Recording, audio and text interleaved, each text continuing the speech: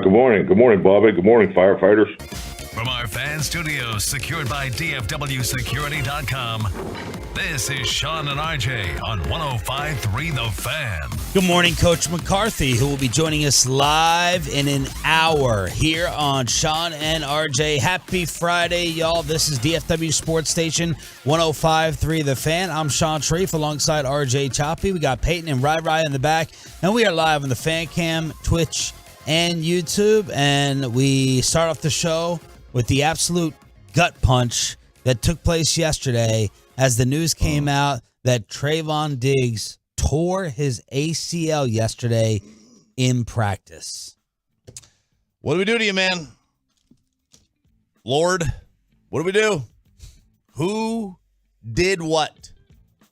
Just an answer. A lot of people would accuse Jerry. Oh, maybe it was him. Selling his soul. Maybe it was Jerry. Who did what to deserve all this? And just wondering. I would kind of like any kind of answer, so we could put it all to bed and just not get the hopes up ever again. And this is why we try to stay tempered. And I know this could be, Allen Iverson drops, but it stings so much more that it was just a practice. Yeah. In today's softer NFL, you're like, and we're gonna have to figure out a way to ask McCarthy this at 6:30 without him getting pissed off, because we don't want to make it sound like it was his fault. And I'm not saying that. It's his guy that asked it. What's that? The Nooch. It's Mike's boy. Oh, we'll throw DiNucci under the bus. Yeah, that's what it is. Throw DiNucci. It is like his godson or something like that. Or, they know each other somehow. They have a relationship. We thought Mike was like his sponsor to some degree. But a lot of Tolos asking, wait, what are we doing in practice? Wait, I didn't think you were actually practicing hard in the National Football League. You could deal with it in a game when it counted, when the bullets were live. But sitting there in a practice or whatever it was, Ford Center at the Star in Frisco with the one-on-ones, it's a double-edged sword because you don't practice and it's soft, you're not game ready. And then you do practice and you lose someone like this. How different are the in-season practices versus training camp? Maybe that's a question that we can ask. But Ben DiNucci saying, I was never a fan or never really understood why we did certain things practice-wise during the course of the season versus training camp, OTAs, all the other stuff. And again, you have to practice. You have to. Yeah, right? that's Mike's going to say that. You guys, you got to practice to play football. You got to practice to stay good. You got to practice to get better. It sucks. Sucks. It does. Now, and most coaches, they'll be concerned of recovery and rest. They don't want to overwork guys, right? The rest and recovery aspect is good, but I don't think they're generally concerned about injuries because they understand it's such a part of the game. You can't really, you can't control it. Right. So you only worry about things you control. You can control rest. You can control how much GPS running around they do. You can control how much sleep they get between practices, but you can't control the injury aspect. And I understand that, and that's just tough. And the first thing, we think of a number of things. For me, it's what does this do to them as a contender? Does this lower them down a notch? Number one. Number two, we all wanted to see if this could be an all-time great defense.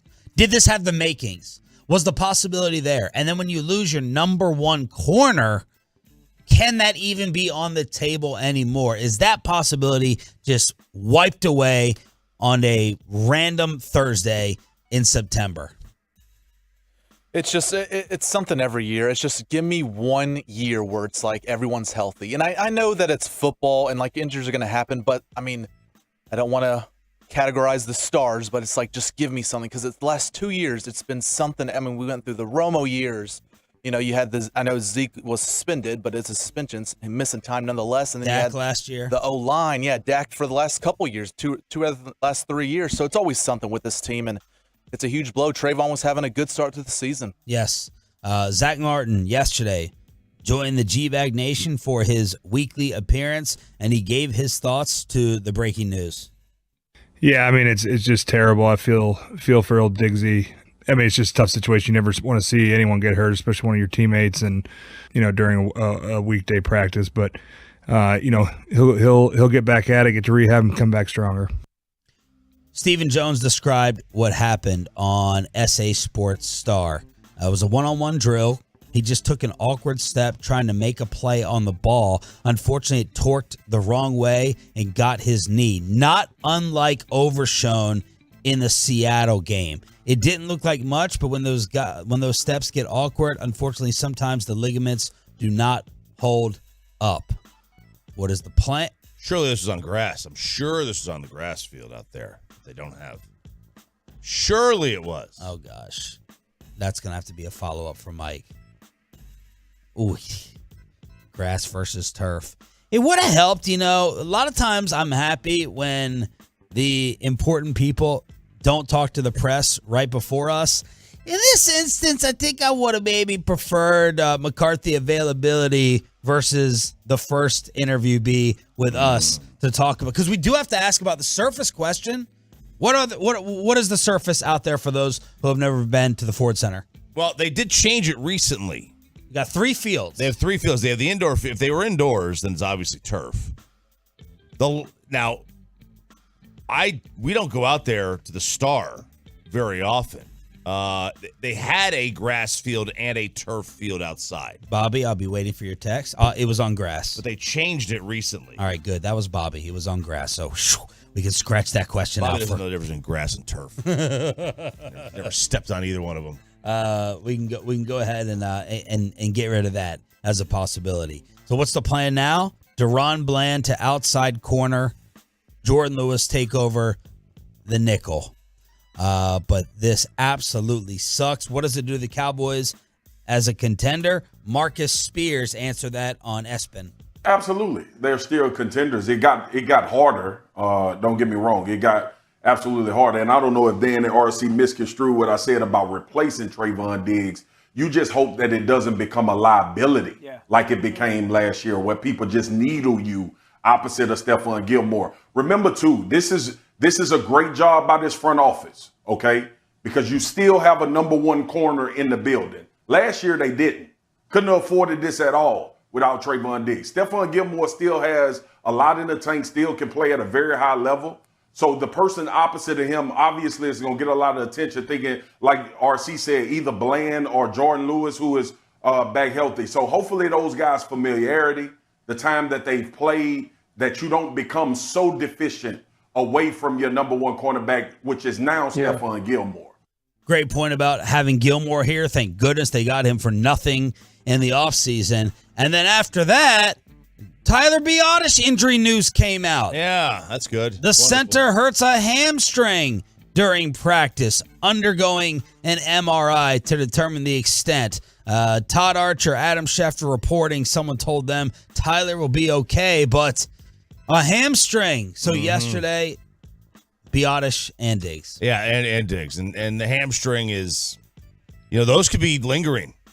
Yeah. Those could be very, very That's lingering. my fantasy team with Aaron Jones. Absolutely. Now, how does a hamstring impact a center, a guard, a tackle, an offensive lineman versus a corner, right? How does it impact their ability to play their position? I would assume it's a little bit different, but I also would assume that it's hindering even in the least.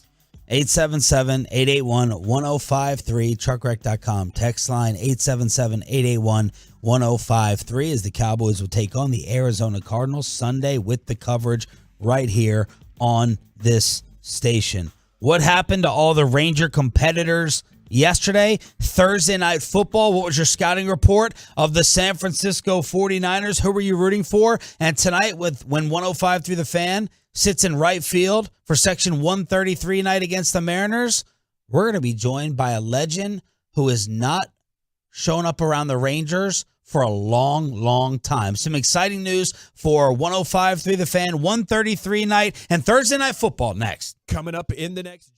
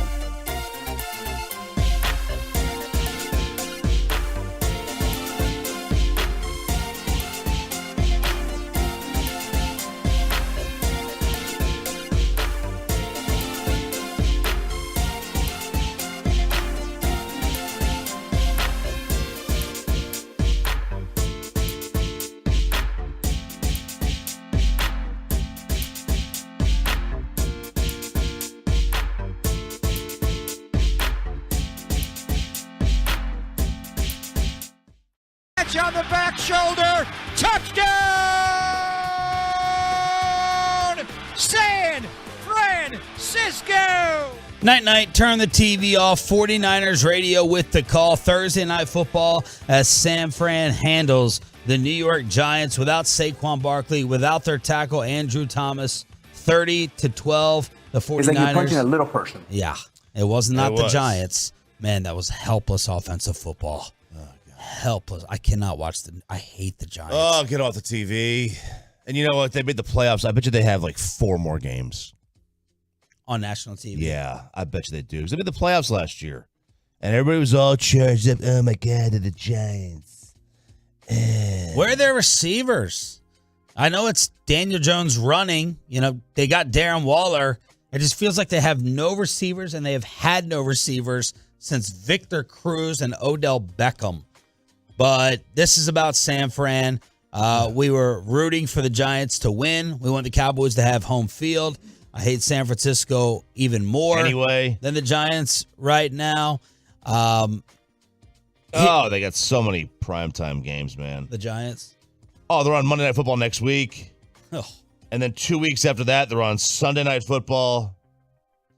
And then December 11th, they're on Monday Night Football again against Green Bay.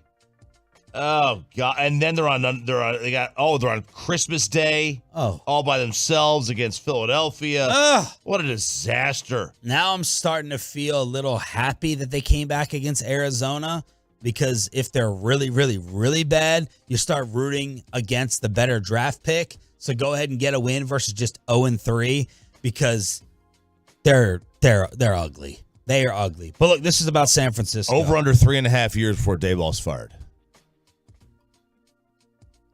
Ooh, man, my no neck brother. He was losing it last night. That could be an epic call. That could be an epic call that you made if you end up being right about Dayball.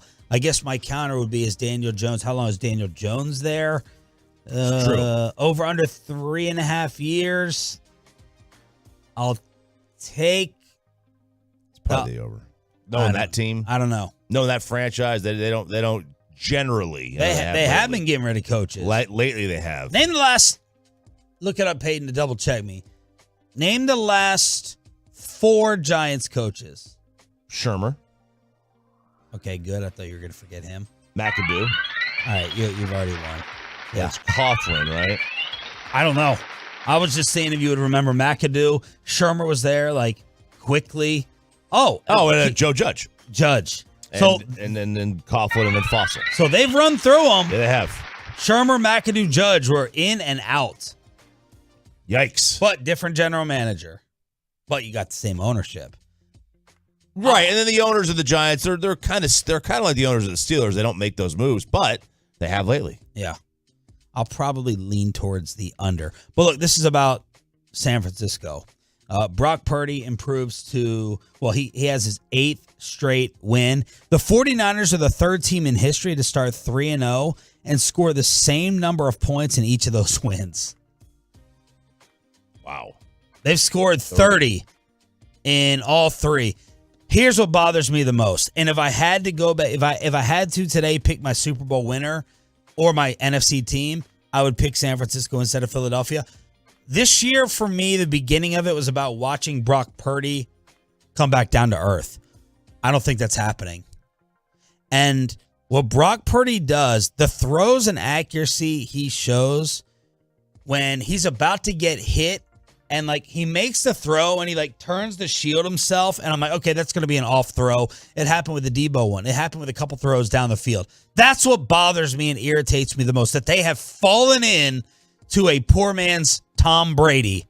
Yeah. In Brock Purdy. That's what they've fallen into. And I was waiting for this year, all of it to fall apart. Okay, he's a 7th round pick. This is the reality. It's not the reality. No, they have a quarterback. Look. This is one of the reasons. I wish somebody would do this. I wish somebody would do this. So, use your scouting departments on your other positions, and on quarterback. I don't care what your measurables are. I don't care how fast you get. I don't care how hard you throw the football. Do you throw it to the right spot? Are you accurate, and are you a good decision maker? That's all that matters. And Brady proved that, and Purdy's showing that. Chad Pennington showed that. And, I mean, any of these noodle-armed quarterbacks. Now, Brady wasn't noodle-armed. He had a good arm. But they all showed that. If you can make good decisions and you can be accurate and on time with your throws, it's so much more important than being like, just a Carson Wentz, like a physical freak. Or even a Josh Allen, a physical freak, right? Just you can get away with it for a little bit, but this is huge. A couple of those throws last night, I thought he was just throwing them up, and it was like perfect to Debo. It was like on these guys' helmets.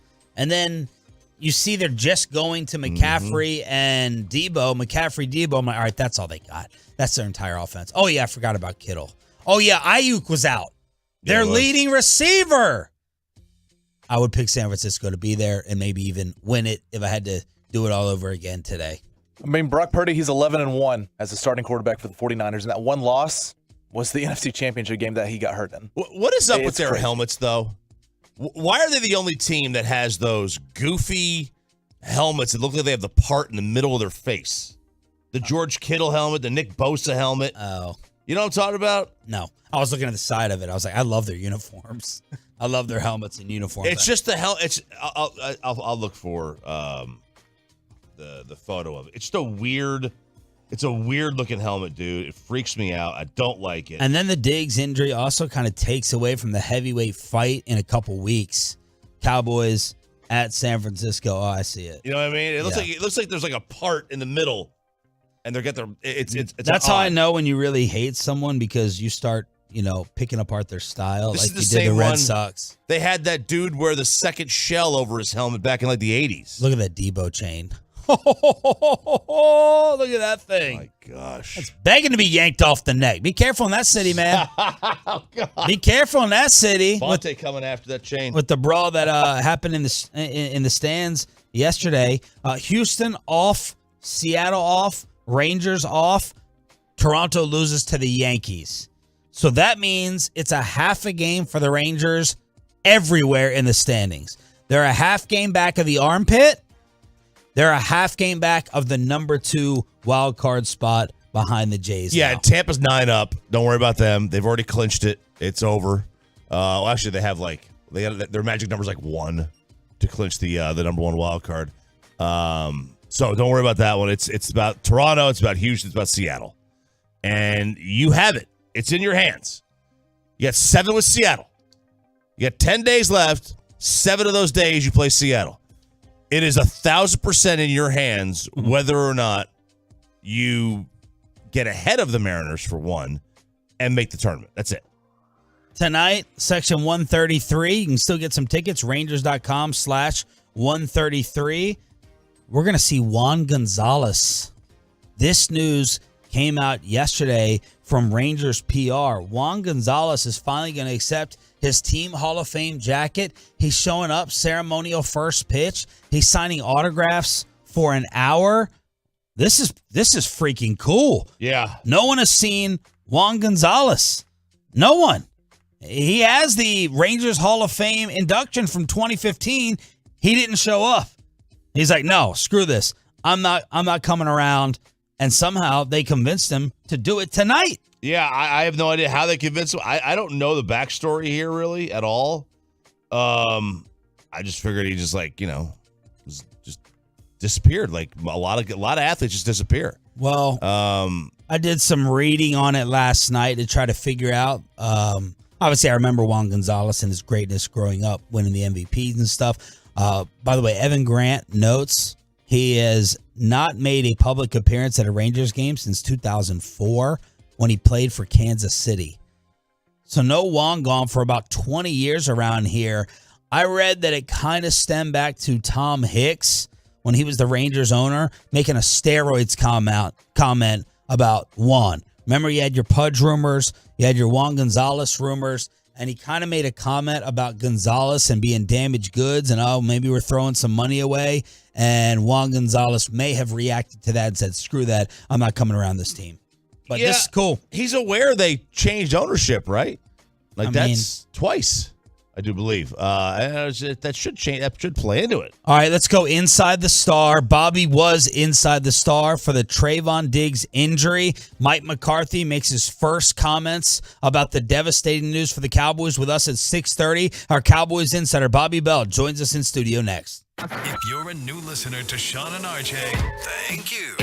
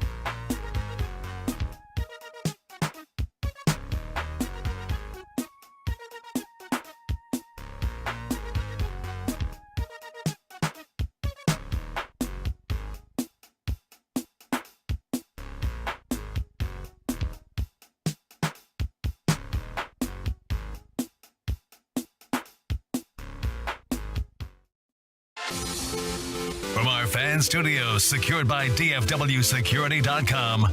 This is Sean and RJ on 105.3 The Fan. From news and notes to the coaches and players for America's team, let us go inside the stars on 105.3 The Fan. Mike McCarthy will join us live at 6:30 for his weekly interview. First comments since Trayvon Diggs tore his ACL in practice yesterday. Bobby Belt, Cowboys insider, you were there. Ford Center at the Star in Frisco. Take us inside the building.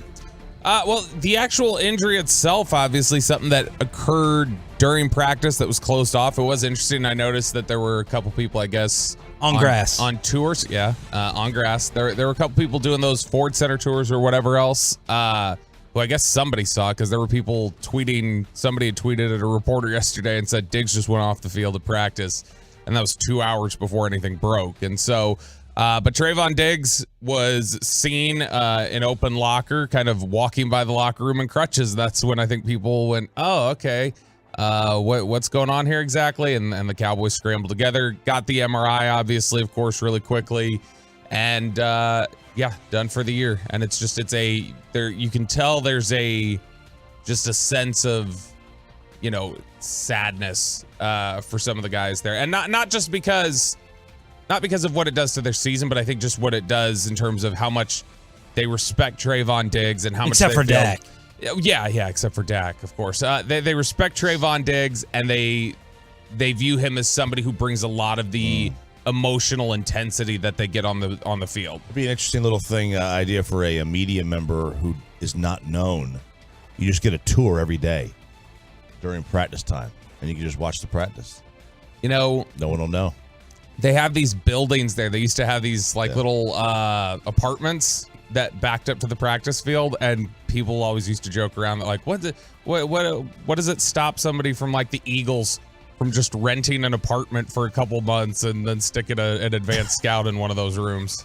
Of course, he just got the $97 million contract extension. According to Next Gen, Trayvon had allowed just 3 catches for 31 yards on 8 targets as the nearest defender in coverage this season. Quarterbacks had a 9.9 passer rating on throws with Diggs as the nearest defender. He forced a fumble, intercepted a pass, and had 3 pass breakups with 6 tackles in 2 games. An outstanding start to the season for Diggs, and now gone for the year. What happens now?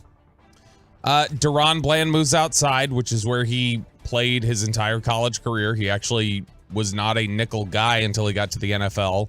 But now he's only played, I think it's 14% of his career snaps at the NFL level outside. So he's been able to do it before. I think the bigger question is, now that Bland goes outside, how much does Jordan Lewis have left?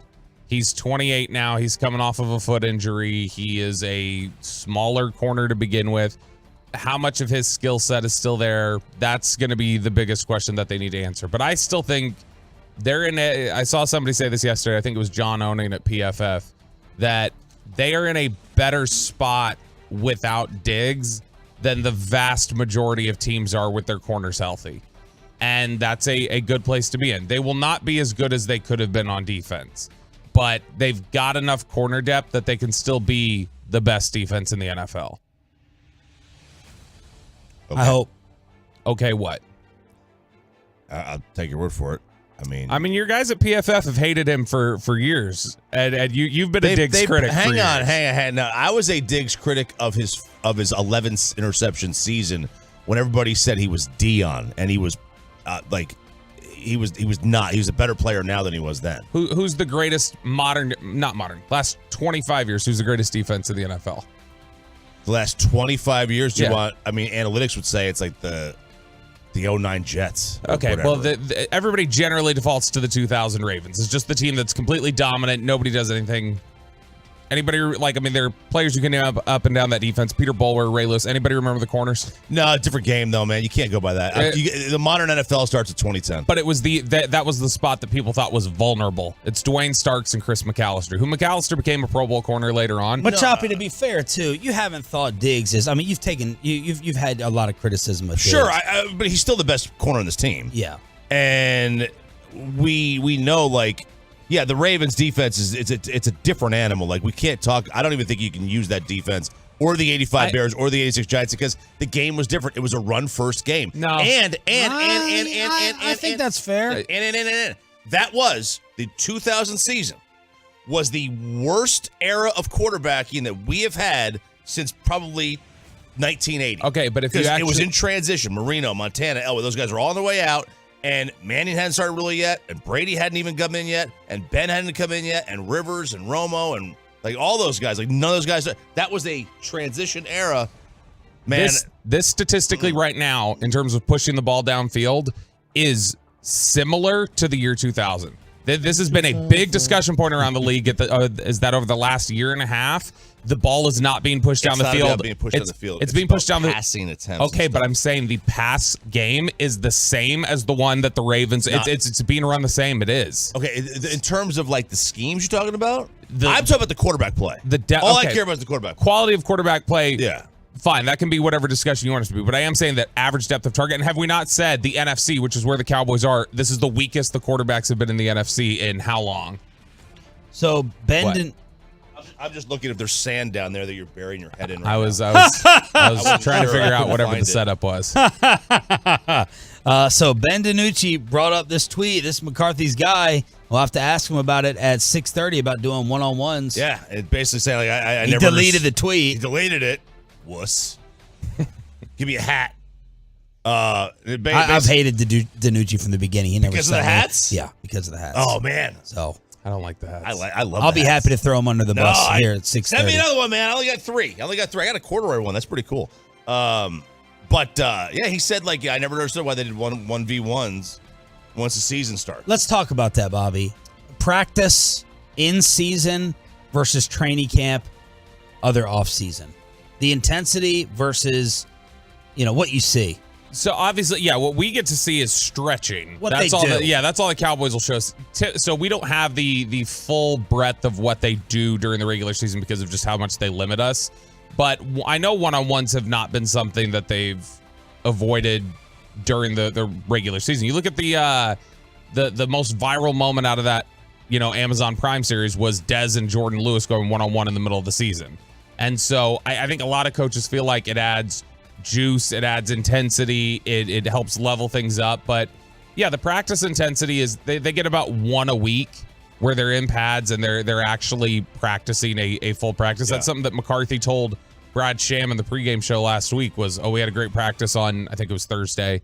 And he had talked about specifically that the practices, they get that one a week that, it really feels like real football to them. You have to practice. Like, that doesn't mean that you, like, wear the guys down physically and mentally and emotionally or whatever, but you got to practice. And if guys get hurt, like, it doesn't matter what sport it is. You're going to run a scrimmage in basketball. You're going to run an inter-squad game in your bait. Now, maybe not in the major leagues, but, like, once the season starts. But you're going to – guy gets hit with a pitch and the ball gets away and he breaks his hand. Like, that's just sports, man. Yeah. What's interesting to me is the ACL is one thing. When Biotish pops up on the report, when you've had a ton of practice injuries related to soft tissue stuff for them, which feels like a lot more in practice situations early in the season than I can remember them having recently. Biotish pops up on there with a hamstring yesterday. Tyler Smith had a hamstring. It was the calf on Donovan Wilson. Like, they've had these soft tissue things pop up in non-game situations, and that's odd to me. I don't know if that's is that just a fluky thing? Does that have something to do with... Don't go at my boy Britt Brown. I'm not at all. Don't go at my dinner buddy, my dinner partner. I'm not at all. I'm fascinated in why it's happened so much. And specifically, it seems to be happening on the offensive line. Tyler Biotish, by the way, does not seem serious. He seems like that's something that, from what I heard yesterday, it sounds like it's less than even what Tyler Smith was dealing with. Tyler Smith going to play? Sounds like it, yep. 877-881-1053, truckwreck.com text line. Mike McCarthy's first comments since the Diggs injury in 20 minutes, 6:30 this morning with Sean, RJ, and Bobby. Thursday night football. Did the Bears settle everything down? And was the Minkah Fitzpatrick hit dirty on Nick Chubb? Minkah answers it himself around the rest of the NFL next. Let's get you over to Boomer Jacks.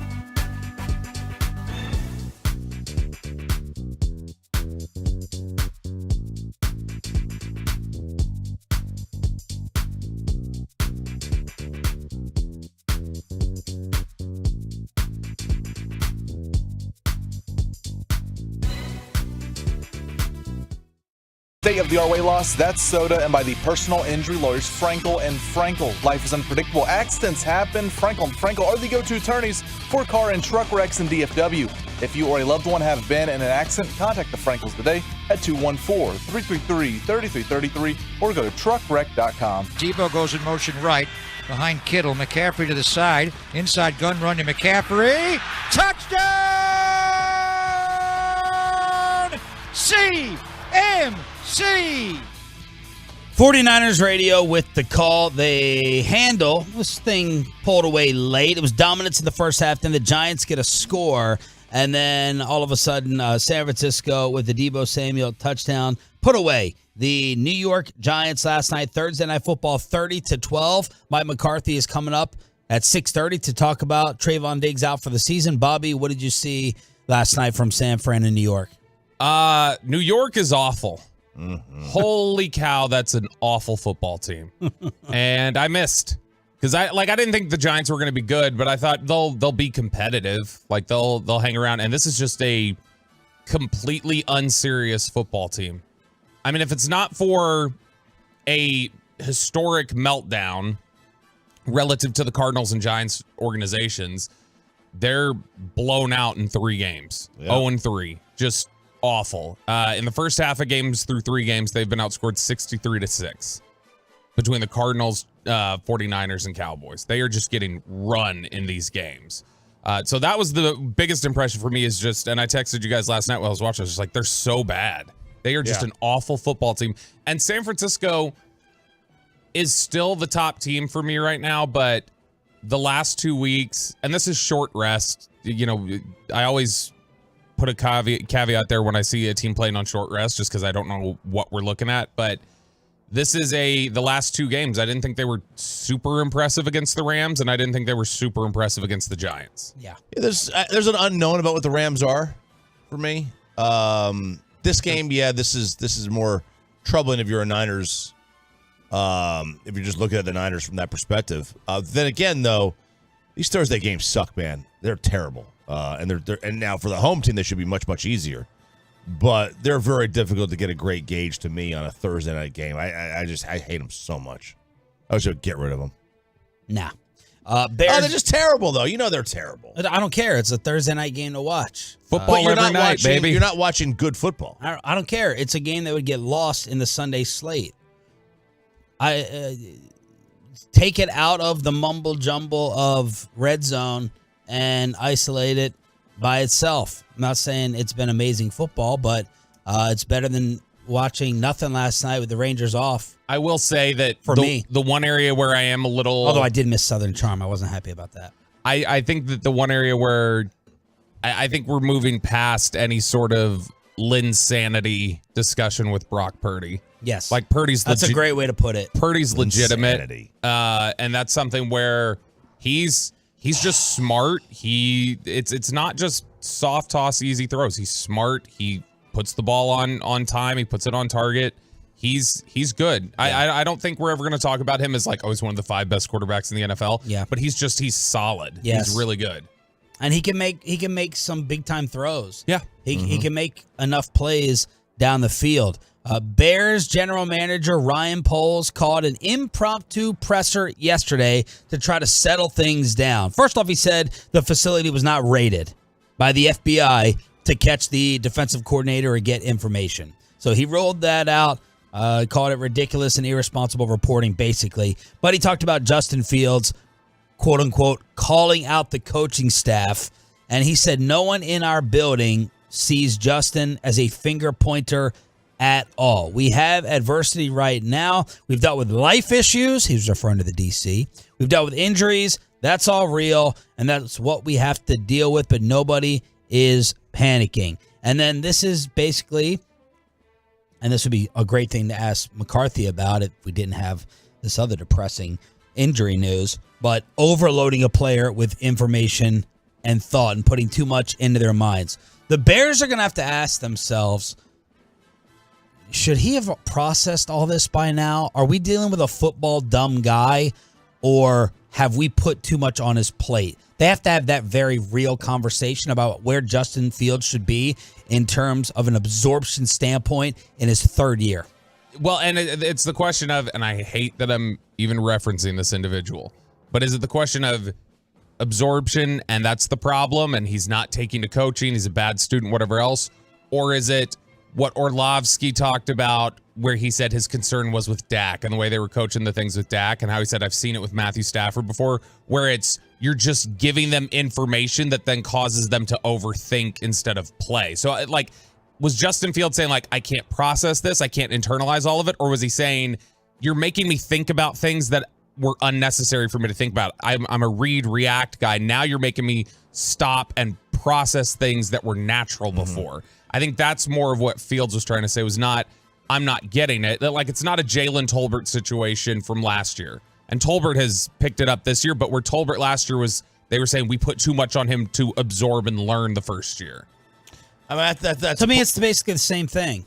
It's if you're clouding it, right? You know, like there's a difference in coaching you up and then giving you so much. And that's what I'm telling you. Their conversation, they probably think they've done it right. The majority of us think we're doing things right.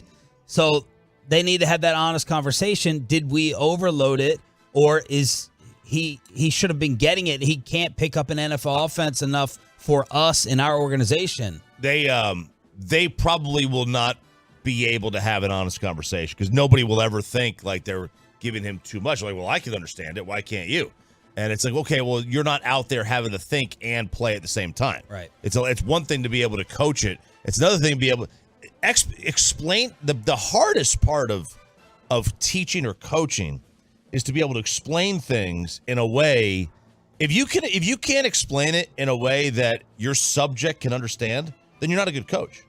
Right. It's simple as that. I don't care if you're coaching golf. I don't care if you're coaching tennis. I don't care if you're coaching football. If you can't explain it in a simple way and use examples, then you're a bad coach. Unless you can have just idiotic, stupid players with nothing up there. Last word. That's true. I would just say that if somebody were to tell me on the air, hey, Bob, you're saying this too much, or you're going, too much, or think it, then I would start getting in my head and it would throw me off of just, and I don't think that's a matter of absorption. And if you still couldn't process that and execute it in your third year, then you need to go. But if I could fix the and then it took away everything else from my game, or took everything else away from the way that I broadcast, then that would clearly show that it's an impact. Got no all-around game. Then you're one-dimensional. I mean, that's why my name's not on the show. Yeah, just a Cowboys insider. Let's bring in Mike McCarthy to talk about Trayvon Diggs out for the year. The head coach of America's team joins us next. Coming up in the next G-Bag Nation.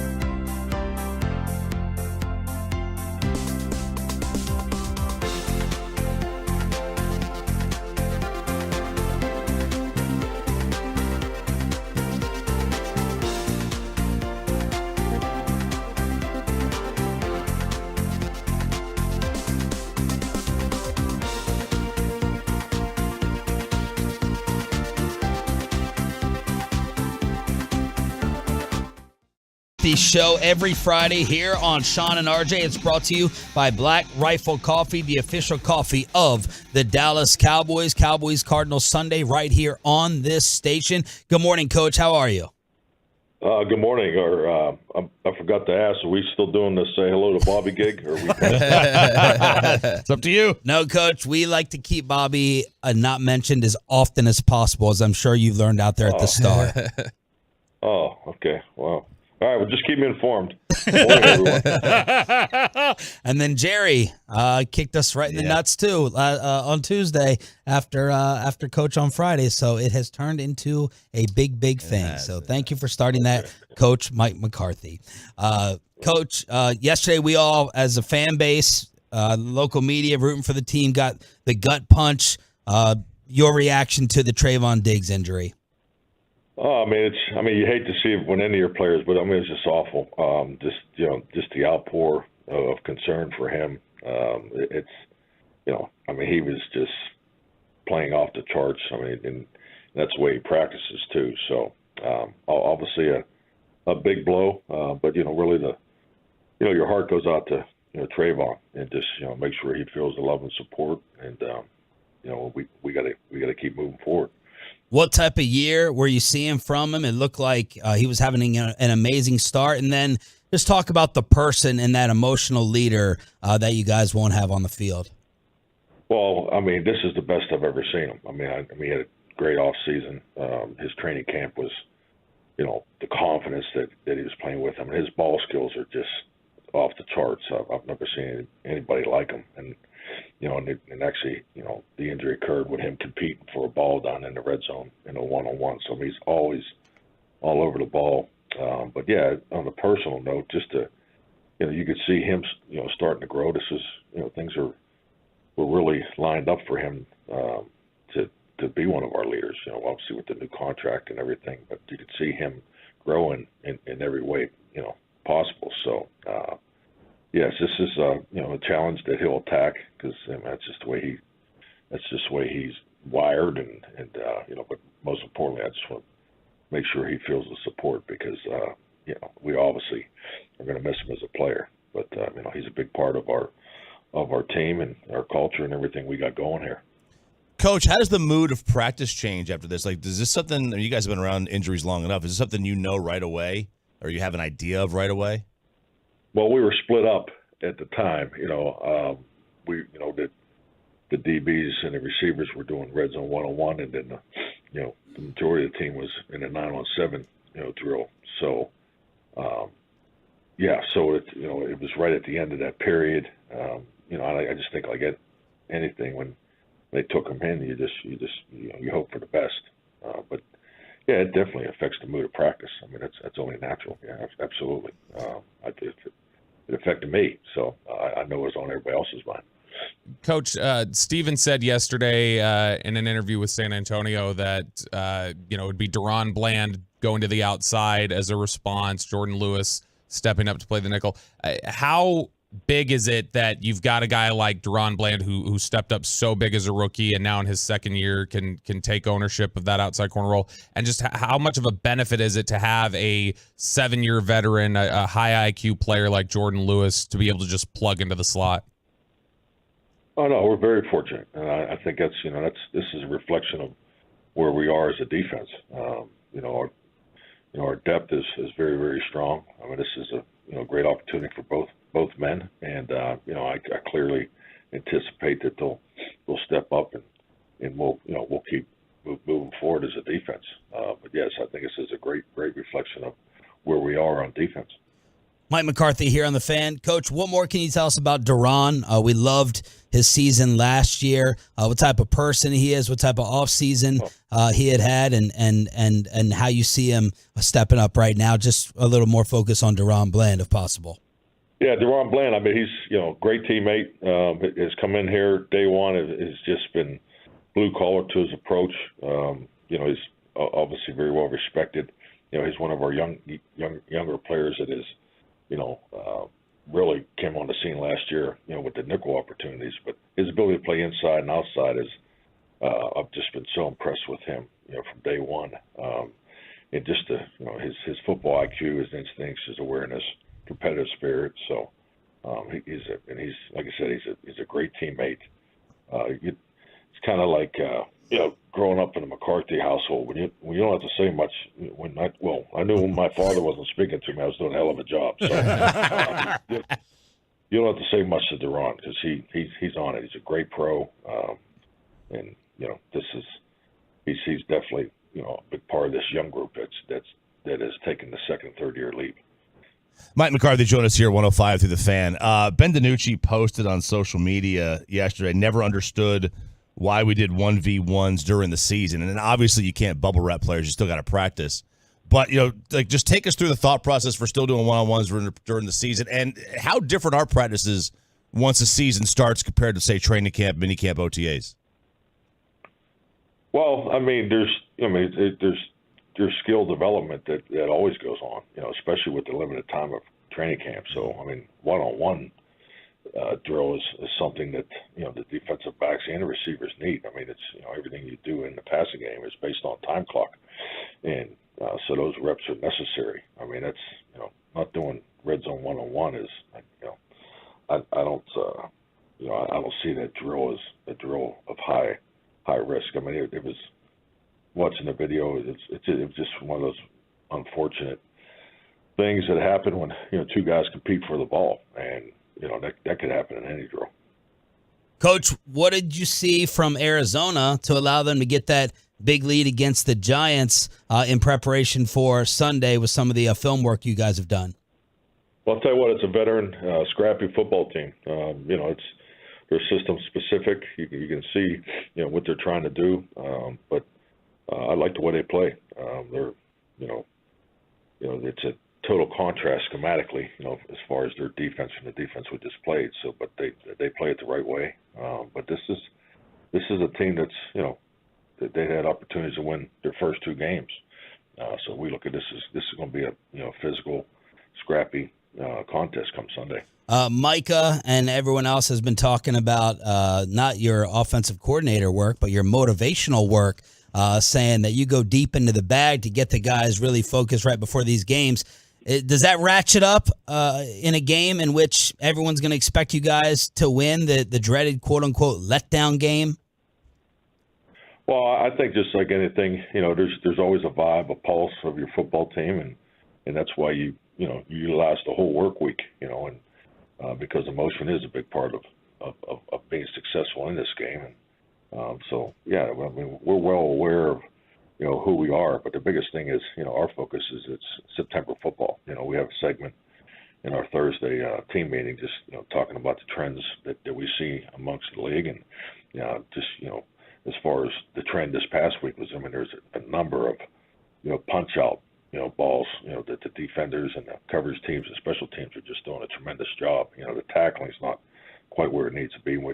Our team's off to a good start there, but you just watch those trends, and those are things that you just got to always constantly work on the fundamentals. So we're really focused on ourselves. Coach, looking at Josh Dobbs, I know you saw him at the end of last year. What kind of problems do running quarterbacks give to a team, give to a defense, and how big is he in the running game?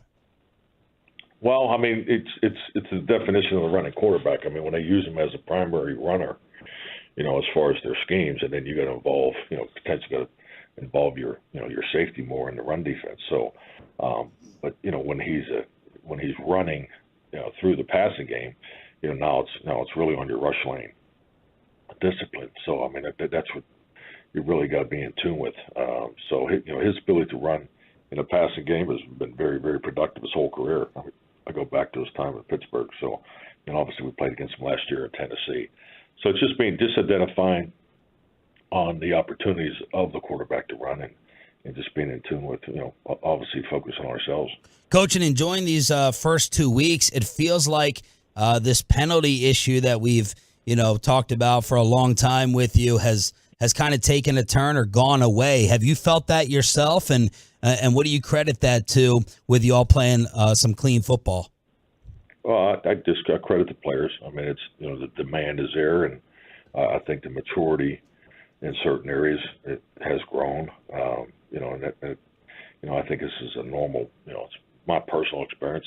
This is kind of a normal process that I've gone through. I mean, you're challenging your team to be, to have the competitive spirit at a very high level and to establish a play style, physicality and finish. And, so with that aggressiveness, there requires higher discipline in that particular area. So, I mean, it's definitely a focus of ours.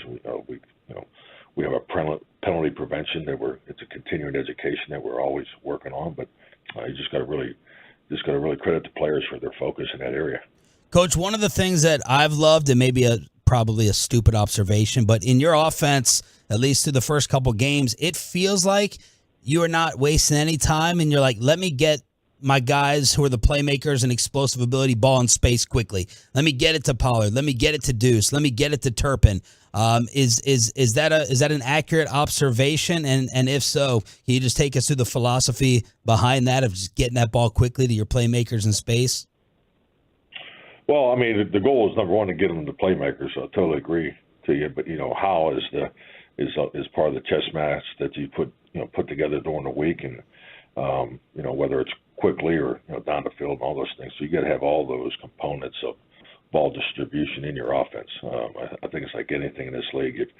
If you do something very well, and that's all you do, I mean, these defenses will take it away from you. So, but yeah, that's last week I thought Dak was right on point, getting the ball distributed quickly and getting the ball in our guys' hands. And we're playing against a vision defense. This is a different scheme and style of defense. So this our challenges will be different this week. Head coach Mike McCarthy talking with us here on 105 Through the Fan. Coach, I know you talked after the game about some of the red zone efficiency wasn't where you wanted it to be in the Jets game. Steven had talked with the station on Monday and said that he was talking to you, near the end of the game or after the game, and said, you're having to pocket some plays up big. Was that just a function of, the red zone efficiency? Was that just a function of, working from a little bit more narrow playbook as you were trying to save some things? No, I think like anything. I mean, there's so much that goes on during the course of a game, particularly when you have movement at at one position. So we obviously had moving parts with injury and in our offensive line. So yeah, that definitely adjusts the way you call things or see things. And I think it's important to you always want to recognize the players. Because obviously Williams on their defensive line was a tremendous focal point for us during the week. And yeah, so those, as far as those matchups, as those pieces changed, so yeah, there's definitely some things you steer away from, but end of the day, you're always looking to improve and grow and get better, and we spent a little extra time this week on the red zone. Coach, we also saw yesterday Tyler Biadasz popped up on the injury report with a hamstring issue. Where does he stand right now? Is there any question about his availability this weekend? I don't think so. He's definitely on my list to check when he gets in today. So, but talking with the medical staff last night, they think he'll be ready to go. And but we got to, when you have these type of things show up late like they do, it's the next morning is obviously an important evaluation. So, but they were not of high concern last night. Coach, how do we go about getting Michael Gallup more involved, especially early on in the offense? Kind of a disappointing first two games for him. Well, I think it's like anything. It's the first two games, and Michael's. I'm really pleased with the way Michael's playing. He's doing a lot of good things, but ball distribution is something that we're going to talk about, time and time again. And and it's these plays are set up where the ball goes to the open player, and sometimes there may be more than one open guy. So yeah, but we're definitely in tune with where the ball's been distributed. But this is not a reflection of how Michael's playing. I think Michael has had a really good training camp and is in a good space. But yeah, definitely, I'd love to get him more touches this week.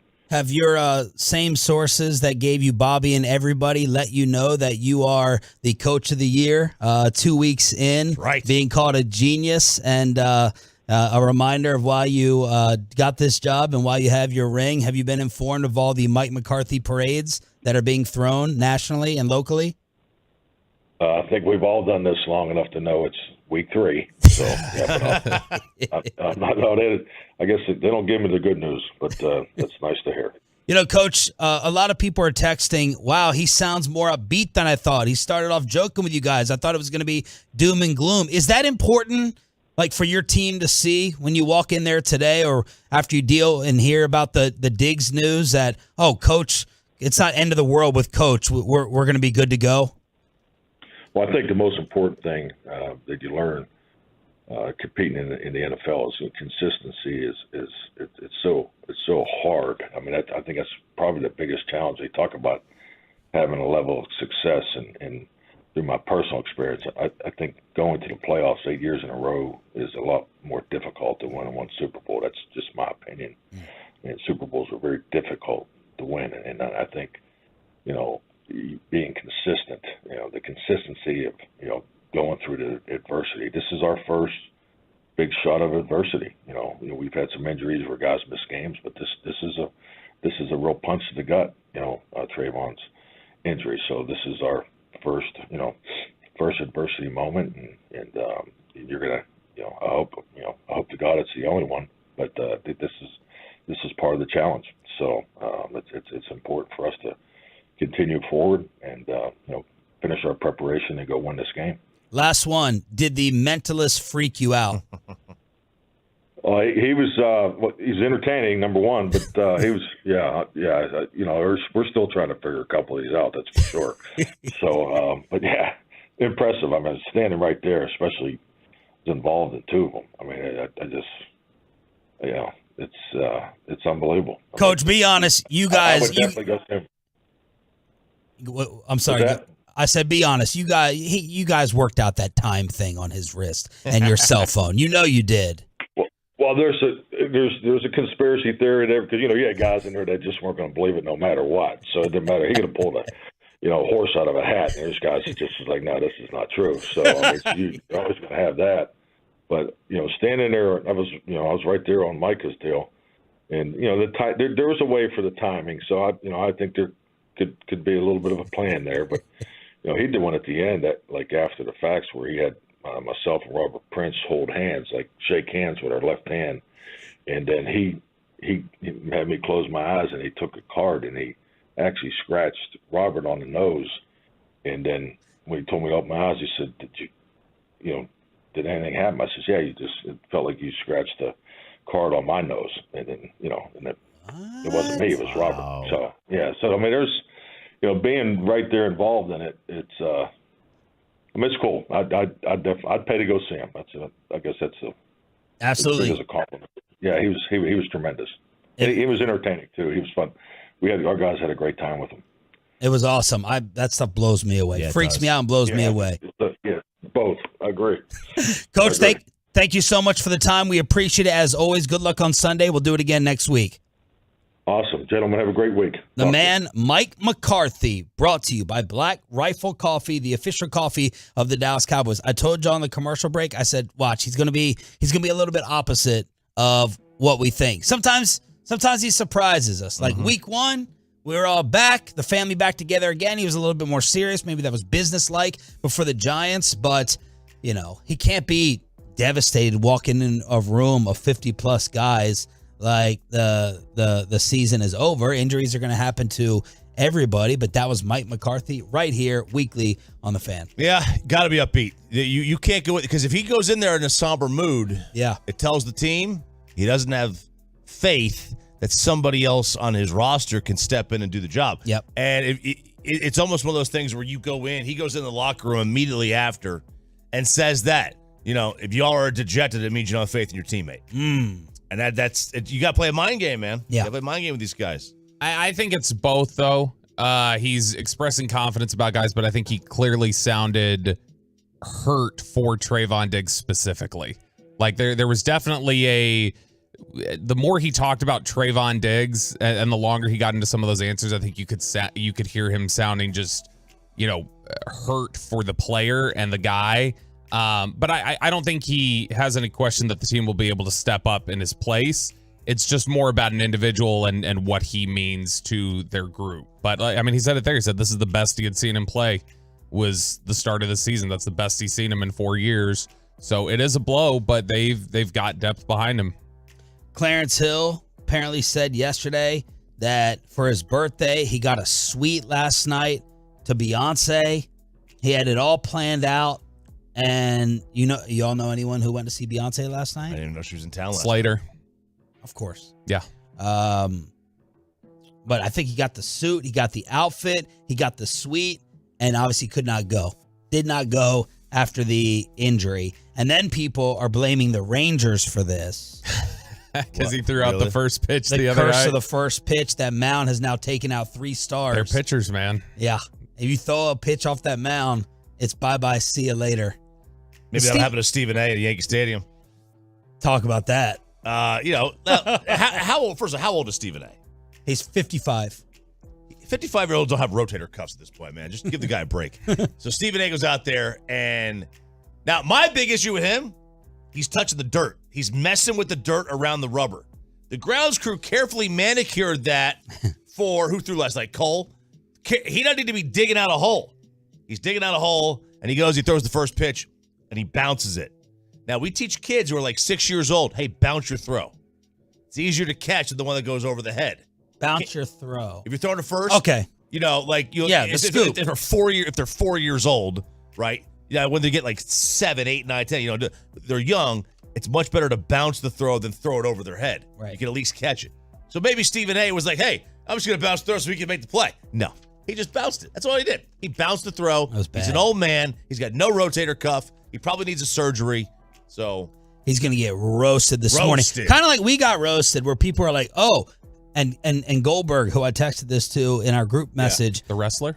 No. Oh. Both bald, though. Who's next? And he said, how much will this discredit Steven talking about sports and athletes when he throws like that? And I was like, oh, that's kind of what we heard. Yeah. I don't ever want to hear Dak criticism again after y'all's football throwing contest. I think Stephen A. played college basketball. I don't think it's discredited, right? If you play a college athlete, you're a college athlete. I mean, it doesn't. Paul Feinbaum. Yeah. It doesn't. I mean, it's easy for us to say. It doesn't matter if you can dunk. You can still talk about what you see. Bill Belichick is a head coach. Yeah. How would you approach the first pitch if you got that, though? Are you just trying to soft talk, like, are you just trying to lob it and like get there and don't over there, or are you just line driving it and praying for the best? I'm going out there straight. I thought you already did it, and you threw a bad one. I did it 3 times.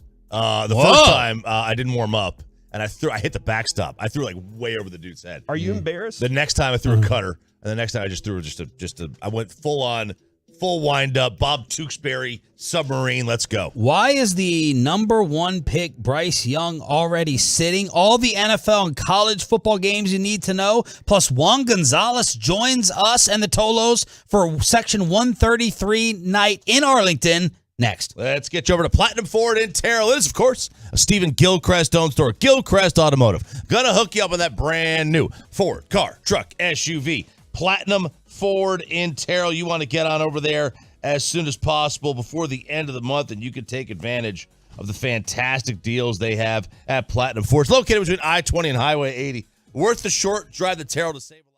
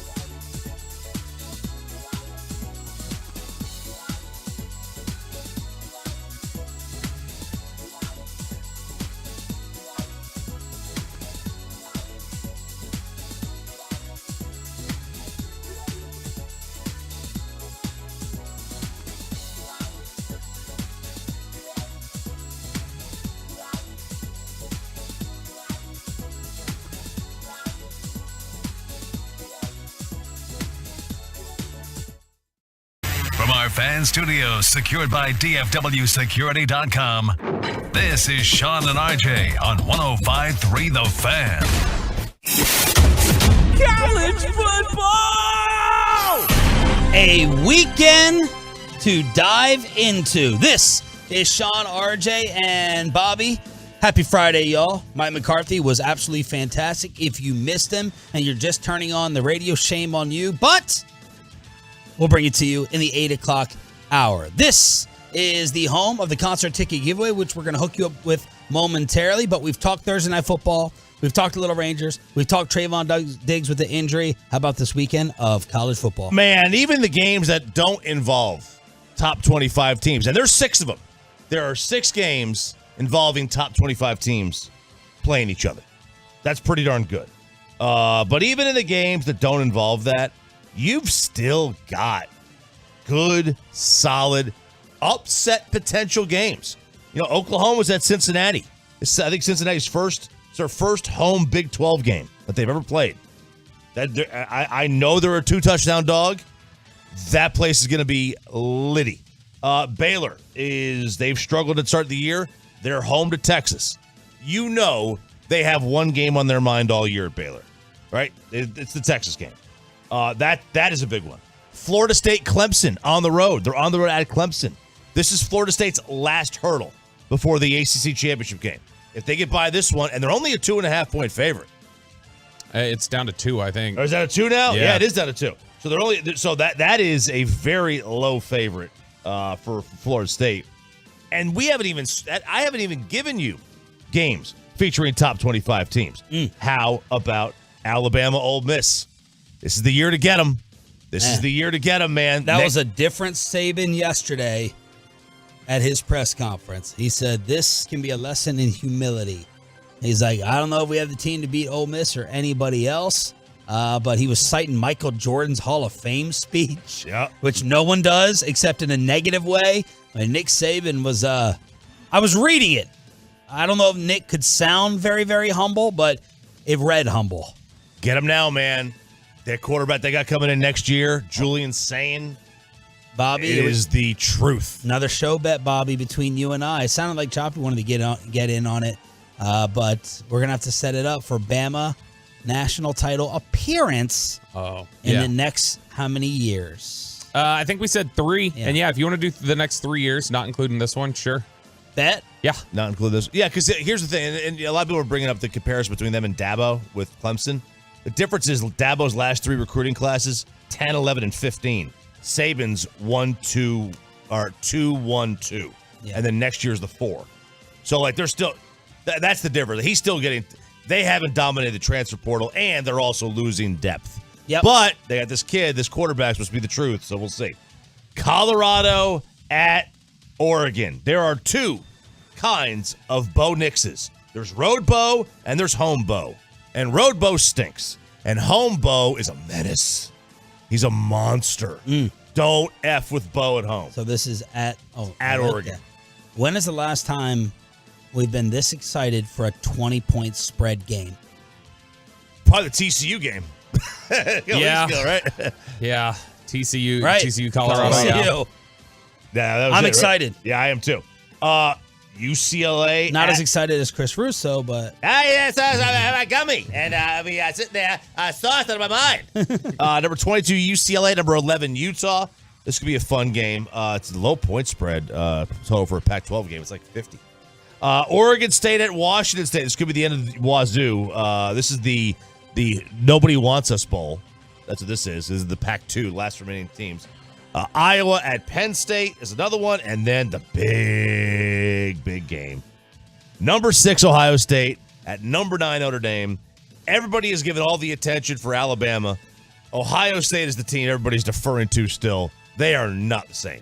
And they are a 3-point favorite in this one. And I am all over Notre Dame the way I want to be all over Sam Hartman. That's all I'm going to say on this one. Really? Holy cow. I love Notre Dame in this game. I hate Notre Dame, but I love them in this game. Sam Zaddy, Sam Daddy, sexy Sammy Hartman. Man, give me all of Notre Dame this week. You really love that burly backwoodsman look. He looks like the Marlboro Man. He should be wearing red and black flannel everywhere he goes. He should carry an axe everywhere he goes. He's Paul Bunyan. I mean, would you have, Sean, would you have, like, figured that was Chop's type? That guy right there? I don't know what his I don't know if it's... That's my type, okay? You don't know my type? That's my type. What about Tebow? See, I would have thought pretty boy. Yeah, clean shaven. Yeah, but sometimes you want to just be manhandled. I want to be like, that's what happens with Sam Hartman, right? That's all that matters. Good morning, kids everywhere heading to school. Are you tapped out? I'm tapped out, man. Yeah, that's the end of the college kegger. So those are all the games. I will say this is not going to be the end of Washington State. This will be the end of the fake DJ Uyunglele and Oregon State run. Washington State wins that game. Hot take. All right, NFL schedule. Titans at Browns. Is Deshaun Watson going to ever wake up? Good grief, you're making me look bad and Derek Holland worse. Falcons at Lions. That could be an interesting game. Saints at... Return of Barry Sanders to Detroit. Yeah, they just did a statue last week. No, well, I mean, this is the actual reincarnation of Barry playing in Detroit. Bijan joke. Good. Saints at Packers could be very interesting. Broncos at Dolphins. Will Sean Payton be 0-3? Jalen Waddle concussion monitoring leading up to Miami there. Chargers at Vikings. The Desperation Bowl of 0-2 teams. Surprised the Vikings are a favorite there. By 1. That is surprising. Yeah. Nobody has any faith in the Chargers. Like, Justin Herbert's going to catch heat eventually. Has to. Yeah. Brandon Staley's going to get fired eventually. Has to.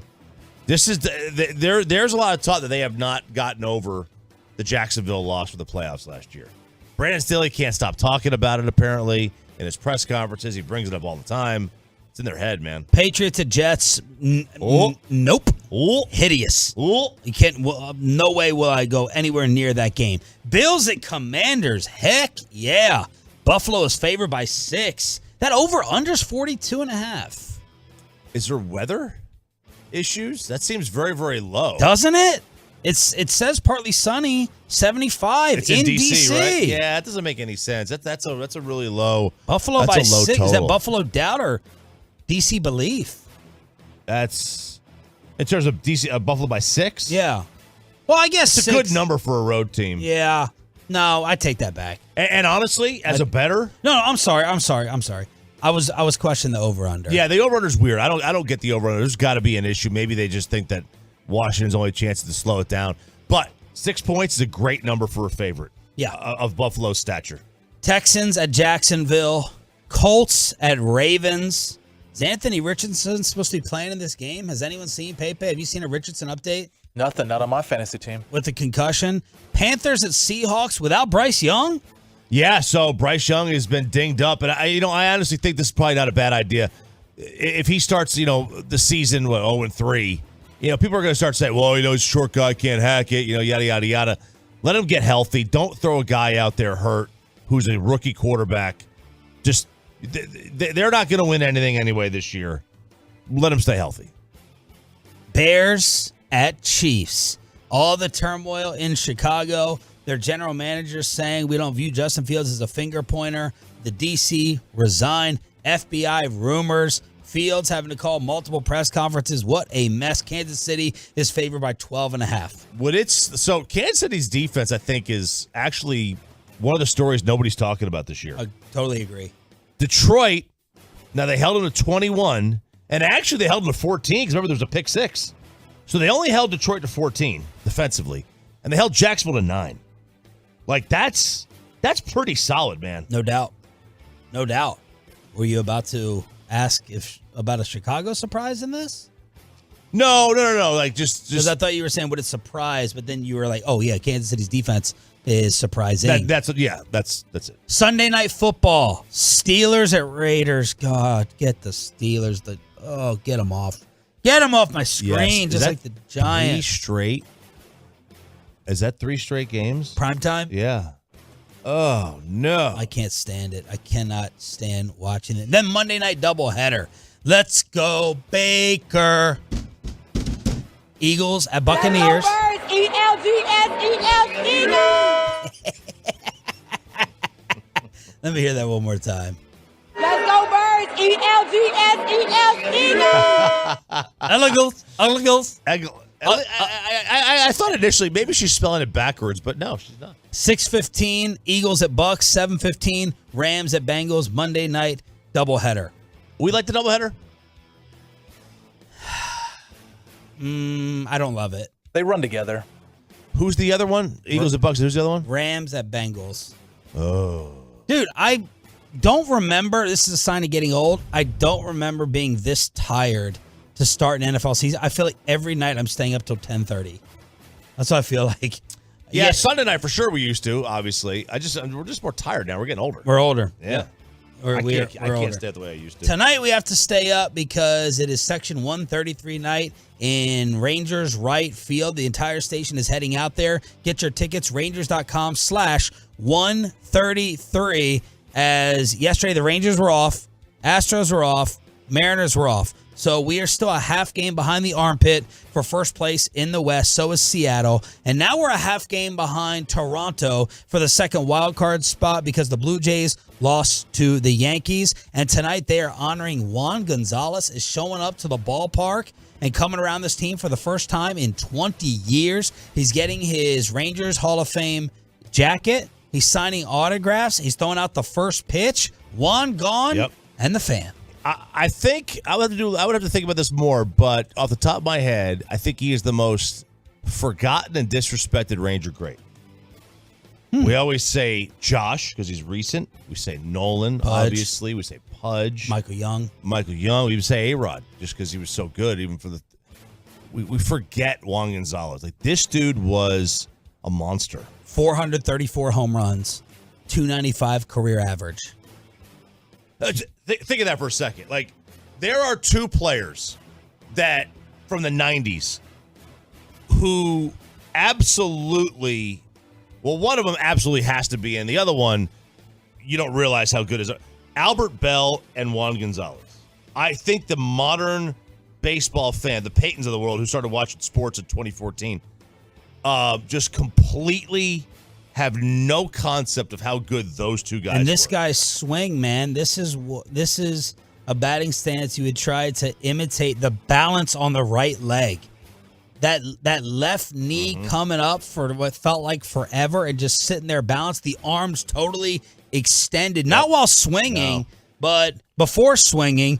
He had an all-time try to emulate stance. It wasn't like smooth wasn't like Julio Griffey. Franco, but it was close. Like he was. Dude, like those two, him and Albert Bell, man. Like I could just watch videos on those guys all day. Go down a Juan Gonzalez and Albert Bell baseball reference rabbit hole. Because Juan hit line drive home runs. Yep, screamers. They were not these towering fly balls. They were talk about a unit, 11 feet off the ground. Look at this guy. Look at this guy as a unit. Yep, I'm dying to see what he looks like now. Yeah. Some guys let themselves go. I have no idea. I haven't seen Juan Gonzalez in 15 years. Sean Sharif, RJ Choppy, Bobby Bell, and Peyton Russell with your Tolo giveaway every day here for Turning It On, Leaving It On.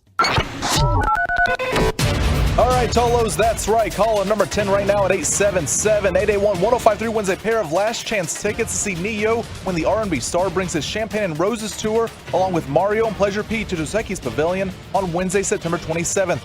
Get tickets information now at livenation.com. That's caller number 10 at 877-881-1053. Is the Cowboys' offense going to change without Trayvon Diggs? Next in the Expressway, commercial free, right here on The Fan. Let's get you healthy, boys and girls. QC Kinetics. Let's get you healthy. Let's keep you healthy. You've been dealing with joint pain?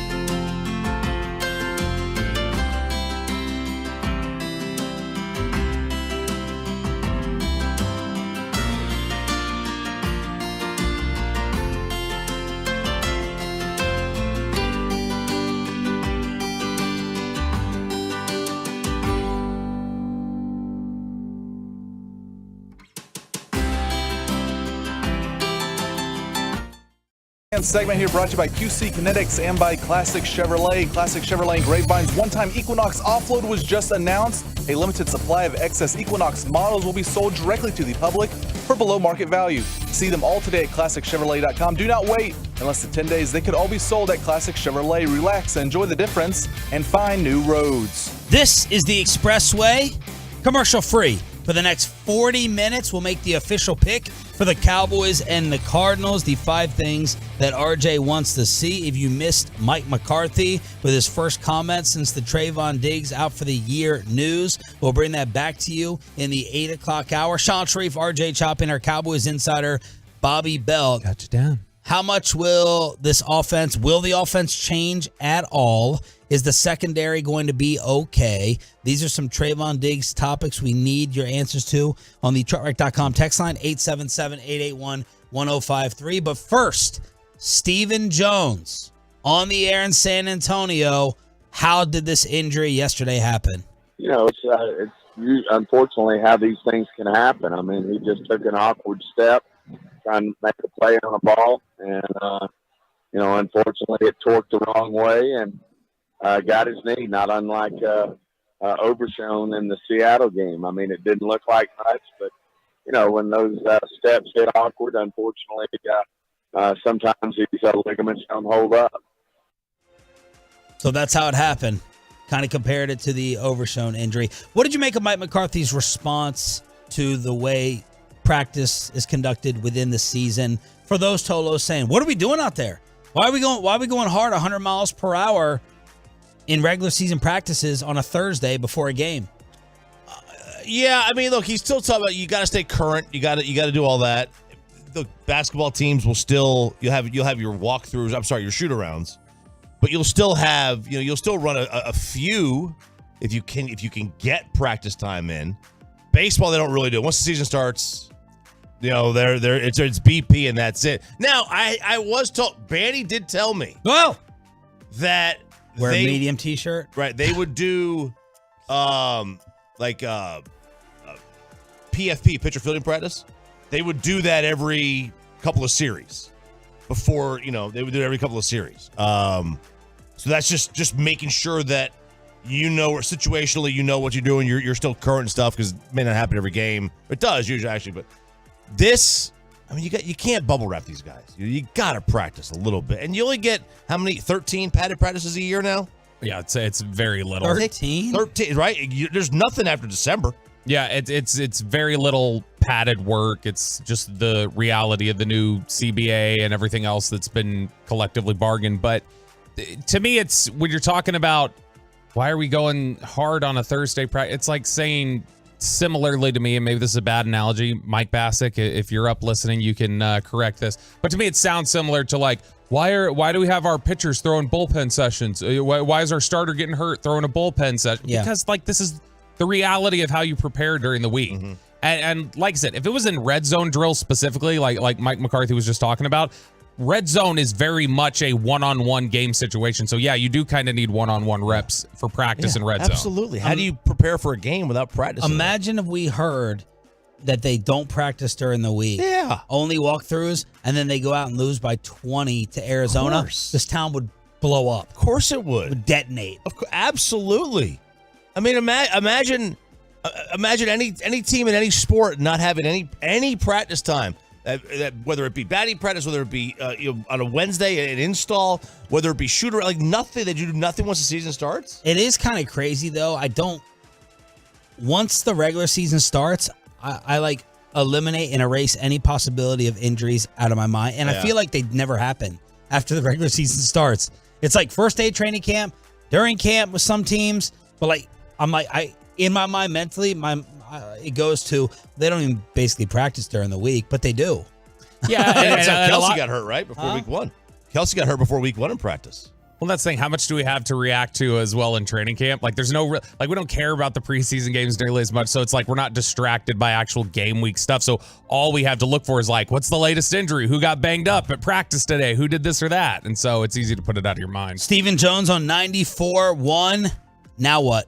I mean, your heart goes out to Trayvon. He's put so much work into having a great year, and he got a new contract, and he responded by being, I think, statistically one of the best corners in the league. But I do think we got good men on this roster who can step up and play. I mean, we were actually smiling in a good way last week when we were talking about how we're going to get Jordan Lewis reps. There he is, certainly established nickel corner in this league who's really, really good. And now we'll have him, and we'll kick Bland out like we did last year. And I think Bland ended up with 5 or 6 interceptions last year. So I think we're in a good spot. And for those just tuning in, like Tolo Trey, you're supposed to be having it on since 6 a.m. Not right now. The question is, did it happen on grass or turf? Bobby Belt is here to answer out there at the Star. Grass. It was a grass injury. So explain the 3-field setup and what they are. So it's actually, they've got the Ford Center inside, and then they've got the 2 outside fields there where they practice. And that's actually why McCarthy has them outside so much, I think, is also because he doesn't want them just taking a beating on turf the whole time. So there used to be 1 grass, 1 turf. I thought they got rid of 1. Did they get rid of 1? Or no. I mean, they recovered the outdoor field, but no, that was they practice outdoors on grass, and he's so the 2 outside ones are grass. Mm-hmm. Yeah, and they were outside yesterday. They were outside. He got hurt on grass. Yep. Oh, wow. Both outside. I knew they had 1 turf and 1 grass. They made them both grass. No, it's grass out there. Nice. And so he's he got hurt on the grass one. It was during the outdoor stuff, and that's why they practice outdoors on grass as often as they can. Is just because it's what? Because of just in general, it is something where they take a bit of a beating. Continue. Yeah, continue. I look, okay. Does Jerry know this? All right. We're not attacking you. We'll go ahead and pull this up. We're not attacking you, Dip. Hold We're on. making a point to Jerry. Hold on. Yeah, We're gonna give us the stats that the NFL uses that's fraudulent. So, they're having them practice outside as much as possible. 2 grass fields. Yeah, 2. Why not make them all turf? Why not make them all turf? Well, you get used to your home field advantage. Show us your information, Fauci. What do you got? Injuries per game by stadium. This was just put out by the 33rd. This was the 33rd team in Sports Info Solutions yesterday. Injuries per game by stadium, 2017 to 2022. Allegiant Stadium, grass field, and Power Field at Mile High, grass field. The 2 highest rates of injuries in stadiums are grass fields. Okay, are they soft tissue? What are they? Are they ligaments? I'm worried about. I'm asking about. Here's what's tendon ligament injuries. Lower leg injuries per game across all fields over the last 5 years. Turf 2.39 per game. Grass 2.35 per game. Okay, again, muscle pulls, yes, absolutely on grass. Non-contact injuries 0.84 on grass, 0.81 on turf. Again, how many ligament damage issues on turf versus grass? That's what I want. I don't care about the raw numbers of. A hamstring and an ACL is not the same thing. And one maybe, I don't know the answer to this. I'm just asking. One may be more prevalent on turf versus grass. It's amazing to me that Bobby, who I thought was pro player with all of his connections, is a scab and taking the scab. He's taking he crossed the line. Is taking the owner's side. Bill Maher over here. So basically, you're saying that the players' opinions on it. They are overrated. No, I'm just saying that what the players don't know what they're talking about compared to the numbers. What the owners are saying and the stats that you just read outweigh everything that the players have been saying. I want you to agree to that. That's not what I'm saying. Why is that not true? Because I think it's a... why are you not saying that? I'm answering. Because I think what you're talking about is players talk about how they feel on it, how it makes them feel versus... And that absolutely can be the truth. That is, if they feel worse on it, in general, their bodies feel more beat up. That's a difference between that and what is it actually doing to ligaments and injuries and different things like that. The actual data on it that we can see here does not say that it's that much worse. But I can definitely understand them saying we feel worse on it, and that has its toll too. I think both things can be true. So if a player came in here and we said, you have no greater chance of tearing your knee up on a turf field, you would feel comfortable telling them that? I would show them just this graph that says it. Okay. I just wanted to get that on the record for all the players and people you deal with. Yep. 877-881-1053, truckwreck.com text line. Market, pay. And I wasn't cutting you off. I was rephrasing my question because I didn't ask it right the first time. RJ Choppy, research project on the Diggs secondary effect. Okay. I went and looked to see how this would impact this team. And now generally, the prevailing thought is one player is not going to change a whole lot. But one of the things that we noticed is that in the secondary, as you lose 1 point on the defensive line, whatever, you still have your game wrecker, Micah Parsons. He changes a lot of things. The secondary is the ultimate like weak link unit, right? Like your number one edge rusher is more important than your number one corner, but your number 4 corner is more important than your 3rd or 4th edge rusher. Okay. Because they can just pick on it. And I went back and looked, and I was like, all right. And I looked at last year, the Cowboys defense after Anthony Brown went down. Not nearly the player that Diggs is. No. And he's in San Fran now, I believe. He was released yesterday. He was released. Okay. Yep. So, and then he had a concussion last year in the Packer game. And that was a game. So I left the Packer game out and I left the Colts game out because he got hurt in both of them. It's when Burnt Man Toast came in. In the Packer game? Yep. And got lit up by Aaron Rodgers in the second half. Right. Has he played in Miami, by the way? I don't know. I mean, it like played in terms of like in the studio, in the lab, like dropping a new in the lab with a pen and a pad. I mean, I don't know. So let's see what his snap count is. So he leaves the Packer game. They had a 14-point lead. Now he left with not a 14-point lead. They got a 14-point lead after he had already gone out. Then they blew it. They gave it up. And I took the Colts game as well. That's where he got hurt with the Achilles injury. So I took the 9 games that he started. The 10 games that he started. No, the 9 games he started. Lord. Yeah, I know. The 9 games he started and finished, minus Green Bay and Indy, and the 6 that he did not play in fully. All right, so there's your 17 games. In the 9 games he started and finished, they allowed just over 15.5 points a game. In the 6 games without him, they allowed 27. That's one player. That's your 3rd corner. This is your 1st corner. I mean, if you want to argue he's your 2nd because you like Gilmore better, right? The point is made. It's not about losing Diggs. It wasn't about losing Anthony Brown. It's who you replace the 3rd guy with. Because now you don't have your 3rd guy's not Bland anymore. Or Lewis. You're replacing them, and now you got your 4th guy. It continues to go down the list. And that's the problem. That's the guy that gets targeted. It's not the loss. It wasn't Anthony Brown that was so good. It's that his replacement sucked even worse. And it's not that Diggs is Deion Sanders. It's that Gilmore replaces him, and then Bland replaces him, and then Lewis replaces. Well, who replaces Lewis? Like, that's the problem. So the only difference here, I would say, is Anthony Brown was your number 2 corner there when he got hurt last year. And the guy that immediately had to replace him was traded at the end of training camp here. And Brown, if he was on the roster this year, would have been the 5th corner. And because Jordan Lewis was hurt by week 7 last year. And so Lewis got hurt in week 7, didn't play the rest of the year. And Lewis is a nickel specific guy. Bland is nickel. So that's 2 corners there. And it would have been Diggs and Gilmore. So that's 4. And Brown would have been 5. So I just think they're deeper this year is the bigger thing. Is that you talked about they were incredibly weak. They were throwing out Xavier Rhodes. They were signing him off the street, trying to throw him into a playoff game last year. Yeah. They were just in a bad spot. I think they can weather this a little bit better now. Now, if they have one more injury to the corner group, they're in trouble. They're in trouble. Now, listen, easily, the first game is going to be, it's always tough with a replacement, but you're getting a great opponent for that first game. Josh Dobbs is not going to challenge you downfield all that often. Real quick, yards per attempt with 5.97, without 7.84. Yeah. So it was bad last year once they lost Anthony Brown. And again, they didn't lose Darrell Green. Right. They lost Anthony Brown. But you know what I mean? So and I think that, yes, they are deeper a little bit this year, no doubt. Still, it's a depth issue.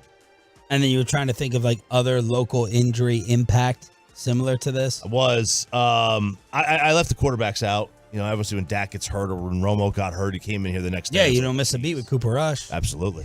Cooper Troopers. Sean Lee tore his ACL. Was it in a mini camp? OTA? Pick one. It was at anyone. Pick anyone. one. Pick any injury. Even the Dez injury didn't feel like that.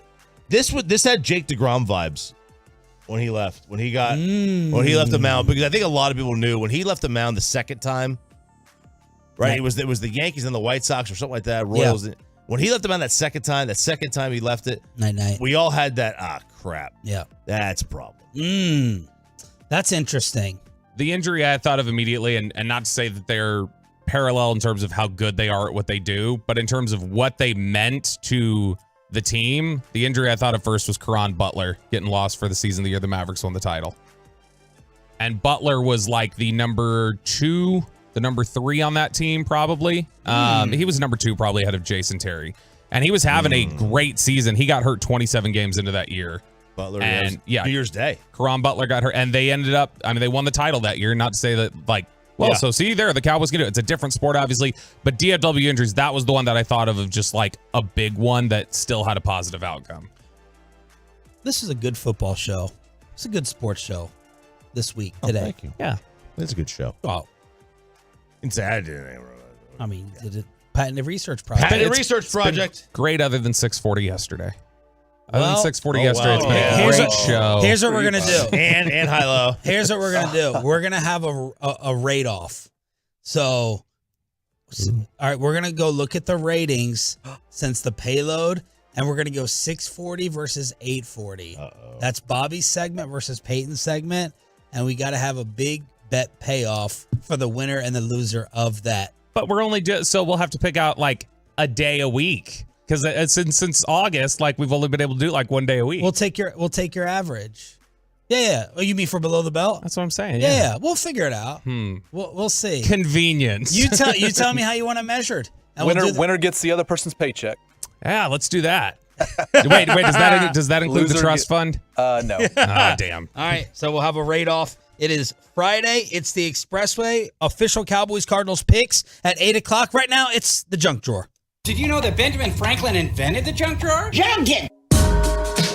John Sharif, RJ Choppy, and our Cowboys insider, Bobby Belt, here on DFW Sports Station. Choppy, do you want to start off with Meek or Noon? Meek. I love this. I love haggling. It's a lost art that I don't think we do here in the States enough. And y'all need to back off of stop killing and criticizing Micah Parsons for it. You need to stop doing it. I mean, that's all my life has been over the last 3 months. Every day, I'm just negotiating and haggling and hassling with a different person for this house. Yeah. Solar panels, couches, pools, all of it. I'm just negotiating. Yeah. So this is an art like this. It never happens in the U.S. anymore. You go to Mexico, it happens all the time. You haggle with the vendors, the independent vendors on the side of the street. 2 for this, 3 for that. Yeah. I can only I've heard like if you go like into other countries like in like Eastern Europe or like the Middle East, it's like it's it'll be a Persian reputation. My people Persians is known to like be like great deal makers. My pops, he talks to me about Indians and Pakistanis all the time. Yeah. Trying to wheel and deal. My dad used to like do what if I pay in cash? Yeah. Like he wanted what do I do this in cash? That's what people doing with real estate. I guess, yeah. All cash offer. Yeah, all cash. $1 million listing. Which, by the way, I don't think people realize that doesn't mean you bring a bag of cash with them. Right. But my dad was like, we'll pay you in cash, instead of, going through the credit card, I'll pay you in cash. Yeah. Well, why do businesses, why are there only some cash-only restaurants? No, so they could cheat on their taxes. I don't know. Right? That's it. This is Meek Mill. Meek Mill's getting dragged a little bit, receiving some backlash because he is worth millions, yet he is trying to bargain shop, and he tries to bargain here with a small business owner. We buying all this weed from you. We need a deal. You need bats, right? You giving us a deal, right? For a lot of weed? You giving us a deal, right? Chris Russo? How much take up? You gave us a deal? No. How much take up? How much is these? What'd you take off that you gave us a deal? Man, we about to break you all the way. All right, so that's part one. He's obviously in a dispensary. Part two, he's at some kind of a sneaker show. I guess they have sneaker shows like Sneaker Con, Shoe Con, Sure. all that places. Here he is trying to do the same thing with this sneaker vendor. I buy these from the store for the regular price. Why would I buy them here for $500 and give you a free commercial? That's a bad move. I gotta teach you how to hustle.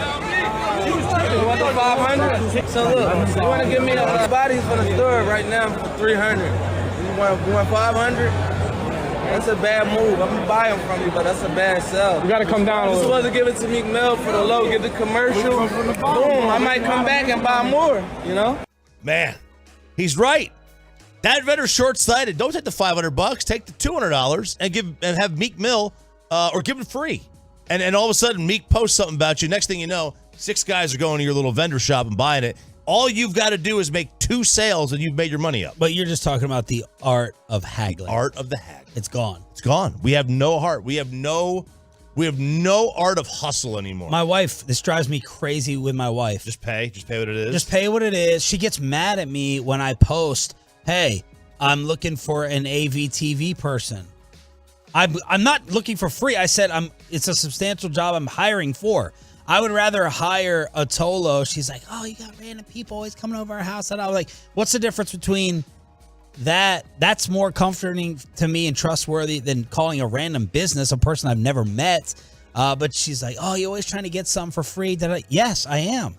Yes, I'm trying to get a hookup. Yes, I'm trying to get as many things off as possible. That's why I post about it.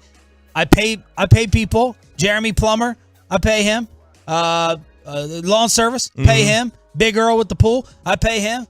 Christmas lights, pay them. They're not coming over and doing it for free. I want someone trustworthy, and I want a little bit of a deal off. I want to haggle. In some instances, you pay for Christmas lights, and then they don't actually do it. Absolutely. No, they do it. Too. Yeah, they don't take them down, or they never put them up. They don't finish them. They don't finish the job. So she's always like, oh, did you post it? Oh, did you post it? Well, I got Cody lighting me up now. Oh, I got you, I got you fridges. I got you solar panels. I got you pavilions. I got you. and then when it gets into her category, she don't say nothing. Oh, couches and cabinets and carpets and rugs and all these designer things for the house. Now she don't say nothing. Now, one time she said, you're right. Are you going to post about it? She gets embarrassed every time. I feel like I have to hide it.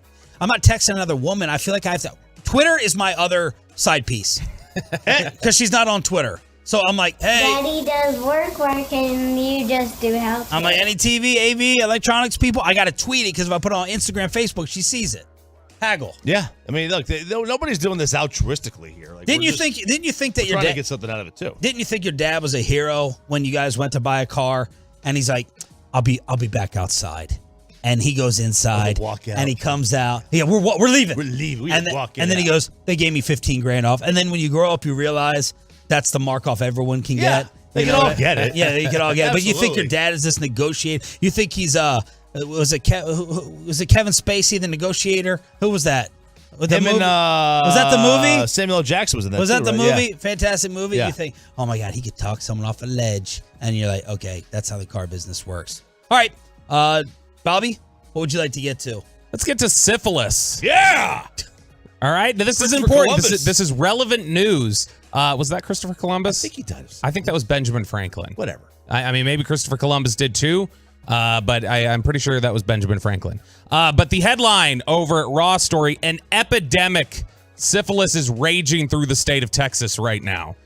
So from 2020 to 2022, syphilis cases rose 22% across the state of Texas. 25,991 people last year reported cases. That was more than double the number of cases that were reported in 2017. So in 5 years, we have seen a 100% increase in syphilis cases across the state of Texas. And here's the sad aspect of it, outside of just what's happening to the people involved. It's being transmitted to a bunch of newborns now. Oh, because when they're pregnant and it happens, or if they get pregnant and they have syphilis, it then transfers over to the baby, the newborn, and so they need to treat it with the newborn, and so it's caused this massive shortage of syphilis treatment. So if the diseases if you're again. if you're out there, Peyton, Sif. if you're out there in these streets, Peyton, make sure you have some penicillin. And make sure that, how early in the conversation at dinner does Peyton need to say, hey, do you have syphilis? You should just carry around penicillin. Just take it randomly. Just shots of, just take it like every 3 months. Show bit for tonight. Ask her. Ask her the Ranger game in right field. Like, hey, what's your favorite movie? And do you have syphilis? All right. So how many times have you guys hung out at this point? Twice. Twice? I think twice, yeah. 2 dates. This will be 3 tonight. 3 times is generally the syphilis conversation date, I think. I think that's the syphilis transmission date. Noon. What time is noon? 12. 12. Bobby, what time is noon? Noon. 12. Payne, what time is noon? 12 o'clock. 12 o'clock. Can all of you do military time instantly? Yeah. Ooh, instantly? 1,400 hours. 2 o'clock. At 2 o'clock. Him, dummy. Shut up. Now let me think of something. 1930. That's 7:30. All right, you're good. Oh, go ahead. Nice. Okay, so Go anyway. ahead, Lieutenant. Lieutenant Dan. All right, so apparently noon is not known. Although I will say this real quick. I got to get all my wife's stuff out now before she gets in the car. She can't do quarter of, quarter after. It drives her crazy. I can't say it to her. I can't say, what time are we leaving for the Ranger game tonight? 5:45. It doesn't compute. Or the ones that think it's 25 minutes after. They don't think it's 15 Do because they think. peop- Oh, because of quarter. Oh, yeah, of you'll be 25. surprised. Really? Yeah. Oh yeah, 6:25. It's like, no, you idiot. If I said like half past, she'd Half like past. get worked up. Yeah. I'm like half. We're so old. We are so old to say half Is it? past. It's Is an it? absolute Well, half old thing. past is old, but quarter of, quarter after, is that old? I think it's a northern thing. I've never heard people down here say it. No. Absolutely. Oh, yeah, fan text. You don't say quarter of, quarter after, quarter of 7. Peyton, do you say it? I don't. I just say the time. But you know what you get what we're saying when we say Right? it. Yeah, quarter like 15 after, 15 Yeah. before. Yeah. or I don't know. bottom of the I never hour. hear people. It's either it's 5 either, up, 5 till. That's 5 till's Five old up, too. 5 till. 5 till. That 3 was the one I knew 10 somebody in radio who didn't know that what he just said, bottom of the hour. Because we were training somebody on a board years ago and we said bottom of the hour and he completely screwed it up because he didn't know we were talking about 30 after Yeah. and he was doing it at like the last break at 55. Yeah, I think a lot of it is old because all these clocks are digital, so you don't see the hand, the stick. Absolutely. This is from the what? The stick. The hand. This is from the You Should Know podcast. There's 4 people on here, 2 guys, 2 girls. And the one girl does not have any idea what time noon is, and this is the most frustrating thing I've ever listened to. I have to talk about something. We have to address something right now. Oh my God, Dewey. It's with this one right here. What time did I tell you to come in here today? Noon. And what time is that? There's nothing to think about. Debate. Who said noon is at this time? It's universal. Noon's not up for interpretation. It's not. Noon is noon. But what is noon? It's 12. It's noon. It's 12. Says who? What's the first thing that pops in your mind when you hear noon? Like what? 11. Whoa, my God, Ashlyn. 11. I understand where she's coming from. It's No, it's Liv, no, you don't. I'm Liv, no, honestly- you don't. If I send you a text and I said, there's $1 million in a briefcase under this tree, you have to grab the suitcase at noon, and there's no more communication after you get that text. What time are you showing up to the damn tree? 11. Oh my God, noon is noon! Ashton, what do you think afternoon means? Afternoon. It's in the afternoon. Afternoon! How though? How is she getting 11 from it? For clout, because she's faking. You think she's faking? You know, this one sounded more real than yesterday's. My mind went there for a second. I'm not going to fight you. Too. I'm not going to fight you on it, but how do you get it? I don't understand. Tolos texting in Pepe at 877-881-1053. Yeah, 903 says quarter till is still relevant. 817 says I do not use it. 972 says I use it all the time. Yeah. And till, I think till is old, but quarter of, quarter after. That's how it works. Quarter after. You want Stranger Things, or is that too old? No, I think we can probably do Stranger Things. Let me get that pulled up here. So this is, we were out there doing the American Heart Association, the CPR thing. Staying alive. So a 12-year-old actually saved... Which I got so much feedback. I had no idea it was happening in person. But RJ Choppy singing during my CPR, man, I had to hear about that for like 4 hours after that show in Louisville. Really? Yeah. Apparently it was really annoying. A lot of singing. Oh, yeah. For an extended period.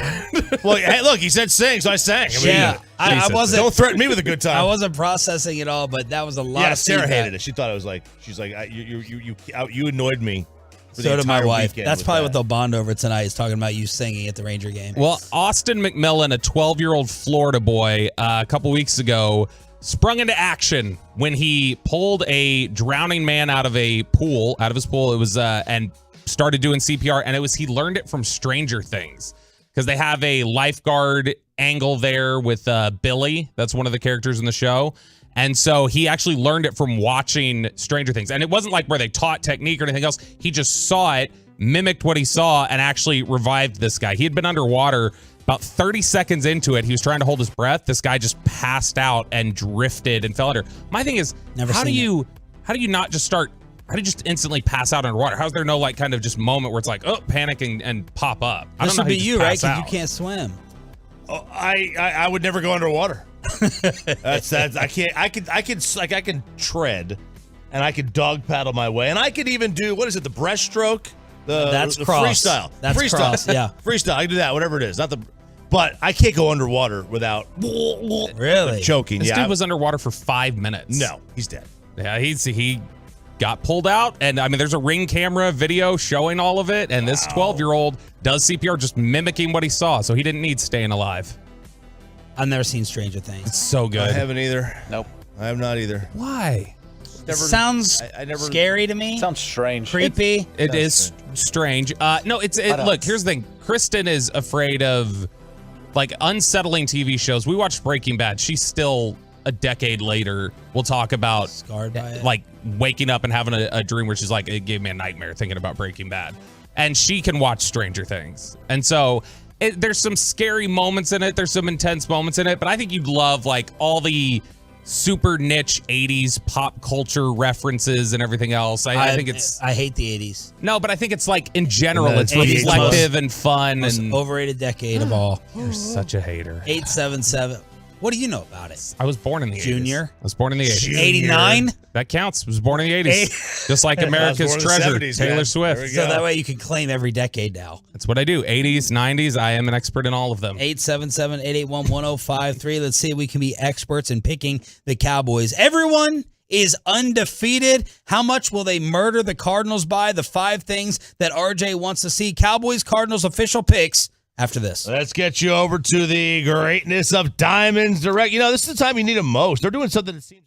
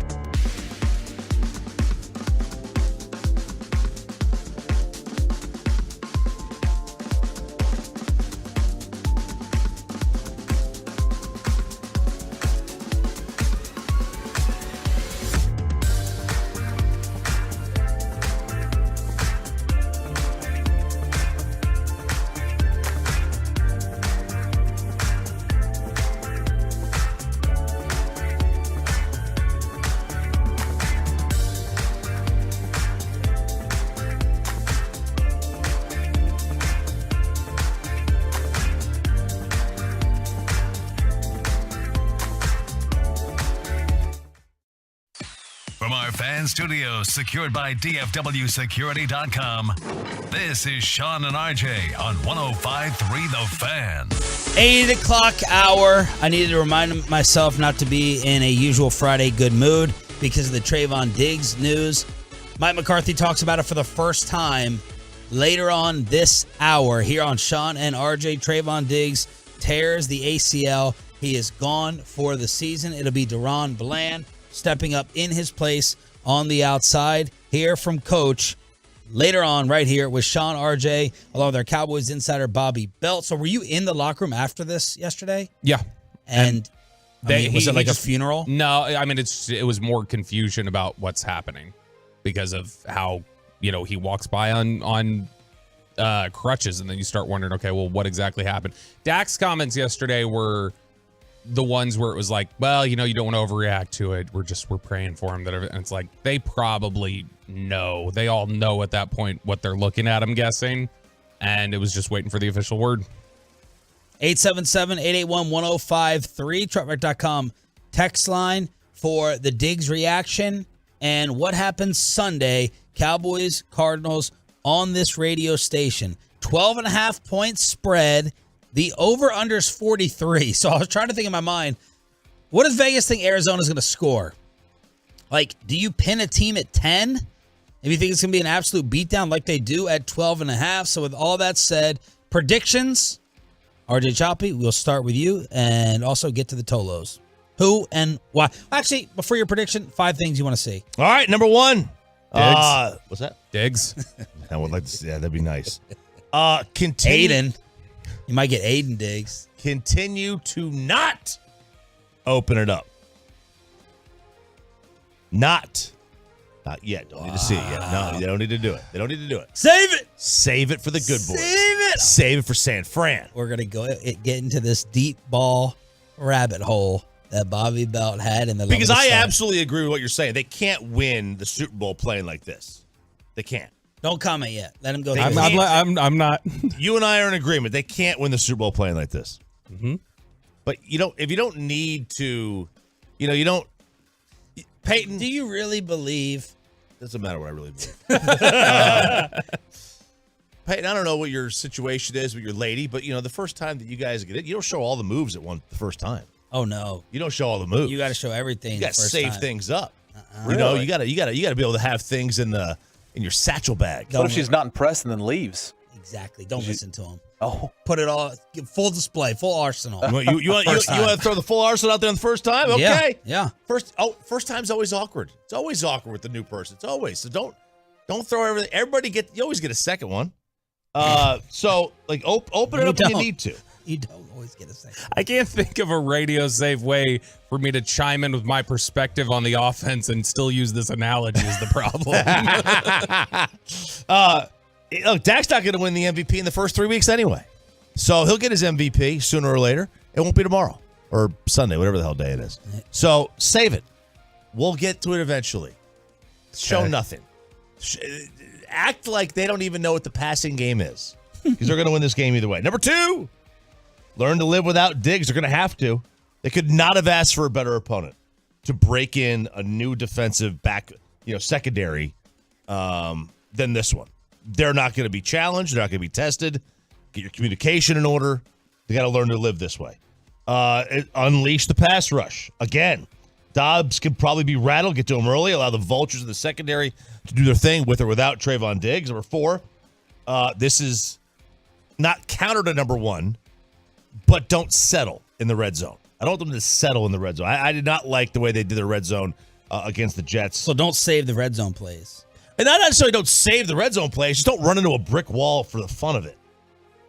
Like you could throw the football. They're not breaking news here by throwing the football, but settling for 3rd and long, settling for field goals is a recipe for disaster. And then finally, first down success rate. They have been brutal on first down. One of the worst in the NFL on first down in terms of converting first downs into first downs. I would like for them to have fewer than 10 third down attempts in this game.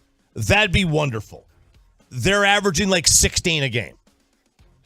Only let's see, I had it written down. Only New Orleans, Houston, and Tampa have more third down attempts in 2 games. I do not want to be in an offensive category with New Orleans, Houston, and Tampa. Those are offensively inept teams. Try to keep the third downs to under 10, so get first downs earlier in downs if you can. All right, Bobby, let's talk about what happened with the Love of the Star audience. What's specifically happening with the Love of the Star audience? What am I missing? Was that with the deep ball? Oh, that one. Yeah, that was more Twitter specifically. This is look. Here's the thing. Here, to give any love. no, I'll take it. I was just kidding. I didn't know direction we were going there. So here's the thing: is that when you talk about like save it, don't show it, which is the same thing I was getting on Twitter a lot this week. Don't show anything. Don't pull anything out that you have to. Let's keep some stuff in the back. We're talking about just posts. Like, we're not talking about like, well, let's get the bunch formation out there and let's get some motion going. I'm literally talking about just run a go route. Yeah, no, run a fine. post, run a corner, throw the ball. You will beat them on those routes without having to trick anything up. You can throw the ball deep without Bill Belichick going, holy S, I now know how to completely break this team because they put on film that CeeDee Lamb can run a post. He can run the ball to the middle of the field and they will throw it. My God, I now have cracked the Da Vinci Code. Fair. It's like, I think that's the thing is that it's very basic. The stuff that I'm talking about is just taking basic throws down the field. You don't have to because feel you have a belief based on the deep ball in this game that if what does or does not happen. If they don't throw the ball deep in this game, then I don't believe it's in the offense.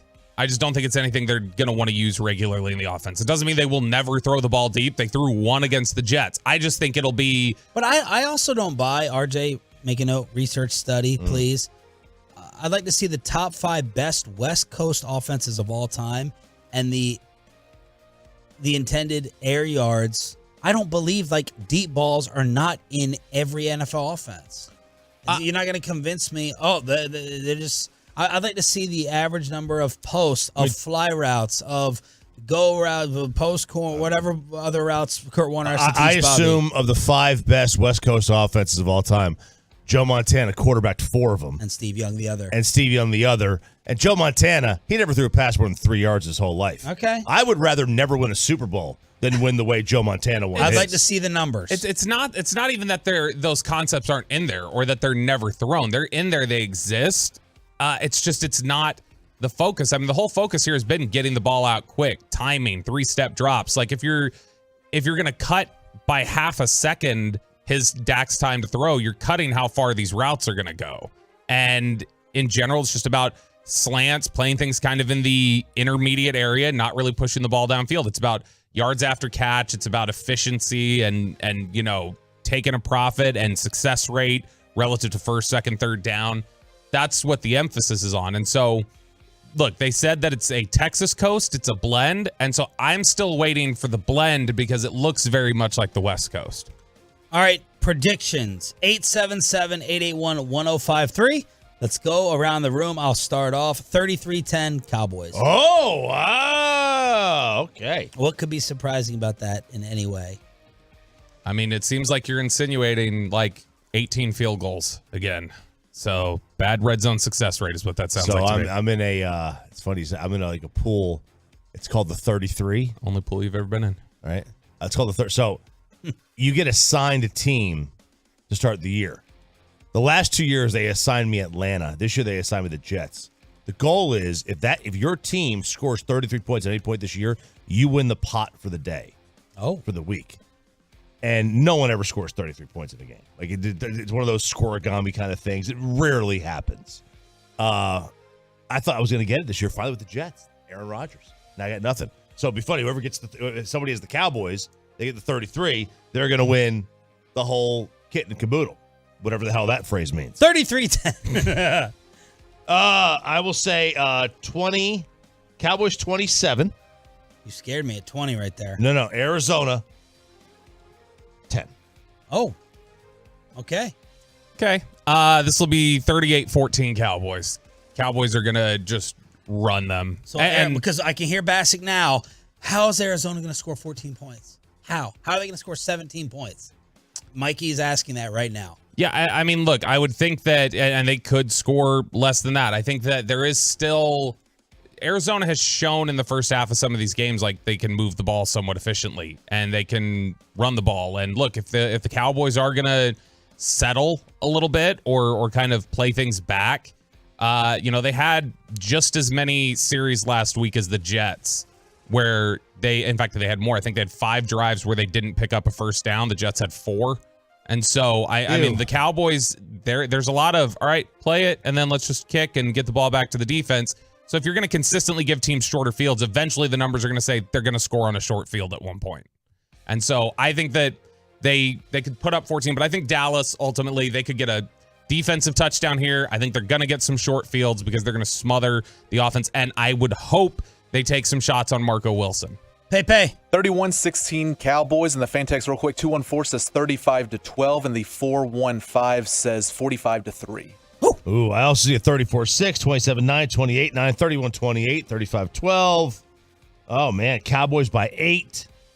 There you go. All right, there it is. Predictions every Friday, 8 o'clock on your home of America's team. Mike McCarthy talks with us about the Trayvon Diggs devastation, but we got Thursday Night Football and the new super couple of the world.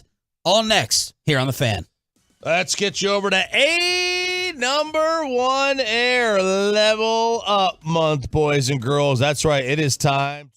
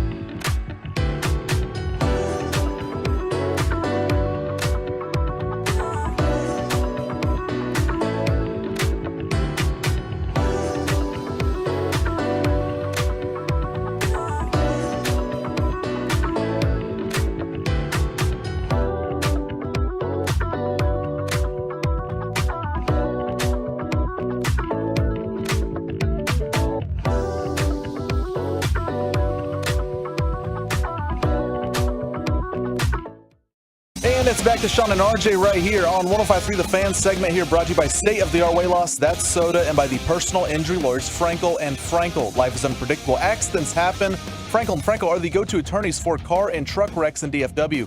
If you or a loved one have been in an accident, contact the Frankels today at 214-333-3333 or go to truckwreck.com. Here's Purdy going to throw one deep, wide for Debo. Made the catch on the back shoulder. Touchdown! San Francisco! 49ers radio with the call. San Fran handles the New York Giants 30-12. Brock Purdy, his 8th straight win. The Giants look pretty good. The Giants look awful. Just terrible. San Francisco looks really, really good. And if I had to pick it over today, and I may even return to betting by betting the Niners to win the NFC. May have a little BetQL San Fran NFC action. I hope I'm wrong. It sucks that you're not going to have Diggs for the heavyweight fight in San Francisco in a couple of weeks. But my big hope this year going in, the reason I didn't pick the 49ers to go to the Super Bowl, I was like, this Brock Purdy thing, it can't be for real. 7th round. You're not going to have a Tom Brady 2.0. And that's what they have. It doesn't seem like it's going away. He makes enough big throws. Looks like him and Shanahan are on the exact same page, and they're a problem. That's why I had them number 1 in my power rankings, and the Brian Daboll Genius label has quickly shed and come off, as RJ Choppy did predict. I am very, very happy about this one, although I don't want it to happen this fast, because I think if it happens this fast, he'll get fired sooner. I want it to be a slow decline where he Dave Gettleman's that franchise back into Bolivia, so like where he was before. A little 9-8 this year. Yeah, no. That's too much. Let's go 8-9. Okay, and then drop down to 6-11, and then eventually 4-13, and then they go 4-13 again. They get rid of him. Well, you're in luck, because the one difference here between the Shermers and the Joe Judges and the Ben McAdoo's of the world is that Daboll is tied to that GM. And so if the Mara family doesn't want to move on from Joe Shane is in all likelihood not going to move on from Brian Daboll. Before I dance on Daniel Jones' grave and all the analysts who put him over Dak, Tiki Barber, Dan Orlovsky, how much of a pass do we give him? We got to be fair.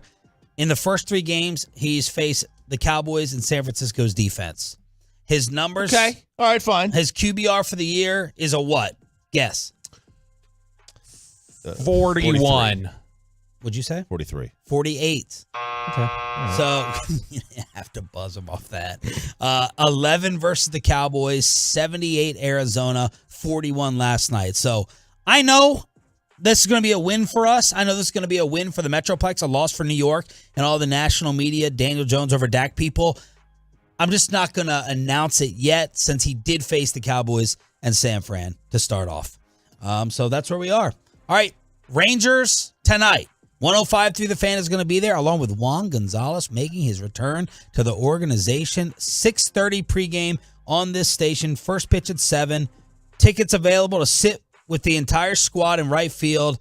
Rangers.com/133, as we have a monster series against the Mariners kicking off. Monster. Half a game back of Toronto for the number 2 wildcard spot. Half a game behind the Astros. Tied with the Mariners for everything. And I believe it's Dane Dunning on the mound tonight. We also have some other baseball stuff in the American League West. We got some frugality in the division. We do. Yes, we have some frugality here. The Oakland A's are playing the Detroit Tigers. And this is not good. This is not good. So everyone's giving him a gift. Who? All right? Who him? Miguel Cabrera. Okay. All right. I thought I said that, but I guess in the break. There we go. So like the Red Sox gave him a piece of Fenway Park's wall, and a donation.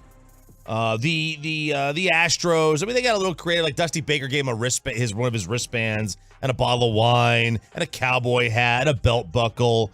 The Marlins gave him a custom cigar box and some Cubans.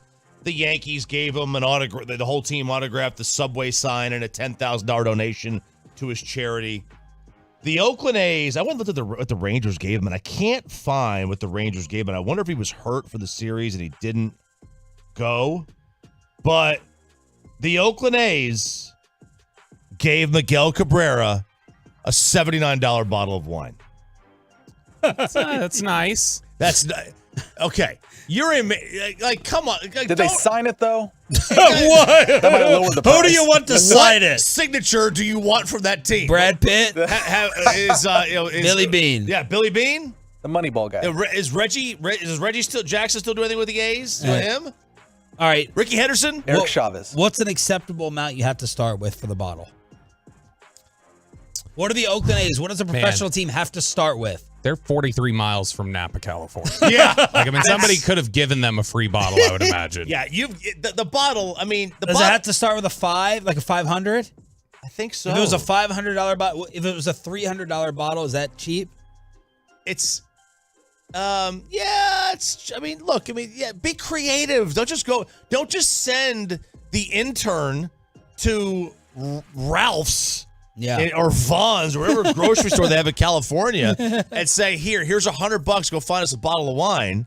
Like, don't do that. Like, get creative with it. Like, give him the chair Frank Francisco threw at Jenny Buena. I don't care. I mean, Francis Ford Coppola's wine, there's like $300 bottles available, and they are a corporate partner of Oakland. Like, couldn't they have just said, like, hey, can you give us a free bottle of one of your best, and then give that to Miguel Cabrera? Maybe they just really hate Miguel Cabrera. Maybe they do. I don't know, but like, this is, come on, guys. I mean, like, you have like the Marlins, man. They gave him a custom cigar box, and he was a former player there with the franchise, so they knew him a little bit. Speaking of calling people out, what happened on the Mets broadcast? All right, this is the Marlins, right? The Mets are playing the Marlins, and the Mets obviously have nothing to play for. Now, the Mets have a great play-by-play crew with Cohen and Keith Hernandez and sometimes Ron Darling, and they have no problem calling you out. Well, the Marlins, who were in the thick of a wild card pennant race, had about 10,000 fans at this game. It's a huge game for them, and they've got to win these games to get in the playoffs, and the Mets kind of brought attention to it.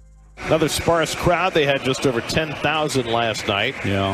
With the Marlins competing for a postseason berth. It is ever thus here in Miami. Well, they filled it up here in the WBC, but, it's the same old here. You got a team that's, fighting for a wild card, and there doesn't seem to be any excitement. As a player, I guess you come to terms with it, Garrett. What else can you do? Well, Tampa Bay deals with that every year. They're in the race virtually every season. Their crowds are terrible, and they use that to their advantage. They dig into it. All right, so that was as polite a way as an announce crew could say, y'all's fans suck.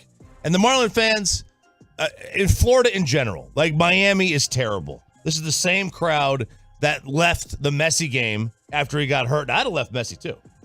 Right? You'd have left that game too. Yeah. There's no point. I already left. I thought they won the championship. Yeah. I hate to let the MLS fans know that nobody cares. But Messi's there, that's why you care.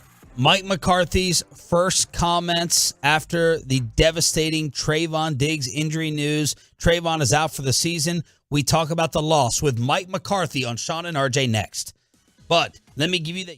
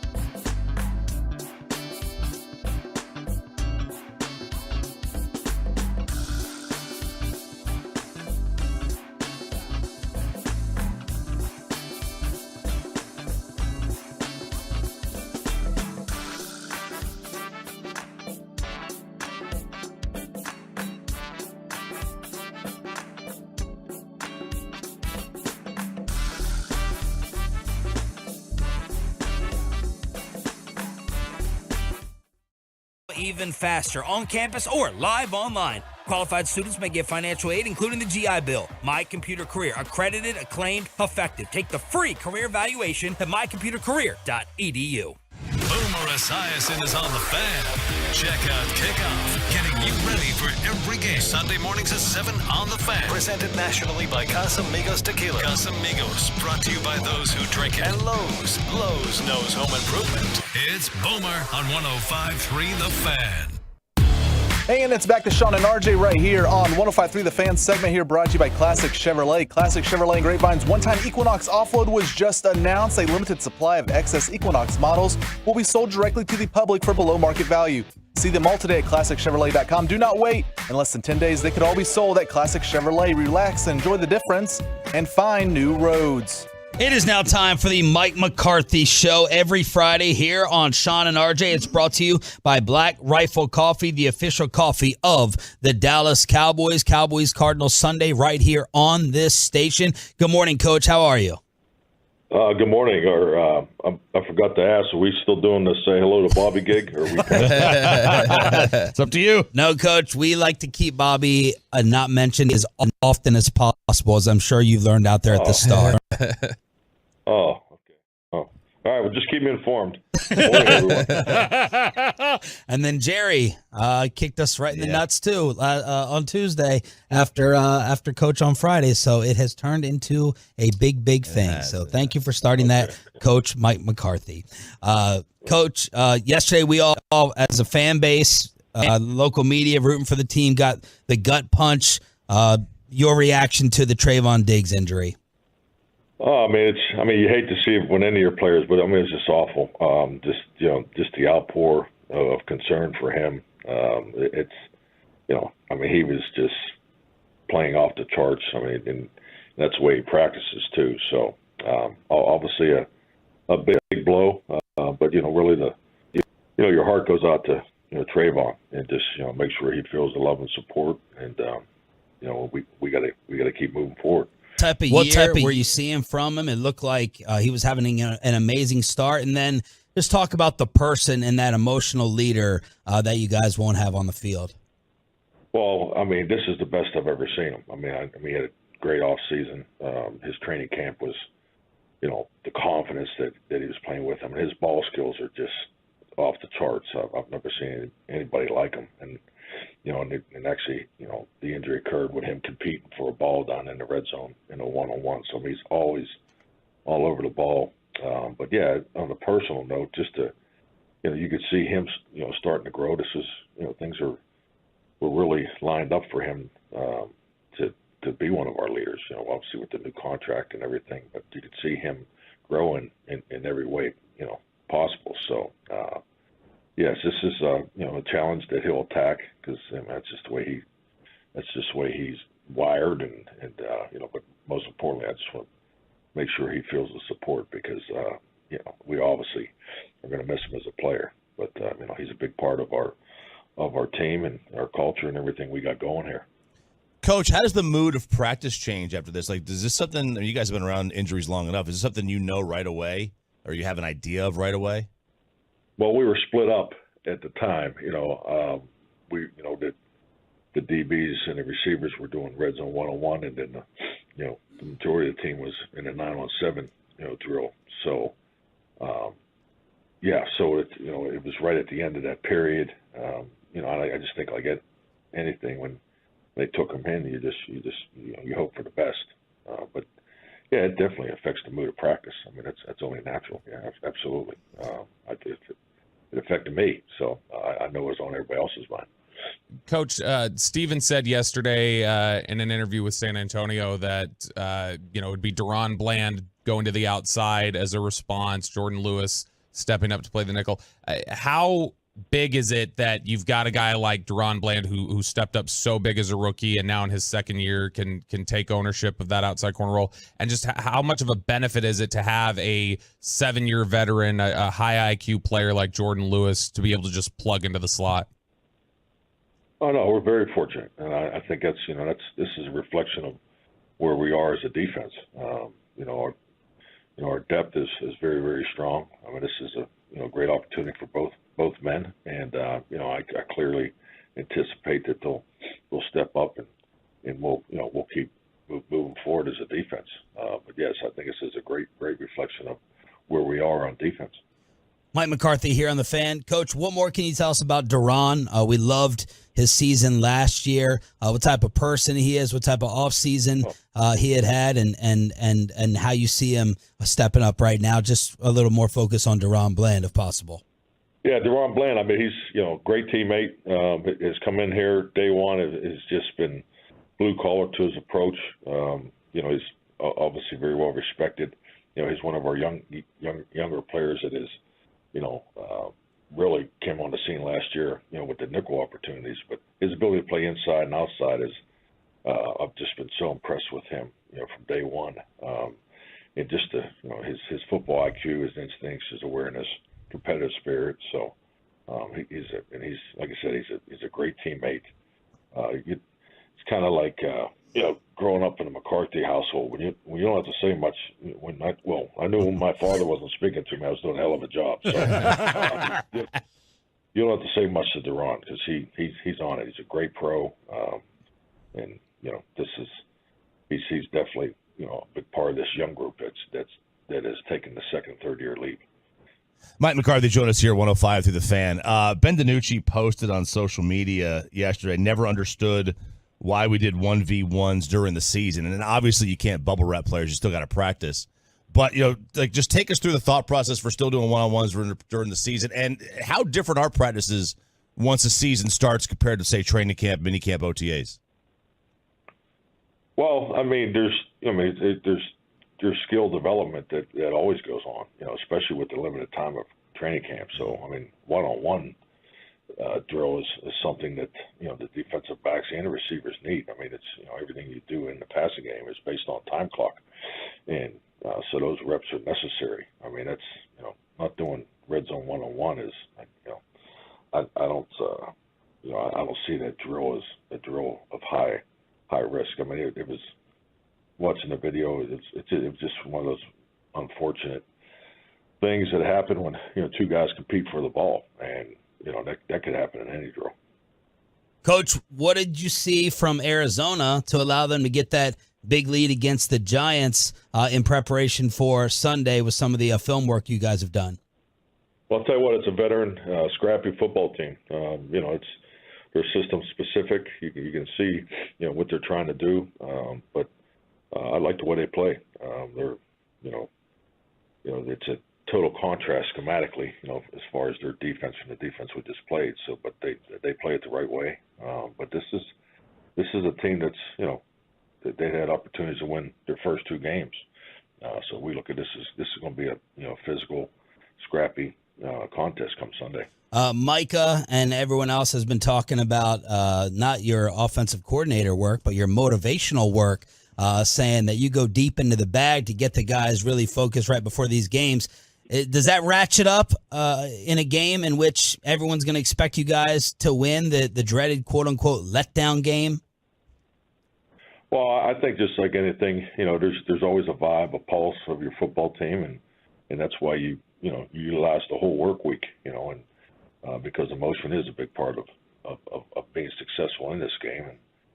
So yeah, I mean, we're well aware of who we are, but the biggest thing is our focus is it's September football. We have a segment in our Thursday team meeting just talking about the trends that we see amongst the league, and as far as the trend this past week was, I mean, there's a number of punch out balls that the defenders and the coverage teams and special teams are just doing a tremendous job. The tackling's not quite where it needs to be. I mean, our team's off to a good start there, but you just watch those trends, and those are things that you just got to always constantly work on the fundamentals. So that we're really focused on ourselves. Coach, looking at Josh Dobbs, I know you saw him at the end of last year. What kind of problems do running quarterbacks give to a team, give to a defense, and how big is he in the running game? Well, I mean, it's the definition of the running quarterback. I mean, when they use him as a primary runner, as far as their schemes, and then you got to involve, potentially got to involve your safety more in the run defense. So, but when he's running, through the passing game, now it's really on your rush lane discipline. So I mean that's what you really got to be in tune with. So his ability to run in a passing game has been very, very productive his whole career. I go back to his time in Pittsburgh. So obviously we played against him last year in Tennessee. So it's just identifying on the opportunities of the quarterback to run and just being in tune with, obviously focusing on ourselves. Coach, and enjoying these first 2 weeks, it feels like this penalty issue that we've, talked about for a long time with you has kind of taken a turn or gone away. Have you felt that yourself? And what do you credit that to with you all playing some clean football? Well, I just credit the players. I mean, it's, the demand is there, and I think the maturity in certain areas it has grown. And I think this is a normal, it's my personal experience. This is kind of a normal process that I've gone through. I mean, you're challenging your team to be, to have the competitive spirit at a very high level and to establish a play style, physicality and finish. And, so with that aggressiveness, there requires higher discipline in that particular area. So, I mean, it's definitely a focus of ours. We have a penalty prevention it's a continuing education that we're always working on, but you just got to really credit the players for their focus in that area. Coach, one of the things that I've loved, and maybe probably a stupid observation, but in your offense, at least through the first couple games, it feels like you are not wasting any time, and you're like, let me get my guys who are the playmakers and explosive ability ball in space quickly. Let me get it to Pollard. Let me get it to Deuce. Let me get it to Turpin. Is that an accurate observation? And if so, can you just take us through the philosophy behind that of just getting that ball quickly to your playmakers in space?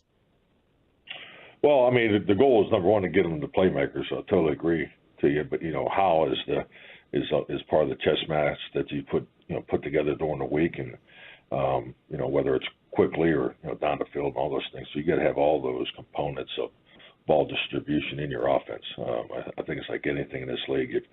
If you do something very well, and that's all you do, I mean, these defenses will take it away from you. So, but yeah, that's last week I thought Dak was right on point, getting the ball distributed quickly and getting the ball in our guys' hands. And we're playing against a vision defense. This is a different scheme and style of defense. So this our challenges will be different this week. Head coach Mike McCarthy talking with us here on 105 Through the Fan. Coach, I know you talked after the game about some of the red zone efficiency wasn't where you wanted it to be in the Jets game. Steven had talked with the station on Monday and said that he was talking to you, near the end of the game or after the game, and said, you're having to pocket some plays up big. Was that just a function of, the red zone efficiency? Was that just a function of, working from a little bit more narrow playbook as you were trying to save some things? No, I think like anything. I mean, there's so much that goes on during the course of a game, particularly when you have movement at at one position. So we obviously had moving parts with injury and in our offensive line. So yeah, that definitely adjusts the way you call things or see things. And I think it's important to you always want to recognize the players. Because obviously Williams on their defensive line was a tremendous focal point for us during the week. And yeah, so those, as far as those matchups, as those pieces changed, so yeah, there's definitely some things you steer away from, but end of the day, you're always looking to improve and grow and get better, and we spent a little extra time this week on the red zone. Coach, we also saw yesterday Tyler Biadasz popped up on the injury report with a hamstring issue. Where does he stand right now? Is there any question about his availability this weekend? I don't think so. He's definitely on my list to check when he gets in today.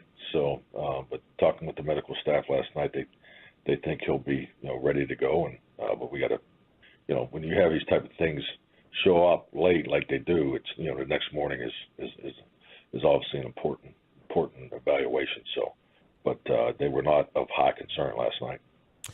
Coach, how do we go about getting Michael Gallup more involved, especially early on in the offense? Kind of a disappointing first two games for him.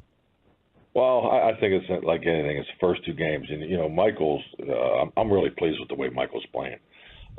He's doing a lot of good things, but ball distribution is something that we're going to talk about, time and time again. And, and it's, these plays are set up where, the ball goes to the open player. And sometimes, there may be more than one open guy. So, yeah, but we're definitely in tune with where the ball's been distributed. But this is not a reflection of, how Michael's playing. I think Michael has had a really good training camp and is in a good space. But, yeah, definitely I'd love to get him more touches this week. Have your same sources that gave you Bobby and everybody let you know that you are the coach of the year 2 weeks in, right? Being called a genius, and a reminder of why you got this job and why you have your ring? Have you been informed of all the Mike McCarthy parades that are being thrown nationally and locally? I think we've all done this long enough to know it's week 3. So, yeah, but I guess they don't give me the good news, but that's nice to hear. Coach, a lot of people are texting, wow, he sounds more upbeat than I thought. He started off joking with you guys. I thought it was going to be doom and gloom. Is that important, like, for your team to see when you walk in there today or after you deal and hear about the Diggs news that, oh, Coach, it's not end of the world with Coach. We're going to be good to go? Well, I think the most important thing that you learn competing in the NFL is consistency. It's so hard. I mean, I think that's probably the biggest challenge. They talk about having a level of success, and through my personal experience, I think going to the playoffs 8 years in a row is a lot more difficult than winning one Super Bowl. That's just my opinion. And Super Bowls are very difficult to win, and I think, being consistent, the consistency of, going through the adversity. This is our first big shot of adversity. We've had some injuries where guys miss games, but this is a real punch to the gut, Trayvon's injury. So this is our first adversity moment, and you're gonna, I hope to God it's the only one, but this is part of the challenge. So it's important for us to continue forward and finish our preparation and go win this game. Last one. Did the mentalist freak you out? He was. He's entertaining, number one, but he was. Yeah. We're still trying to figure a couple of these out. That's for sure. So, but yeah, impressive. I mean, standing right there, especially involved in 2 of them. I mean, I just, it's unbelievable. Coach, be honest. You guys. I would definitely go stand. I'm sorry. I said, be honest. You guys worked out that time thing on his wrist and your cell phone. You did. Well, there's a conspiracy theory there because you had guys in there that just weren't going to believe it no matter what. So it didn't matter. He could have pulled a horse out of a hat, and there's guys that just was like, no, this is not true. So I mean, you're always going to have that. But standing there, I was right there on Micah's deal, and there was a way for the timing. So I think there could be a little bit of a plan there, but he did one at the end that, like, after the facts, where he had myself and Robert Prince hold hands, like shake hands with our left hand, and then he had me close my eyes, and he took a card and he actually scratched Robert on the nose, and then when he told me to open my eyes, he said, did anything happen? I said, yeah, it felt like you scratched a card on my nose, and then it wasn't me, it was Robert. Wow. So yeah, I mean, there's being right there involved in it. It's it's cool. I'd pay to go see him. I guess that's absolutely as a compliment. Yeah, he was tremendous. He was entertaining too. He was fun. Our guys had a great time with him. It was awesome. That stuff blows me away. Yeah, freaks me out and blows me away. Yeah, both. I agree. Coach, thank you so much for the time. We appreciate it as always. Good luck on Sunday. We'll do it again next week. Awesome. Gentlemen, have a great week. The man, Mike McCarthy, right here on Sean and RJ, brought to you by Black Rifle Coffee, the official coffee of the Dallas Cowboys, with the 8:40 replay after the devastating news to Trayvon Diggs. Doesn't sound like Biotish is going to be a big deal. We'll talk more about it with Nick Eatman and get his pick for the Cardinals game at 9:20, as yesterday he was also forward center at the Star in Frisco during the Diggs news, along with our Cowboys insider Bobby Bell. But let's get some gambling picks, little college football. RJ has a way for you to win $117,000 off a $10 bet. Little NFL and college football degenerate. Final hour. Sean, RJ, and Roberto after this.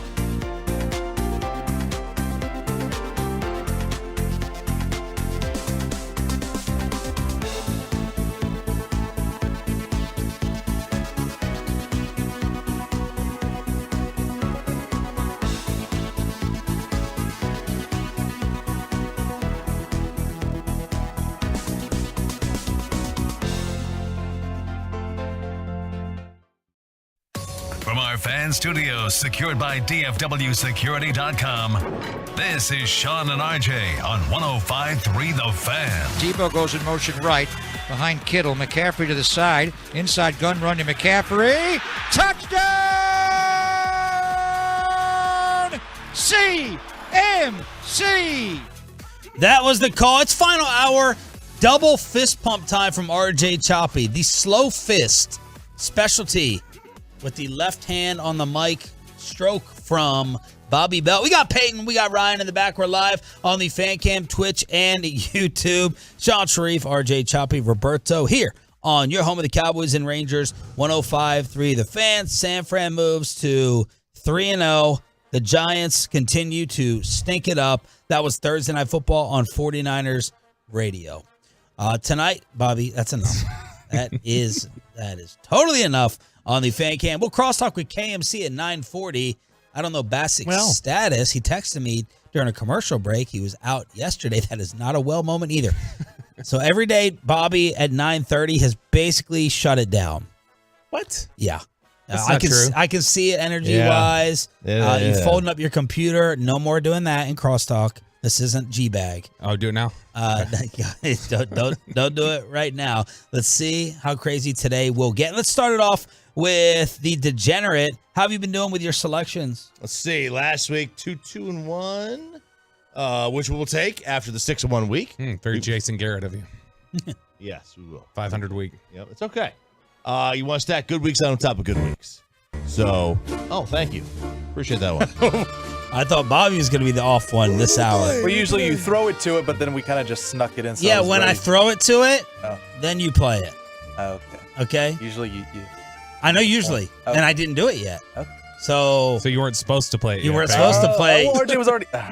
We'll redo it. That's okay. Watch All it. right. He's going to play below the belt instead. He's going to really screw it up. One more screw up from you, and tonight I'm going to make your life a little difficult. I've been trying to be an advocate. Are you going tonight? Not if 4:00 deadline.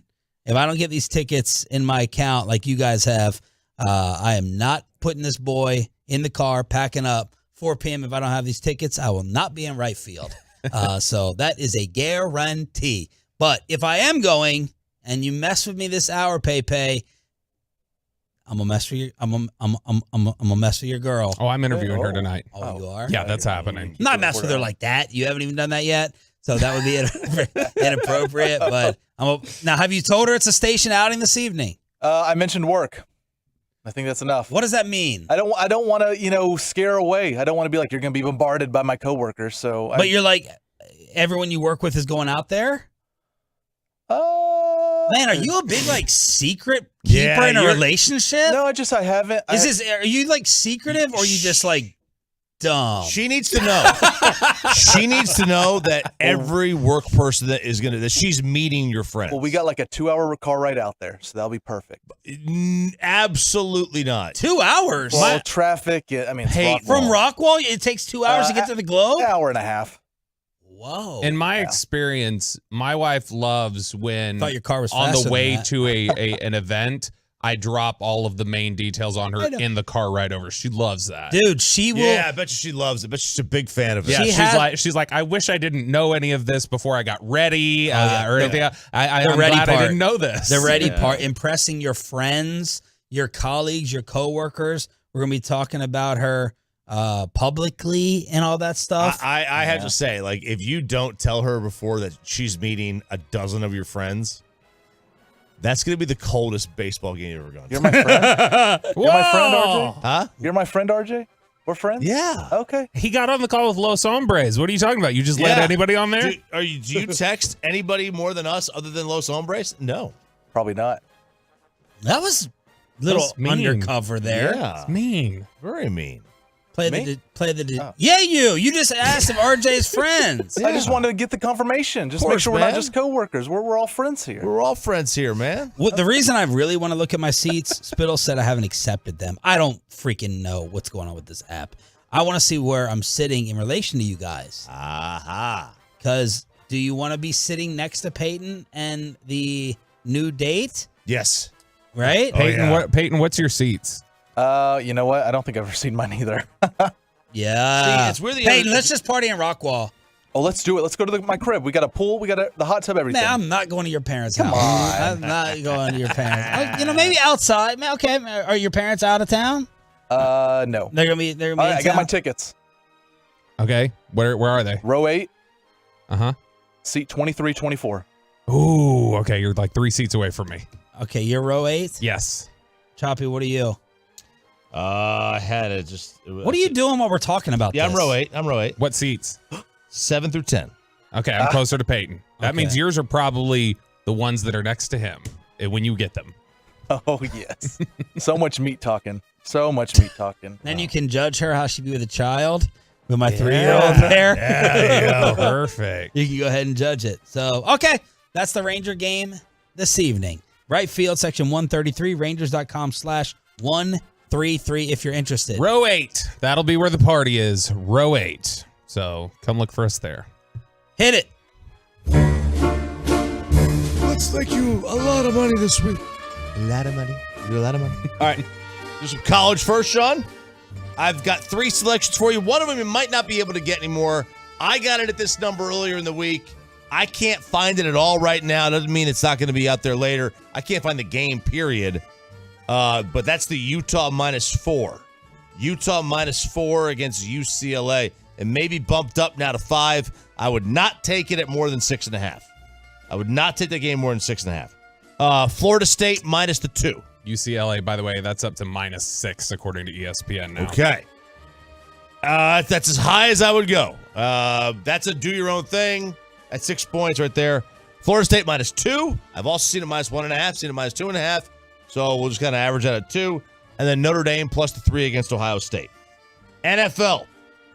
Miami -6.5. Miami -6.5 points against Denver.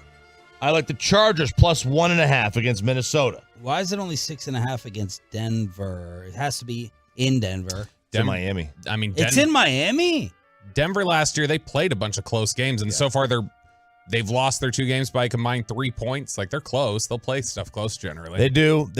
I don't know that Denver can nearly keep up with Miami's speed, though. Holy cow. And then finally, I like Detroit -3 against Atlanta, although that one scared me a little bit with Atlanta. They're a much better team than I suspected they were going to be. I've got 2 parlays for you, Sean. Okay. This is for $117K. Well, this first one's for $226 on a $10 bet. Wake me up for the other one. Chargers money line, Detroit money line, Florida State money line. Those are all basically favorites. The Chargers are a dog, but they're not really a dog. Florida State money line, and then Notre Dame money line plus Miami 6.5. $10 wins you $226. Now, this one. Oh, baby. $10 bet will pay you $117,000. This is a long shot. A long shot. Northwestern money line. They're playing against Minnesota. They're a dog. Iowa money line. They're a 14-point dog to Penn State on the road. However, and I like Drew Aller. I like Penn State. Aller struggled a little bit last week. He did. Iowa's defensively pretty good, and Ferentz's kid is under fire. He is the OC. He has it in his contract that he has to average 25 points a game. Their offense is so bad that he has it in his contract that in order to get an extension on his deal, he's got to average 25 points a game. I love that. I want that in NFL contracts. Yeah. It's wild. Man, that's kind of fixing things. Yes, it is. I want to know their pass run ratio by the end of the year. No kidding. And their quarterback, Cade McNamara. Did you hear him the other day? He was that was the old cartoon, right? Cade McNamara? No, he started giggling in it because he kind of made an innuendo in his speech. Oh, yeah. He can't get through the rest of the interview. He started giggling through the rest of it. He's giggling so bad. Nevada money line. They're a big dog to Texas State. Baylor money line. They're a big dog to Texas. But they're at home. UTEP money line. Basically a pick 'em against UNLV. Central Florida money line. They're a road dog at Kansas State. And the New Mexico State money line. They're a road dog at Hawaii. Again, guys, this is not going to hit.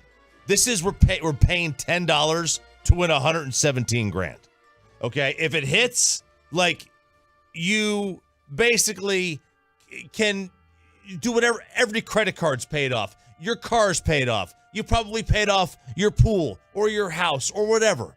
Your kid's first semester at college and $117,000 at TCU or something like that. Like, that's what we're doing here. That's what we're trying to do. And there's your bets. At RJ Choppy on Twitter. The great Dan Orlovsky. What? He's on a little bit of a roll. He called Texas over Bama. He was brilliant talking about Mike McCarthy and this new offense with Dak Prescott.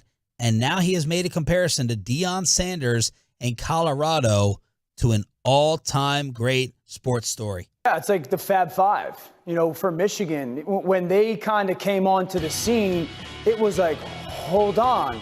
The black shoes with the black socks, the baggier shorts that we all as kids wanted to start to dress like that. And it didn't make, like for me, Harry, and this is always like interesting to say on TV, like it didn't make anyone uncomfortable. It was more like an embrace, in a cultural embrace. And I think that's kind of what it feels like with Colorado right now is just being honest.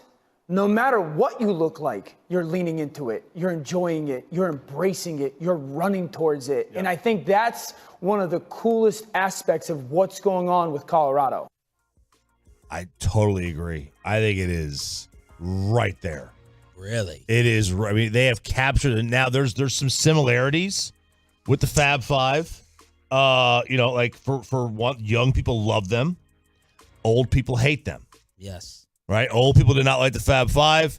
Doesn't seem like old people are in love with Colorado. Right. They're culturally crossing borders and taking over the college game. And to be fair, neither one won a damn thing. And neither will Colorado. They're not going to win anything. They're not going to win the title. Not this year, at least. They might in a couple years. Has Colorado had any issues with like timeouts late in games? They've not had issues with timeouts. And as far as I'm concerned, I know right now they're not banned from anything like the Fab Five is. But all joking aside, the Fab Five was the biggest sports takeover of my lifetime. Like, it changed sports. It really did. Yeah. It changed everything from the cultural aspect to the fun aspect to the style, the everything. And I think Deion's doing a lot of this. I also think the salaries of the Colorado players not as high as Jalen Rose and Juwan Howard and those guys got. Spittle has screenshotted me my tickets. My section. 133 row 8, 2021-22. You're right next to Pepe. This is fantastic. You hit the damn lottery. You really did. Oh yeah. You think Bobby's a good wingman? I'm a great wingman. Yes. I'll be buying some beers for you. I'll be complimenting you. I'll be praising you. I'll be interviewing her, asking her about herself. You hit the mother load. Oh, except for my kid. That sucks. You're gonna be next. You're gonna be next. He'll be great. He's been great the last couple times. He's been super mellow. He has, but constrained in that area, like that. Oh, like he's gonna want to go run around. Yeah, is this an aisle? Probably not. Yeah, it might be that high number, 20 something. No, because Peyton's on one end and then I'm on the other side. Oh, Corey Majors is on an aisle. Row 9, 1 through 5. Well, damn, 5. Corey's got that. That's what I was thinking. Dang, man, you got that many. Whew. How many of us can be out here? I would have invited all the Los Hombres if I knew this. I would have got. You could have just told them to buy tickets. Who's between me and Corey? That's what I want to know. There's got 2 seats. There's 2 seats with me and Corey. Kevin. Corey's row 9. We're Corey's row row 9. Yeah. Okay. Yeah, we're row 8. So I have 3 coming. You have. I have 4. Me, my kid, 7. and Sarah. I anticipate that, including me, there will be 5. 12. I have 2. 14. Finally. 19 from Corey. Chiafalo has all his 11 kids. He's got all right center. Yeah. So, man, all right, there it is. Along with Juan Gonzalez. Can't wait to see what Will brings along. Gotta get 2 seats. Oh, no. They need 2 seats. My gosh. It's not a weight joke. No, it's not. You don't need to go to a concession stand. It's a boob Gotta buy joke. the seat in front of you. Oh, my Lord. Yeah. The seat in front. Nick Eatman, we have to get sad again. Nick Eatman on the White trade. Russians everywhere. Nick Eatman on the Trayvon Diggs injury Cardinals prediction next. Please don't let me have this come. Yeah, all right. All right, y'all. You need to go ahead and have some fun at your job like we sometimes do. You've been miserable. You just want to go ahead and make that money. How is that check looking today? How is that direct deposit? You either have one of 3 reactions on a payday Friday. Disappointment / anger. You're right in the middle, medium. You're like, whatever. Or you're excited. Let's get you excited and let's enjoy that job in a career in IT, information technology. It's just a fancy way of saying computers. See if it's for you and go take the free career evaluation today at mycomputercareer.edu. They're local. 2 different campuses. We're national as well. If you're listening on the Odyssey app, they got a set up in Dallas and in Arlington, or you can take the classes live online. It does not matter. And in 4 months, you're trained, you're certified, and you are hired. It's not rocket science. We've been talking about them for a decade. So many Tolos hit me up and say, Sharif, thanks. I was at that dead-end job. I didn't have the guts to go ahead and pull that trigger, and now I do. See if it's for you. mycomputercareer.edu.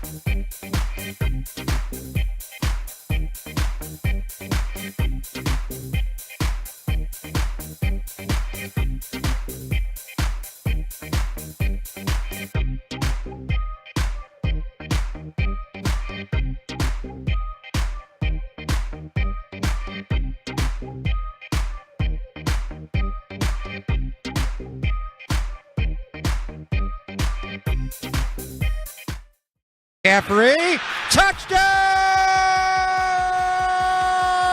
CMC! San Francisco moves to 3-0. They take care of the sorry New York Giants last night on 49ers radio. This is Sean, RJ, and Bobby, joined every single Friday by Nick Eatman, DallasCowboys.com, brought to you by the WinStar World Casino and Resort. Did you happen to catch this last night, or were the Porcupines playing the Jackrabbits? No, I saw a little bit of that game. I didn't hear that call, which would have been nice because that would have been my third time to hear that call already from their announcer. I mean, give me Brad Sham. Sorry. Nice. I mean, seriously. I mean, the guy's been there, a few hours? He's been there less than a year. I mean, we're over here CMC. Give me a break. Walk the dog. Wait. Let's go. Wait. He can't. He has to be there a longer period of time. No, it's just he makes it sound like he knows his third cousin. Just stop. Just all that. Whatever. I don't know. I want to see how long that guy's been there. It's only been a couple years because he was with the Raiders for years. Oh, and then when Musburger took over, so it's been McCaffrey. 4 or 5 years, right? I'm not talking about the announcer. I'm talking about McCaffrey. No, okay. Oh, wait, what? Right? No, yeah, McCaffrey's not been there that long, but the day he's there, you can go all ham on him, right? Whatever. Hey, everybody. You call the game. When you call the game, Choppy. When I call a game, which will be never, I'll do it my way. I'm pretty sure Sham would walk the dog day one with McCaffrey. To be fair, Nick, you did say he acts like he knows CMC's cousin or something like that. Ed McCaffrey did play in San Francisco in 1994. He might know him. You know him. Okay, that's fine. You know what? I'll find something else to be annoyed about by then. Are we being way too happy and jovial considering the Trayvon Diggs news yesterday? Maybe. Yeah, I think so. I mean, people ask me about it, what do you think? I think it sucks. It sucks bad. It's I'm not going to be naive and be they'll be all right. Maybe they will. But this is a huge, huge blow and a huge setback to what they're doing and what they're doing so well. It's a combination of an elite pass rusher that gets to rush the passer with an elite cover guy in the back, and then that makes everyone better. Gilmore is better because he comes here with Diggs, and Parsons is better because he's got Diggs and vice versa. I mean, so it's a big setback, and they don't have another guy like him. So I mean, will they piece it together? They have to. But I'm not going to sit here and say they'll be all right. I think the team will be all right. But man, this is a big change, a big setback to what they were wanting to do. Does this take them out of the best defense in the league discussion for this year?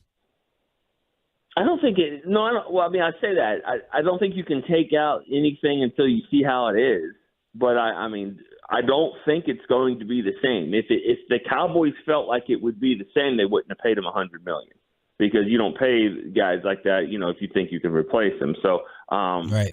But they have to, they have to go do it. I mean, if Igbenogany starts to play like a first round pick, or whatever the situation is, these guys, Jordan Lewis, Deron Bland, just keeps going better and better. Then if they're the best defense, they're the best defense. And this is one of those you guys love to talk about top quarterbacks in the league, top 10 and all that kind of stuff, which will never really be answered. This is why everyone can do it.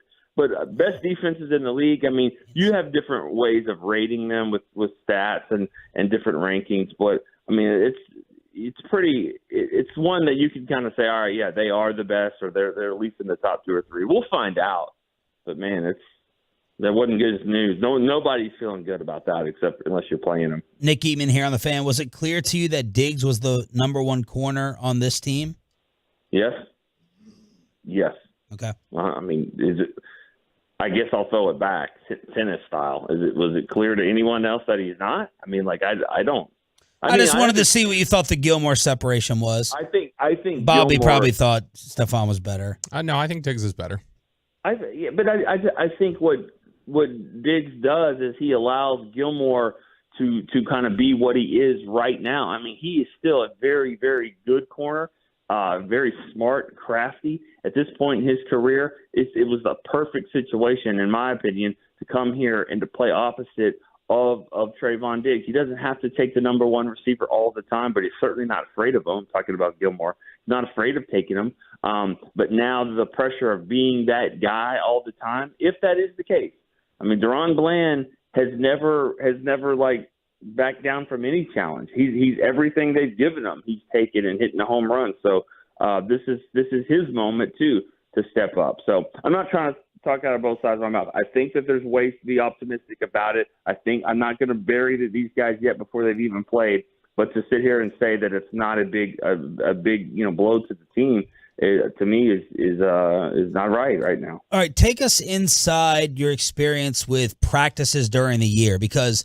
a lot of Tolos have said, "What the heck are we doing? Why are you going all out like a training camp practice? Why isn't this just the same as a walkthrough, or maybe a little bit faster?" What's the reality of these practices? Well, I think it happens once a week, and once I think it's every Thursday. The way McCarthy does it is the most physical of the practices. Now, from my understanding, and I didn't see it, but from my understanding, this was not even a physical type of play. It was just two guys going for the ball in a one-on-one drill, I believe. So, that's going to happen. I think that could have happened on any day of the week. But I'll say that this team does have a few injuries on Thursdays. It's happened in the last couple of years. I mean, I think it was last year or 2 years ago. There was one every Thursday. Yeah. And you kind of wonder. You're like, am I watching the movie The Program? Where they just go up there and they just hit all the time, or I don't think they're doing the Oklahoma drill. I know they're not, but it's unfortunate. I mean, everyone, you can just nitpick all day long. I mean, oh my God, if this would have happened on turf. I mean, it didn't, but I'm just saying. I mean, it's grass, and so that's another one. Is like injuries happen all the time, and it could be different things going on. It doesn't have to just be contact drills, but it's just so unfortunate because I thought he was really playing well. I mean, I training camp and everything. I mean, he just kind of sticks to himself. He got the contract, and he was playing really, really well, and it's just too bad. Nick, I know you said, I think it was just 2 weeks ago, that there were some folks you talked to in Oxnard who thought, hey, DaRon Bland maybe has the potential to be the best corner here on the team. And he's really held down the nickel spot really well. With him moving outside, as Steven has indicated, more confidence in Bland being able to play well moving to the outside, or Jordan Lewis stepping in off the injury and having to play full-time snaps in the nickel? Yeah, that's a good question. I think I do have a little bit more confidence in Bland right now, Bland doing that only because they're still in the kind of the phase of working Jordan back in. But usually that's how it goes. One game, maybe 2 games where he's on a pitch count, right, if you will. But I don't know if that'll be the case this week. I think Jordan Lewis is probably ready. He's been saying he's ready to go. So they gave him, I think, 10, 12 snaps the other day.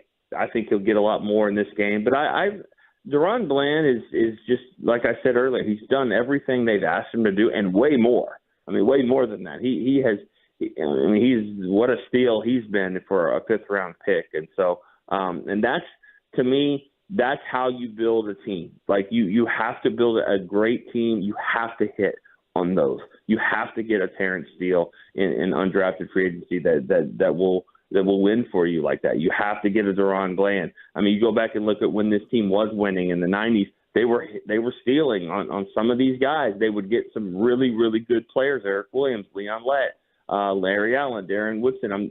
Second round is maybe not a steal, but you're still to get a Hall of Famer in the second round, I think is. And so I think DaRon Bland's one of those guys that they put in here that is playing way better than they ever thought. Nick, if Arizona were to win this football game, is that something that they did? Is there a way that you could see them actually winning it, or would it be the Cowboys were the one that lost the game? I think they would be the team that was aggressive enough to cause the turnovers, multiple, that would do this. Their guy screaming off the edge, makes the sack, fumbles, they get the ball, they scoop and score or whatever, they get a touchdown. They're making the play. They block the punt. they do this, I mean, so yeah, I mean, I think the Cowboys are just lined up, no turnovers. We'll drive, you drive. I feel like we're gonna, I feel like the Cowboys would say we're winning this game, and they should. But it'll be weird plays, it'll be turnovers, it'll be things like that you can argue. Did the Cowboys, if they play volleyball like they did last year, just set the ball up in the air and get interceptions, then yeah, that'll be on them. But I think if they turn the ball over, it'll probably be because the Cardinals are, they're tough, they're gritty, they're making plays, they're getting short fields, and they're capitalizing on it. And then once that happens, momentum starts to build, their crowd gets into it even more, and then you're playing from behind. And we'll see. The Cowboys haven't had to do that yet, but so I think the Cowboys are going to have to make mistakes, but I'm sure the Cardinals will be the reason that they do. What's your pick? I say Dallas will win it 26-14. Okay. It's kind of one of those, and that can be anything. That could be 26-7 until a late touchdown, or it could be 19-14 and you get a pick six or something. I mean, I just think it'll be a kind of a strange game. I wonder how this team kind of bounces back with the news, because it's a tough one. I haven't got a chance to walk around and see a lot of people just yet, but I would imagine that there's just, it's not doom and gloom, because you guys talked to McCarthy. He was in good spirits, but because he knows he's got a really, really good football team still. But I think you just hate it. You just hate it for Trayvon too, because I mean this is an all-pro player that's having a great year, and we all wanted to see him go up against Diggs in the later in the season. Biadasz showed up on the injury report Thursday as well with the hamstring. McCarthy sounded positive about that one. Positive outlook. Is that the general sense you get? That is the sense I get, but this is one of those situations where the proof will be in the pudding. We'll see what happens with them.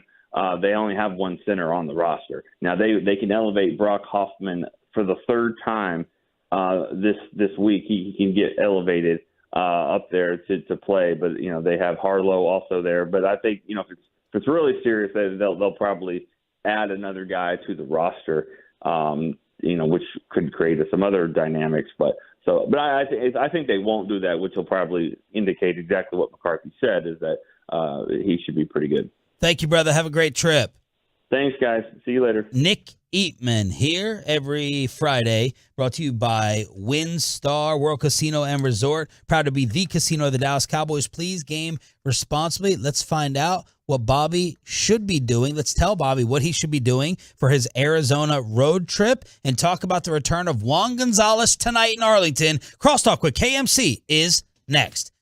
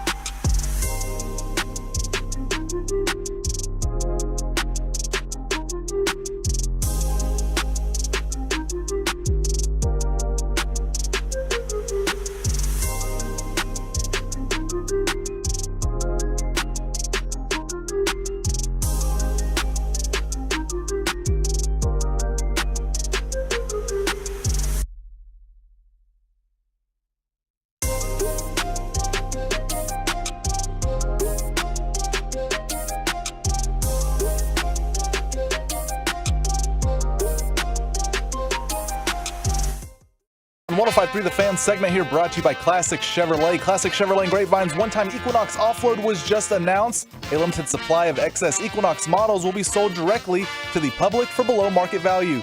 See them all today at ClassicChevrolet.com. Do not wait. In less than 10 days, they could all be sold at Classic Chevrolet. Relax, enjoy the difference, and find new roads. Welcome to the Mike Bassick Game Show. Ooh. We are at Buffalo Wild Wings in Carrollton.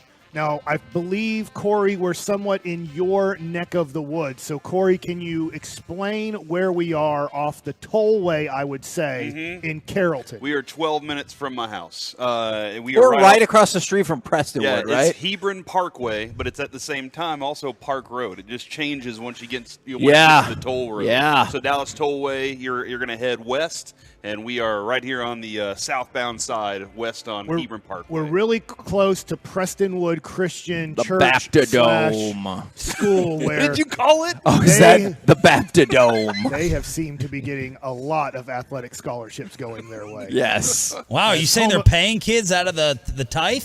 With scholarships. 100. I don't think Julius Randle went there for the price that they're charging Prestonwood Christian. That place looks like a mall, right? Like it looks like it's a gigantic. Yes, that's mall. why I call it that. Yeah, it is huge. And did they build a new baseball field in a time, or was it a football stadium? No, yeah, there's a football. They have Dude. football add-on. Their baseball stadium is nice too. Don't look at me in disgust. That wasn't my religion. All right. So, my well, gosh. I mean, honestly, it's one of the only schools that has a major church connected to it. The people there, because that was one of the schools we covered, are super nice too. So a lot of the donations they get through the church can go towards giving, let's say, families that don't have enough money to go to private school, the money to go to private school. So they're not doing anything illegal, at least as far as I know. I don't know everything. Waiting for this.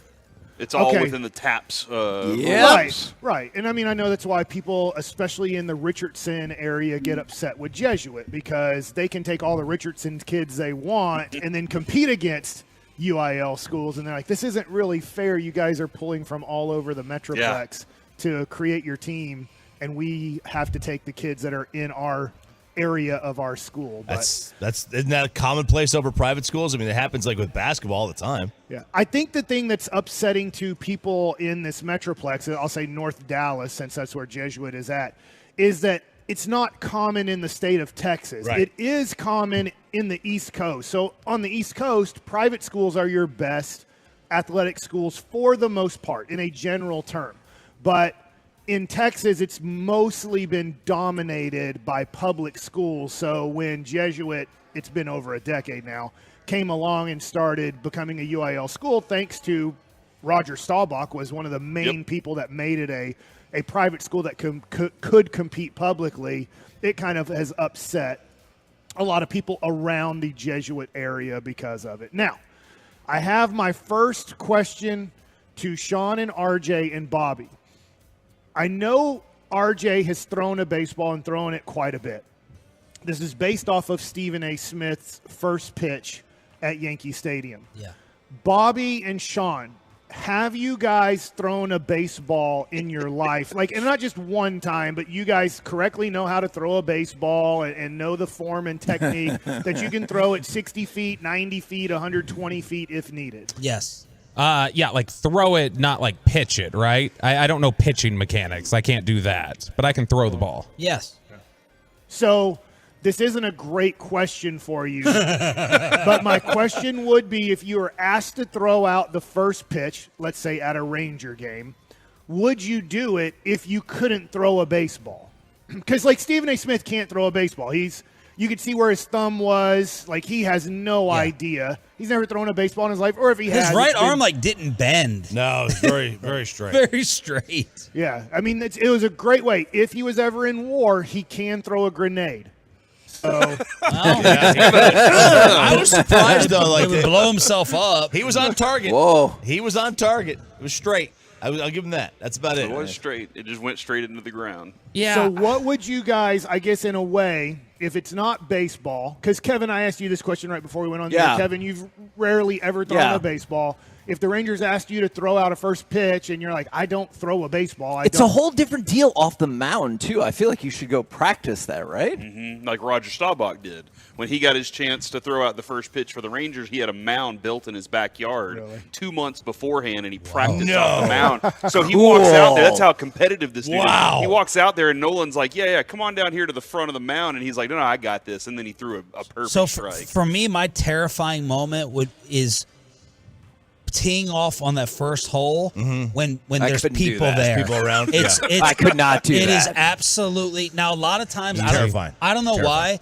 That'll be my best drive of the whole day. Maybe I'm just so locked in and I'm trying to go straight back and not all the way back. And I'm so terrified of being embarrassed or hitting somebody. That's my Stephen A. first pitch moment. The first drive, right near the clubhouse with other people waiting behind you. Terrifying. Terrifying. On free throw, like in front of a whole stadium, I know I would hit the rim. You don't want to hit the glass first. That would be embarrassing. But I would hit the rim. I just wonder the off, nerves no. that would come over you that you can't believe you're having these nerves. You know when I got most nervous on the mound? Was having to intentionally walk somebody. Yeah. Oh, man. That Are was you the glad most they can just nervous signal in now? a weird way, just to catch him Yeah, right. standing Yeah. up and putting his glove out. I know you don't have to do it anymore. I would get the most nervous about that because I'm like, any Nimrod can do this. And if I screw it up, like this is the one thing that the 20,000 people at the stadium could say, I think I could do that. Yeah. Like if you, I've thrown the first pitch before. My only advice, no matter whether you played baseball or not, Good job, please, if you're going to throw out a first pitch, warm up first. Because my first throw, doesn't matter if I play with my kid, Bobby. nothing. I have no idea where my first throw is going. Until my elbow pops, I have no idea where the ball is going. Like I can't control it. What? Look, if I was going to throw out the first pitch of a game, now, Mike, you said this scenario is the Rangers asked me to throw out the first pitch of a game, right? Right. Okay. I have an idea that it would look remarkably similar to as if I had been developed by the Rangers minor league system for 3 years. So it would look kind of familiar, and I think the nerves would be gone. Now, if you're asking me to throw out a first pitch for the Astros, I'd be a little nervous. Not really a brag right Not there. at all. Yeah. Not at all. Okay. So I would try to Mike. I would try to show off and throw a curveball, and it would be more like a my cutter. God. Just kind of not move much, and I'd be like, well, I got it there. what is coming up on the show today, Corey? Dude, we are excited today because we have one of Juan Gonzalez's former teammates joining us on the show today. That's John Mike Burkett. Bassick. No, actually, it's Mike Bassick. So he'll be with us, and we get to talk about Juan Gonzalez and what we're going to see tonight when we get out there for Section 133 and Section 132, Rangers.com/133. But you just go Rangers.com/133, and they'll help you out. And then we do have Jerry Jones coming up at 10:30 to kind of piggyback on what you guys talked about with Mike McCarthy this morning regarding Trayvon Diggs. And then Matt Harrison, former Rangers pitcher, will join us at 12:20 today. He was on those World Series teams. That'll be interesting. Who can provide the best backstory for why Juan Gonzalez has stayed away for 20 years? Mike. Well, I mean, I think there's a lot to it, but the basic part of it is when Tom Hicks was the owner, when he came back the second time, so this is 2003, I think maybe 2002. He was not happy with, I guess, the way he was treated, the way the organization. There's a lot to it, but that really turned him off, and he was just like, I'm done. Yeah. And he's a different guy. He is not... I played with him for a month and a half with Cleveland, but talking to like Mark McLemore, who was here with him when he was MVP, when he was the best player in baseball, like he's a different guy. So would you rather have a beer with him or Palmeiro? Probably Palmeiro. I guess I would lean towards Raffy. Raffy is, I would say, vocal. Yeah, he wants to talk, and you would have stories. I mean, Juan was really quiet on Cleveland. Like, he did not say very much to many people. He was a very quiet person. I don't know who was kind of teammates of his that was inside his inner circle. Now, he was only with Cleveland for 1 year. But, I just don't know kind of how fun the conversation would be. I bet if you got to really know Juan, I bet Juan could give you a lot of thoughts, a lot of feelings, a lot of things. But I think if you're just like, hey, you've won a beer with Juan Gonzalez at Buffalo Wild Wings in Carrollton. You do it. You can do it, but I just don't know how much he's going to talk. Now, before we go, because I know I got to break early because we got the Jerry Jones show. Guys, I am worried about Section 133 today. Why? Oh, no. Here is why. He was listening to y'all talk about it earlier. You guys know you're not having any visitation time with your wife or kid and stuff like that here tonight. You guys understand that this is a very different situation. And I hate saying this. This is going to sound We're sitting bad. next to We're him. sitting next to him. I Can't talk to don't him. want you guys to ruin Section 133. Don't ruin it. This is, you are standing up for 50% of the game. Half. You are screaming, like not just, you are chanting and screaming for 50% of the game. Loud. Every time Dane Dunning, whoever gets two outs, your job is to stand up and scream at the top of your lungs for 30 straight seconds. And when They're doing chants, you're doing chants. And it is coordinated, it is unbelievable, and it is awesome. But I don't know, listening to you guys this morning, I don't know if you guys understand you're not just going to a Ranger game tonight. I did not understand that. But, we're followers. We'll do what everyone else does. Not me. I'm going to start my own chants, Mike. But I'm still going to be interviewing Peyton's new girl. Yeah. So that's not going to stop. My little you want man. him to do that? You want him to do that to the margarita machine? Worried about. Okay. I would say if you're going to do that, do not do it in the stands. First of all, you won't get a good interview because there's going to be screaming around you the whole time. So I don't think you're going to get good audio unless you go away from section 133. Go get her some shots. Yeah, we'll just copy another team's tradition for the next time. Whoa. And we'll do something else. I honestly, I'm that was such a basic answer. I was so proud. He's going to show up mid-game. Cancel 133 for Sean and RJ. They don't get it. Yeah, put us in a suite instead. Yes, dude. Put them in 105.3 The Fan suite. This is going to go, hey, Mike is serious, people dude. Who run 133. He's turning red. You guys have created something super special. Please try to get Sean on board, but if not, hey, he's just not part of it and shouldn't be part of it. We'll do the wave next week. Made him sit there. We'll do the wave. No wave. Catch the wave. Coming up next, the KNC Masterpiece. See you on on tonight. 105.3 The Fan. See you tonight. There's no reason to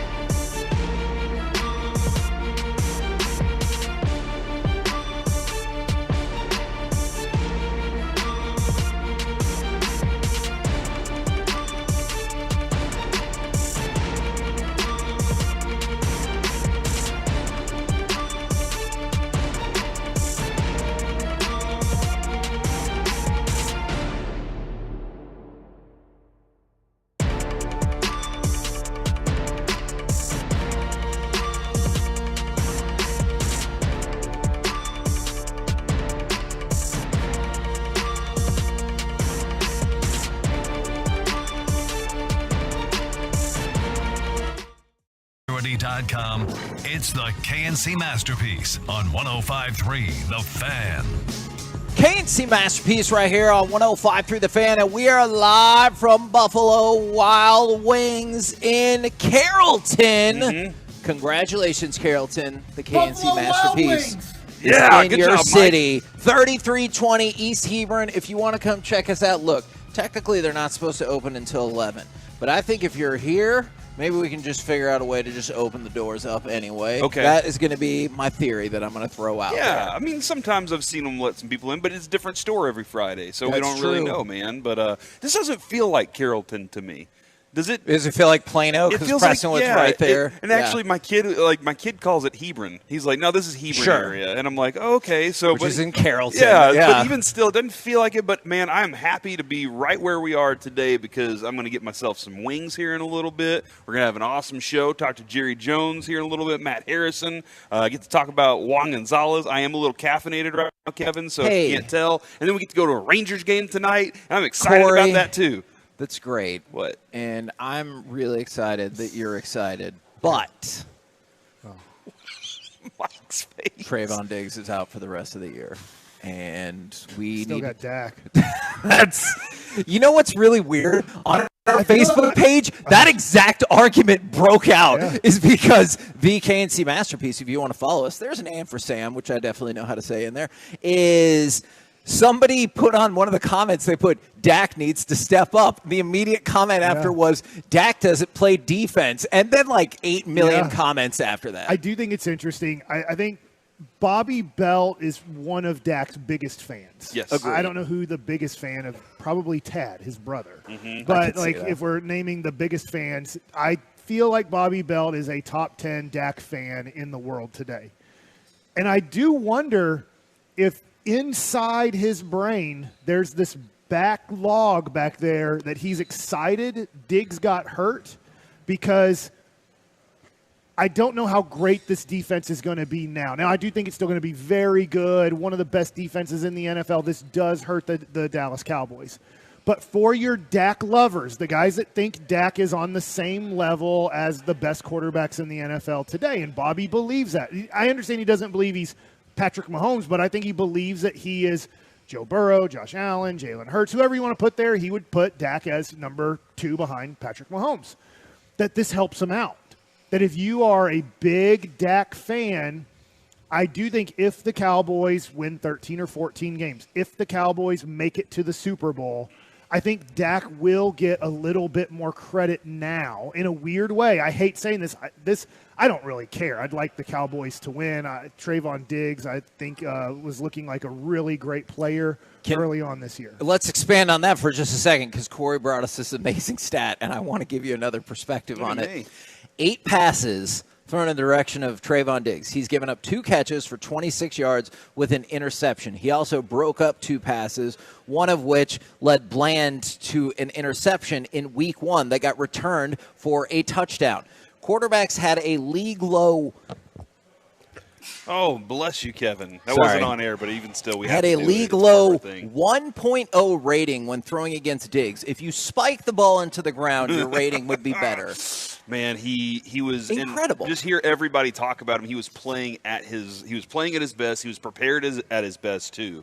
And did you see the tweets from Micah Parson last night as well? Like Micah, you could tell is just he's in pain for his brother. And even Dak, he was like, "Look, I guess you guys saw it. I don't really want to talk about it right now," and gave like a really brief thought. This defense was on the verge of doing something historic. You said was. Do you think that is in?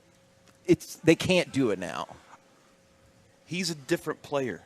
Like I agree. He's a talent that you pay him as a top 5 talent because he is a top 5 talent. Sure. Yeah, you want that guy on your team, and I'm not saying that they can't continue to do that, but now the slot is different. I mean, if Jordan Lewis was as good as Deron Bland all the time, he'd be in that spot. I know that it was a problem for him. If Deron Bland was better than Trayvon Diggs, he would be starting instead of Trayvon Diggs. So you're going to get a different talent out there, and it's going to be different. But you felt comfortable knowing that dude could just get the ball in his hands at any point in the game. I would say, one, this is very tough to say, well, just do this, Cowboys. Nobody else get hurt as a cornerback. Yeah, exactly. Because this is where you're worse. No matter what, you're worse. You're worse off without Trayvon Diggs. But now Jordan Lewis can't have his career. Right. Jordan Lewis plays 7 games a year, it feels like. Mm-hmm. And so Jordan Lewis now has to be healthy for 17 games. Now I get there might be one game, but I mean, there cannot be a 4 to 6 week injury now. Like, could you imagine if Gilmore has a 4-week injury and you go a month without Gilmore? No, because as it is, you're thinking Gilmore, Bland, Lewis. Right. And I know Mukwamu can do some things as well, but yeah, if there's another major I'm gonna injury. Try to do a positive here. Maybe Cowboy fans are like, hey, this is way too optimistic. I'm wondering when you are the secondary coach, when you're the defensive coordinator, and especially the defensive coordinator, I'm not saying I'm glad it happened, but you can look at it and go, I have 15 games. That's a good point. To figure this out. If this would have happened in week 15 and you have 2 regular season games and you're going into the playoffs, you wonder, will I really know what my best 3 or 4 cornerbacks are, what their weakness is now playing on the outside, how I'm going to have to help or not help?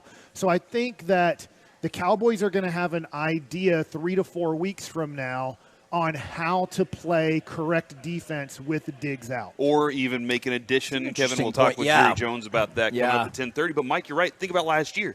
Last year, you were getting guys off the street that hadn't played all season. And you're just like, you've been a veteran. You can come in here and do something at the very end of the season. And then, hey, by the way, we need you in the playoffs because Anthony Brown, Jordan Lewis, all those things that you had as depth going into the season, that's why they traded for Stephon Gilmore. Anthony Brown's available. I know he's available. He just got cut by the Niners. But he got cut off their practice squad, I believe.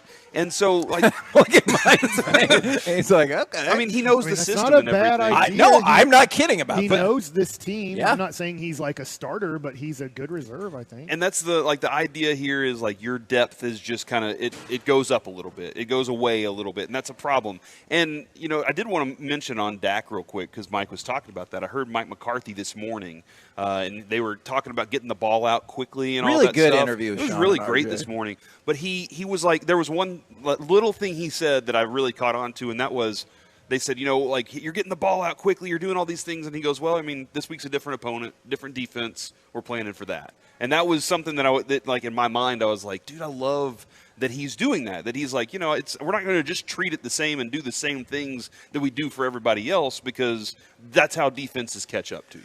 Look, some people have asked a question on the fan text. We'll have a chance to hopefully get some insight from Jerry Jones, but expand throughout the show is I was throwing out some ideas yesterday, and Corey's like, let's not panic, because I was like, look, you have all your premium draft picks and $20 million in salary cap space.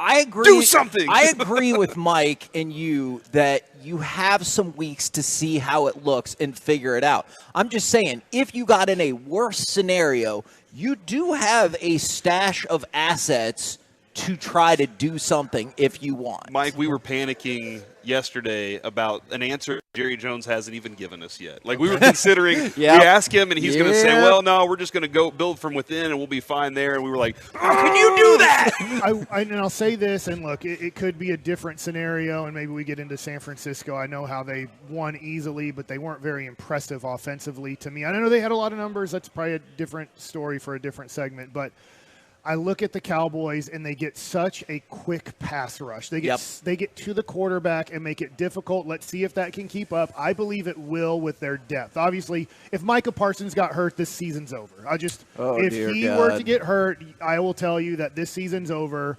Dak is not good enough. This team is not good enough. Micah Parsons is the game-changing player on your team. So that can't happen. But as long as he's healthy, and the majority of those guys on that defensive line are healthy, they are going to cause problems for every quarterback in the NFL. So in one way, the cornerbacks who are out there more because Diggs isn't, don't have to cover guys for 4+ seconds. That is true. We're the KNC Masterpiece right here on 105.3 The Fan. Coming up next, it is, in fact, a Shout-Out Friday if we want to get some positivity going. Plus, Juan Gonzalez is back, and with 10 games to go, regrading how the Rangers did at the trade deadline. All of it next, live from Buffalo Wild Wings in Carrollton on 105.3 The Fan.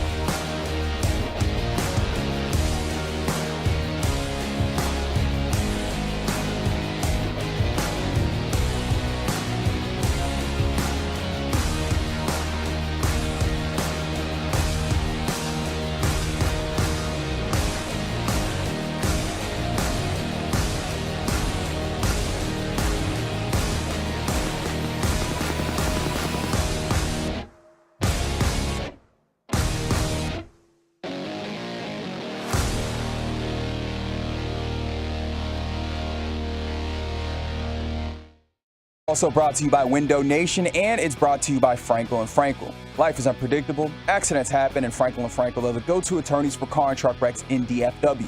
If you or a loved one has been in an accident, contact Frankel & Frankel for a free consultation at truckwreck.com or call 214 or 817-333-3333. Rodriguez at second, Greer at first. And a long drive to left, into the corner and into the seats. Well, George Steinbrenner better check the deed, because these days it's Juan Gonzalez who owns the New York Yankees. Hell yeah, he does. KC Masterby right here on 105.3 The Fan. We got to turn that off. That is whatever you just did, Ruben. Please stop doing that. I don't know if this is carrying over the air. Anyways, it's on the air. It's happened before, but we're live from Buffalo Wild You're like Wings Chuck Morgan right now. in Carrollton, where I wanted to shout somebody out, but I'm also going to try to convince them to skip the rest of their workday. So I don't want to know if I want to use their name directly just quite Not yet. everybody knows the first name of somebody. I know, but if you're like, oh, he had a meeting over there, it was in Carrollton, I'm hoping he'll probably go back to work, but he's already here. They're letting people in at Buffalo Wild Wings, even though it's not 11 o'clock just yet. So if you want to come out to Carrollton, come on down. I would like to tell you I did not hear the Bob Costas call as well as I should have, because I'm glad he explained more about what George Steinbrenner needed to give Juan Gonzalez, because I didn't think he said deed. I thought he said the D. Yeah. And I was like, he needs to go check the deed. He needs to go Well, check George the Steinbrenner deed. better check the Juan deed. Gonzalez's? Like, what is Bob Costas saying? Is that a legal thing to Very do? professional Deed. broadcaster. He needs to check the deed. And by the way, Don't fly Trollos, to Buffalo, New York. YouTubers, 877-881-1053. Will you tell us if this echoes over the air? 'Cause Yeah. it's in my Just headphones, do what we're but it's doing. impossible. Just do it to the way we're doing it, dude. Wear your You headphones don't need the headphones right now. for anything right now. All right. I want to talk about the contemporary Rangers as well. But All right. seriously, I think Juan Gonzalez is the second best Ranger of all time behind Pudge. Like, I'm not doing a bit. I put my list together. I think he's the best. And Pudge is here. Pudge is around all the time. And we're so lucky for that. Juan has been gone forever. It's crazy when you look at the press release. It's like he's going to be here to celebrate his Hall of Fame induction. 7 years ago. Like, he wasn't there then. And I think it's amazing that he's back. This is awesome. I hope a lot of Ranger fans appreciate this, because I didn't think he was ever coming back. Just talking to a lot of his former Ranger teammates, it just didn't look like Juan Gonzalez would ever really be back with the organization, even though he lives here. When he didn't go to the Hall of Fame and the jersey deal, Right. I was like, he ain't coming back. And I think second best, just because Pudge is in the argument with Johnny Bench and Carlton Fisk and Mike Piazza, probably Yogi. Is Pudge the greatest catcher of all time? That's a real question. Now, you might say it's somebody else, but he's in the conversation. Yeah. One, obviously, for right fielders isn't in that conversation, but it looked like for sure in 1999, you couldn't tell me 10 years into his career approximately that he wasn't going to be a Hall of Famer. Sure. You thought for sure he's going to be an easy Hall of Famer. Unfortunately, after he left Texas, it didn't go as well. In Cleveland, he kicked butt. Unbelievable. But that was the only year outside of Texas where he was really like a great player. And by the way, from the 972, owned the Yankees until the postseason. The hell he didn't. He dominated in that series. I think he hit 5 home runs in that series.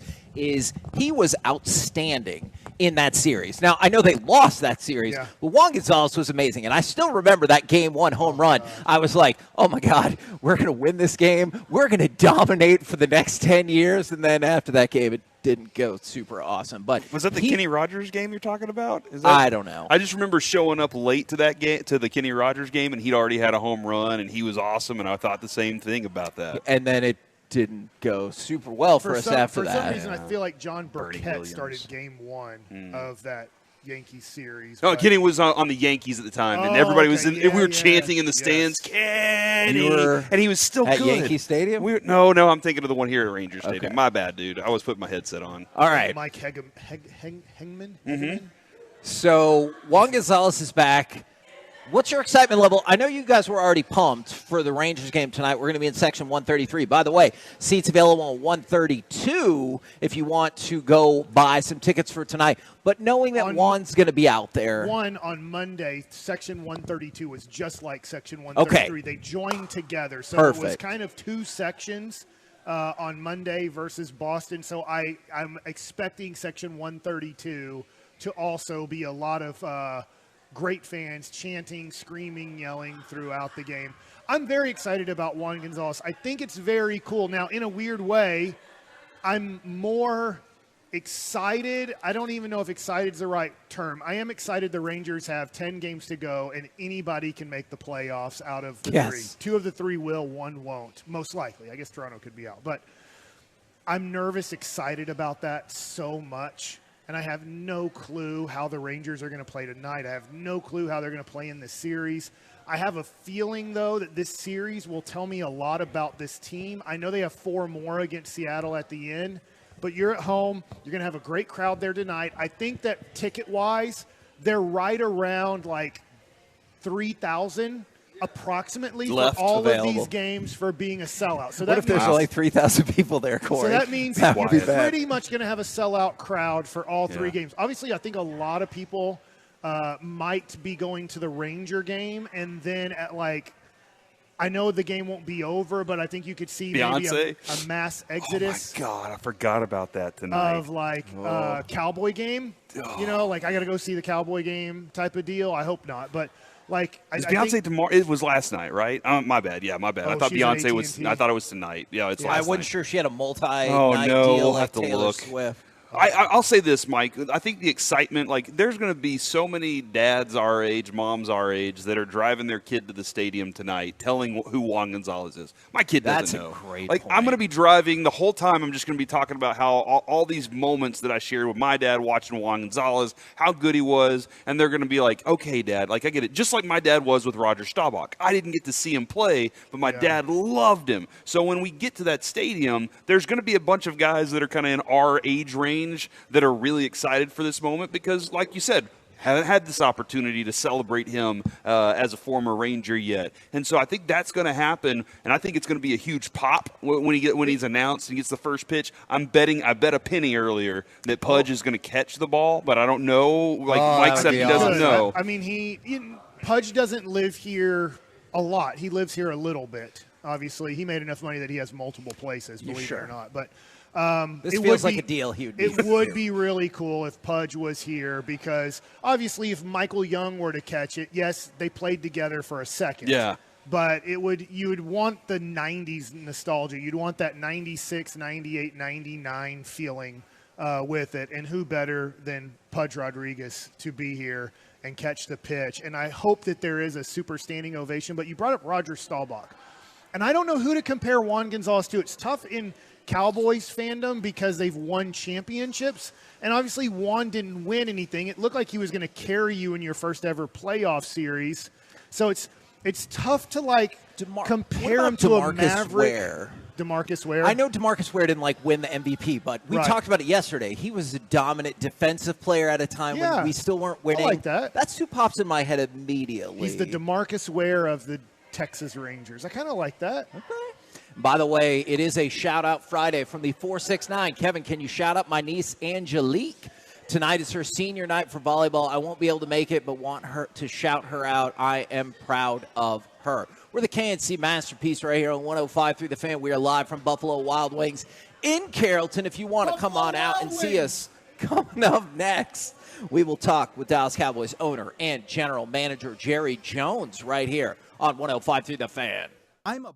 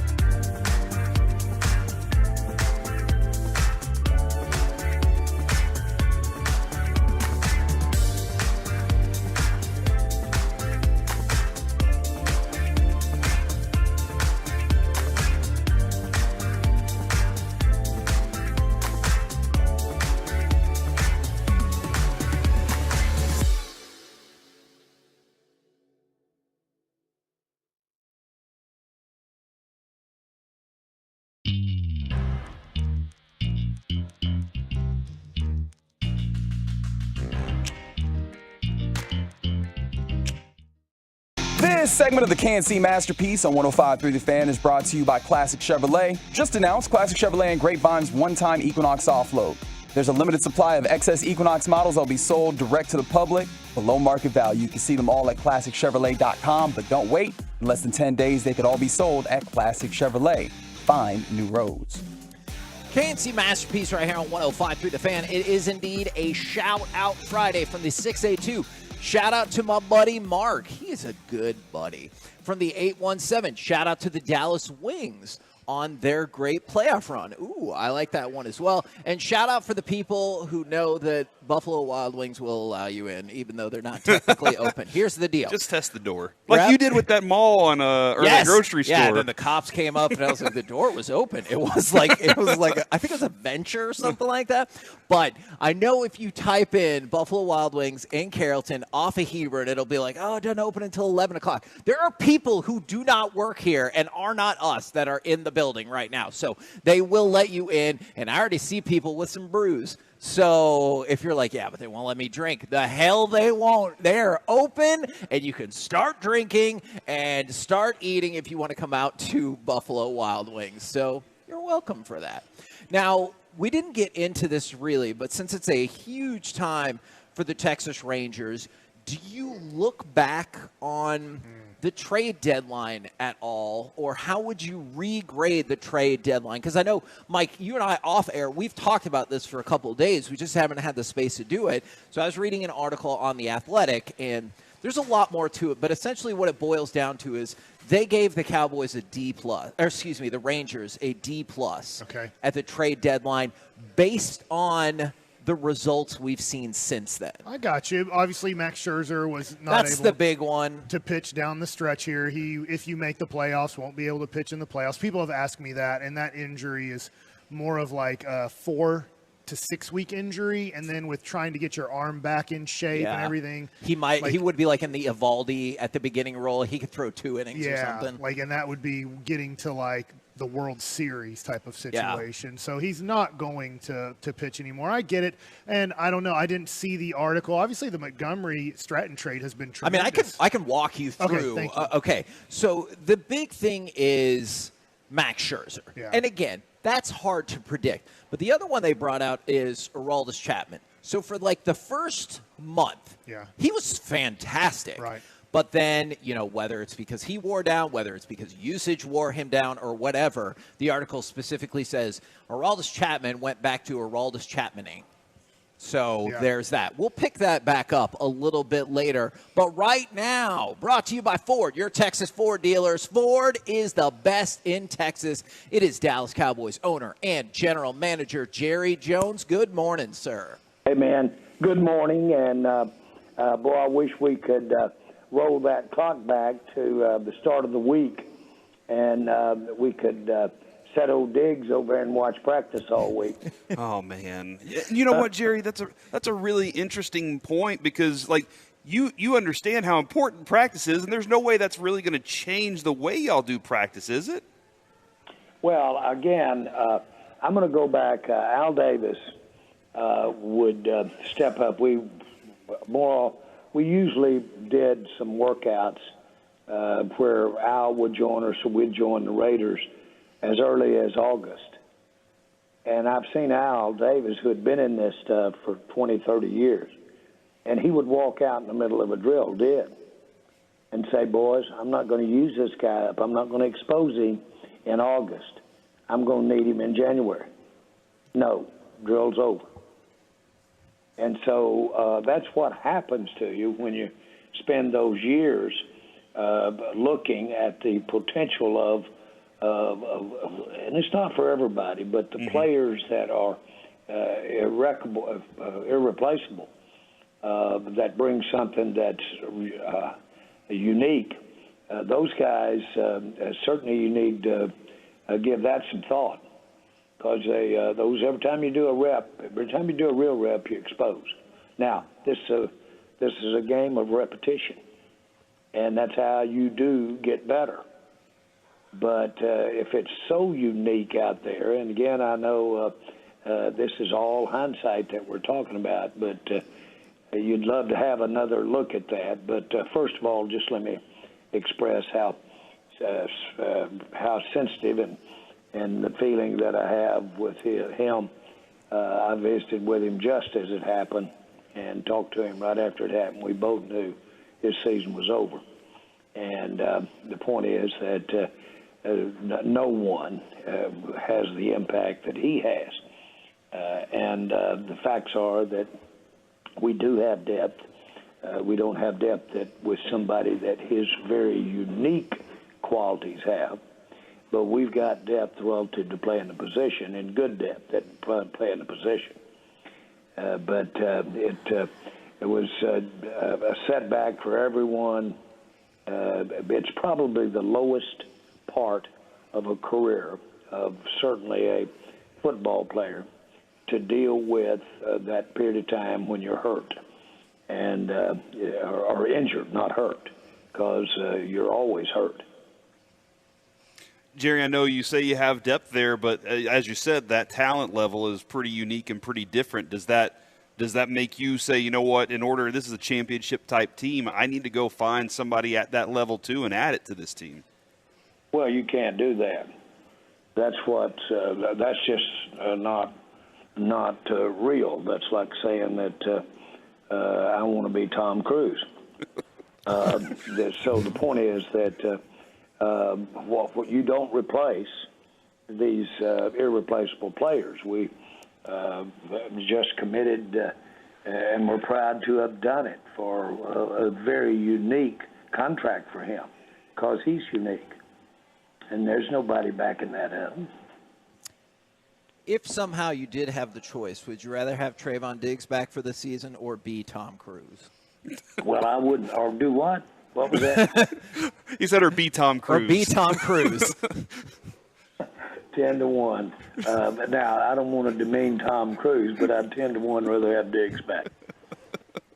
Now, I'll take Tom seconds or thirds and still not be Tom Cruise. I don't want to live without Diggs. Does it seem like, because obviously there's a hamstring issue that popped up with Tyler Biadasz yesterday as well, does it seem like through training camp and now practice, this team has gone through more injuries than usual, or is it just it's a new year, new names, but the injuries are usually the same? Well, if you look around the league, you'll see all teams comparable situations, comparable concerns. Soft tissue is a big issue, soft tissue injuries. That has to do with everything, with how these players and athletes are developing, how they're maximizing their potential, if you will, going to the fine edges of developing their strength or developing their flexibility. And all of this, and the competition out there. They're playing against elevated competition, elevated size, elevated speed from where they were years ago. And that causes you to extend yourself and extend your body. Jerry, I saw that, Dak Prescott, there's been a lot said about his 100th game that's coming up against Arizona this weekend and the numbers that he has, some things that he's done, but he said, I haven't achieved what I want yet. And that does say something. That is a reality, is he hasn't gotten to that point yet. How does he do that? How does he achieve what he wants? What is it that he's trying to push for? Well, he's, as far as I'm concerned, he's practicing steps in that direction every day right here, and has all year long since last year, since we had our disappointment against the 49ers in the playoffs. And Dak is, as I've mentioned several times, he's the best do something about it rather than talk about it. He's the best do something about it player I've seen. He deliberately knows how to take will or ambition, turn it into preparation, turn it into execution, and then turning it into some successful result. He's as good as we could ever hope to have. And he plays an outstanding position for us to get the most out of that skill level. We were talking this morning, Jerry, about the when we were looking at this defense, they looked like they were on the trajectory to do something historic, be one of those defenses that earns a nickname, becomes, one of those, man, I remember that group right there. That's the best defense. And then losing Diggs, a lot of people kind of took yesterday, a deep breath, and, oh, man, can they still be a historic type defense with what they have? Well, let's say this. Certainly, I don't want to take anything away from his outstanding ability to make a turnover game, which is the most important thing you can do, in my mind, as a defensive player. But with that comes a little more risk. To have that, and that was always his challenge. And boy, has he become great at diminishing the downside of his style of play. And plus, give credit to Dan Quinn, get credit to the secondary, his teammates. They've played to his ability to make those turnovers and played to what you give up when you try to make some of those. Then you can give up the opposite, which is a big play by the offense. The people we have replacing him will have probably less risks. But again, that was his challenge, and boy, has he gained on it tremendously. That's what makes him such a great player.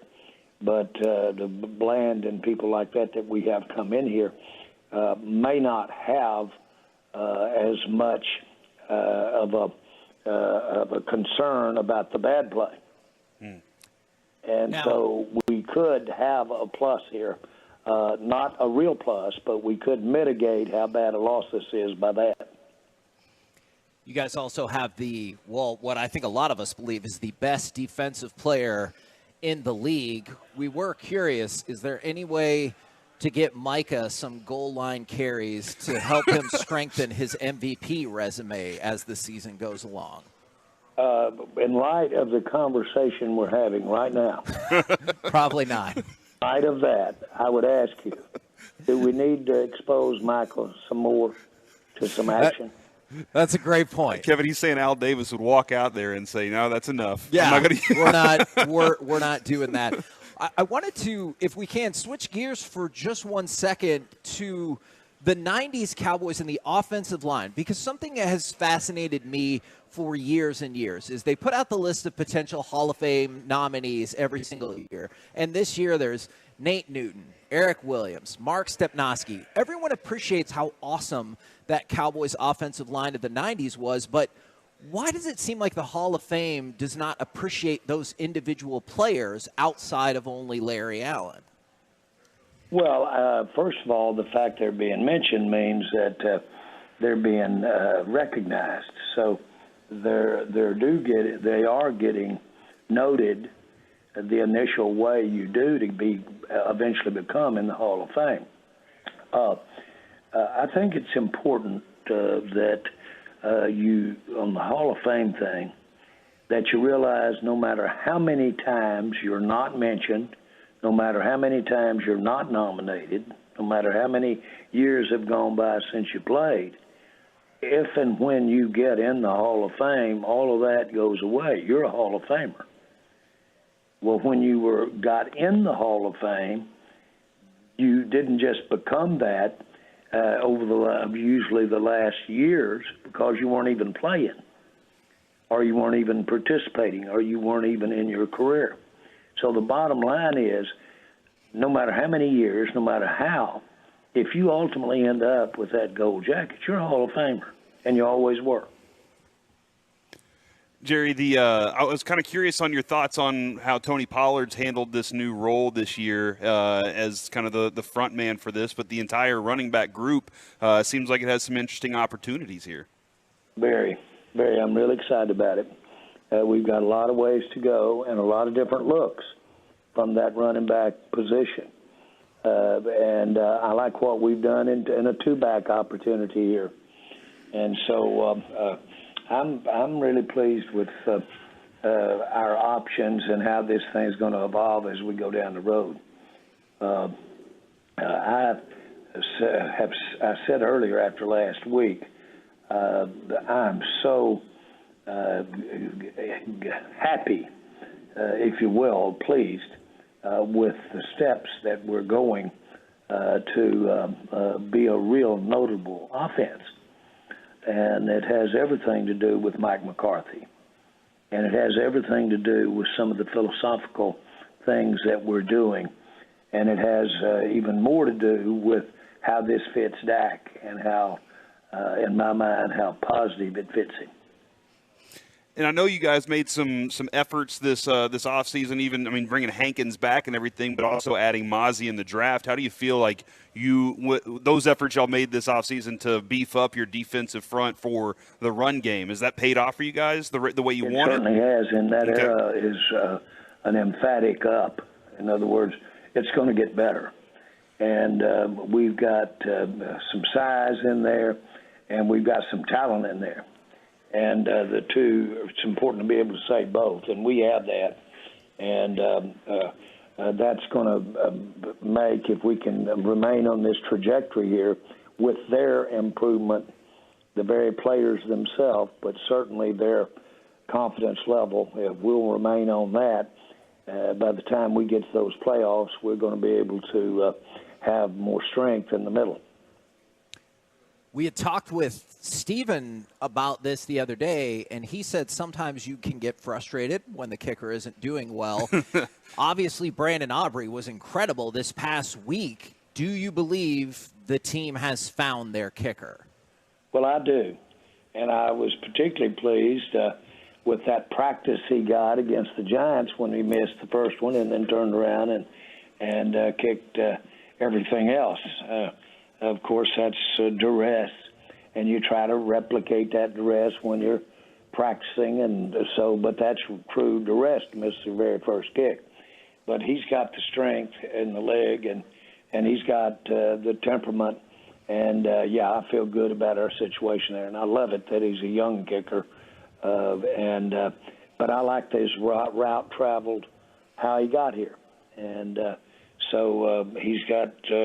Just kicking background all over him and needs the opportunity. We've had good luck with kickers. The main thing is kick the extra point.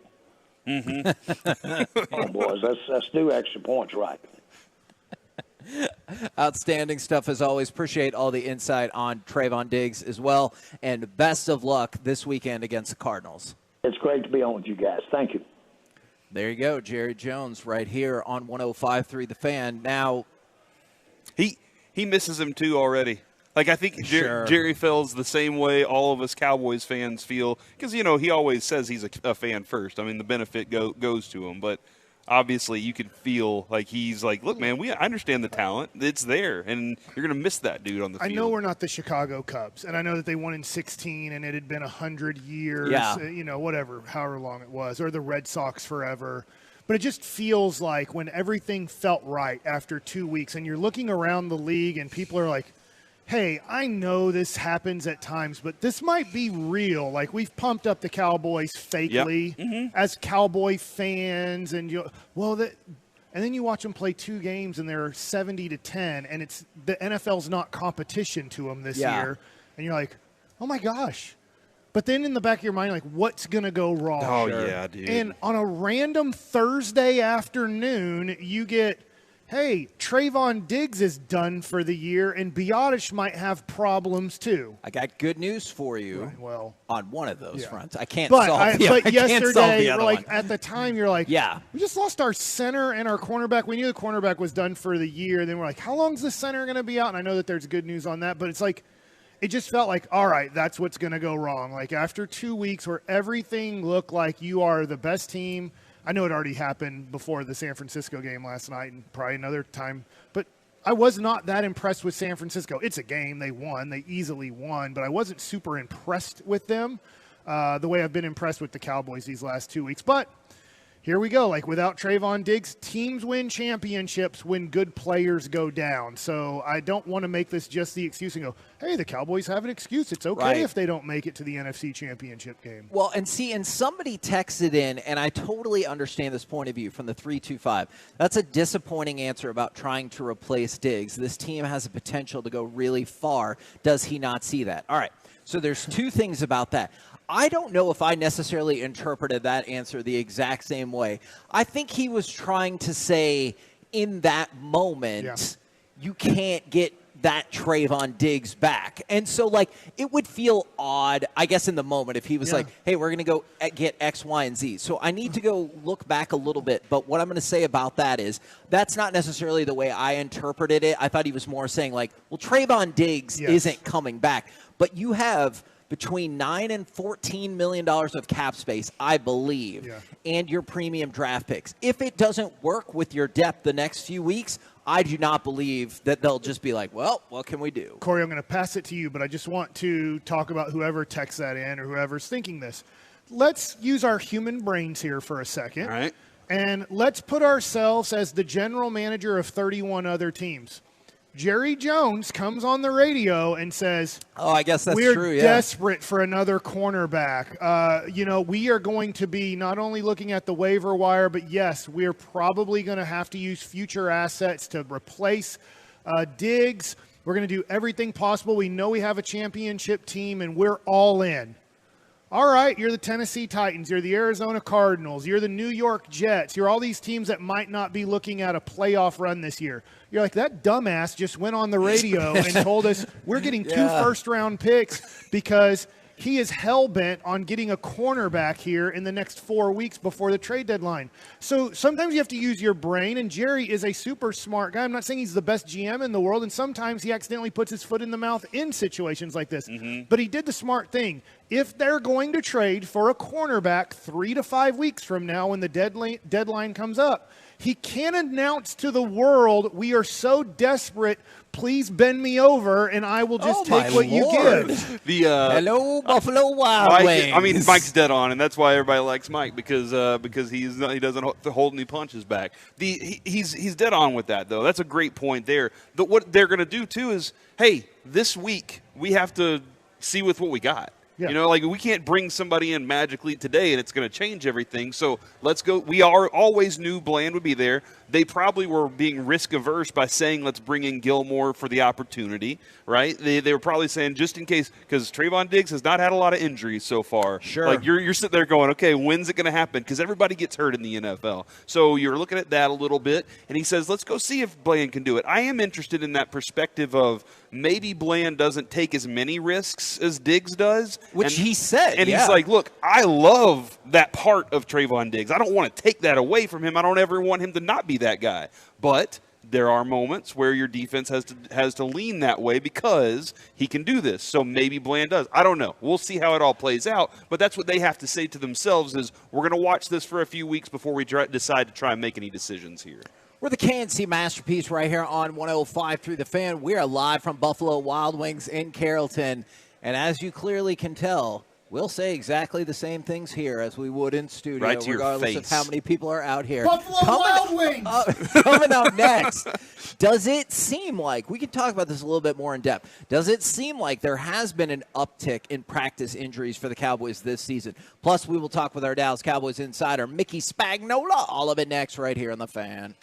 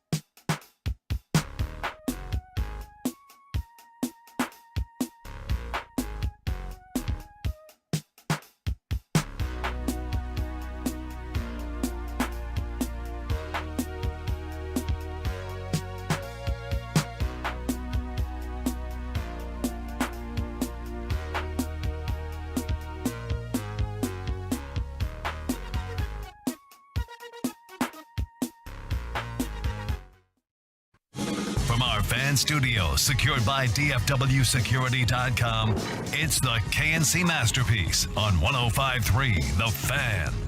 KNC Masterpiece right here on 105 through The Fan. We're live from Buffalo Wild Wings in Carrollton, and it is also a shout-out Friday from the 469. I'm about to have lunch with my two grandmothers. Was hoping you can give them a shout-out, Penny and Leanne. I hope you guys have a delightful lunch. And then from the 469, can you give a shout-out to my daughter Jordan's teammate, Amira? She will be throwing out the first pitch tomorrow at the Rangers game. So that's a tough act to follow tonight after one.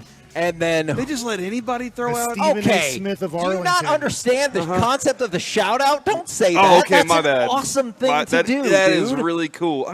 I've wanted Mike to throw out a first pitch for like 3 years now, and I'm trying to figure out. Yeah, he's up on the show. In 2019, the last year of the ballpark in Arlington, Globe Life Field, right? It was Field Park. Nope, that was Park. Globe Life Park.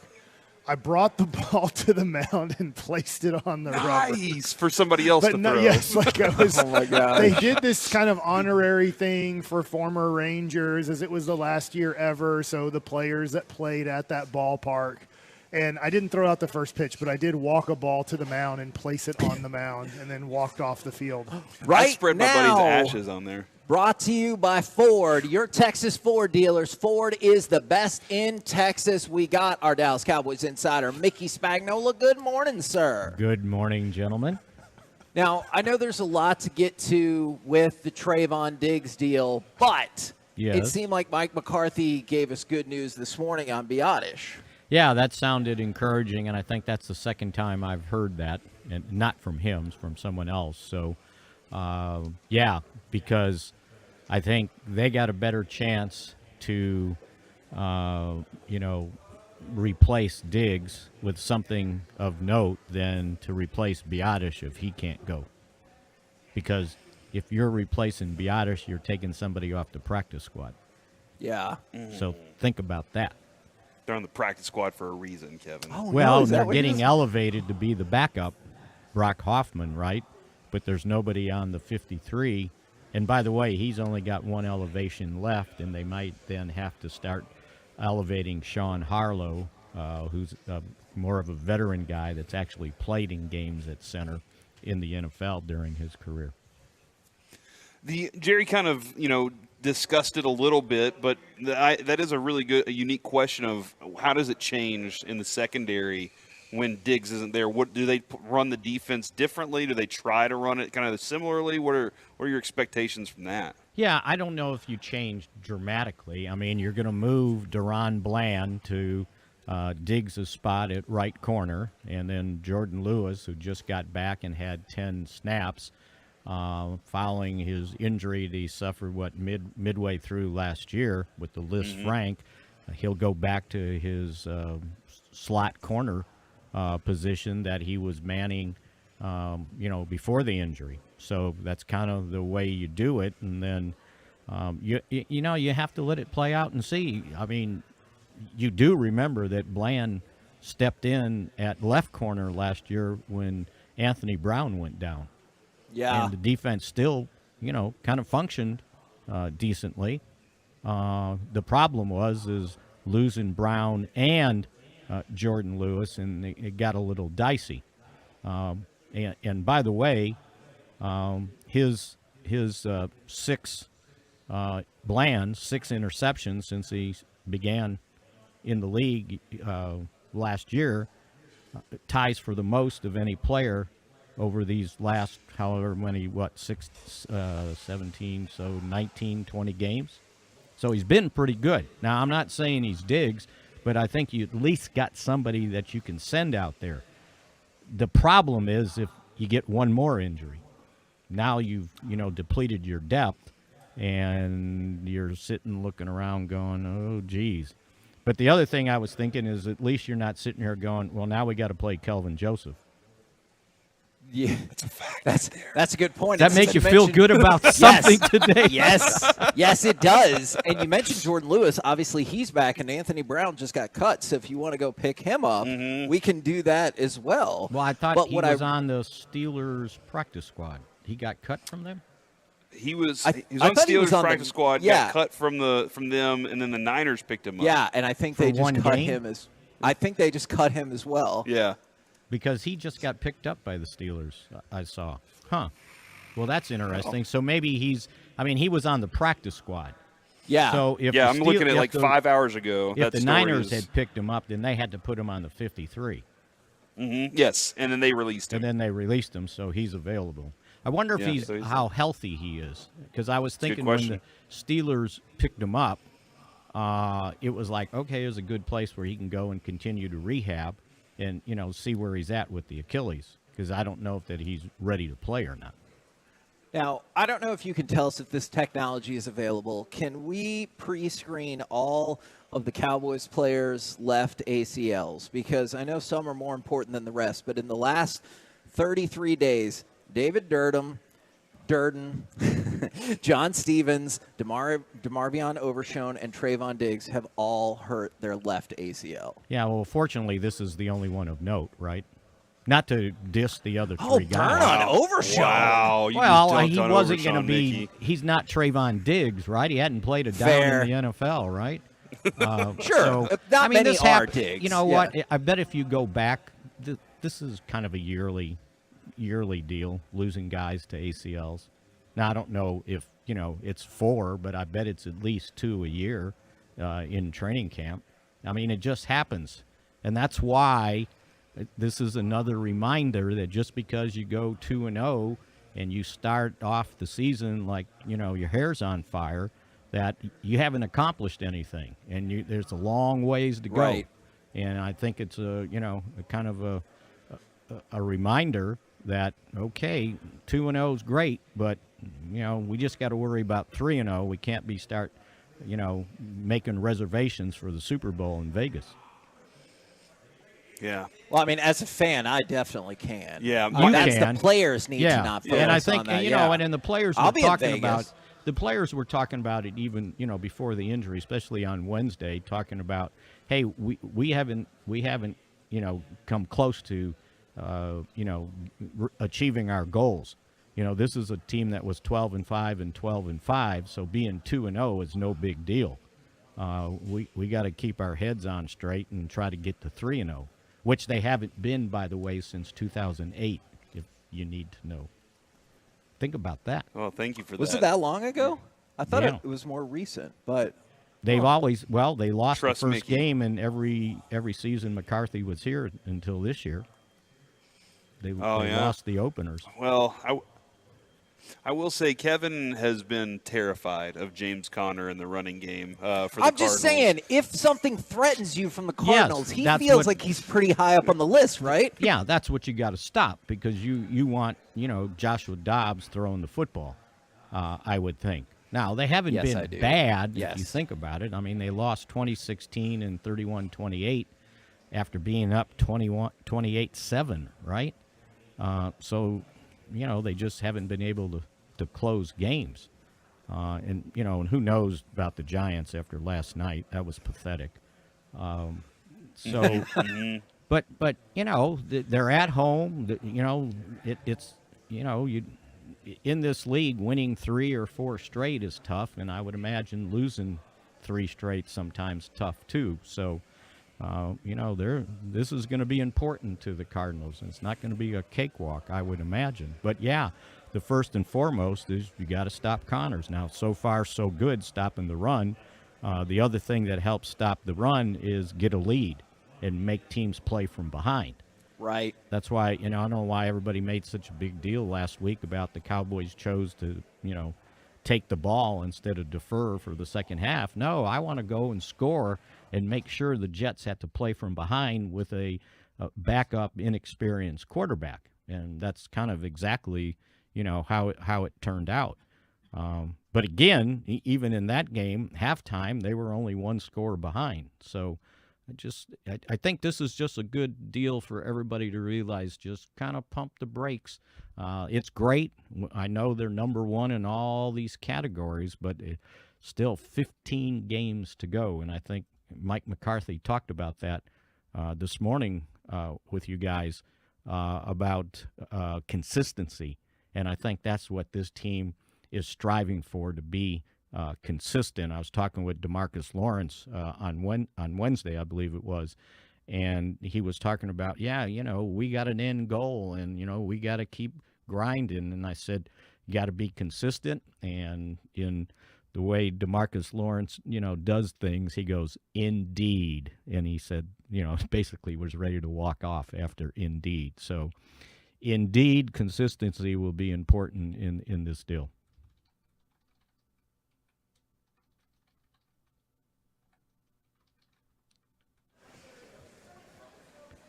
And I think you're back. Do you have a prediction for us tonight, Mickey?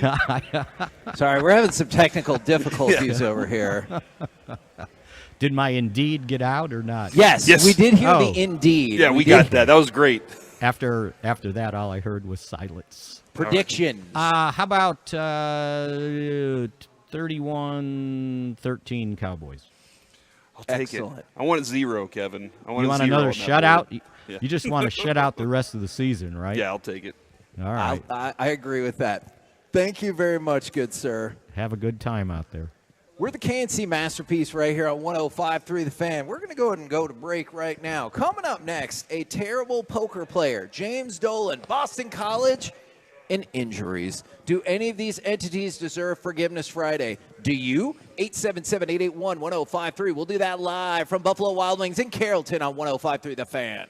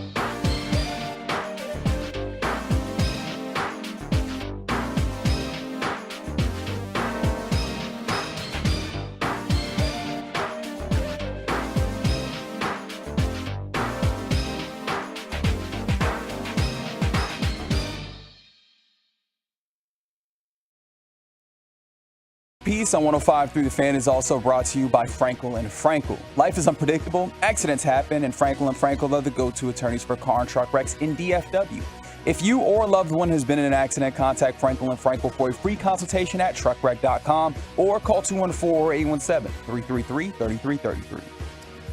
KNC Masterpiece back here on 105 Through the Fan. As we've said, it is a shout-out Friday, so we go to the truckwreck.com fan text.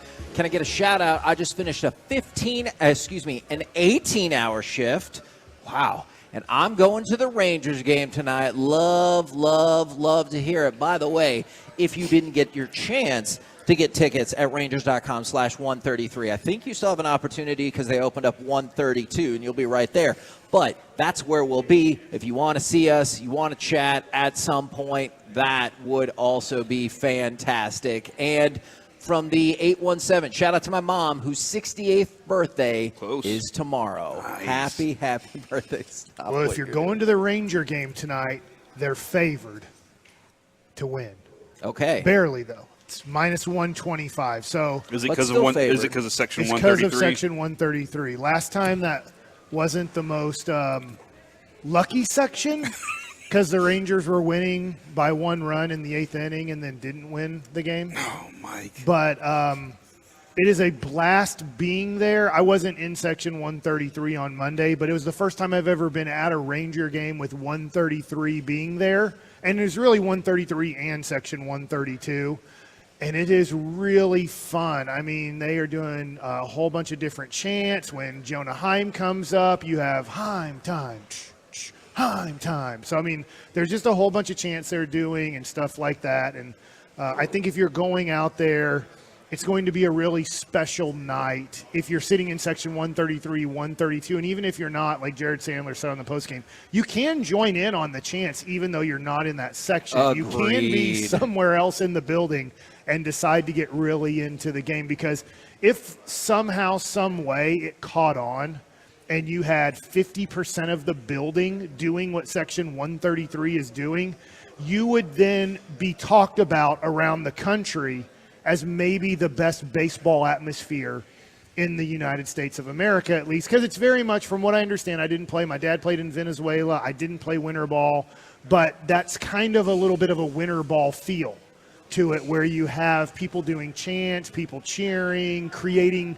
like their own type of music almost through their chants and everything, and very somewhat soccer environment, somewhat I guess like FC Dallas can create at times. By the way, I'll be at the FC Dallas match on Saturday. Tolos, You're everywhere this YouTubers. weekend, dude. I mean, busy week for you. If you want to see us, you had a great shot this week. Like, I feel like we've been a lot of different places. Now, but bad yeah, news. please say hello. Don't give me bad news, Mike. Well, the Astros are favored by $3 million. Okay. No, it's actually minus 235. They're taking on Royals? the Royals at home, but we'll see. The Astros have not played well at home, so maybe old Cole Reagans can come through for us. Maybe that trade that they might be giving us a little bit of a negative on, Kevin, because Cole Reagans has pitched so well for Kansas City.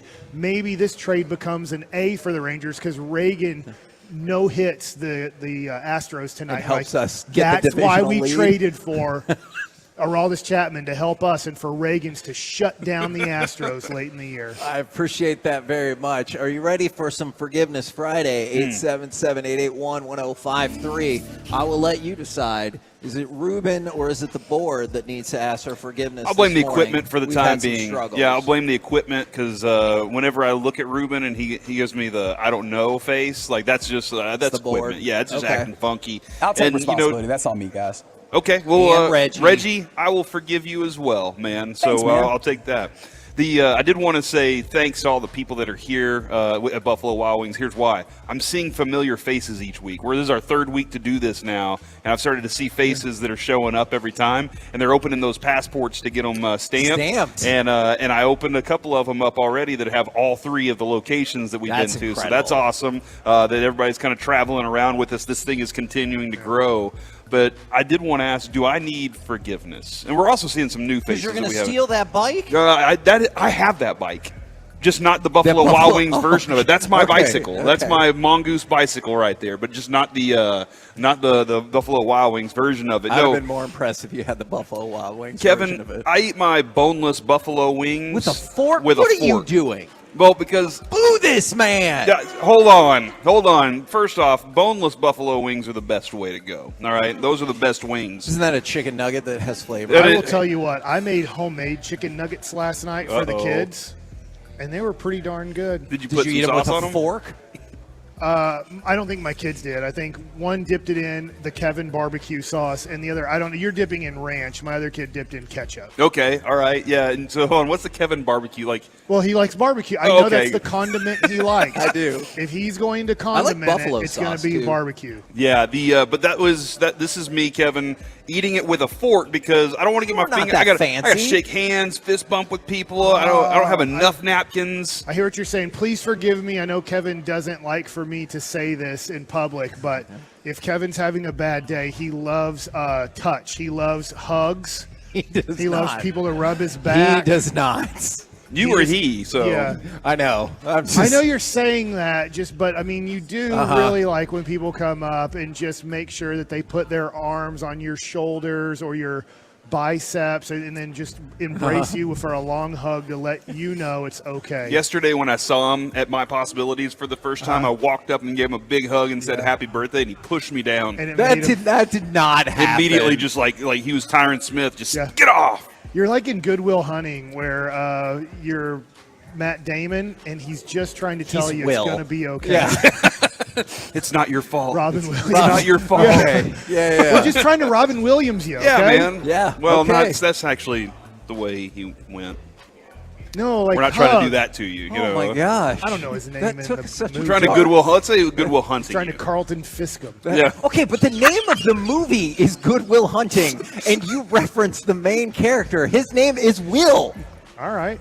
Well, it's something knowledge bomb. Nobody would know if we said we're trying to will you. They would be like, "What are they talking about?" That's over there? fair. So we'll just say You know Goodwill what? Hunting. You instead. got me there. By the way, as long as we're just throwing out things for Forgiveness Friday, hey man, you might need to ask for forgiveness, or don't ask me for forgiveness. If you come out hot in the Twitch or the fan text and use some slurs or other names, and I fire something back at you, don't be like, I can't believe you said that. Well, you said that we suck at our job. Then what do you expect me to say? Yeah. Hey, I'll say, Thanks well, for the feedback. Yeah, I know. And like, I tell you what, you've given me a lot of confidence. yeah. So like, I mean, if people don't like it and they're like, hey, I didn't like it because of X, Y, and Z, like I'm totally fine with that. But it's people who are like, hey, jackass, why didn't you blah, blah, blah. Like, don't be surprised if somebody fires back at you. Earlier, Kevin. That'd be funny if that was Mike Maddox. Hopefully not tonight. But just goes out to the mound in the second inning. You suck. It's like, okay, you might be right. Can you help me get better right now? Yeah. My suggestion is you leave. Yeah, thanks for the feedback, Make Mike. like a tree. Kevin, somebody did say, tell Corey I recorded the whole thing. Amir is a trash talker, and she will talk a lot about what he said. So I would like to ask for forgiveness. Can you record that for me so that I ask for forgiveness from her? That's good. Whenever I said they'll just let anybody throw out the first pitch. Now, they did let Stephen A. Smith throw out the first pitch. If we can go to cut number 11, if you haven't seen it, he didn't make it to the plate. So this is the Yes Network giving you an instant breakdown on how Stephen A. Smith did. The catcher looks like he's about the size of a quarter. One hop. Well, if we were playing stickball, that would have worked out. That's the pitch you throw when you try and induce a swing and a miss. That ball I've wasn't. seen Lincecum throw I pitches would like that. say, if I had to guess, sometimes my son makes me guess his speed, which is very tough, guessing 7th through 9th graders. I would guess that was 45 miles an hour. Okay. So, With pretty pathetic. with a lot of cut, a lot of break on it. No, because when you can't make a ball move when you throw it that slow. Gravity takes a hold of the ball very quickly at that speed. Uh-huh. Yeah. So can I just say I would have cut it, but gravity. Mm-hmm. Yeah. I couldn't. It was it was gravity that took advantage. If of he me would have on that thrown one. it hard, it would have cut because the Nimrod had his thumb on the side of the ball. Your thumb goes underneath the ball, directly underneath your two fingers, directly underneath. Once that finger gets underneath your number one finger, that starts to cut the ball. Just like when I've heard Nimrods tell me that he just naturally cuts the ball. Mm-hmm. No, he doesn't. It's impossible. The ball has to spin a certain way for the ball to cut. I cannot backspin a ball perfectly and it cut. It is impossible.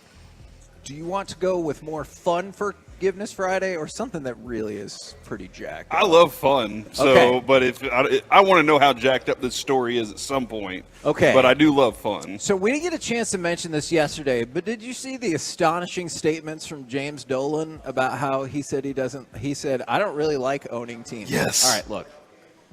I have a radical but simple solution. You could sell your part of these teams. Which does he own? He owns the Knicks and the Rangers, parts of the Knicks and the Rangers. Okay, I didn't know the Rangers part. That's why I was Yes. like, what else does he own? Okay. I don't know if he's the outright owner of the Rangers, but All right. he does have, and obviously he is the primary owner of the Knicks. But yeah, he said he doesn't really like owning teams, and I was like, right. And it seems like maybe sometimes the fans don't love you owning at least one of those teams. You could just sell. He kicked some people out of this. He I banned know. them for life I know. for just having an opinion about the way that he runs the team. So I know. Yeah, that dude should go. He should just say, you know what? Like, you don't have to have it. You can go spend all your time and money elsewhere doing anything you want. Playing your music. Is he a jazz musician? Is that what it is that he does? Whatever he likes to do, he can go do that stuff. Practice your music, bro. I wonder this, and I know Jerry loves owning the Dallas Cowboys. Like he 100% loves owning the Cowboys. I don't think there's 1% of him that doesn't love owning the Cowboys. I don't know if it's the same for Mark Cuban. Now, I do know that he really likes it. I'm not saying – I think that his passion for owning the Mavericks has waned ever since he won the championship. I think he accomplished his goal as an entrepreneur, owning a team and winning a championship. So I do think he struggles with the love and passion that he had in, let's say, the first decade of owning the Mavericks.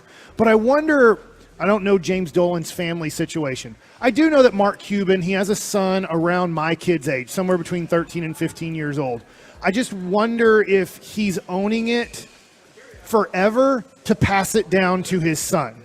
Where I totally get that. If I owned, let's just say, the Mavericks, and I started losing passion for owning that team, but it's making me a whole bunch of money. It's getting me in doors that I would struggle at times to get into without that kind of cachet persona of owning an NBA franchise. But it's like, you know what? I still like it. I don't love it as much. I like other things. I'm an entrepreneur at heart, and that means I don't want to stick with things forever. But I want my son to have the opportunity to own and run an NBA franchise. He is the nephew of Larry Dolan, who is the Cleveland Guardians owner. He also has 6 sons.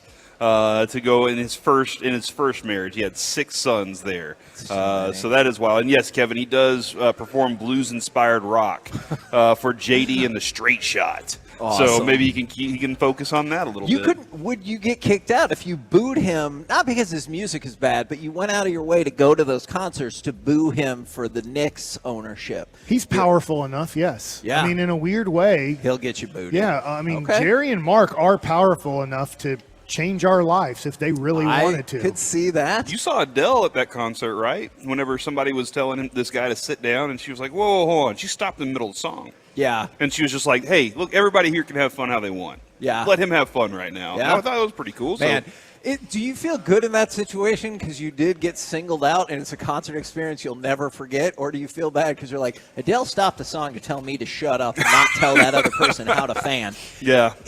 I appreciate what USC has done. They have taken the concept of Forgiveness Friday and put it into action. All right. So they suspended a reporter from the Orange County Register because, obviously you cover these teams. There's very stringent media policies in certain areas. And there were 2 players standing in front of the media portion where they were going to do their interviews and press conferences, but the official time hadn't started yet, and the 2 players were talking about how they were kind of nervous to talk to the media. Of course, I get it. And so the reporter worked that into the story, but didn't bash them. He was like, This is their first chance to talk to the media. They were a little bit nervous, but what a standout season they've had, blah, blah, blah. Like, it was supportive, and they were like, banned for 2 weeks. Wow. And then last night, they caved to the pressure because everyone was like, this is stupid, and you're being stupid for this. And so they said, you know what? We will lift that ban.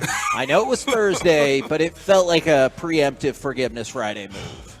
So does my wife need to forgive me? Oh, no. What So she's out of town right now. She went to visit one of her friends in Colorado that's recently moved from here to Colorado because of the heat that is in Dallas. Is that what inspired your A little bit, yeah. It's like, we don't have to live here. I mean, we kind of do right now, but, later in life, we don't have to live here in July and August.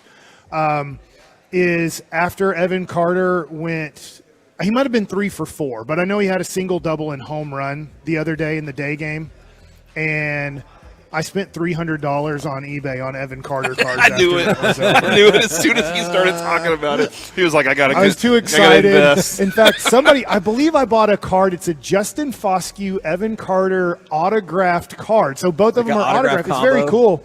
And it's from Florida. It's being delivered from Florida. He sent me a message on eBay after I bought it and paid. He goes, "Are you the Mike Bassick on 105.3 The Fan?" Awesome. And I'm like, yes. Does that give me a discount? And he's like, no, I don't think you can after you purchase. But he's like, you can send some cash in that package back there. He listens to us online. It made it sound like he might have been from here and has moved to Florida. Awesome. But yeah, so he's like, I listen to you guys all the time. And he's like, he's really hoping the Rangers make the playoffs and stuff like that. But it's funny buying a card from Florida. But also, wow. Did he try to convince you to move your summer home there? He's like, hey, I'm not moving to another swamp. Like, this isn't a swamp, but I'm not moving where it's where it's as miserable in July and August as it is here. Last thing, Kevin, if you don't mind me, do I deserve forgiveness? What did Today you is do? my anniversary.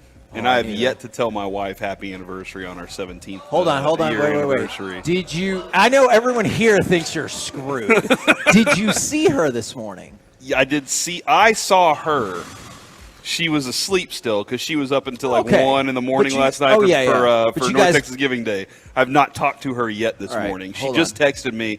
And you know what? Since she was still asleep when I left, I took all the kids and everything. I did all the work around the house. I'm kind of upset she didn't get up and wake up for me this morning, make me breakfast. Okay, I don't think you should go on the It's our offensive anniversary, here. dude. I don't think that's the right strategy. Okay, so you're saying... But I guess we could throw out, if you could put them over the top for My Possibilities funding goal for North Texas Giving Day. Okay, yeah. Is that still available? I do wonder, yeah. That could bail you out. I also am taking her to a baseball game with all of our kids on our anniversary as our anniversary date. Did you get her a present? I have not. This is the 17th year. No. Get her 17 a is foot long from the game. Yeah, I'll give her. Yes, Mike, that's a good idea. No, this year for 17 years, Kevin, fully loaded, is you get furniture for them, but you go together to find furniture. So like this, we're supposed to go find our present together or something like that. So you're putting this partially on her. So this is all on her. I don't know man. if you've ever learned she has this, some Corey. work to do tonight. When it comes to anniversaries, for At some the game. reason, women take none of the blame and can only get mad at you, despite it being both of your anniversaries. It is on you to do something. So I need to get some flowers on the way home. You all right. probably should. I can handle that. Tom Thumb, Kroger, they always have great flowers. It's your anniversary. You're like, we've decided to get furniture. That's life. That's how it is at this point. Time to go to Nebraska. We're the KNC Masterpiece right here on 105.3 The Fan. Coming up next, we'll continue your Shout Out Friday, plus Gridiron Gravy with Thursday Night Football and just how disappointing has this team's offense been. And maybe I'll tell you the really bad story we skipped. We'll do it next right here in The Fan. Touch your window. If it's hot, you've got a problem. Hi, I'm Dak.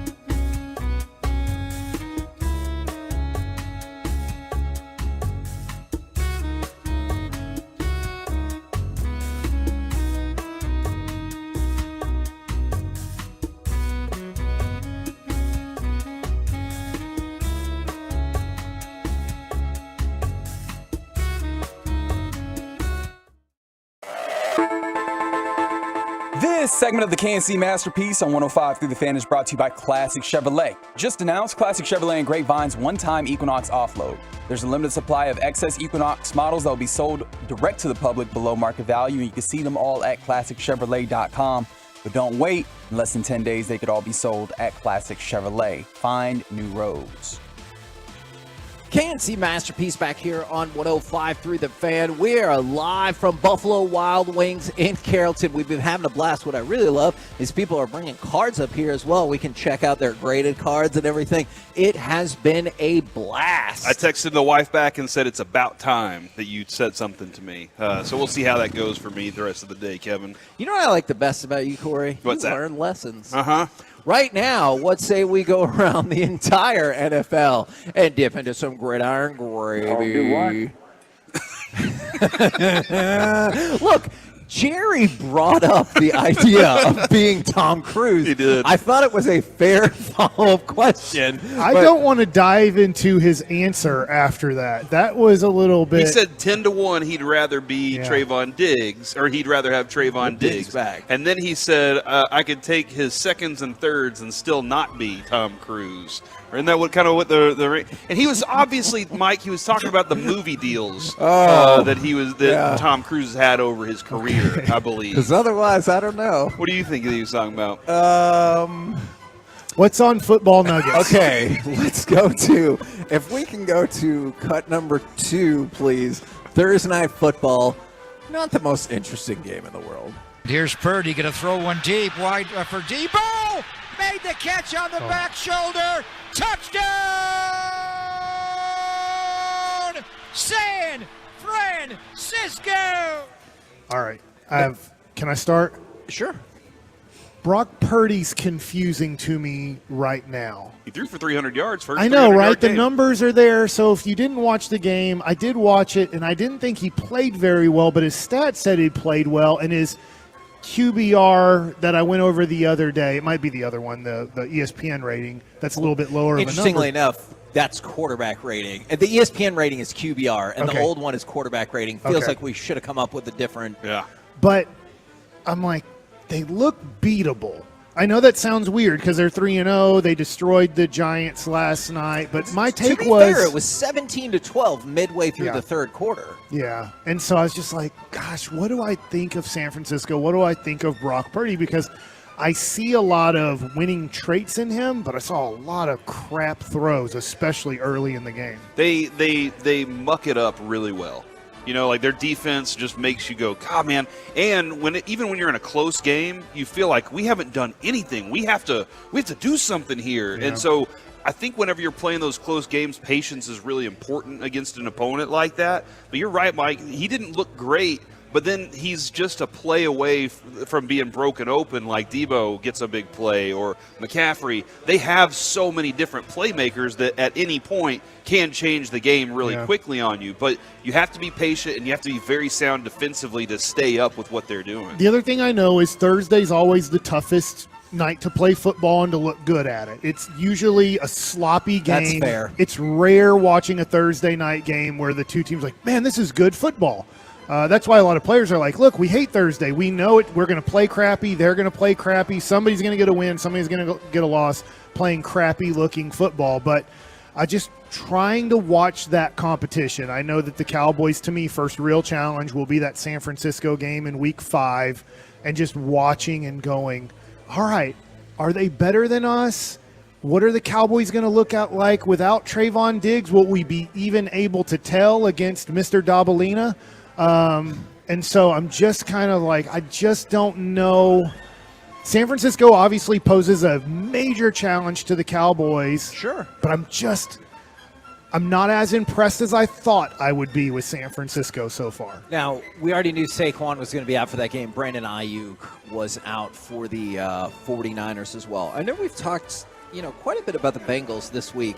See Joe Burrow's answer after he didn't practice Thursday due to the aggravated calf injury. There was a variety of different ways the question was asked, will you play on Monday night? His continuous answer is, we'll see. How do you balance needing him to play and turning your season around versus you don't want to force it because you could go through an injury that's even worse and just torpedoes your entire season? That's why, Kevin, we talk about the Cowboys' depth so much this year. Yeah. When we talk about them specifically, you feel more comfortable. Like they developed offensive linemen, they say. I do. And like that's the reason that you look at it and go, we don't have to pressure guy.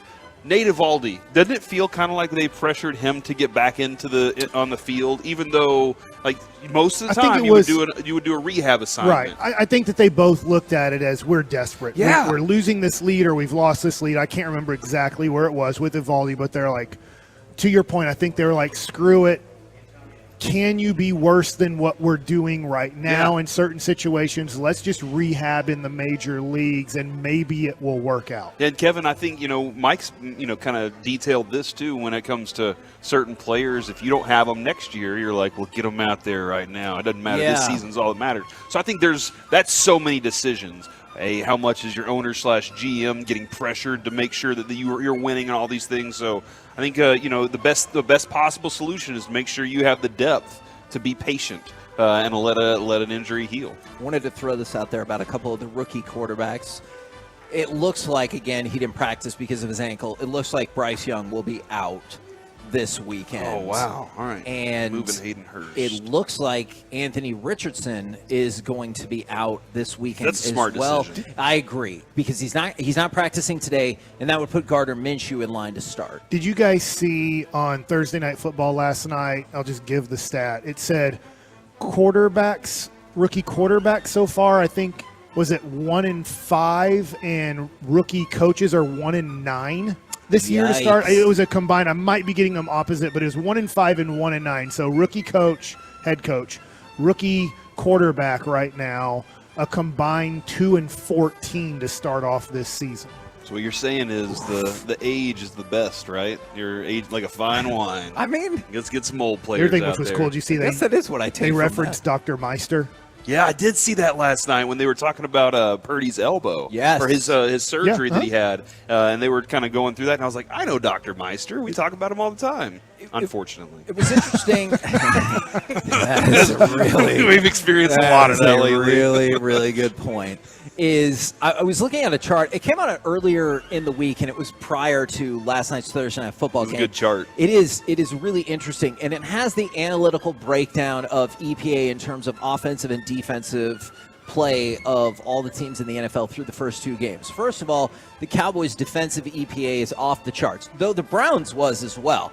So the Cowboys have the best in the league, and I think offensively, I believe they were around like 8th in the league. But something that stood out to me is the next to worst offense in the league thus far was Jacksonville. I know. It's only 2 games, so obviously these numbers can shift a lot. But don't try to protect Mike's feelings. Mike, No, it's okay. How disappointing has the Jacksonville offense specifically been? I will say the first game of the year, I thought it was average. Against Kansas City, it was horrible. I mean, I think obviously that was a nationally televised game, so you're watching it and going, God, this isn't good. Like, you're thinking, when is it going to pick up? Then I don't know this. This is early in somebody's career to put this on Trevor Lawrence. Is he always going to be a slow starter? Because he stunk last year. And then all of a sudden, against the Cowboys, right about that November time period, he became one of the 5 best quarterbacks in the NFL. He started hitting the standards that everybody thought he might hit as the number 1 overall pick.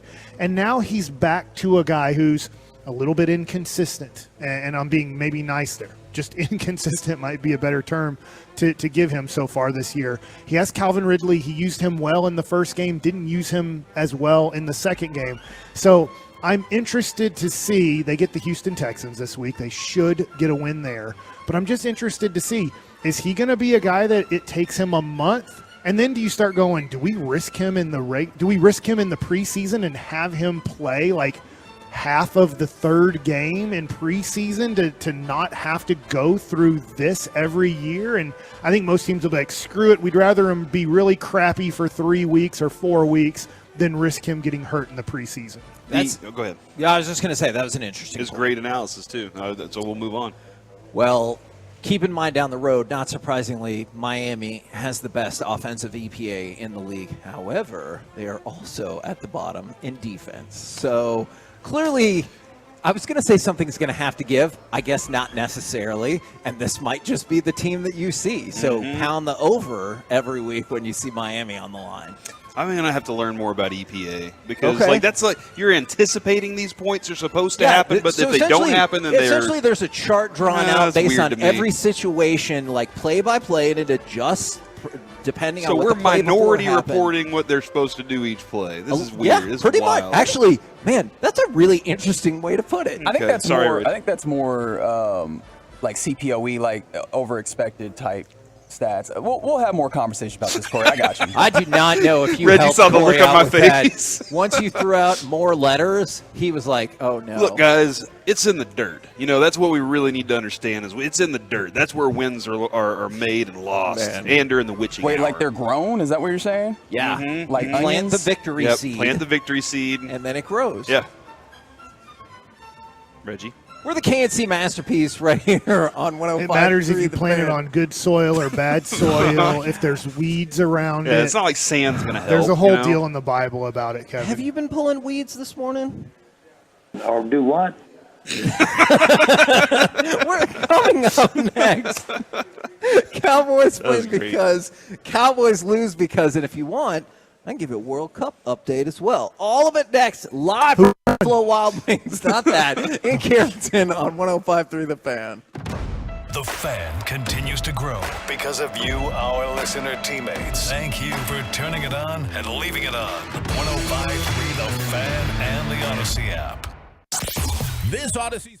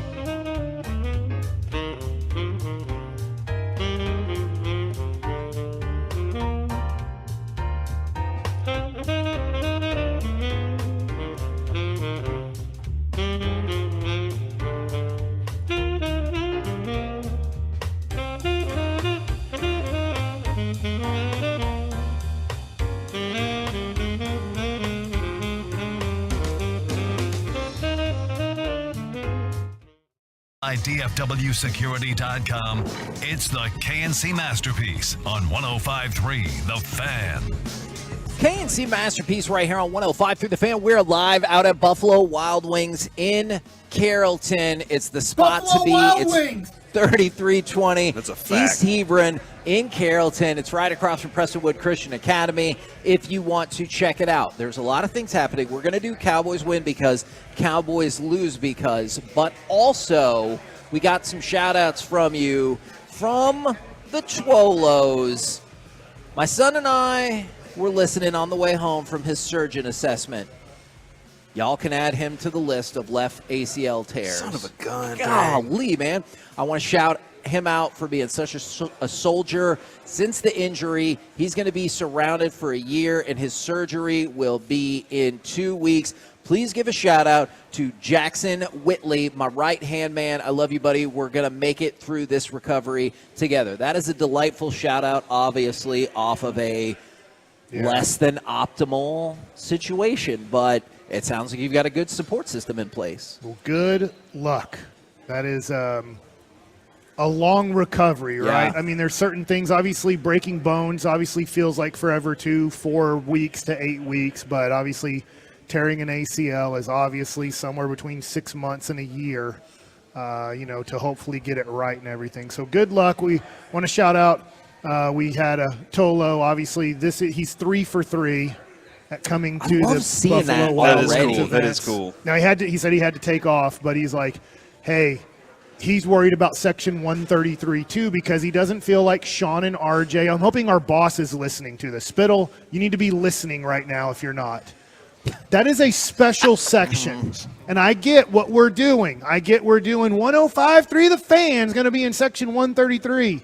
If they're not going to stand up and they're not going to cheer and they're not really going to be part of 133, Spittle, kick them out of 133. Oh, man, I like that idea. I do, too. Yeah. Because I don't want it ruined. Okay. It's a new thing, trying to maybe get a tradition. Maybe if it grows over these next few years, maybe it becomes the whole right field section. That would be cool. Where a lot of people are into the chants and all these things.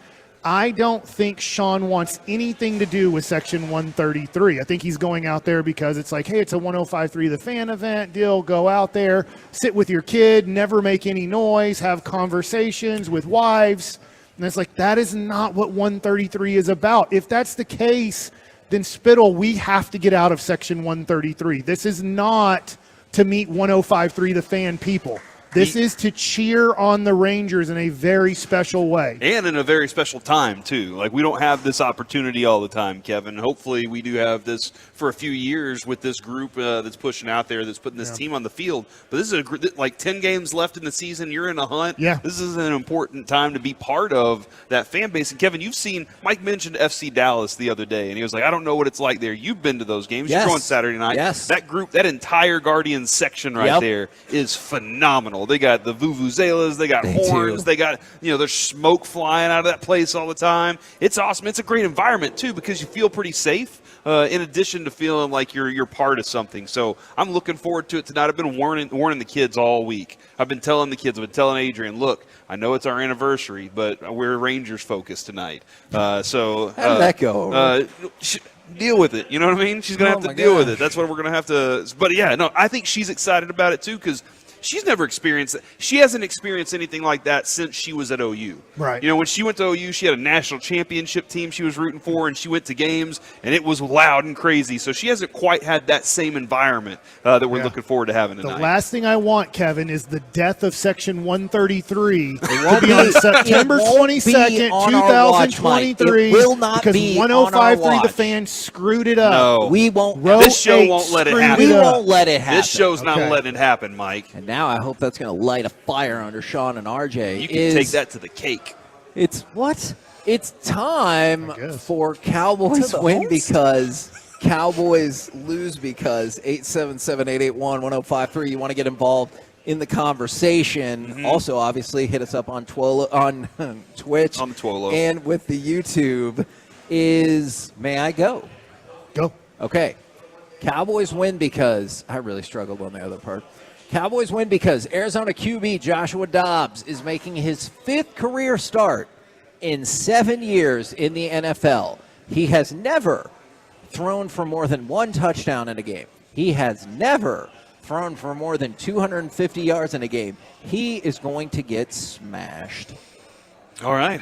You think that's going to happen? Yes, I do. All right. Yes. And that's how they I win? do. That's how they win, because they're just going to destroy him. Look, we've talked about the offense, but we haven't talked about the offense like as much as we might normally, because you're like, I don't know, we created points either way. I know we got to 40 and 30, but like it almost feels like the offense has been like secondary in both of these games. Yeah, I mean, it's been the thing that I've thought about the least after the game. Sure. And whether or not, I think yesterday or Monday we came in and we were like, oh man, Dak and CD looked really good together. That was really nice to see Dak and CD connecting like that. But other than that, we weren't like, oh yeah, and also Dak and Gallup and Dak and Ferguson, and we didn't have that to discuss on Monday. But we did come in with the, man, this defense is still awesome kind of vibe. So. Now it's Kevin lose because Kevin. I did the best. Well, that's what the segment is. I did the best I could here. Arizona has won 6 of the last 7 meetings with the Cowboys. Dude. That's all I got. That's the best I could come up with. Gosh. Like the Diamondbacks? Or no, the Cardinals. St. Louis? The Arizona Cardinals have won their last that doesn't make sense to me of either. The last 7 Coyotes? Yeah, the 6 of their last 7 games against the Cowboys. Oh. And that alone is the logic I have brought to the table for Cowboys lose. That just doesn't make sense that we've lost that many games to them. But I mean, we lost the last game. It was the 25-22 against Kyler. All right, so I have changed my score based off of the Diggs injury. I had it 41-0 Wednesday. Okay. It's now going to hit the over. The over-under is 43. So, Corey, you get inside me right now, my brain. What? And you tell me what I'm thinking. You said you just said that they're going to add a safety to this. That they were 41-0, and now it's 40. But I'm 43 saying the to over nothing. is going to hit. Okay, 43-0 is what you're saying. No, the Cardinals do kick a field score goal. Something. It will be 41-3 Cowboys. They're going to give up 3 because of the injury. Man, that is a significant number still. The Cowboys win because I don't think that this team is going to relax. I can see teams do that. It's easy to do when so far they haven't had competition. It's crazy in the NFL where spreads are usually somewhere between 2 and 5 points. The Cowboys have made this a college football season so far. Yeah. I do think it continues. I think in a weird way, I'm not saying this is good. It's horrible that Diggs is lost for the year. This could really hurt the Cowboys. But I do think that they go into this game focused, energized, ready to put it on the Cardinals, and I don't think it's a competitive game. I just don't. I think the Cowboys will be up by 14 or more at half, and I do expect them to win by 20 or more. Maybe they take the foot off the gas pedal in the fourth quarter, and somehow, some way, it ends up being 30-10 or 30-17 or something like that. But I do think the Cowboys 30-12 cover the 12.5 pretty easily. Did you say 30-20? 12. Okay. And so Cowboys lose because, once again, something has to happen to the airplane or the bus going to Arizona. They are horrible, and even if it somehow was a close game, Weird things don't they happen get in a the call desert, Mike. from their people saying start losing and lose now? I told you that yesterday, That's didn't true. I? I was like, there's got to be a Yeah. moment, because they've been so competitive in the first half that in most of these games, but in the second half, they just fall apart. You'll like this, Mike, because somebody texted I like in this. and said, maybe if 18 of their 22 starters get food poisoning during the team meal the day before. I like this one, too. Cowboys win because Spittle kicks Sean and RJ out. Cowboys lose because they do not kick them out of 133. So, I mean, how long do you give them? 2 innings? 1 inning? I think Mike's not even giving them letting them in the stadium. They need to get at least a chance to do something. I'm just hoping, and I'm wondering better if what I'm video saying every on time. the air is making Sean, especially Sean, go, I'm going to refuse refuse to cheer. I'm going to refuse to stand. I'm going to refuse to engage in this game. So maybe I'm doing the opposite of what I need to be doing, but I don't think Sean understands 133. But he will tonight. And You're going to make him. I'm hoping he will. Look, if you're in charge of 133, I'm sorry I'm forgetting his name. I know that he's a Tolo and listens. Obviously a huge Ranger fan to get this together, and I believe he's an Aggie fan too, Yes. kind of getting that kind of Aggie environment. If you've ever been to Bluebell Park or Olsen Yes. Field. Awesome. It's awesome. I always think of it as Olsen, but yeah, you're right. That, you know, they have that going on there. Now, Mike, I have an idea. Yeah. From the 817, I know we're twisting in between topics here. I already had tickets to tonight's game, so I won't be in 133, but I'm stoked to experience it live.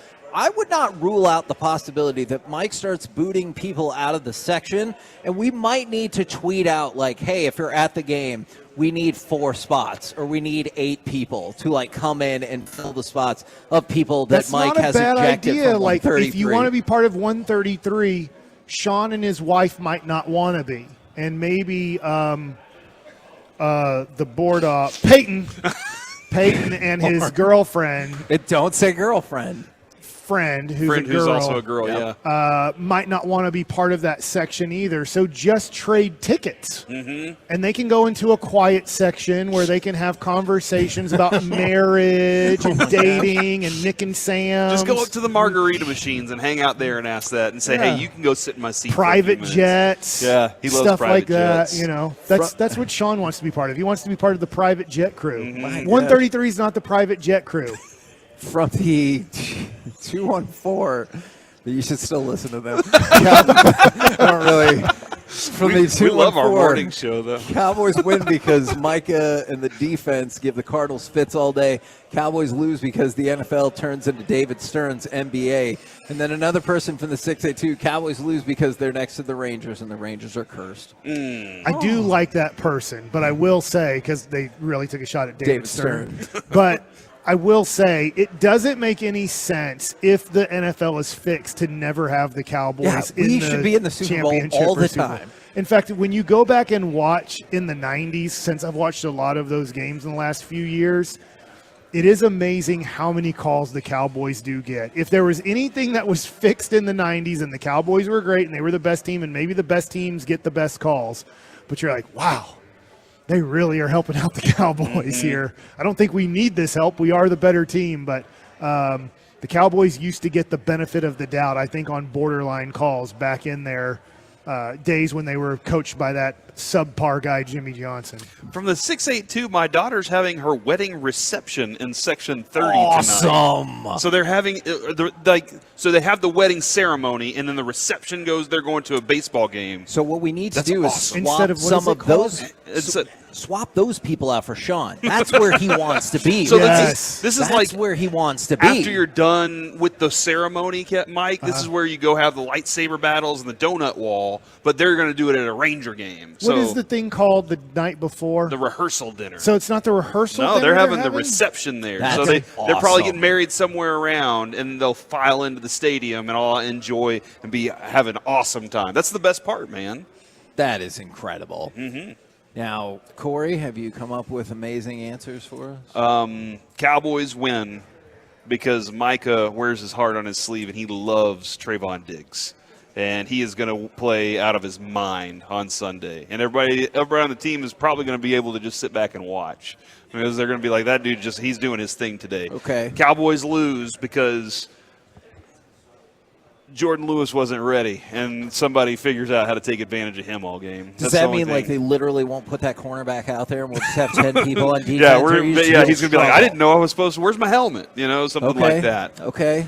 Man. I think serious question, which will never happen. Cowboys can only play 10 defensive guys this whole game. I think they're lose. Are you saying which 10 are we putting out there? Well, you can put out any 10 you want. I mean, you're just like one less linebacker, one less defensive end, Surely whatever it they is. would lose, right? I don't think they would. I respect that. I will say I believe they would lose if they played with 10 defensive players the whole game. I think the Cowboys went 9-7 with Taco Charlton and Jalen Smith on the field at the same time. They were playing 9-11 football the whole season. Right. And they still won 9 games. This one's tough. I don't wish this on him whatsoever from the 682.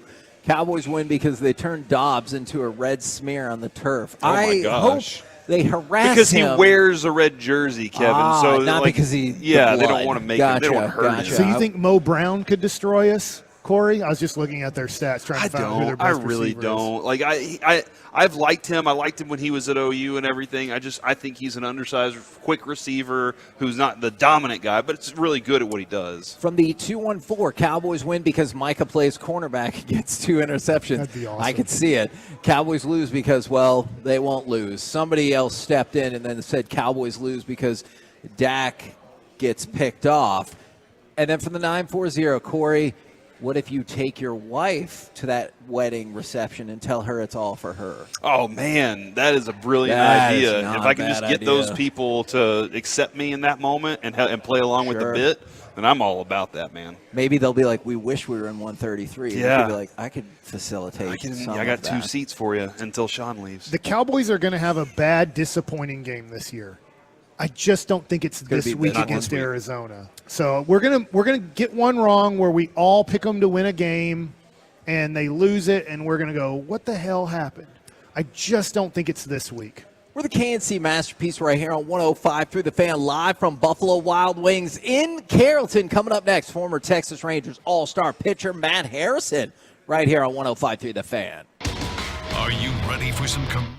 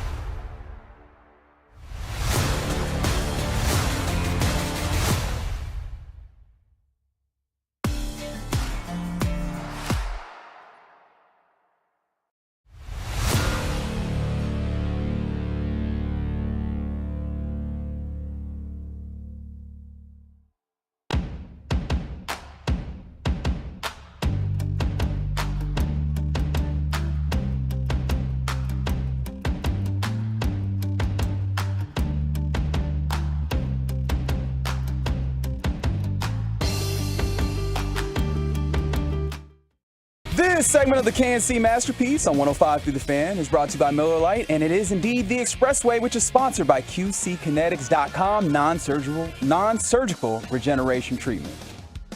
KNC Masterpiece back here on 105 Through the Fan. We are live at Buffalo Wild Wings in Carrollton. Man, those passports have been flying off the table today. But right now on the Boomer Jacks Bar and Grill Hotline, it is former Texas Rangers All-Star pitcher Matt Harrison. Good afternoon, sir. Good afternoon. Thanks for having me. Absolutely. I can't tell you who these questions are from yet, but I have two questions I need to ask you. A, who is your favorite Rangers teammate of all time? And B, what is your favorite memory with Derek Holland?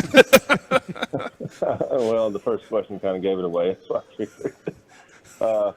I guess I'll just go ahead and say Derek since he's listening, I guess. He'll be really sad if you don't. Matt, I remember during the World Series, I got assigned to come out, and y'all had landed at the airport, and I had to go out there and get audio. I had to go get a couple of audio clips from you guys, and y'all look tired. And I do wonder, kind of during that stretch, during that whole run through the playoffs, World Series, how much of that it is still a blur to you, or how much of it is I remember every single detail of it all? I would say it was a blur for me. I mean, that time went so fast. There was so much going on with, just getting there and getting to that point in the playoffs. You're pretty much live or die day to day, trying to win a ball game to get to that point. And a lot of nerves, a lot of butterflies being out there on the field, even just watching your teammates going out there and performing and, rooting them on to, ultimately get to that goal. Fell short, but I think, now looking back on it, I think the biggest thing is you wish time would have slowed down at that point in those memories, because you surely miss those. Like I said, that time goes by so fast. Well, Matt, first I want to apologize because there's a person in DFW who really thinks you're a jerk, and it's because of me. And I'm at a Dallas Maverick game about a decade ago with my little daughter at the time, and the game's over, and a guy comes up to me and says, "Hey, Matt, nice to meet you." And I go, "Oh, no, nice to meet you, but Mike, you mean?" And he goes, "No, Matt Harrison. I know who you are." And I go, "Oh," and I smile back, and I go, "I'm not Matt Harrison." And he goes, "Don't lie to me. I know who you are." And then he walked away, and so I felt really bad. I was like, that guy thinks Matt Harrison's a jerk. Look, I do the same thing to people. Now, my first question to you, Matt, is, looking over your career, right around 2010, 2011, you really figure out how to be successful in the major leagues. And there's a lot of young pitchers for the Rangers that we're hoping end up figuring it out, pretty soon, whether it's a guy like Owen White, a guy like Jack Leiter, and I know they haven't really come up to the major leagues a lot yet. What was the moment or that time that you said, "Oh, I can be really successful at this level"?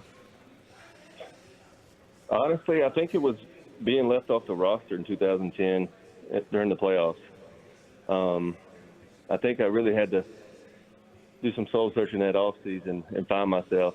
And really, it was just all mental. It was between the ears. And it was a matter of staying focused while I was out there on the mound and doing the job of getting that third out every inning and not dropping my guard. But I think ultimately that's what led to more success at that level, because my talent didn't change. My stuff didn't change. It was just between the ears, I was more locked in.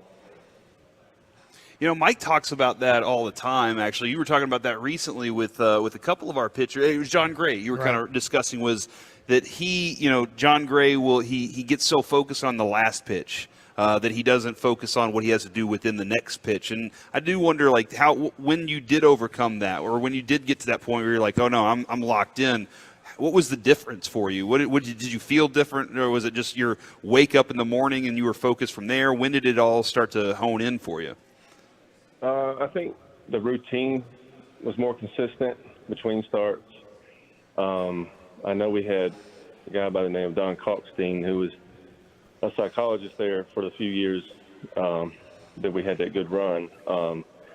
And he helped me a lot on having mantras and stuff I could say to myself out there on the mound to keep myself focused, whether it was, just stay away from the 2-out walks, or if a guy makes an error during that inning, let it go. Move on to the next pitch. You still got to get the 3rd out.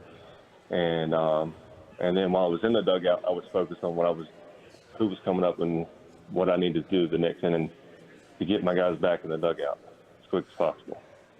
Were those mantras like "goose fraba," or was it something else that you were trying to say to yourself? Yeah, breathe through the eyelids like Bull Durham. Yeah.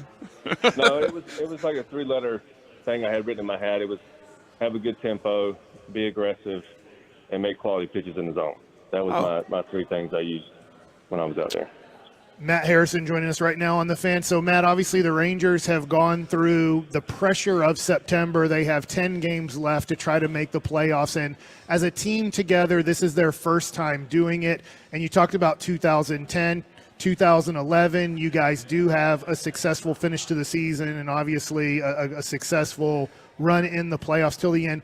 Talk about the difference of maybe pitching in September when nothing's on the line and you're finishing out the season, and then when these games in September will determine if we make the playoffs or not, our seeding in the playoffs, and to your point in 2010, even if you're on the team or not come playoff time. Yeah. I mean, it's definitely hard to know that you're showing up the field every day with no shot of making the playoffs. I think when you see some of the teams and they're getting close to 100 loss seasons, it makes it hard to come to the ballpark. But you're also you're at a point in your season where your games still matter whether a team gets in or out of the postseason. So you still got to show up and do your job. I think on the flip side, when you're having to pitch for something, you try to, I guess, calm those nerves as much as possible because every pitch, every at-bat's going to count more than it did in April. Not that every game doesn't count, but you're down to crunch time, and especially with the way the Rangers are right now with being even or a game back in the wild card.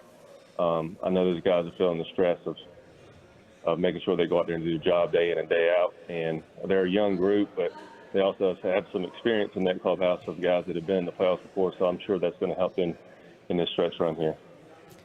I know a lot of people would describe you as uber competitive. Do you think sometimes people misjudge that as having a temper or being a sore loser? I'm not asking that question about myself, too. I've always been kind of a quiet guy, and sometimes that helps, sometimes that hurts.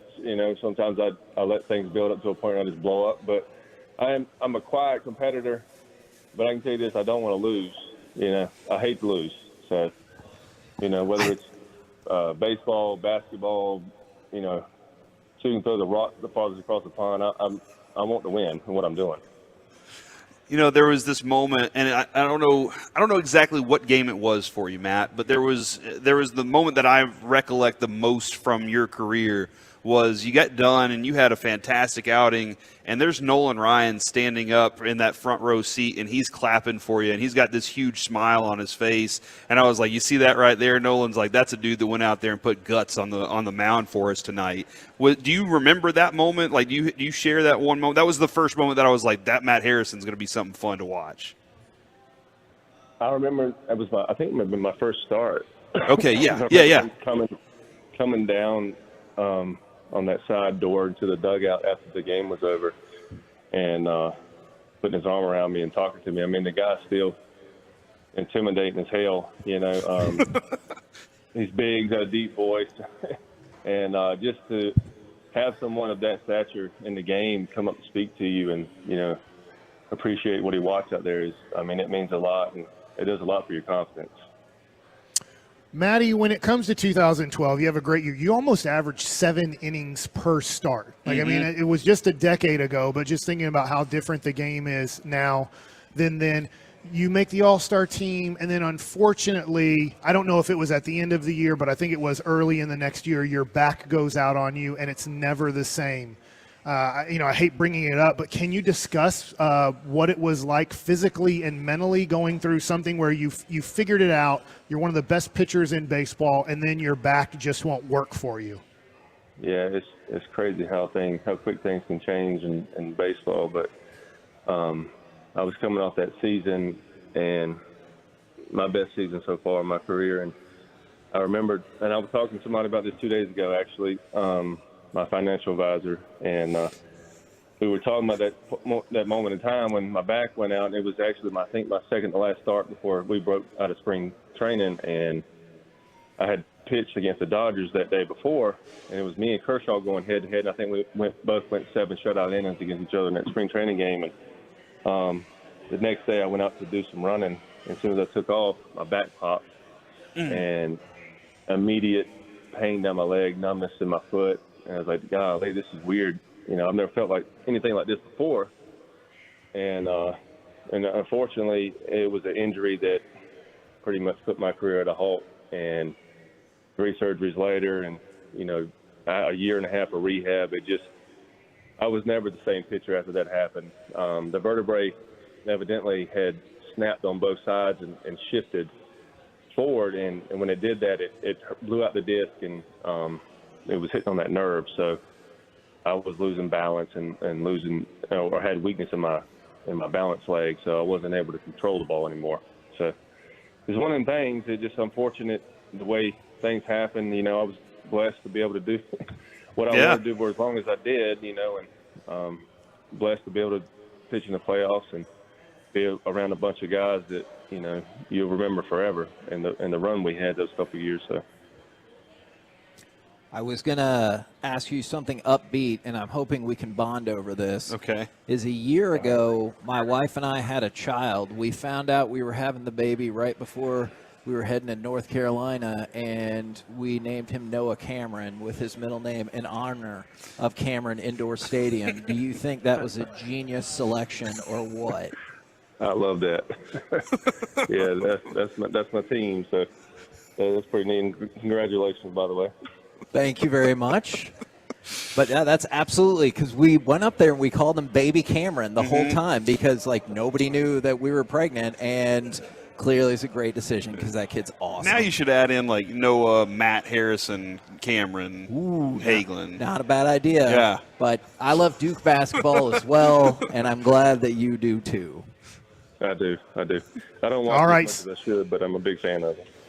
So, Maddie, when it comes to Derek Holland, since we started this off, and Derek is listening, we need – it can get PG-13 if you need to, but not rated R. He wouldn't tell me. I asked Derek, and he was like, I can't share those. Can you give us a fun story about Derek that you will always remember? Yeah, I hope I don't embarrass him too much, but he's fine. There was a series we played in Houston, and you know how big of a goofball he is. But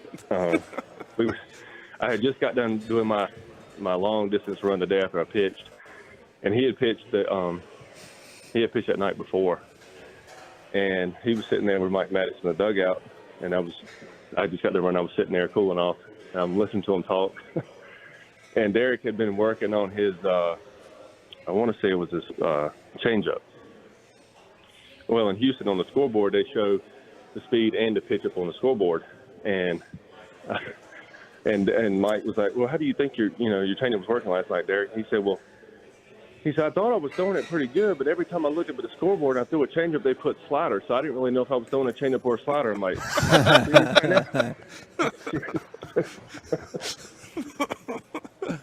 Man. Come on, Derek. That's outstanding. I said it was the same as fastball speed, and I just didn't understand. Yeah. Well, Matt, we very, very much appreciate your time today. Thanks for jumping on with us. Yes, sir. I appreciate y'all having me. There you go. Matt Harrison, right here in your home of the Rangers, 105.3 The Fan. He's so cool. That is a great story about Derek, too. I always remember Carlos Quentin. I played with him in the minor leagues, really good outfielder for a long time in the majors, and he was my roommate for one trip, and it was miserable. And everybody knew not to be his roommate. But I remember him in the dugout one time, and he was a dude who hit 30 home runs a year. And somebody asked him after he hit a home run, hey, what pitch did you hit? And he goes, I don't know. I never know what I'm hitting. Like, I'm just trying to hit the baseball. Like, he was like, you guys know what pitch you're hitting? And all the hitters were like, how are you hitting 280 with like 30 bombs and you have no clue what they're throwing? He's just walking up there swinging the bat. Dude, He's like the that mighty is Casey, amazing. except for he didn't strike out. He hit home runs. I like that very much. On a shout-out Friday, by the way, I wanted to shout out all the charitable folks in North Texas. North Texas Giving Day, they raised, obviously, My Possibility is a big part of that. They raised $63.9 million from 97,000 different people, and 3,200 nonprofits were able to raise money yesterday. Is that good? That feels incredible, I think, Reggie. You didn't answer his question, though. He said, is that good? I think yes. Thank you. I think yes. Thank you. Better than zero. Yeah. It's a great point. Thank you. you. Right now, actually, Kevin, I looked at MP Giving Day where we were yesterday, and they had $291,575 with 699 donors. So if one person could come in with $8,425, we would have a perfectly round number across the board. And you would like that. Like, that's a big deal for you, and you have that kind of This stuff. cannot stand. Right now, it's time for some Mike Likes It. Okay, so hey, if you haven't come and seen us, I know it's lunch break time right now. Make sure to join us at Buffalo Wild Wings in Carrollton. It's off the tollway and the exits. Would you just say the exits? Yeah, just exit when you're in anywhere. Area. Just anywhere. Really, just put it in your map thing. It'll take you here. Just put Buffalo Wild Wings Carrollton. That's what I did, and it got me here. Yeah, you'll see. It'll say this is the exit. Hebron. It's off Hebron Parkway. Okay. That's the one that works. But you know what? You're right, Mike. I don't think about the fact that I used to print out MapSco or MapQuest all the time, or carry the MapSco around. It's just I almost don't know where I'm going a lot of times, just because I say, all right, tell me where to go, and it tells me where to go now. It's wild. I've been a little jealous. I've had a little bit of a tummy issue. Luckily, I still have a good streak. I don't know the last time I threw up, but I just can't stand throwing up. Okay. So I haven't been able to eat today just because I'm not in the mood to kind of eat yet. I get that. Type of deal.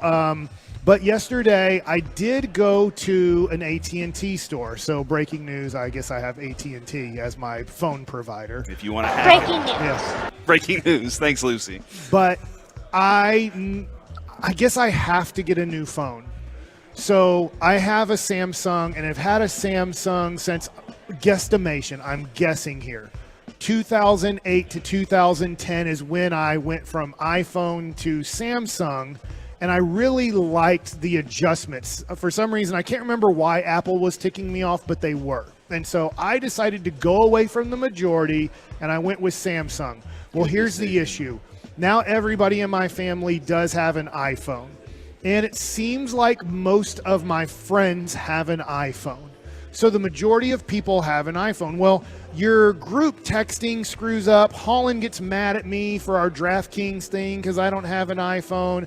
FaceTiming with my daughter cannot be done. Been peer pressured into this? 100%. Not 99%, not 98%, 100%. Wow. I went to the AT&T store and I actually told the people there, I said, I have to get an iPhone because my whole family has an iPhone and they're furious at me that I don't have one. So I'm here to get this new 15 Pro iPhone because I have to go to iPhone now to see my daughter on a phone because iPhone screws you over big time intentionally. They make sure to make, if you don't have an iPhone, I don't know what they do, but in their chips and all this stuff, they really make it like anti-other phones, right? They want to make it as difficult as possible to have communication with another person that doesn't have an iPhone. So I'm like, screw it.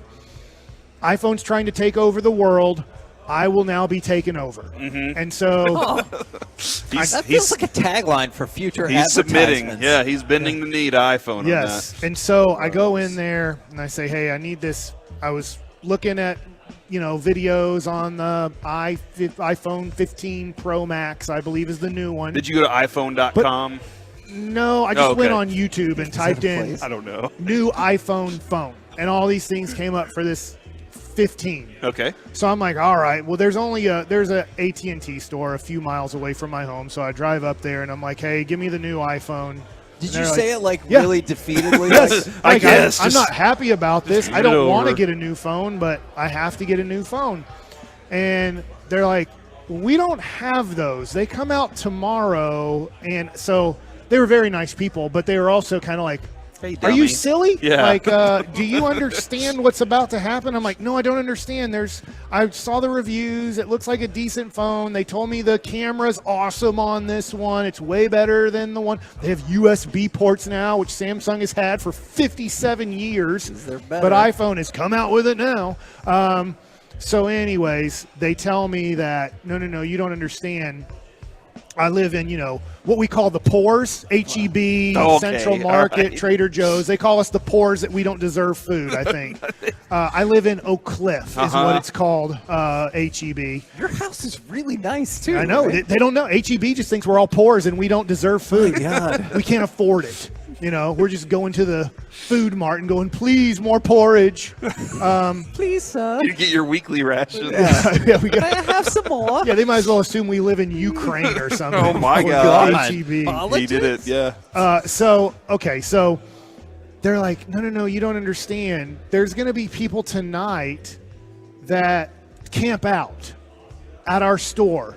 And when we open at 8 a.m., there's going to be a line, and we're not going to have enough iPhones for the line that has been created overnight and early in the morning. That's true. And I'm like, now, wait a second. Okay, so should I get the iPhone 14? I really don't care too much. Yeah, I have it. And they're like, well, with your trade-in, it's going to be better just to get they want you to get the newer product. Absolutely. So trade-in wise, they want you to get the 15 over to 14. It's going to actually be a similar price type of deal. You might as well go with so I'm like, okay, so what do I do? They're like, well, we just order it for you right now. And by, I think they told me October 10th to October 12th, I should be mailed my iPhone. And then I go It's bring like 2.5 weeks. Yeah. And I'm like, now, wait a second. You're telling me people are going to get in line at 8 or 9 p.m. at night or show up here at 2 a.m. in the morning and camp out to have a phone 2 weeks or 3 weeks before I get this phone? Mm-hmm. And they're like, yes. And I'm thinking, why? Why is it so important that you need this phone for the like first the 2 weeks? one, right? When the iPhone first came out, I get that because you're like, this is a totally new piece of technology and everything. I don't quite understand it now either. Yeah, so I was very confused that they told me when I was like, I don't know, when am I going to get this thing? Like after Christmas is going to be like the PlayStation 5 situation. And they're like, no, you'll get it. Like I have a confirmation on it and everything that right around October 10th, I will get the iPhone 15 Pro Max and I'll be an iPhone person again, which I'm not happy about, Kevin. I'm you. wondering this. Does Brandon have an iPhone or a Samsung? Samsung. So you're okay. Android. My wife has an iPhone.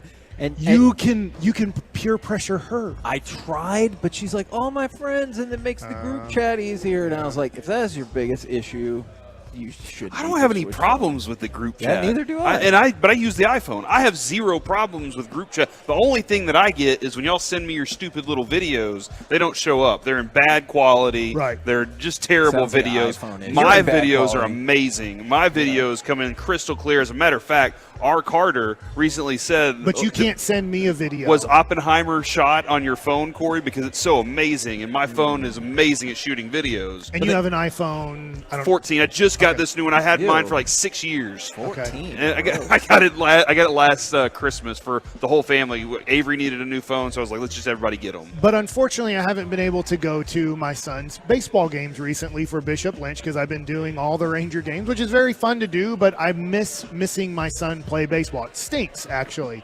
But my wife has been sending me videos, or at least taking videos, and I said, Of well, the baseball games. yes. Okay. And come on, grow up. She's a doctor, okay? Doctors don't. Hold on. What's that supposed to mean? Is that to insinuate that doctors would never do such a You're thing? just putting the Oak Cliff on her and not the doctor on her, okay? My God, dude. Well, I mean, there obviously is a stereotype of us Oak Cliff people that we don't have any money to videos pay they for send out. anything. That's why HEB won't come to Yeah, Oak Cliff. HEB's like, don't put one in Oak Cliff. They'll just steal everything. They're all I guess. Samsung Thanks a lot, users over there HEB. We'll go up to all the the Allen people and even further, Melissa. Screw Melissa. They got to. We have to drive up there an hour and 15 minutes to play baseball games because they have an AstroTurf complex. And now you understand why I think this segment should be called Mike Hates It instead of Mike Likes It. So you haven't gotten your phone yet, so you still have some time. I get it in mid-October, but I guess I will be an iPhone person. Choppy got peer pressured with his fiance. But see, now that I understand. Choppy seems very easy to peer pressure. You seem more difficult. It's because I love my daughter and I miss her and I want to bug her more. And I feel like I can bug her more on the iPhone by sending her videos of me too. Not through Facebook or like WhatsApp? Like or videos anything? just talking to her? Like what kind of, like are you going to be like, hey, look, I'm working on my curveball over here? And everything. Everything. Hey, I'm shooting hoops today. Come on, aren't you missing this right now? Yeah, but it feels like my wife is very excited about this. My kids are excited about this, and they're like, "Yay, we're all iPhone people now." Dude, Kevin, you should like be happy for what I've done. I've been iPhone the entire time, except for when I went from my Sprint phone to iPhone. And you're a conservative person when it comes to stuff like change and stuff like this. And that's what I like. I like it. I appreciate that you said you waited so long to get a new phone. It's the people that buy every version of the I couldn't do iPhone it. that I'm like, it's impossible. What? Well, and they did kind of force me a long time ago. Remember? I don't know if you knew this, Mike. There was a lawsuit because they forced a program in that made your battery run low, and so like my battery wouldn't stay for a day. And then so I went to buy it, and then I find out there was a lawsuit regarding that. I do kind of need a new phone. I can't remember which Samsung I have. It's about 4 years old. But it's intentionally doing crap now, which I get it. They need you every 2 to 5 years to get a new phone. I get some people fight through it, and I fought through it before, but I'm like, it's refusing to do basic things, and I know that they have programmed this thing to blow up any second now. Well, it's probably too late now, but somebody suggested this from the 214. This is what I use, is Google has Duo, and that's compatible with FaceTime and everything else. So that's how I video chat with my wife. Okay. It's actually like Google Meet now, something like that. Yeah. Sorry, it's too late, I guess. Google Meet? Yeah. So I just MEAT? I don't think that. Go ahead. No, look that one up. See what happens. Where is the beat? All right, I'll Google Meet right now. We're the KNC masterpiece where, Mike, a lot of people are disappointed in you. I'm sorry. I don't want to be an iPhone person. Well, you are. You're going to hate it. You're going to love it. Coming up next, it's time for the C Block starring Corey Majors and I believe his special Friday guest. Kyle Yeomans joins us next here on the KNC Masterpiece on 105.3 The Fan. I'm Kevin Hagelin from the KNC Masterpiece, reminding you that talk saves lives. If you missed the I'm Listening special on mental health or you want to hear it again, you can find it at imlistening.org and on the free Odyssey app. That's AUDACY. For more resources on your mental health journey, please visit imlistening.org. Folks, I want to tell you about our friends Mark and Scott Frankel at Frankel & Frankel. Look, if you or perhaps somebody you know goes through an accident and it's not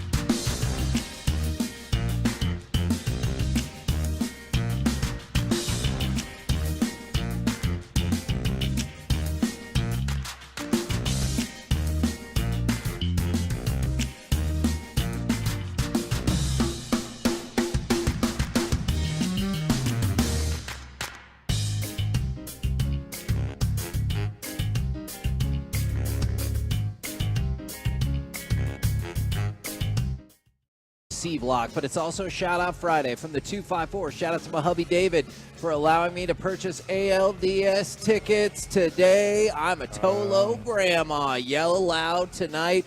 It definitely helps. Love hearing that. And then from the 214, and I feel bad about this, Kevin needs to ask for forgiveness because I sent shout-outs the previous 3 weeks and didn't hear any of them. What a One bum. for my stepdaughter giving birth last week. 2 birthdays. One was for my dad turning 81 the week before on September 9th, and the week before my nephew starting his high school football senior season, and Kevin read none of them. We try to interact as much as possible. I apologize for that. I hope you will forgive me. Now it's time for the C Block starring Corey Majors. Thank you very much, Kevin. And it's not just starring me. It's starring all of us, all right? Because we're all stars on this show. So I can ask non-football questions? Absolutely. Okay, great. But we are now joined by DallasCowboys.com, Kyle Yeomans. How's it going today, Kyle?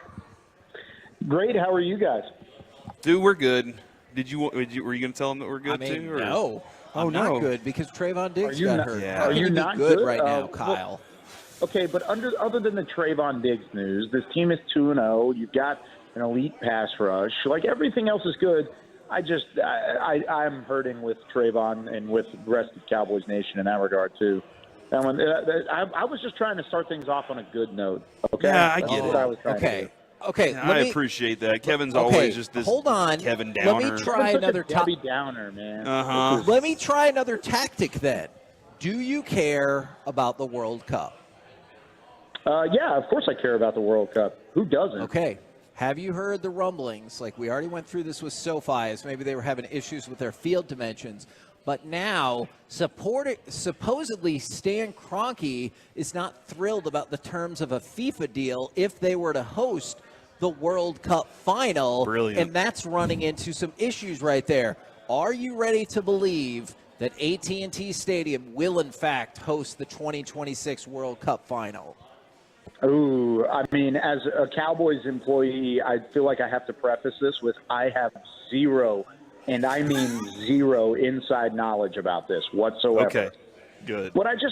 You're talking about a central location, DFW Airport, just a couple miles away. It's the center of not only the U.S., but it's the center of North America in general, where they're hosting in Mexico and Canada too. I feel like it would be a no-brainer to throw the World Cup final right there smack dab in the middle of Dallas, Texas, Arlington, Texas, and have it at AT&T Stadium. So, yeah, of course I'm ready for that. I think the Cowboys would love that too, but of course I don't have any inside knowledge on that whatsoever. I just think it would be a heck of a lot of fun.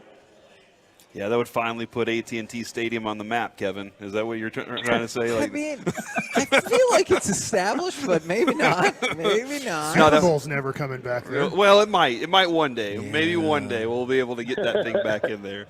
Man, I do like one of the conversations we had with Jerry this morning. You know, he brought to the table Trayvon Diggs not being out there. Maybe it's going to be just fine because he is a little bit of a different risk taker. I'm wondering how everything changes with this defense in your mind whenever they put Bland out there on the outside instead.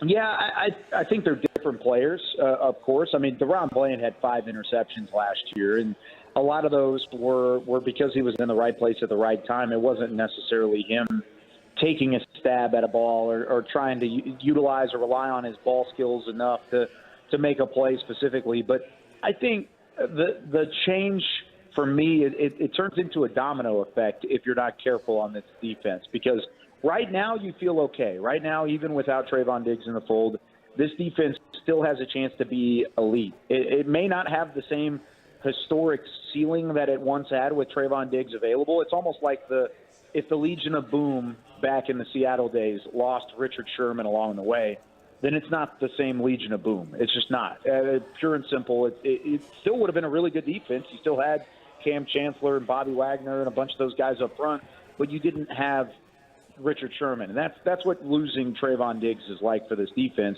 Still has a chance to be really good. They could still certainly chase every goal that they have in front of them, but it's going to be different. And I think DaRon Bland helps fill that void in a different way, where he's a little bit more conservative, a little bit more concerned about the coverage side of things than maybe Trayvon was in terms of taking the ball away.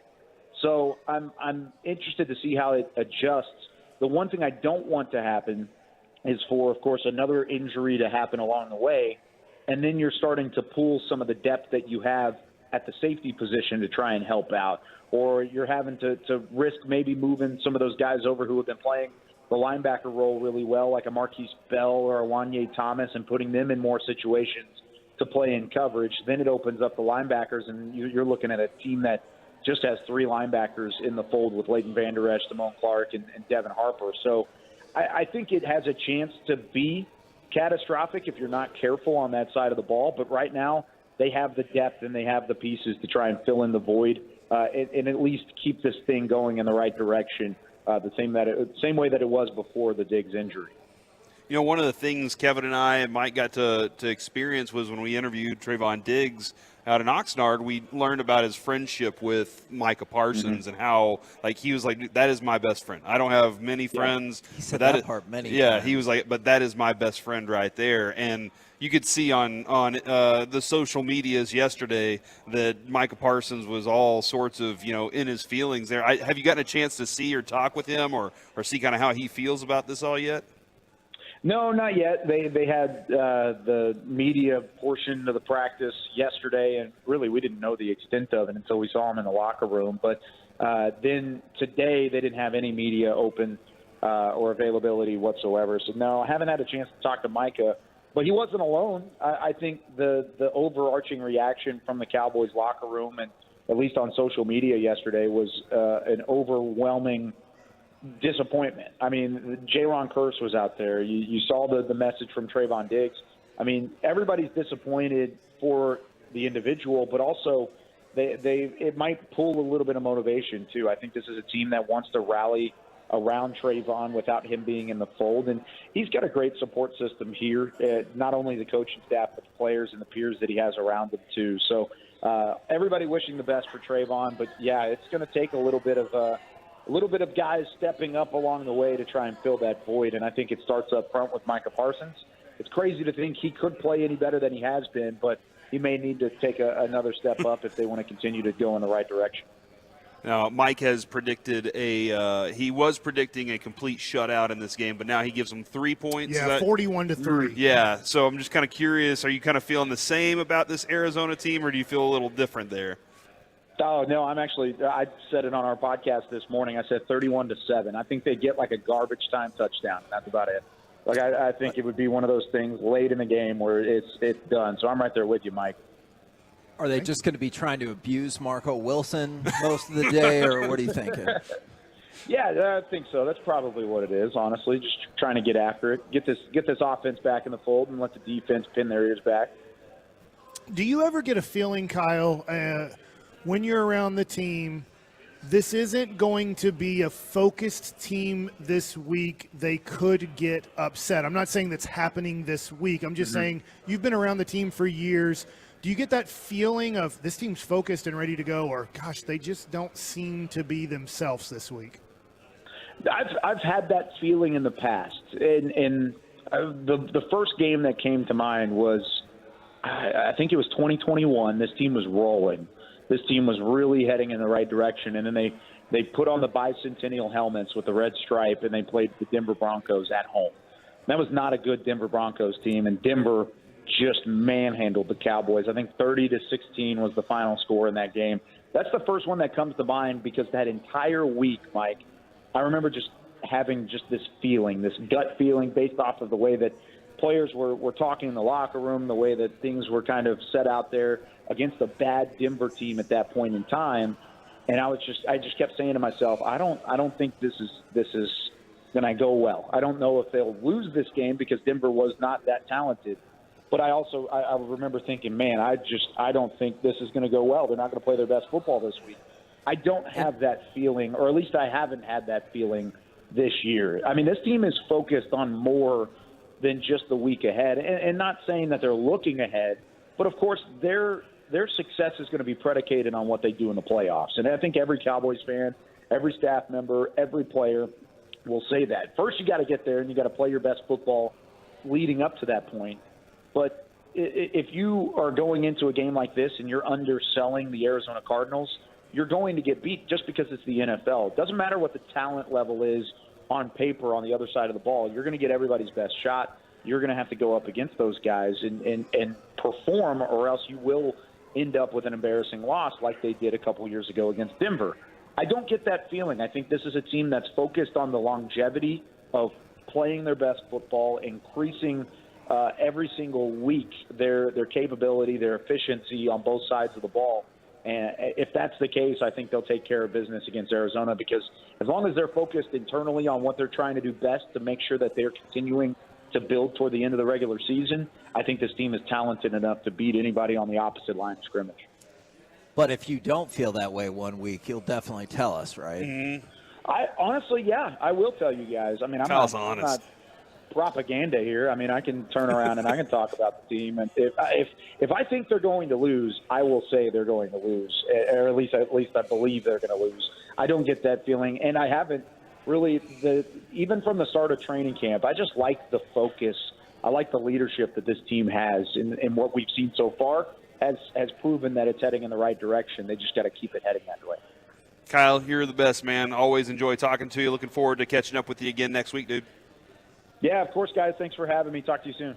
There he goes, Kyle Yeomans right there, who at some point, Kevin, I'm going to discuss with him does he want to be a play-by-play guy, or does he want to be just a media guy? I mean, he did give He's a really Brad Sham-esque answer to one of those questions. He did. So maybe he has the chance to do that. I did want to hit this story real quick, and I don't know if you've seen this. It. This is interesting because, Kevin, you're all about value. Of course. Bert Camper has the mad hits, stuff like that. The University of Colorado recently ran a report and determined the ad value of media coverage since football season started for Colorado is worth more than $90 million. Wow. That's just in 3 games on a 5-year deal. And once you add in ticket sales, merchandise, sponsorships, enrollment increases, and so much more, Deion's $29.5 million contract is already looking like a bargain. Somebody suggested he should be worth $1 billion to the university. Mike, I don't know how many people think about this, but it absolutely makes a difference in enrollment if your football team is good. Yeah. I'm not saying that's where you should go to school, but it makes a difference. Yeah, I don't know if is it 5%, is it 15%? I'm sure it's different at different places, but could anybody else pull this off besides Deion? Like, Deion is a showman. Right? Yes. I mean, when we think about he's got a great publicist the 80s/90s, he was the showman of football. And so it makes me think what Deion's doing, I don't think can be replicated by anybody. Like, I guess you could say he has no interest in this. Michael Irvin is a I can kind of see that at the U. I think if he did it at Miami, maybe. But Deion does have he does have experience with.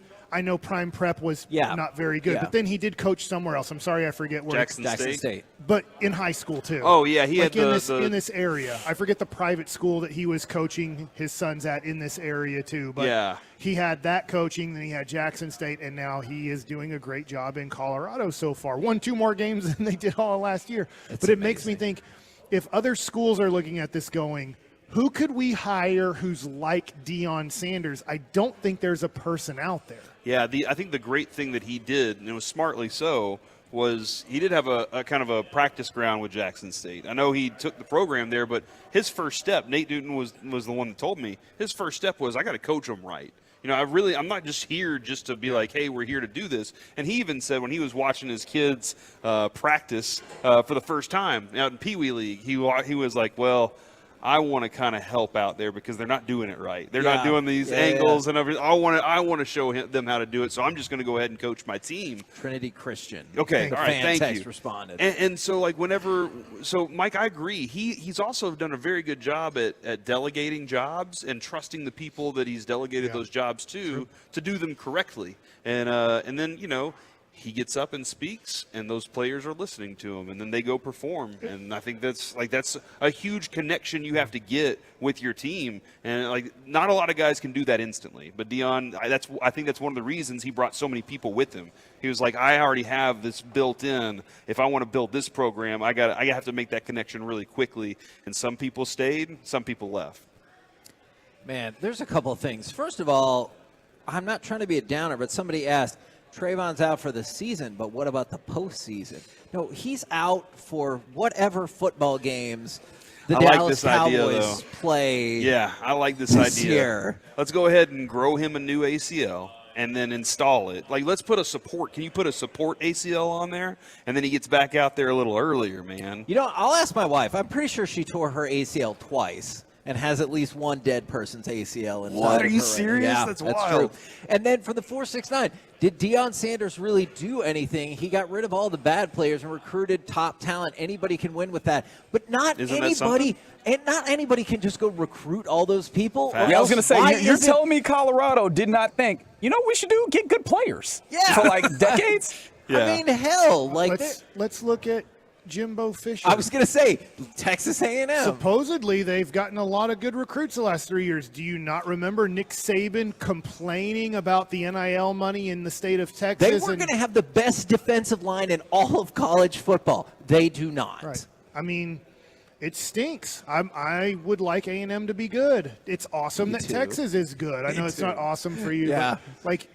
But Jimbo is struggling. He can't figure out how to coach in the SEC and how to win, and there's a 50-50 chance he's fired at the end of the year because of it, and A&M's going to have to go through the whole process. And they can recruit kids more, at least for decades now, over Colorado. And so Deion's been able to take kids that are lesser than the kids at A&M and be a better program 3 games in. You're absolutely right. You know who I'd play for, Kevin, if he called me up to do it? Juan Gonzalez. Yeah, well, yes. Damn right I would. Darren Woodson. Like if Darren Woodson was like, "Hey guys, I'm gonna lead a college football team," I would be like, "I'm there. What do I need to do?" We're the KNC Masterpiece right here on 105.3 The Fan. Coming up next, our brand new segment, Never Tell Me the Odds, plus Masterpiece of the Week, coming at you live from Buffalo Wild Wings in Carrollton on 105.3 The Fan. DFW's #1 Cowboys podcast. 1.2 million downloads and counting. Love of the Star with top insiders Brian Broaddus and Bobby Bell on Odyssey or wherever your top podcasts are found. Football season is here, so get inspired by our great team and work out like a champion. Hi, Babe Laufenberg here. I'm excited that Johnson Fitness and Wellness stores are now in Texas. They've got top-rated treadmills, ellipticals, strength equipment, rowers, exercise bikes, even massage chairs. I recently reached out to Craig Lewin, who has helped me over the years choose my own home fitness equipment. Craig now leads a great team of experts at the 17 Texas locations. Craig, hello. Thanks for passing me the ball.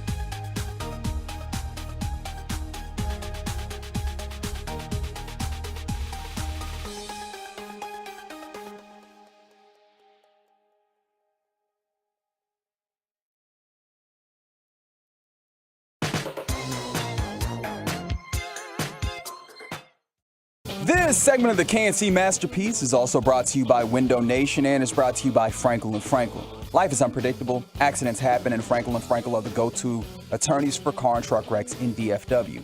If you or a loved one has been in an accident, contact Franklin & Franklin for a free consultation at truckwreck.com or call 214-817-333-3333. And back goes Wilson. Standing hit sack. Micah Parsons, second of the year, first of the day.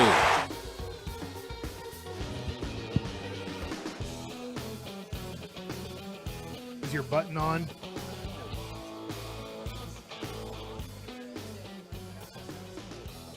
All right. Well, I just can't hear you, Kevin. I don't know what you're doing.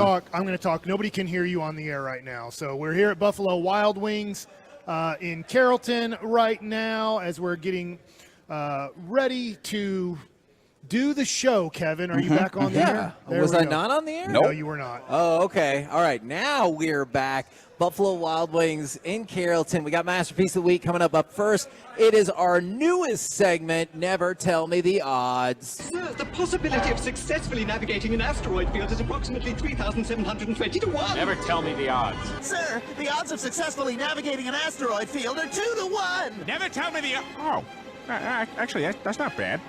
Yeah, no, let's keep going. Now, since we were just talking about this, one of the college games that stood out to me, and yes, I realized the injury to Travis Hunter, but Colorado is a 21-point underdog against a very good Oregon team. Now, we were talking about the viability and like how much people are paying attention to Colorado is, holy crap, if they were to win this game, it would just be off the charts. But would they be underdogs again at all? For sure. To USC. And they have other games Definitely. too. Yeah, at least to USC, possibly to Utah. Would you scoff at that, or would you be like, you know what? I guess USC feels like a different deal. Maybe Utah, if they beat Oregon, I might scoff at that. But Colorado plus 21, I feel okay about that, despite the injuries. You taking that one all day? I think so. Wow. I think so. I'm with them. I think that Colorado proved that they're going to compete, at least. I get, man, Travis Hunter is, unfortunately, with this injury, probably not going to win the Heisman, which would be difficult anyways, being a non-quarterback. But I just think Deion's going to have them compete. And the other thing, too, is I don't think they're going to play – did you guys think they played bad against Colorado State? I'll ask that question before saying what I was going to say. Not great. Because it's one of those like throw out the records. It's one of those things like Colorado State came to that game ready, but I didn't think they played as well as I'd seen them. But they didn't play great in the first half against Nebraska in my mind either. So because I think Deion will have them very ready to play this game. I think winning this game would be very difficult. They did win at TCU, but sometimes when you're, especially college kids, have a game where you're like, hey, where were our heads at for the 3.5 hours, 4 hours that we needed it? You guys got it together. We won the game. So I just think that they will be uber focused.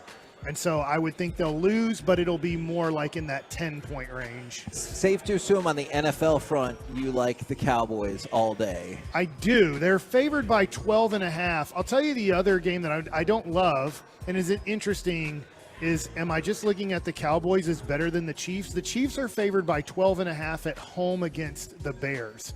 The Bears have looked really bad. The Chiefs have looked okay. Obviously, they lost the first game by a point. That was a 1 point, right? It's 21-20, first game of the year. Yep. And then they beat – I give them credit. I mean, they beat Jacksonville, and that game was in Jacksonville, but Jacksonville looked like crud. And then I'm like, well, is Kansas City's defense this good? Because – we've been fooled by Kansas City's defense before where they've looked good in some games, and then it's up to Patrick Mahomes to score 40 to win the game because their defense isn't stopping anybody. So I do like the Cowboys minus 12.5, and then I just wonder about the Chiefs being favored by that much. Like, is it the Chiefs are getting overvalued again, or are the Bears a fraud like they usually are? Kevin, one that jumps off the page to me is Jacksonville favored by 8 at home against the Colts.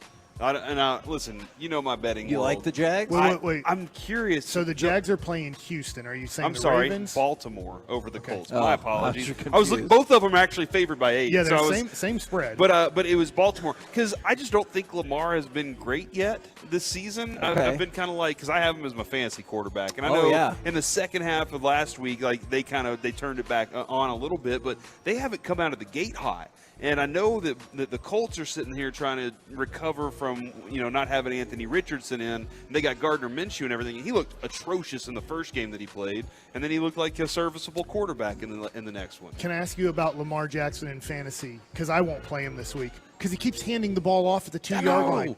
Didn't he used to score all those? Yeah. Am I missing things? Didn't he used to fake hand it off and take it in himself? And that's a 6-pointer. And when you do that 3 times, so far, that's 18 points in 2 games.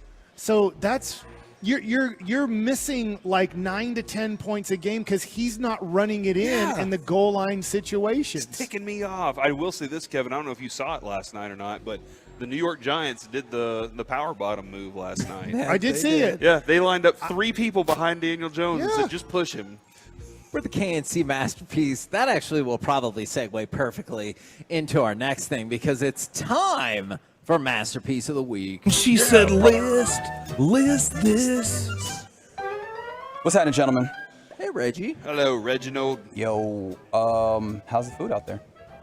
Man, my food was fantastic. I went with original hot today. Some celery sticks. I didn't want to crunch in Mike's ear, so I've just been kind of laying back on that. But it was fantastic. Great. Now let's get into Masterpiece of the Week. It's a segment we do every week in which we revisit some of the funny, stupid, or odd things that have been said on this very program. Anybody feel like? Weird. Wait, what's weird? It's weird, Kevin, when we're in public and Reggie gets to play this stuff and everybody's staring at us while we say weird Right. stuff. So this is a little like when Maybe we're in the we didn't say studio- anything dumb. Yeah, maybe we didn't say anything dumb this week. haven't. All right, well, let's see. Okay, you know what? Mike, you seem to be very confident. Yeah. And what I love doing with the segment is knocking people down a peg. Do you consider this stupid? Eric. Eric. Oh, man, their second kid was Ricky. So is it Eric Ricky?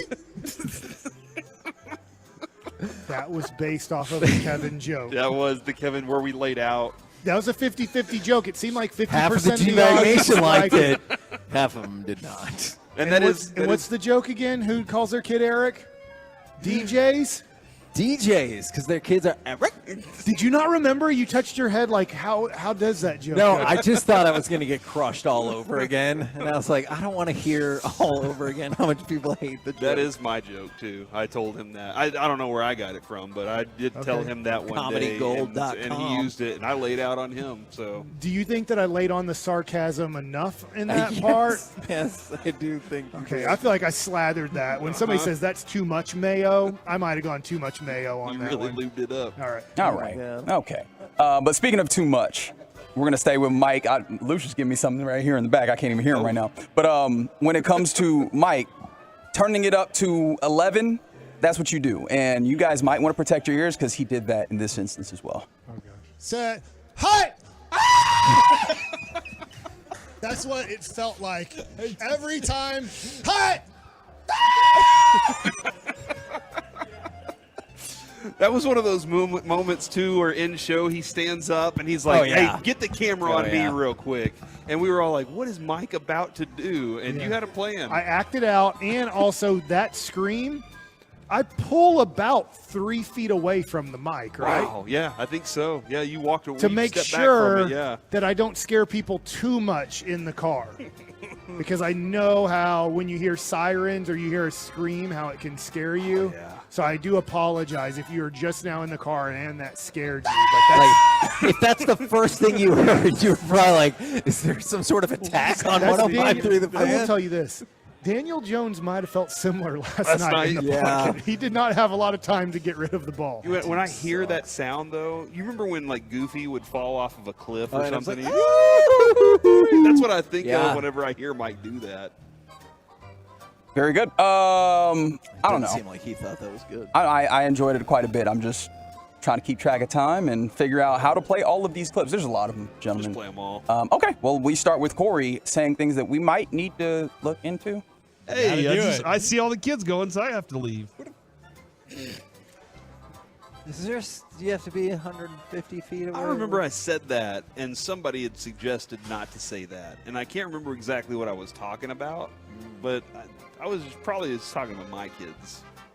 Oh, just avoiding it. See, Is that like, better? yeah, no, he's not a problem. He just doesn't like dealing with his children. I get it. That's That's a fine. lot of kids, dude. Okay. They're always around. That's a weird take. I like it. When are they not going to be around? I guess when they go to college. Am I right, Mike? Yeah. Oh, wow. That's unfair. Don't do that to him. Your son's a sophomore. He's a correct? sophomore, yeah. He's going to be home for college. I felt like junior year. Now, it's a little bit weird because COVID was in there for my daughter's high school, but I felt like junior year, she definitely decided to hang out with her friends a lot. I could see that. My oldest is already asking. He's got a friend that lives over here in Hebron. He's like, hey, on the way home from the game, can you drop me off at my friend's house? I'm like, come on, dude. We're going to be celebrating Juan Gonzalez night. And does he want to get a license? Does he have? Yeah, he's doing his driving instruction like all the time right now. So Okay, in 6 so months, he can then buy go wherever his he own wants to go car. himself. Yeah, good luck. And then you're going to be like Kevin and buying 4 cars a year. Yeah, that's what's going to end up happening. At Platinum Chevy, of Platinum course. Chevrolet is the place to be, man. Oh, I love it when you guys are on location. We get like live audience reactions.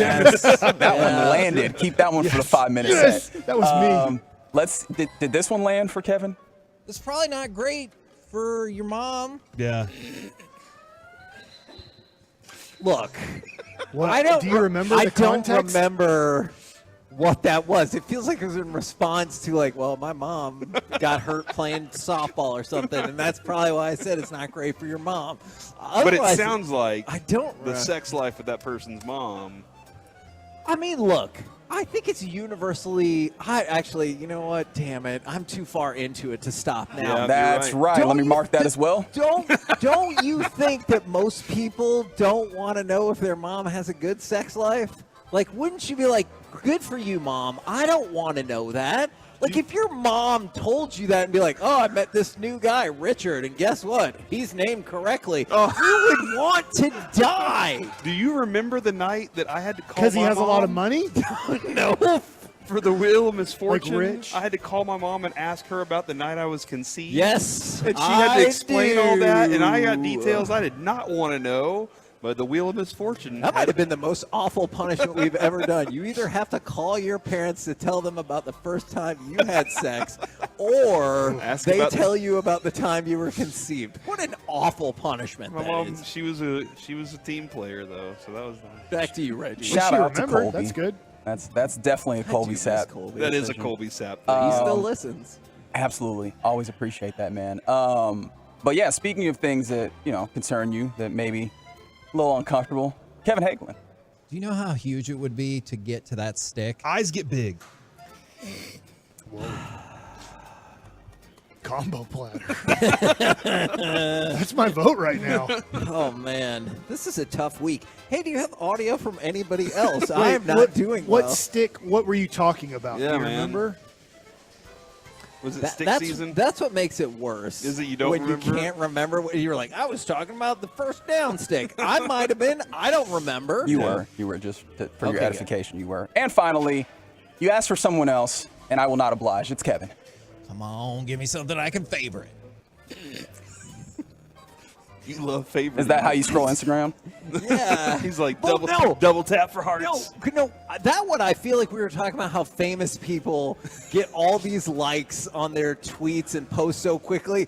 Are there people just sitting there and they're just like, okay, I need to heart. I haven't hearted enough things yet. And they're like, heart. And so they're just waiting for it. And that's the truth. Okay. All right. Gentlemen, you want to vote? I'm not voting for me. I vote for Mike Bassick saying Eric. Today I'm going to lose because I think I think the stick thing wins. Do you know how huge it would be to get to that stick? Eyes get big. Eyes get big. Corey, you take some blame on that too. You start, I can see it. Because you're like clear eyes, full Oh my heart, can't gosh, lose. what is that? I'm going to go for Mike Scream. So Mike has two in the bank right here. Set. Hi. I mean, in theory, I'm voting for the screen, but I also realize I haven't played this yet, so just gonna vote for it anyways. Football used to be crazy, man. And that's how we do Masterpiece. I don't even know what that means. Oh, no, I do. Is when we were talking about these passing what records. What is wrong with you, Norm Van Brock? Norm Van Brocklin, that's what I meant. Because I forget the story already, but it was one of the presidents who, I really like this football thing, and gathered all the Ivy League schools together where he was around and said, but too many people are dying. Yeah. And so we have to make this sport a little bit more safe. So even at the infancy, is that... Yeah, it couldn't have been Jason Kidd because he would be like, babies weren't dying. playing, but at the infancy of the sport, not infants. Can you imagine watching little babies play football?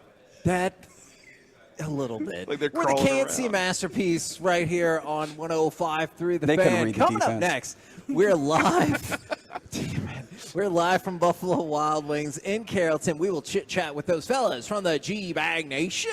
Next right here on 105.3 The Fan. I'm Michael Jacobs helping you beat the books with BetQL. Week 3 of the NFL has a few big spreads on the board, but the BetQL model isn't shying away from one of the larger ones. Jacksonville is hosting AFC South rival.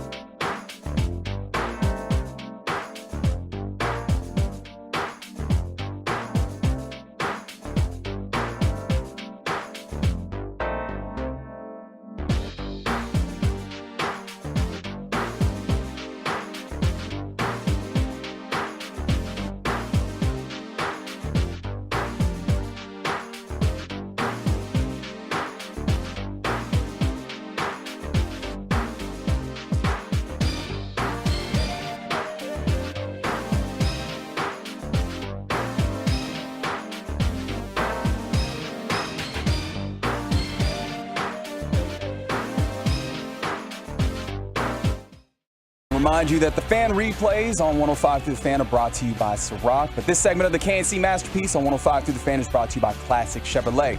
Just announced Classic Chevrolet and Grapevine's one-time Equinox offload. There's a limited supply of excess Equinox models that will be sold direct to the public below market value. You can see them all at ClassicChevrolet.com. But don't wait. In less than 10 days, they could all be sold at Classic Chevrolet. Find new roads. KNC Masterpiece right here on 105 Through the Fan. I hope this is true. The 817. I've already called 4 people and told them that joke about the child's name that had the father's DJ. I love it, love it, love it. Right now, courtesy of D&M Leasing, it is time for our chit-chat with those fellas from the G-Bag Nation. Gentlemen, how is you today?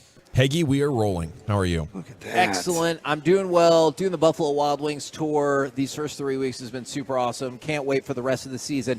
Next week we'll be in Mesquite. I was curious. Obviously, a lot of the focus and talk time is on Cowboys and Cardinals. But whether it's NFL, college, what is another game that you're really intrigued by this weekend? Like the one that immediately jumped to mind to me was I'm interested in the Chargers and Vikings game because this feels like whoever loses, your season is over. I know that's not necessarily the case, but somebody is most likely going to be 0-3 barring a tie. This feels like a very important game. I got Rangers Mariners on my bingo card and FC Dallas Columbus. Jesus Ferreira coming off a brace against Real Salt Lake. But, yeah, the NFL games, I hear you on that one. There's some really interesting potential plot twists very early in the season. Man, I'll tell you what I'm not looking forward to. Sunday Night Football, NBC's giving us Steelers and Raiders. Like that game's going to stink. My dear God. I have a stat about the Steelers later today about how they've failed to accumulate 400 yards of offense total in an extraordinary amount of time. Like, it has been a long time since they have put up an efficient offensive day. That's just really, really sad. But I'll tell you what, in the noon slate on Sunday, the battle of second-tier NFC supremacy with the Falcons and the Lions. I like that. That is going to be fun. I'm definitely pumped for Ohio State Notre Dame. I mean, that game, and Notre Dame just feels a little different. Normally, I'm like, the Irish aren't real, but I think Sam Hartman is. I think they actually have a legitimate quarterback. I think Notre Dame wins that game, and they're going to be propelled right into the college football playoff conversation. 2:30 on ABC. Give me the Buffs of Colorado traveling to Autzen Stadium there to face the Oregon Ducks. I think that's going to be an interesting one. Yeah, that sounds like a great game.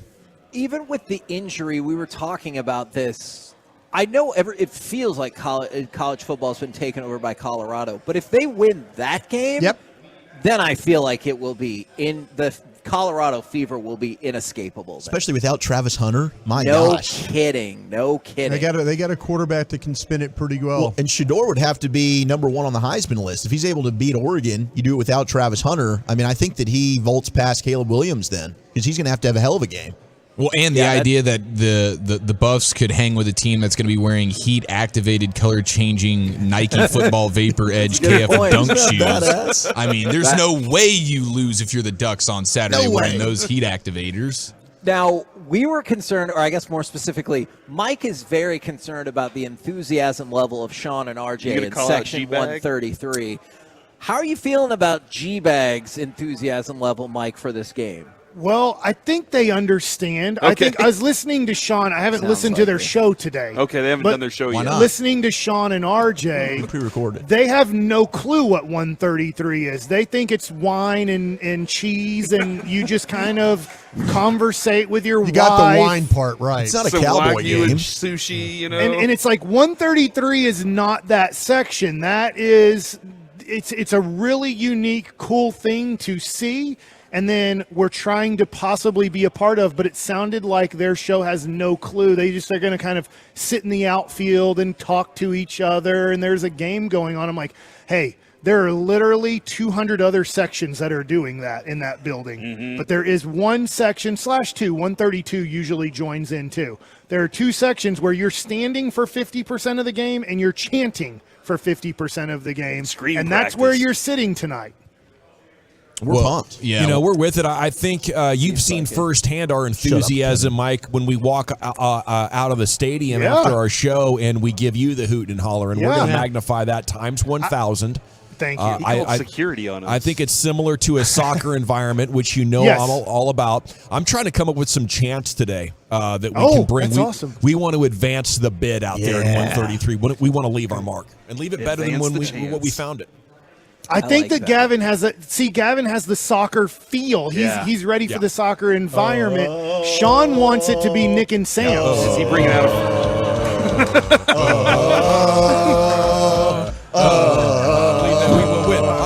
You inspired me, Mike, to pick up a bottle of Goose at my local Specs. Oh, hell so yeah. The pregame festivities. Corey, if you want to take a haircut with me and Walchuk the same way you did in the hotel in Oxnard. I love haircuts. Yeah, let's haircut together in the parking lot. Mike, what do the sight lines from Hurtado Barbecue look like to the game? Can you see the field from over there? Not much of left field. Yeah.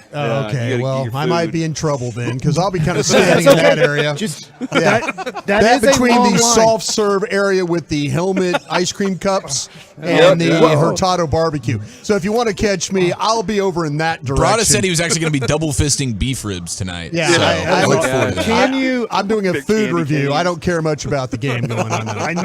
I know we're out of time, but can you guys razz on Sean and RJ and Peyton and Bobby when they're sitting there and doing nothing? Yes. Absolutely. Get them out. Yeah. Get them out. Take a beer, pour it right on top of their head. No. I like that idea. And say, get out of here if you're not going to be part of 133. Hey, speaking of getting out of here, what do you guys got coming up on the program today? Pure Gold as always, Heggie. Thanks for asking.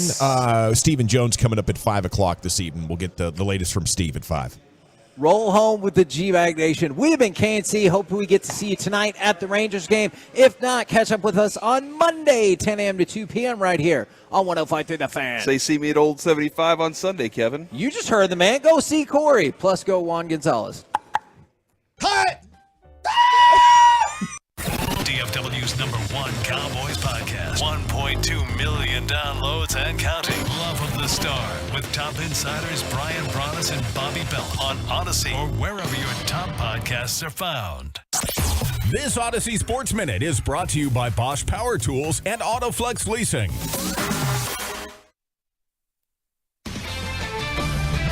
This is Jim Rome with an Odyssey Sports Minute, sponsored by Old Trapper Beef Jerky. Old Trapper, what's your beef? So how many times have we seen that movie?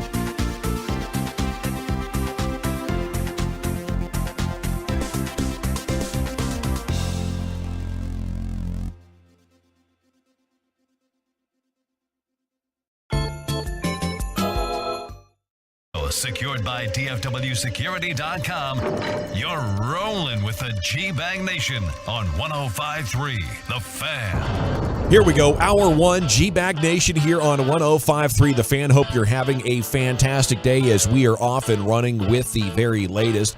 Couple of quarterback news items. Then we'll be talking Cowboys. We got some predictions. We'll be talking baseball with you here all in the opening segment.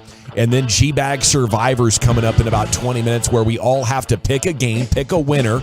You can only use the same team once throughout the year. You got to pick a winner. And if you lose, you got to bet payoff.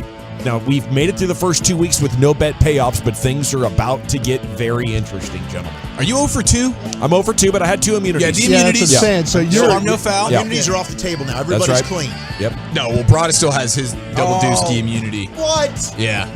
Because he did the sack-to-sack challenge a while back to ensure that he maintained 2 immunities to start the football season. This offseason, no damn immunities. We're not doing them. We're throwing the immunities out.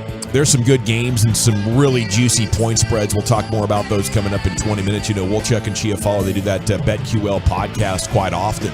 That's right. They're gonna drop some against the spread knowledge on your butt here coming up in about, well, it's 19 minutes away right now. It's a huge football Friday though. Very prepared. It's a Section 133 Friday. Join us tonight for the Rangers game. There are still a couple of tickets left in the 132.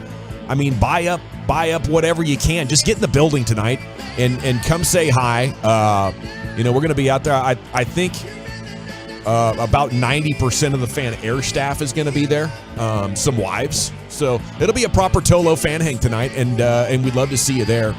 I'm workshopping a couple of soccer chants, and I just, we need big participation to make these things go right. It's got to be getting picked up on TV. So my best idea I have right now, okay, you get ducks on the pond, and in baseball lingo, that's runners in scoring position, right? Little risp.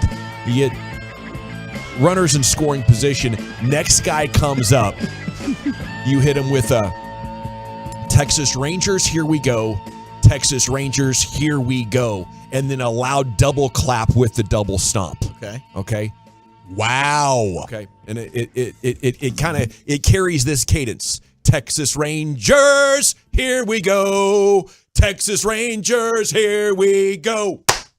Right? Bum, bum. Yeah. Okay, dude. So every time an at-bat happens and is finalized and the next guy's about ready to come up, if we have runners in scoring position, that's kind of like our rally cry in between batters. I like that. I like that a lot. Are we in? I'm in on that. Okay. I'm in on that. I'm in on you painting your face half red, half blue, and being up there and conducting. Okay, and leading the charge on that, because if you get that going on in unison right there, that's going to be... We're taking over. That's going to be fantastic. The 133 takeover is complete. I've been yell leader before, but never with a BAC under 0.1, So I'll be branching in a new territory tonight. Right, dude. That's true. We might need to get you some PEDs. I'm willing to do it, and I think it's an honor. There's a great responsibility that comes with that honor. No question. If you're going to go try to raise some hell in 133 and put on a show, you're not only trying to cheer on the home team, but the rest of the stadium is looking at you. Yes. Like, okay, what are you guys going to do here in the downtimes of the games? That's your responsibility, Brian. Are you in? Yeah, I'm in. But do we have? I told you I was going to be over at Hurtado or the soft serve helmet ice cream area. Mm-hmm. Yes. A couple places you can find me there, but I'll be around. I was just curious though. Does 133? This is kind of an organized group. Do you think they have their own cheers? Are we stepping on some toes over there? We got to make sure we don't step on toes. You're right. If there's any sort of a formal leadership structure, nobody really likes you and I very much. We got to run up the flagpole. Speak for yourself, Brian. No, though they don't like us very much. I think Cody will let us do some chants. We're not at a San Francisco Giants game. Okay, this is a home game. It's a home game for us. Okay, you're going to be welcomed with open arms. That's right. They're going to say, the general, if you want to get up there and show this crowd who's boss, if you want to help us lead this team to more runs, we're not. By God, let's do it. We're not trying to rally the troops in San Francisco, Brian. Any guy that walks up with his face painted saying, I'm ready to do this thing, is a man who's serious. You're welcomed. And a man who is not going to be said no to. Well, you saw what happened to William Wallace, too, when he went into battle with painted face. That's the vibe that I feel like Dawson is sort of channeling. Him, right? Didn't they quarter him? Yeah, the chance. Just one chance. He didn't win that battle? I think he got quartered at the end of the day. It was a hell of a speech. Well, he got betrayed. Yeah. We do open every Football Friday with Cowboys Game Day Prediction at 877-881-1053. If you'd like to fire off a prediction, leave your name and city you're texting from. We'll make you famous in the nation, Wolchuk. Let's do it. Okay, so for this game, I'm going 30-16 Cowboys over the Cardinals. Wow, dude. I think they're going to get a couple. Disrespect to this Cowboys defense. Yeah, I think they might get a 16 couple. points. They might get a couple of field goals here. I think maybe you have like one big passing play that happens on this, but I think that overall the offense is going to hit some explosive plays. I'm expecting one Michael Gallup touchdown as well. Like it. That feels like bulletin board material for Micah Parsons. You think Josh Dobbs is going to put up 16 points on the scoreboard? Josh Dobbs is a gritty player, man. I'm sorry? Wait till I throw up here. Oh, yeah. Broadus has this being a nail biter. Broadus has this being basically what last year's Texans game was, which is Dak having to go like 95 yards in the final 2 minutes to win the ball game. Dawson subscribes to the same theory I do, the desperate team theory. DTT. And I don't think that the Arizona Cardinals are tanking. I just don't think they know how to finish games. Cowboys 28, Cardinals 20. Okay. Okay. So you like Cardinals to the points? I think it's a 12.5-point spread. Yes. So Walchuk's got him covering. I got him covering. Brian goes and watches this disrespectfully. film, though, and he gets a level of respect and a level of knowledge about the opponent. You got to respect that opinion, 28-20. I have Arizona actually scoring 20 points. Ooh. Yeah. I think desperation comes into play.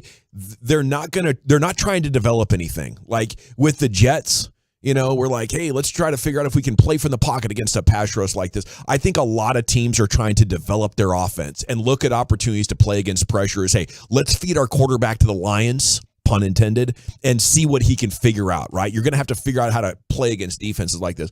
I think with Arizona, they're like, we got to survive. We got to win. We got Dobbs who's gritty.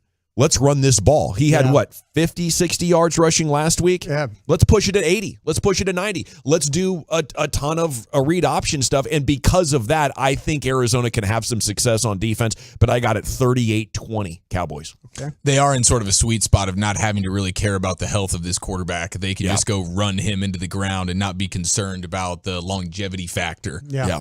So that's certainly an advantage they have. But I'm going to go 31-6. I think it's a smack around game. I think it's going to be a big time home crowd, and Micah Parsons now is going to, this is a do it for Trayvon situation, I think, at least in Micah's mind, and potentially for the rest of the defense. I think the mindset, particularly of this defense, is that of one that is trying to achieve all-time legendary Mount Rushmore status, and you smack around a team like the Cardinals if that's your mindset. Do you know what their record is? I'm just saying this is just – I didn't know they're this. like 1-7 in their last 8 or whatever. Try 9. Try the last 9 games. Give me the record in the last 9 games in the desert. 1-8. 2-7. Yeah, it's a tough place for them to go and play, and they do still have the home crowd. And there's been some really good teams that have gone there. And I'm just – it's funny. Today we were talking about, legendary status for your defense. And someone was like, I thought at one time this team was going to be like the 85 Bears, and I'm like, who are the corners for the 85 Bears? Can you name them? No. Leslie Frazier was one of them. Mike Richardson was the other.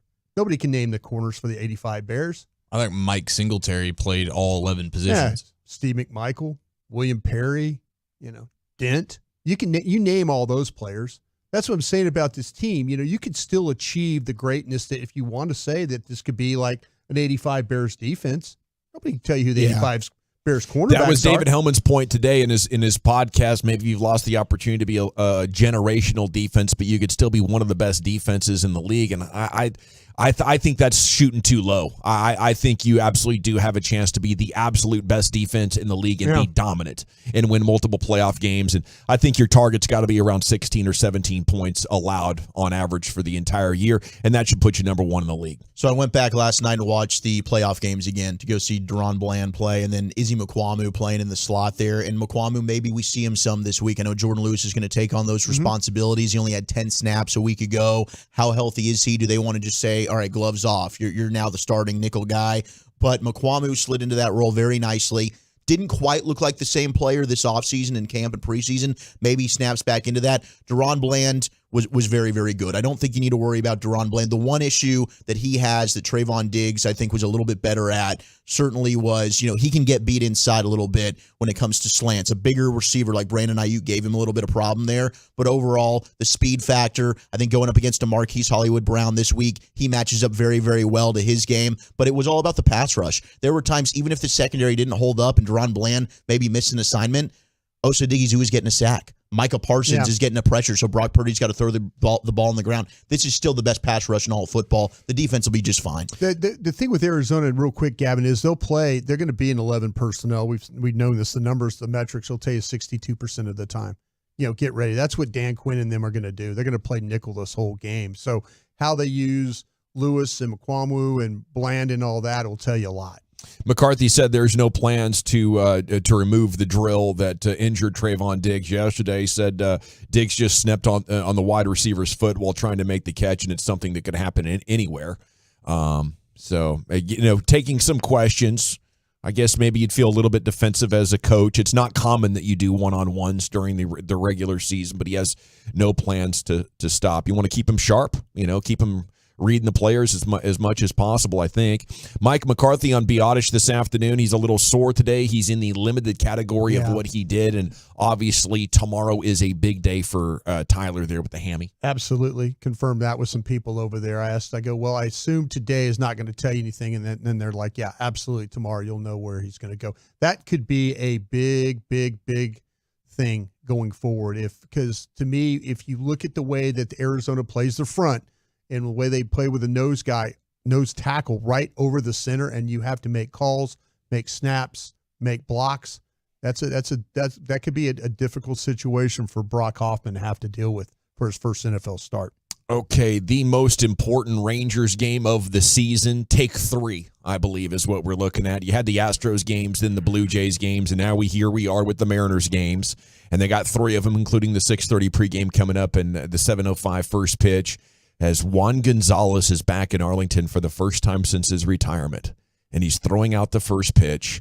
There's going to be a ceremony that should be pretty awesome. I think we're going to be in the cars on our way out there to the ballpark while the Juan Gon ceremony and first pitch are happening. There's very little chance we're going to be able to get out there in time, but we will see Dunning and Miller, and we'd love to see you come by and say hi there in section 133. Should be fun. We need Dane to snap back into that guy that he was for the first half of the season. Montgomery tomorrow, and then Evaldi on Sunday. So that's your pitching hopefuls for the starters here the weekend. You have Toronto at Tampa. The Astros are going to be hosting the Royals, and of course the Mariners are out there at the Globe. So that's what we got for you tonight right here on 105.3 The Fan. What you laughing at, Brian? Bobby Belt. Did you read his text? No. He sent us a text for a cheer. I probably shouldn't say it on the radio. That's something that I think that's kind of that's a negative. That's a negative cheer that he. Oh, it's a bad cheer? It's a bad cheer. I think it's a bad cheer. Any cheer that involves Tommy and John being involved. Sorry. Tommy, that's the John, troll god. It's not for you tonight. Wow. Yeah. You can't read that one. You can't read that one. No, that's embarrassing. That would get us fined and thrown off the air, I feel like. The Rangers are nice to us, Bobby. What the hell are you doing over there? Giants gave us some fun last night. They pulled it to within, 5 points there early third quarter, but Deebo Samuel was incredible, and Christian McCaffrey scored a touchdown in his 12th straight game. Tied a Jerry Rice record last night. That's what Christian McCaffrey did. San Francisco has not lost a regular season game since week 7 of last season. So that week 5 matchup with the Cowboys and 49ers is approaching very quickly. Not much controversy from last night's game, though. There was a little bit of a fight. Officials say they reviewed the film and didn't find any reason to throw out Trent Williams, despite the fact that right in the face. Punched A'Shawn Robinson, tore his ass up. What are we doing? I'll tell you what, there's no way Deebo Samuel can play that way for an entire season. No. It just can't happen. He's a battering ram. He went to the medical tent. He had to have internal bleeding. Yeah. He had to have. Yeah. He's insane. He's awesome. He's incredible. Yeah. It can't last. It's unfortunate. No, and without Brandon Ayuk, they were going to have to use him a lot, and they did. And I'm with you, man. I don't think it's sustainable at all. He is looking for all the contact. He is. He's finding wide receiver. He's finding it. G-Bag of the day is coming up at 2:30. G-Bag Survivor will all try to pick a winner here or face Bet Payoff Reality. That's next year in the nation. We will gladly be your side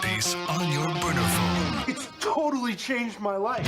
Download the Odyssey app and listen all day wherever you are to The Fan.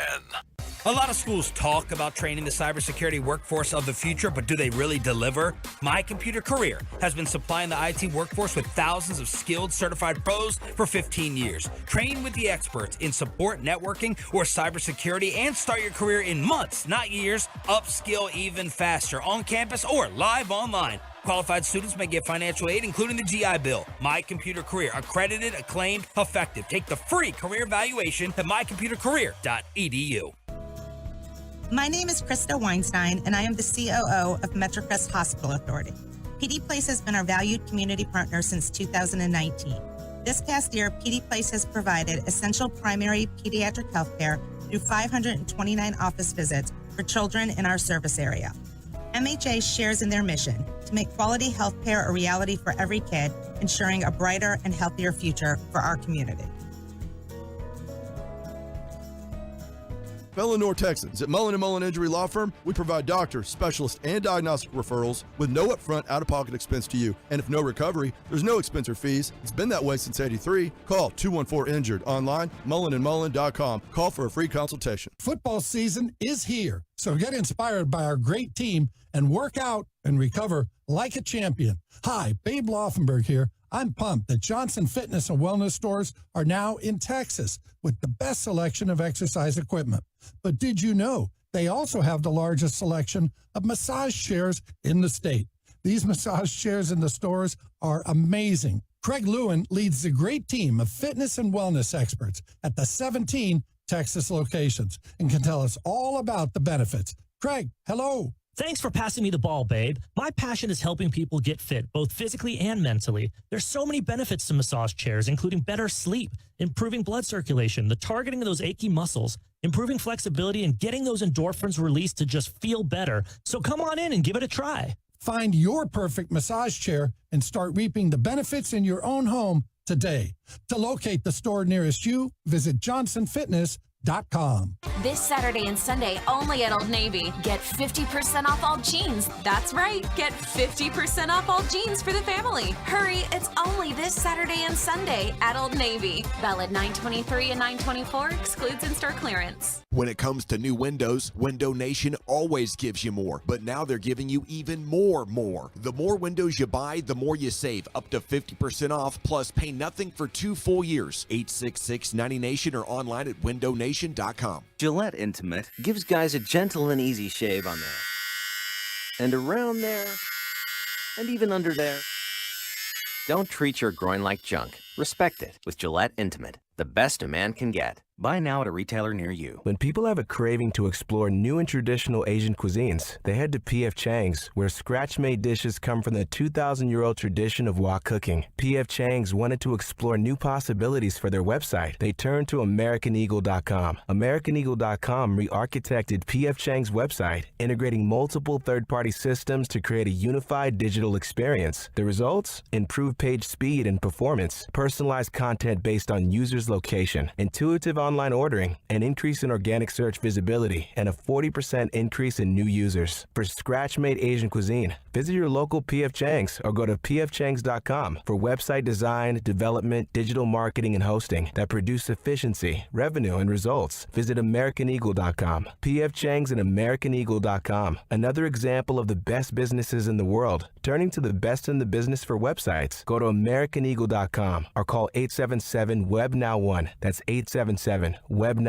Did you know gas goes bad in as little as 30 days? Bad gas can cause rough starts, poor performance, or no starts at all. Stable, America's #1 fuel stabilizer, ensures quick and easy starts after storage. Stable's proprietary formula keeps fuel fresh for 2 years, outperforming competitors. Whether it's your car, truck, boat, lawnmower, leaf blower, weed trimmer, ATV, motorcycle, or anything else with an engine, when you store, start with Stable. Polos, I'm here to bring you the good news. Cousins Barbecue has expanded their all-you-can-meat deal. Now it's Monday to Saturday, 6 days a week, all day. You can get your prime Texas barbecue, the quality and the quantity that you desire. 3 DFW locations. Stop in and tell them Chiafalo sent you. The following is a test of the emergency alert system.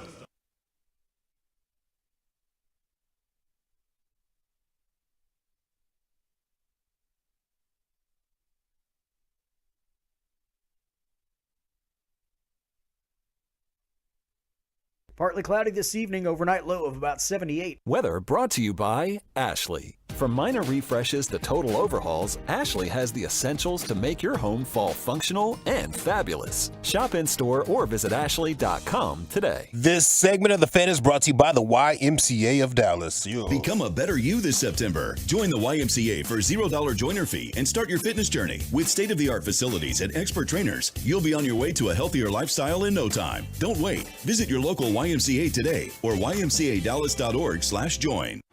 It's Fan Football Friday on 105.3 The Fan, sponsored by Blue Nail Roofing. Welcome back, Nation. Let's do some G-Bag Survivor Pick a Winner here. We got about 7 minutes until the G-Bag of the day. Segment's brought to you by Soda, state of the art. It's brought to you by the Frankels. Life's unpredictable. Accidents happen. Frankel & Frankel, the go-to attorneys for car and truck wrecks in DFW. If you or a loved one's been in an accident, contact Frankel & Frankel for a free consultation. It's 214-333-3333. Go to truckwreck.com. Flagtober is coming. It's next weekend. It'll be underway with our Tour Day DFW. We're packing thousands of flags into the truck, cruising all around North Texas. It's going to start in Mesquite at 10 o'clock. It's going to end in Garland at 7:30. We're going to make a big old loop all over North Texas, so we hope to see you next Saturday. Okay, Cowboys are a 12.5-point favorite, by the way, if you wanted to know some against the spread action there. But, yeah, I'm going to go ahead and take Seattle. I think they are a pretty dang good team, and they are hosting Carolina, who is going to be without Bryce Young. So that's a 3 o'clock game. I think the spread's 5.5. I think you could boost it to maybe 2 touchdowns, and I'd still be comfortable betting on Seattle. But we don't have to do points here, so it's an easy one for me. Seattle at home against Carolina. That's a lock-it-up situation, Chief. That's interesting because the Panthers running back Miles Sanders thinks that their quarterback Andy Dalton's a Hall of Famer, future Hall of Famer. Damn right. And so they actually get to bring a Hall of Fame caliber quarterback off their bench and insert him into their starting lineup. So I don't know if that concerns you at all, but I just wanted to throw that back out there. It is a potential Hall of Fame quarterback situation. I mean, we've seen Hall of Famers on the move more and more these days, so it doesn't surprise me that he'd be confident in a guy who's played for 4 teams over the last 4 years. I'm going to rock with my Cowboys. Come on. I feel great about this one. I know the defense is just going to be lights out, nasty. I actually feel bad. I have genuine nerves and concern for Josh Dobbs. Oh, they're going to just run him so much, and he's going to take a lot of hits. Yeah, and all that's going out is just a little bit more and more disrespect. I think when we talk about bulletin board material, it might just be Bart Scott's face right there. Yeah, at the top of the. Somebody just put us on Twitter on that. That was awesome. Or X, I should say, formerly known as Twitter. That's great. Bart you got to Scott's light that these bleep. quarterbacks up, because that's the only thing they're going to have. And I think the Cowboys are going to light them up because they're hungry. They want the sack really bad, and they're mad that the game plan is a lot just to avoid that. So any chance they get to hit these quarterbacks, they're going to love it. Yeah, they're absolutely going to love it. If I wasn't such a coward, I would take Minshew Mania. Gardner's going to step in for Anthony Richardson. That's your with guy the Colts. too. You're a big Minshew guy. I'm a big Richardson guy. I'm a big Minshew guy. But we just saw the Ravens injury report for guys who are listed as out for this game. Yeah. The Ravens are going to be without a lot of dudes. Well, their best offensive tackle and their starting center are going to be out. Vegas has known this for a while, though, I bet. And they've left the spread at 8. Yeah. That would be insane. I know. Which is why I'm not doing it. But I like that as a sneak. If the Colts were home, I'd feel like I might do it. But if self-proclaimed, I am exactly that. If you take Colts and you're right, I don't know how Wolchuk and Broadus would feel about this. Not only would you be okay for the week, but we'd give you an immunity. No, I'm done with the immunities. We need to get some bet payoffs over here. Yeah. Okay, if we need some bet payoffs, sure. Wolchuk, let's see what your pick's about to be. I'm going with the Jacksonville Jaguars at home against Houston. I actually think the Texans cover the spread here. Jags are favored by 9. I think Houston makes this a competitive game. C.J. Stroud, by the way, 91 pass attempts without an interception. He's only 44 attempts shy of tying the longest streaks with Dak, Brady, Tua. Pretty impressive. He's throwing the ball well, but I think Jacksonville lost last week. I think Trevor Lawrence finally puts together a good game. He's been struggling the first 2 weeks. Give me the Jags. Brian. Miami Dolphins at home, finally. They get the Denver Broncos show up. I think this is going to be a tough game for my buddy Sean Payton and his quarterback Russell Wilson. Give me the Dolphins at home against the Broncos. Yeah, that's another one. There's a lot of good games here this week for the G-Bag Survivor. I don't know if any of us are going to be paying off, but before too long, the good teams will be used up and things will get real nervy around here. Now, I do want to get you guys' thoughts on Bucks and Eagles. Baker Mayfield has them believing down there. It's possible, he's going to have a pretty good year. Tampa, the 5-point home dog.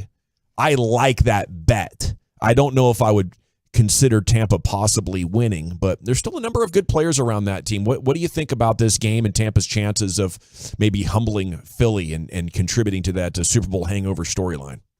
Well, they bring a good defense to the table, but you have Philadelphia that is now going to be playing with additional rest, right? Because they played last Thursday, and then this is a Monday game, so they're going to be like super well rested coming into this one. I think they might have found something with DeAndre Swift at their running back spot, as opposed to whatever they were trying to do with Kenneth Gainwell in week number 1. But their rushing attack is still really good, and they stop the run really well. They're not passing it at a standard that you would want if you're an Eagles fan at this moment, and their pass defense is a little bit questionable. But I think it'll be a fun game. I don't expect Philadelphia to blow them out by any stretch. That's for sure. I like what you're saying about the Bucks covering. I will take Philly, but hey, Baker's been a covering guy. He's 5-2 in his last 7 starts, 3-0 in his last 3. So I do like that bet when it comes to the Bucks covering the 5. I think this could be a field goal game. Baker's like the equivalent of a baseball pesky out guy. Yeah. Like he's just going to be clawing. He's going to make it very difficult for you to win, but the Eagles are the better team. I think he's in this small window where everybody's doubting and nobody believes in him, and that's fueling him to be the best version of himself.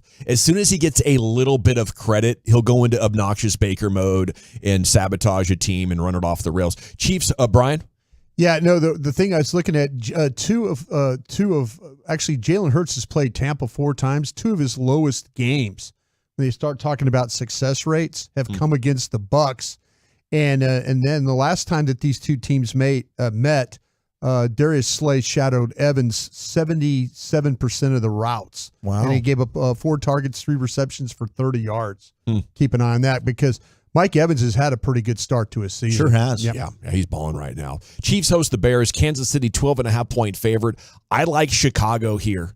I think because of how much chaos there's been, pride is on the line. It's not desperate team theory. It's just they've been embarrassed. And and I just don't think Kansas City has what it takes to be favored by 12.5 against anybody right now. Well, I'm embarrassed, and I'm going to stay away from this one. Okay. Because I've put too much faith into the Bears, and they have given me the middle finger. That's right. They have betrayed you. It's time now for the G-Bag of the day in the Pimp Cup. Here's Lucius Alexander. Happy Friday. Happy Friday, man. Hey, we made it. We made it, baby. Once again. Yeah. 5 whole days of work. 1 whole day of play. All right, let's see.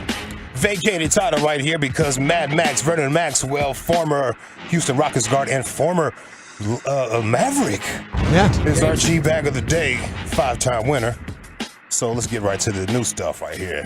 Hot off the presses. I got some John Blaze stuff for you today. That's weed. That's weed. Pat McAfee show is live on location out there in Notre Dame. Eric sent me this little clip right here. Pat walking through the sea of people. Got jokes. I mean, do they realize?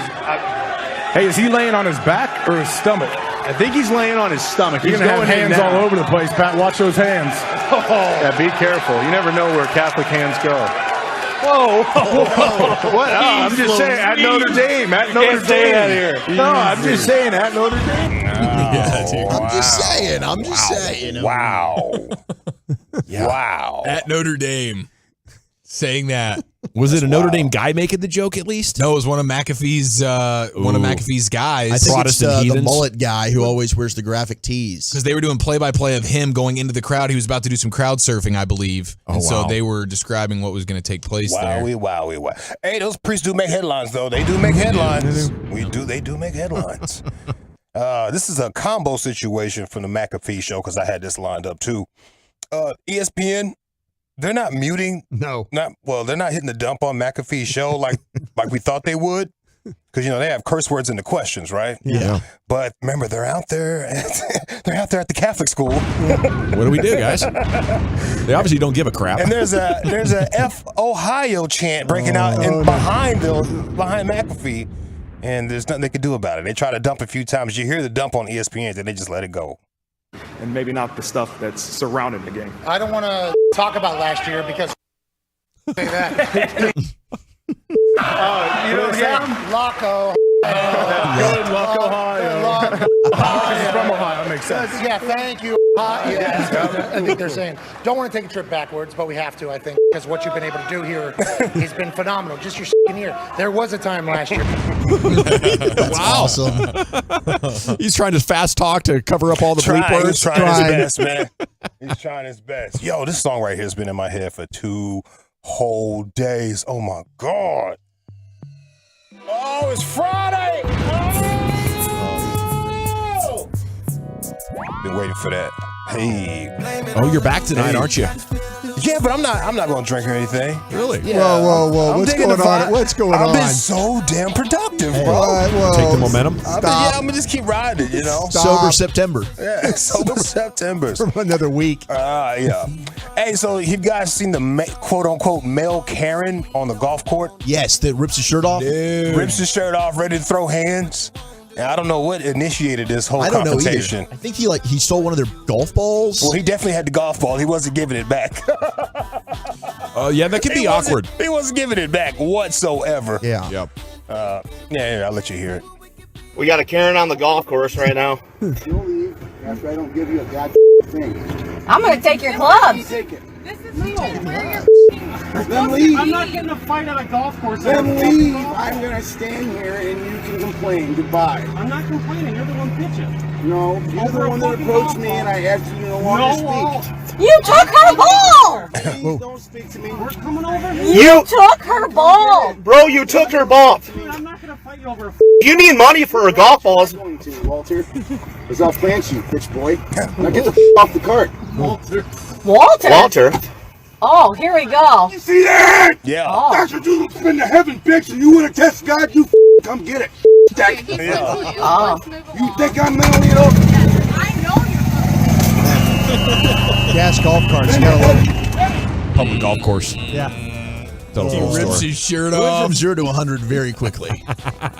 You think I'm mentally ill? I know you are, sir. We Yeah. are getting out of here. He called a random guy Walter. Nobody's name there was Walter, No, by the way. no. I like that. And he also called him S-Stack. Hey, listen here, S-Stack. I like that. That's a good one. S-Stack is amazing. Hey. See, she just drank on me. No, she tipsy. All right. Well, you're ready for the weekend. Oh, I love this song. He's my productive guy. He ain't doing anything. Bro, when this song came out, I was in the clubs heavy. Me and the old lady in the Novu, the bottle. Hang a shot at the Nouveau. Oh, my God. I used to wait the whole song so I could lift up my bottle during that part. Oh, my God. Fast forward. All right, let's see what else we got for you boys. Mike Florio. Dawson sent me this joint right here.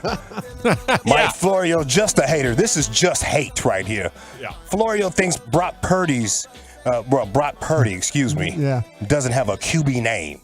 When you think of a franchise quarterback, you think of Joe Montana, Dan Marino, right? Brock Purdy is just kind of a weird name. It doesn't sound like a franchise quarterback name. Purdy's a little too close to Turdy. I just think people have a hard time looking at that name and saying that's a franchise quarterback. I know when I first saw that name. That easily is the most ridiculous point you've ever made. That's easily the most ridiculous point you've ever made. Yes. Purdy's a little too close to Turdy.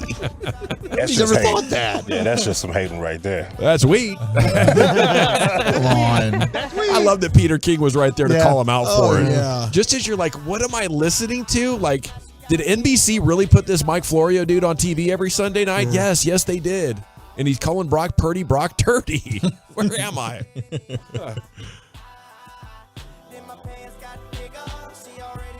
All right, let me see. Last one right here. This little Raiders fan, he has a Raiders jersey on. I don't know if this is a future bid felon. or whatever's going on. Looked like it was a Ring camera. Caught him on the porch talking to his pops. Asked his pops about the Raider game. Reminds me of a young Mikey B. This is a young Mike Bassick right here. Set the scene. Young Mike Bassick. The Raiders game today. Are we going to the Raiders game today or something like that? Are we watching the Raiders game? Something like that. The Raiders game today. Because the Bears in the woods? Actually not all of them. Because how would they in the woods if they're in a zoo locked up in a cave? Why do you have to be such a smart ass all the time? You know what I'm talking about. You're being the smart ASS because you're asking me if a bear's in the woods. Why are you spelling out ASS and still cussing by saying Obviously we're watching football today. It's Sunday. Yeah, I know what day it is. I'm not stupid. That is an epic back and forth. That's fantastic. Man, Mike Bassick right there. I didn't think anything could ever get me to potentially vote for a Raiders fan, but that's where I find myself right now. It is time to vote for the G-Bag of the day. Is it the Pat McAfee show live at Notre Dame with all the jokes? Is it the golf cart Ken Karen? Did Ken take his shirt off? Was he the guy that went beast mode at the end? Yes. The thief? Okay, that's when you know he was wrong. Is it Mike Florio or the Raiders fan? Holy, I don't know who to vote for, Chief. What do you say? I'm going with the Raiders fan. That was awesome. Lucius? Pat McAfee combo situation. Bully? This McAfee stuff is gold on the college campuses on Fridays. Must watch, but I'm going with the Raiders fan. Brian? Raiders fan. I'm going to vote for Mike Florio, which means by a score of 3-1. And your new G-Bag of the Day champion is the Raiders fan. Congrats to Mad Max. He did make it 5 yesterday and is now eligible for the G-Bag of the year. Krusty's Corner's coming up next. Where are we going with that, sir? Yeah, Krusty's going to get into a little metrics for your Dallas Cowboys. We'll do that next. Ooh, that sounds interesting. How about some testosterone metrics for you? Go to Men's T Clinic. They'll draw a little blood sample real quick, tell you what your testosterone's doing in your body, and they can get you on a path to getting back to being you. Get that edge back.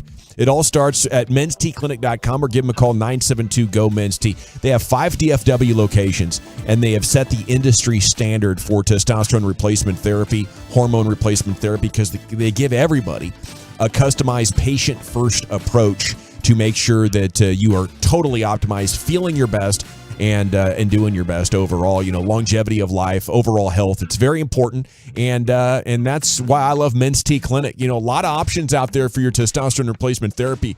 Only one is as good as Men's T Clinic. They're coming up on 10 years here in North Texas, and they've been with us here in the G-Bag Nation and the fan for a very, very long time. Yes, since the very beginning, we've loved them, and not only for the partnership here, but for the great things they've done for my life, Mike Bassick's life. Many of us up here at the fan over the years, you know, loyal Men's T Clinic customers, and we love it. We love getting in there and getting our edge back. It's time for you as well. 972-GO-MENS-T, mensteclinic.com. Salute. Coming up Monday morning on Sean and RJ, did the Cowboys stay undefeated? Star up, star down. Brad Sham at 8 o'clock, and a Cowboys-Patriots ticket giveaway at 7.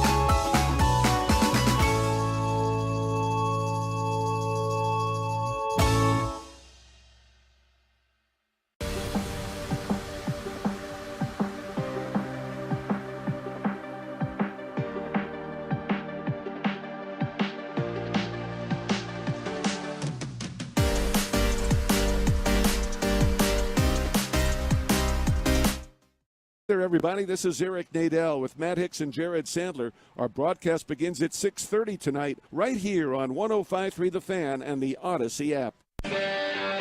Just announced Classic Chevrolet and Grapevine's one-time Equinox offload. A limited supply of excess Equinox models will be sold direct to public below market value. See them all at ClassicChevrolet.com. But don't wait, people. In less than 10 days, it could be all sold out at Classic Chevrolet. Find new roads. Oh, thank you very much, Lucius. It is the G-Back Nation here on the Fan. Time now for Krusty's Corner. Here's the king himself, the Super Bowl champion, Brian Broaddus. Thank you very much, General. Looking forward to seeing everybody out at the ballpark tonight. Come up, say hello, right? Oh, yeah. Hang out. Get Dap some us up. nachos. Yeah. We know where to find you by the Hurtado Barbecue and the Bluebell stands. Come out and buy Dawson some. Yeah, he likes those tacos. You can buy him some of those. He'll appreciate that, right? Tacos, nachos, beef rib. Yeah. Anything you want to bring Dawson over food-wise, he's all about. So let's make it happen. It's going to be a great time, man. It will be a great time tonight. All right. One of the things, one of my new fortunate little things of working with DallasCowboys.com is I get to be a part of their little next-gen stats packages. You know, they have a deal just for the NFL teams. Oh, not even for fandom people. I love next-gen stats. I think they're the ones that I trust the most. It's kind of crazy. So I'm kind of like, Derek goes like, hey, man, you want to do this? And I'm like, it's like a new toy to me. And I'm crusty for a reason, but the numbers that these guys come up with, I'm proud of you for play this right breakdowns and rights and lefts and how you can make everything. So I'm not going to try and bore you here with numbers, but I'm interested in, because we've talked about before the Cowboys' ability to play run defense or to rush the passer. And it usually comes from the get off times of how they are coming off the ball and how they're getting into the backfield or how they're attacking blockers and stuff like that. And so Next Gen Stats have the averages of who the fastest players are for the Dallas Cowboys when it comes to get off at the snap of the ball, the get off hell time. yeah. So Micah 1, Sam Williams I'm 2. going to play a little game with you guys today. Okay. A little game here, all right? Because I've got all the defensive linemen, but I've got them in little groups. Next Gen Gaming with Brian Broaddus. Next Gen Gaming, okay? And this is where this is how we can do it. I'm going to give you a little question in a time, but I'm going to give you the players, and you will go around the room, and you could pick who you think this time belongs to. Okay, fair enough. Fair enough. Okay, all right. The first one is this Cowboys defensive lineman's get off time is 0.62 on the average. Is that Micah Parsons, Sam Williams, or Dante Fowler? It's Sam Williams right there. Chief? I will say I'll go with Fowler. I'm kind of thinking Fowler as well. The 0.62, that's pretty dang good. Yes. Damn fast. Micah just set the record with 0.57. Yeah. So 0.62 is the average. This is the average. Very good. I do remember just watching one snap where Fowler was out of his mind off the snap jump, and maybe this is that time. Sam Williams. Whew. There you go, Sam Gavin. Williams. Youth is served. Micah Parsons is at 0.64, and Dante Fowler's at 0.72. Okay, so Sam Williams is faster than Parsons. That's what we saw last year as well. Yeah, coming off the for ball. his freakish. Now, Micah's game last week was the single fastest get-off game that Next Gen has ever seen. But by and large, Sam Williams is actually on average faster off the get-off. Yeah, on average, he's an alien. He is an athletic freak show. All right. This Cowboys defensive lineman's get-off time is 0.76. Is it Chauncey Golston, Osa Odigizua, or DeMarcus Lawrence? Chief, I'll start with you first. Tank. Osa. It's Tank. It is Tank. Tank's at 0.76. Damn. Osa is at 0.80. Okay. And Golston's 0.82. Damn, I didn't think Golston's would be that good. He's been playing pretty. He has been, but the get off. Yeah, the get off. I would have thought watching Osa play that he would have been in that 7 range, that 7.2 like Fowler. Yeah, me too. Because he looks just so much quicker than everybody else just on tape. Maybe he just looks so much quicker than he ever has before that we're thinking like, holy hell, he's just faster than he actually is. Yeah, it's kind of crazy there. All right, my last one, and then I got some questions afterwards I'm going to get to with you guys here. All right, This Cowboys defensive lineman get off time is 0.84. Okay? Is that Mozzie Smith, Neville Gallimore, or Jonathan Hankins? 0.84. Mozzie Smith, Neville Gallimore, Jonathan Hankins. Wooly Bully, I'll go with you first. Hankins. I'll go Gallimore on that one. Yeah, it seems too fast to be Mozzie Smith still, although 0.84, that's almost a full second now. I'll go Mozzie Smith.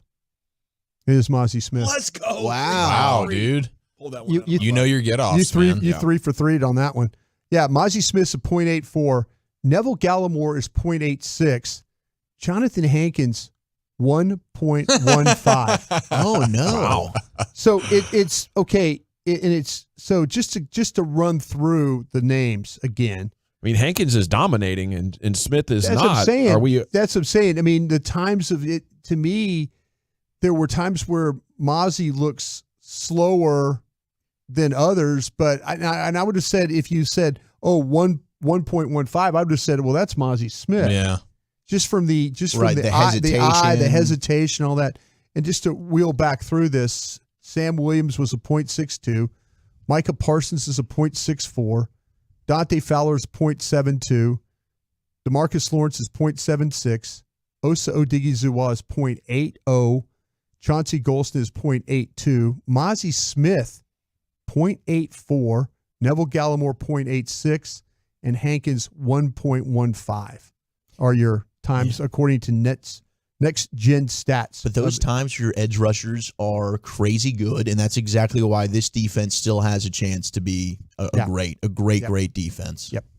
All right, Dawson, here's a question as we finish up my time here. I got to get a couple of questions in for you guys. Come on.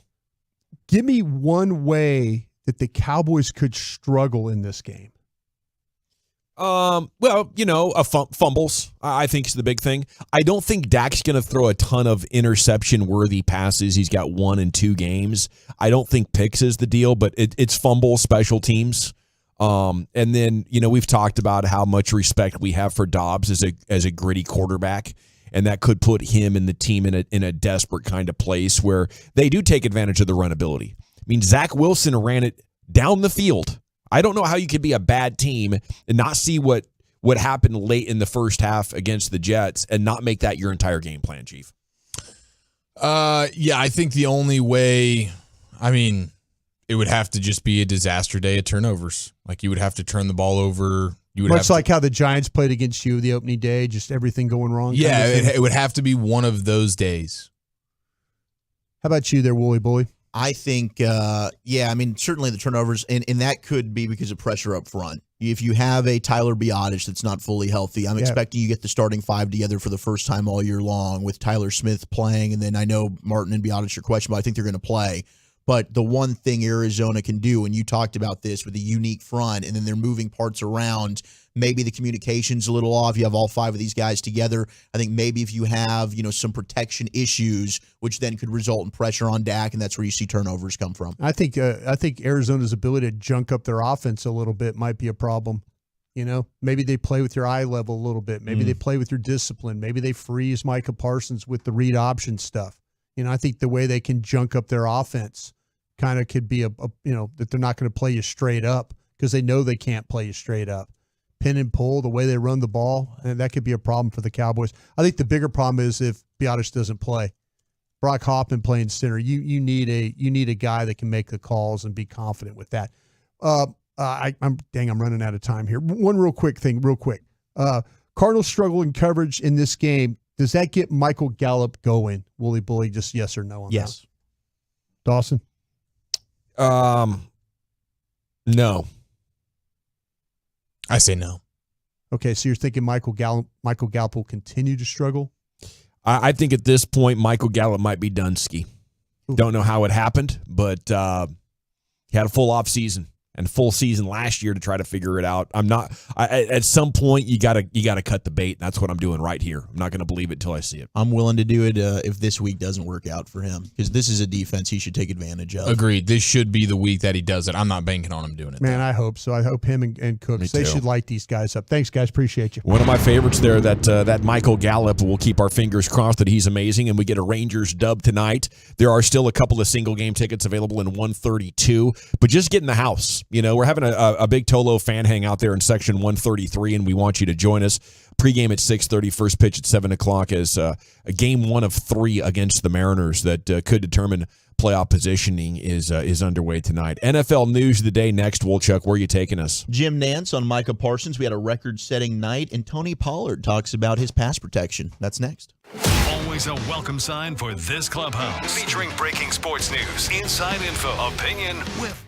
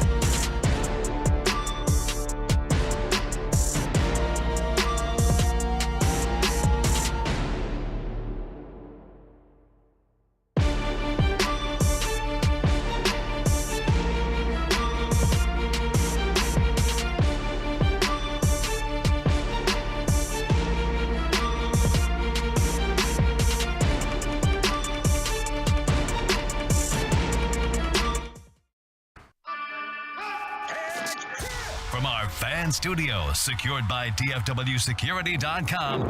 You're rolling with the G-Bang Nation on 105.3 The Fan. All right, welcome back. It's Hour 2, G-Bang Nation. Coming up at 3:20, we'll have game-changing X Factors for Cowboys and Cardinals with Nick Harris, DallasCowboys.com. Right now it's time for the NFL news of the day, and here's Zach. Thank you very much. We did get this great text from the 580. Got to stop listening to y'all. My aunt had to poop on the way to a Rangers game. It's her first game, and it's not her first poop, but we had to pull over on the highway. And all of a sudden, I guess people were surrounding her and were facing and were looking at her. And she just ended up having to take a dump ski there on the side of the highway. So Godspeed, but shout out to your grandma coming to her first Rangers game. Grandma did that? Mm-hmm. Wow. Or aunt. I apologize. Aunt. I don't know age here. I've never had to do that, although I have become very adept at doing the number one in some pretty congested situations, if I do say so. No stage fright for you. No, I tell you what you need is just a little bit of an elevated door, whether that's on a truck or a van.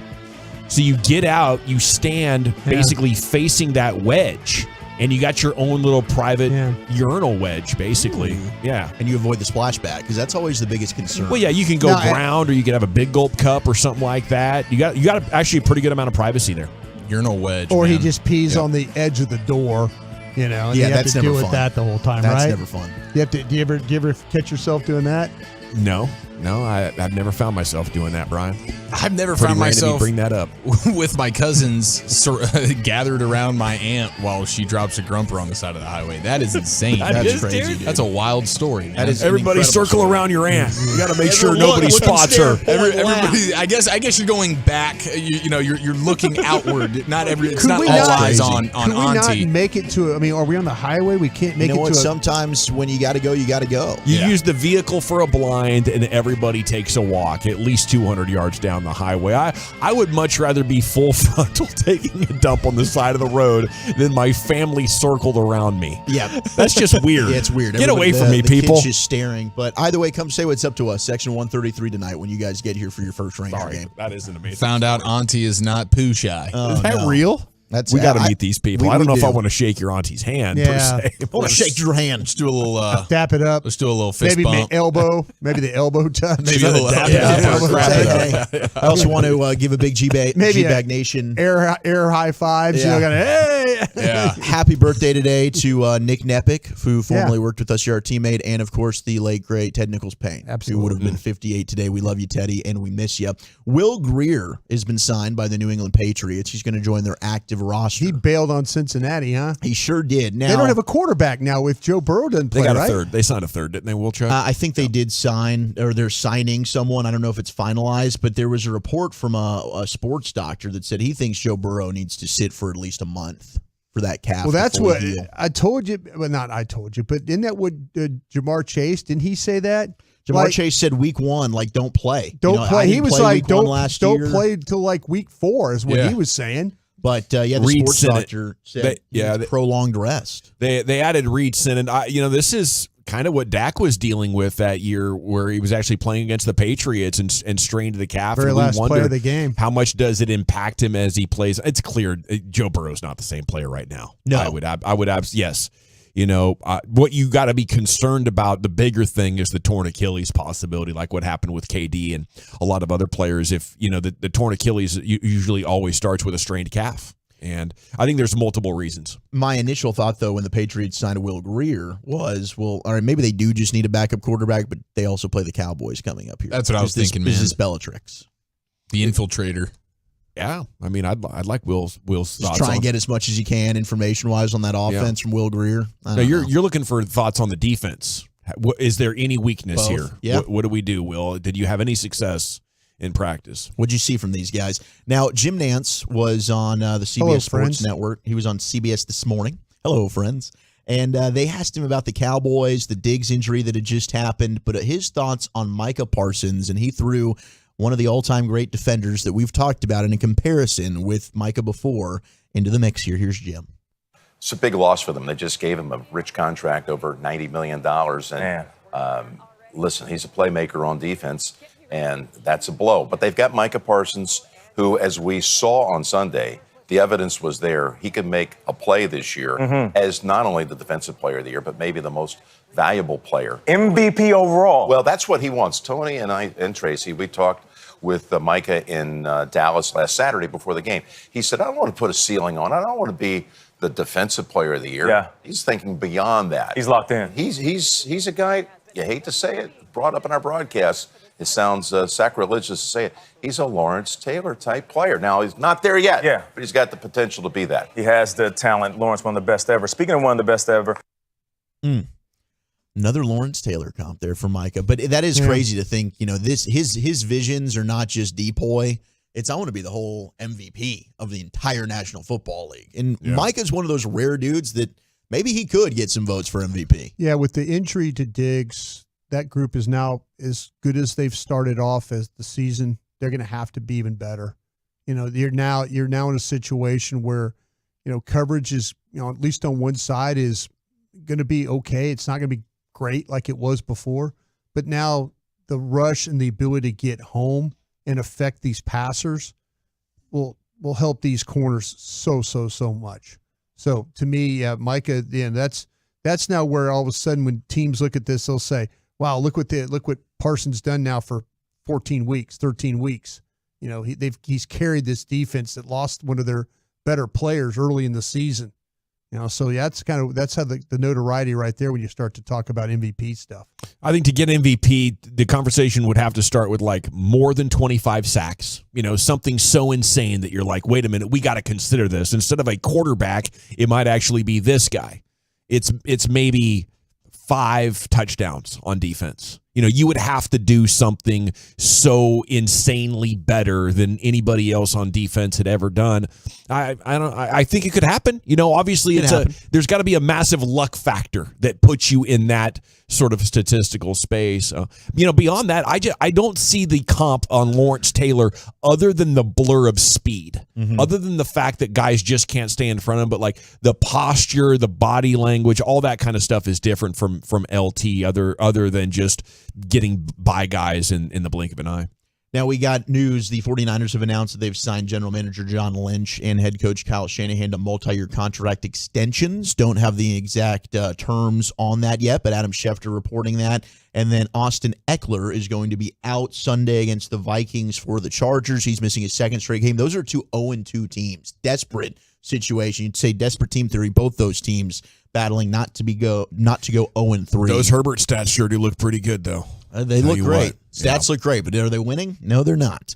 Christian McCaffrey last night tied a Jerry Rice record that he held since 1987 up until last night when Christian McCaffrey scored a touchdown in his 12th straight game as a member of the San Francisco 49ers. He was incredible. He has been with them. They haven't really lost a regular season game since he's been there. And then Daniel Jones and the Giants continue to set bad records as they're in a position where they've started worst offensively, according to the Associated Press. Their first half performance through 3 contests is the worst of any team since at least 1991, according to the AP. They have their first half point differential through 3 games is -57. If you have a running quarterback and you pay him and say, okay, now that you're paid, we don't want to run you because we got to keep you healthy, you're a stupid organization. They're bad, man. They're really, really bad. Daniel Jones, that ain't working well. They might regret that. I think they are regretting that. But the weird thing was the punch. Did you guys see the punch situation last night? Trent Williams and A'Shawn Robinson. So first, Trent Williams gets uppercut a little bit here. Then he follows up with a punch. The NFL says there wasn't going to be a suspension, or I guess you should say he's not going to get kicked out of the game because they couldn't confirm that it was a closed fist punch. But to me, if you're hitting anybody on the football field, shouldn't that just be an automatic ejection? Yeah, but he took a swing, right? He did. Yeah. So, yeah. That was my understanding of this. Like, okay, there was contact to the face mask, right? Right. And I'll never get hitting somebody with a helmet on. But both of them hit each other. They both should have been ejected. But the NFL says, no, we couldn't confirm that it was a closed fist punch. I didn't really know that mattered. If you're taking swings on somebody, you can't really have that in the NFL. It's good that we're finding where these lines are, though. So now, Mike, you can just slap folks. Yeah, we can just open hand slap. You can open hand slap. Slap box out there. And you can go 5 pumps in the end zone on a touchdown dance. This is good. We're starting to get real information here. Open-handed slap. It's got to be kind of a close quarter Three Stooges type of punch. This can't be an actual fighting. They were kind of just like, hey, get your hands off me. No, you get your hands off me. Jordan Schultz was reporting they've got some beef that's been going on for years, since when Robinson was with the Rams and they played twice a year. They don't like each other. Trent Williams has done this before, though. Didn't he take a swing at Richard Sherman? So, he's not a first-time violator in this situation. We also have Jordy Epstein, who caught up with Tony Pollard. They were talking about some of the offensive changes, how that impacts TP. Here's Jory with the question and TP's answer. I spoke with CD, Michael Gallup, and Jalen Tolbert during training camp about how this year's offense, there's a lot more focus on Dak and the receivers being on the same page with timing and footwork. What do those kind of changes mean in the running back room? What do you think about differently now than you did in the previous offense? Just, the integrity of the pocket, as far as when we're having drop back passes, we always emphasize, the inside of the pocket. We want to keep the integrity inside out. So, just having body presence, whether I'm getting out on the route, helping the guard or a tackle, clean up on their man if they're getting a little loose on the edge or leakage or anything like that. So just being a little more presence, body presence, as far as the pocket. We don't want leakage, TP, but I think he's taken massive strides. I saw it last year, but just in pass protection. Rico Dowdle's done an excellent job as well, but that's an area of Tony Pollard's game that used to be a weakness that he is now making close to be a strength. Yeah, I think a lot of it comes down to effort and hard work, to do the film, to know where it's coming so you can be in the right spot. But there's a physical component as well, and, you got to salute TP for getting it figured out, because he's not the biggest guy, and he's having to stand up there in the face of 250-pound dudes. It's hard. And he was in the offseason, he was hanging out with Von Miller and lifting and stuff like that. So he's a 210, 212-pound guy. He's not a small guy. I mean, he really, really isn't a small guy. Now, again, the problem he has is there's sometimes where he doesn't identify quick enough where he needs to be. Right. That oftentimes is the problem. That's the biggest problem with him. I think that there's a willingness to block. There's an effort to block. But the identification of where you need to be, that's the challenge that they'll have this weekend in this game. Yeah, the communication stuff. We also have, and this can affect you for your fantasy lineups, also if you're betting on any of these over-unders, but we got a tropical cyclone that can affect the Bills at Commanders game. Cyclone? A cyclone is what they're calling it. Tropical cyclone storm? Yeah, tropical cyclone. So we got Bills Commanders is going to be affected, Ravens at Colts, and Patriots at Jets. Now, Colts are in a dome, so I don't really see how that's going to be much of an issue. Travel. The Colts are in Baltimore. Maybe to fly there. Aren't the Colts playing in Baltimore? Is it Colts at Ravens? Because they put Ravens at Colts. That's where they screwed up.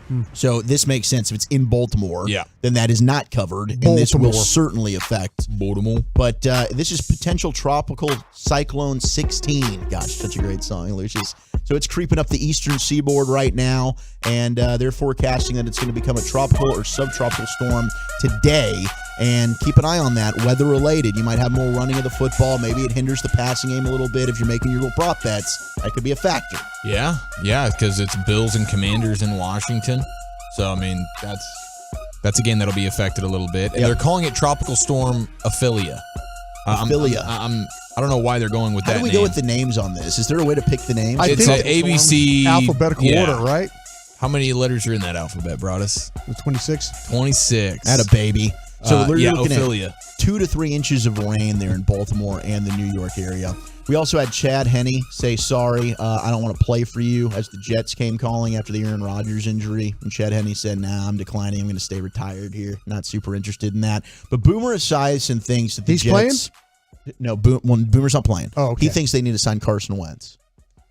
Like, that's your answer. Go get Carson Wentz. You want nothing to do with the Carson Wentz and the embarrassment he's going to bring to your franchise. Is Carson Wentz right now even an upgrade over Zach Wilson?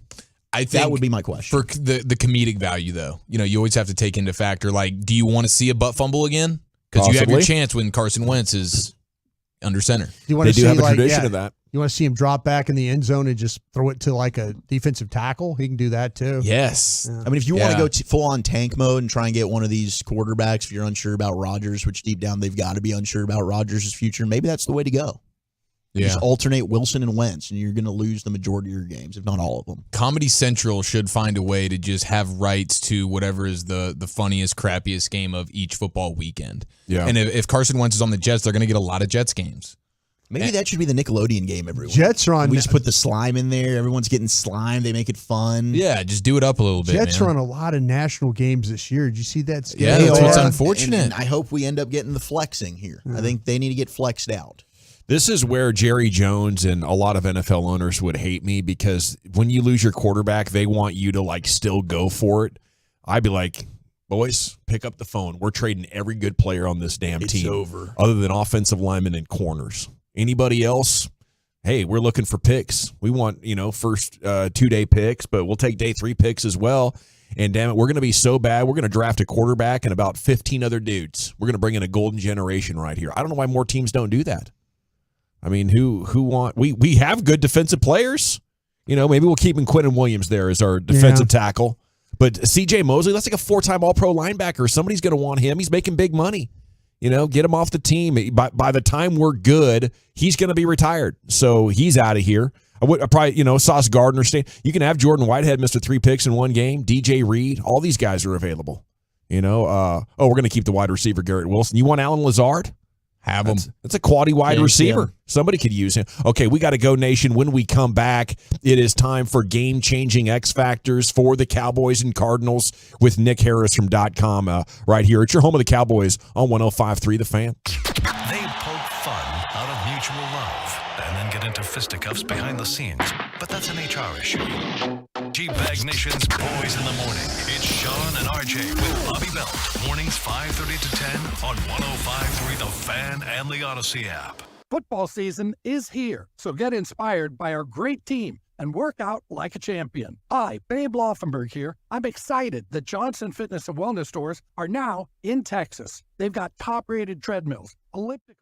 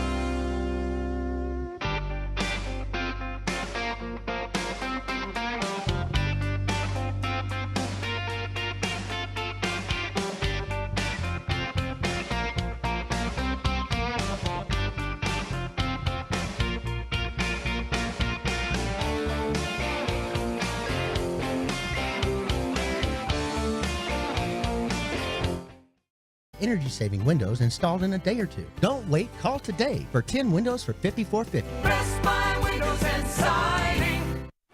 It's Fan Football Friday on 105.3 The Fan. Sponsored by Blue Nail Roofing. Welcome back, G-Back Nation. Segment's brought to you by Soda, that's state-of-the-art. Nick Harris, DallasCowboys.com is going to join us. Also brought to you by the Frankels. Life's unpredictable accidents happen. Franklin Frankel, the go-to attorneys for car and truck wrecks in DFW. If you or a loved one's been in an accident, contact Franklin Frankel. Free consultation, 214-333-3333. Go online to truckwreck.com. You can read Nick at DallasCowboys.com. And the headline yesterday, X Factors, 10 game changers for Cowboys and Cards. And a good afternoon, Nick. How the heck are you?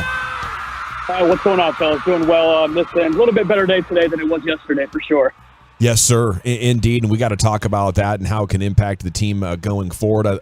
I'd love to chat about Arizona here on a Football Friday. How compelling of a game plan do you think Jonathan Gannon can put for Dobbs, and how effective can he be against this Cowboys defense? Yeah, this offensive success for Arizona, it's definitely going to be predicated on the run game, whether that be with James Conner or also getting Joshua Dobbs going, whether it be with design runs, read options, or him linking out of the pocket. I mean, we've seen probably the only negative that you can nitpick from this Dallas defense through the first 2 weeks is the fact that they've let Daniel Jones and Zach Wilson kind of leak out of the pocket at times and pick up some good yardage for first down. So definitely probably going to be a key emphasis for this front seven going into this game against Arizona with a guy like Joshua Dobbs. But this offensive game plan is going to predicate around the run. If this defense can stop the run early, that's going to force them to play from behind and get that passing game going. And we saw what happened last week whenever they were forced to throw the ball. 3 interceptions in the fourth quarter as they tried to play from behind. The Jets did. So hoping for a similar script in Arizona. How confident are you that the Cowboys have solved their issue in defending quarterback runs and read options and the sort that we've seen in recent years that have put them behind the 8 ball against opponents? Yeah, I wouldn't necessarily say through 2 weeks that there's been any point of a confidence that I could point at and say, hey, that's the reason why I would feel a little bit better about these things. But that being said, you have to like what this defense has done overall from a pass rush standpoint and at least being able to limit the run when it comes to running backs. But, you have a great point. Whenever you play quarterbacks like Jalen Hurts and you got guys like Justin Herbert also on the schedule as well. And then, there's mobile quarterbacks that are getting thrown into this league with every year that passes. So, being able to contain those guys out of the backfield, that's going to be a big point of emphasis going forward for this front seven. I think there's an interesting challenge for them in Joshua Dobbs this week in that department. Nick, you mentioned the bummer that was yesterday with the Diggs news. What's the domino effect now in the rest of the secondary with Bland moving to the outside? How healthy is Jordan Lewis? Could we see more of Izzy Mukuamu playing in the slot? What do you think about all that? Yeah, I think it's going to be fun playing around and trying to figure out, who's able to step up and fill a big role going forward into the season. You mentioned Deron Bland. He's going to have a pretty big opportunity to go out and move at boundary corner. We were able to talk to him today. He said, I feel more prepared than ever to go into this type of situation. So that's especially great considering last season he was having to step into a similar role whenever Jordan Lewis went down, and he excelled at that and came away with team high in interceptions at 5. And then talking about Jordan Lewis, he had 10 snaps last week. He's ready to go and take on a big role and pick up some more reps this week at the nickel position. Then you mentioned Izzy Mukuamu. I think that's an interesting guy you could throw at the boundary if Bland either needs some time off the field or if Bland is having a rough day. And then you also have Nashawn Wright that is expected to come off the IR after the game against New England in Week 4. So a lot of bodies in this room, and also Noah Igbenogany, the corner that they traded from Miami for a couple of weeks ago whenever they traded away Kelvin Joseph. So a lot of different bodies that they can play around with in this department. I don't think there's a reason to panic right now as far as being able to fill that role. Will you be able to replace 100% of what Trayvon Diggs brought? Absolutely not. But I think there's going to be a competent guy to fill that role. Nick, I don't know if you were in the locker room yesterday or today. I saw a quote from Michael Gallup talking about it doesn't matter his production or what he does, the numbers and all that, as long as the team wins. Is he telling us the truth? I wasn't there for that specific interview, but I know Michael Gallup has been kind of a hot topic in these first 2 weeks just because his role on the offense hasn't really blossomed, especially last week when Brandon Cooks was out and he was able to assume that wide receiver 2 spot, and he wasn't really able to do that. The more I think about it, the more that I think, this offense isn't necessarily built around his strengths, but that doesn't necessarily mean that he doesn't have a role within it. So, trying to get him active in the short to intermediate game, I think that's going to be really important, especially in these next couple of weeks going into San Francisco, because I feel like you need to figure out what your weapons are going into that game and then going up against really big opponents later down the stretch, whether it be Philly, Buffalo, or Miami. You want to have a guy like Michael Gallup back to where you can utilize his strengths and utilize what he does best for this offense. I don't think they've quite figured that out just yet. Are we going to get the original starting five on the offensive line together on Sunday? I'm knocking on wood and praying to whatever God that you guys like to pray to, and hoping that we do, hoping to get all five up front. We talked to Mike McCarthy today. He feels, I think it's a cautious optimism that all five will be ready. The two that are main concerns are Tyler Biadasz, who tweaked his hamstring in practice yesterday, which felt like a footnote after all the Trayvon Diggs news. And then Zach Martin has not been able to practice this week as he's battling an ankle injury that he kind of tweaked during practice last week, and then he had it rolled upon on a run by Tony Pollard against the Jets last Sunday. So hoping to get both of those guys up front. But if they can't go, Chuma Edoga looks like he's going to be ready to go to fill either of those roles. He would probably step in at left guard. And then you have TJ Bass, who has been taking some reps at center since they've returned from Oxnard here in Dallas. And whether it be in the later stages of training camp in Frisco or during the season, they've been trying to work him in as much as possible. And then you also have Brock Hoffman, the backup center. It's Nick Harris with you, DallasCowboys.com. Is Tank Lawrence, 31 years old, still in his prime? Yeah, I believe so. I think so. And the reason I say that is because you look at the data that they were able to pull away from training camp in Oxnard. They have a lot of analytics and data points that they were able to pull away from those GPS systems that they attach to the players whenever they're out practicing. And the data that they were able to pull away from DeMarcus Lawrence is showing that his motor is higher than ever. It's higher than since Mike McCarthy at least has been here. And if you look at what he's done, not only in the pass rush game, but also in the run game through these first two games, I've really liked what I've seen from DeMarcus Lawrence. He's going to have a really interesting test on Sunday. I have an article going out here in the next hour talking about team matchups, and his is definitely one of them. He'll be going up against right tackle, first-round pick Paris Johnson Jr. He was the number 6 overall pick for the Arizona Cardinals in the draft this past April. He has size, length, athleticism. I think that's going to be a really fun battle for Lawrence, just because I feel like Johnson is a future All-Pro in this league. And it's definitely a good opportunity for him to get lined up against a really good veteran. I think it's going to be a fun matchup there on the right side. Are there any areas this Cardinals defense during your game study can really present some challenges for the Cowboys offensively? Yeah, so they're very zone heavy. This Arizona Cardinals team, probably by my estimation, runs about 70 to 80% of their plays in zone coverage. And so that's going to make things a little bit difficult for Dak in the first half, just being able to read coverages. They disguise coverages really well.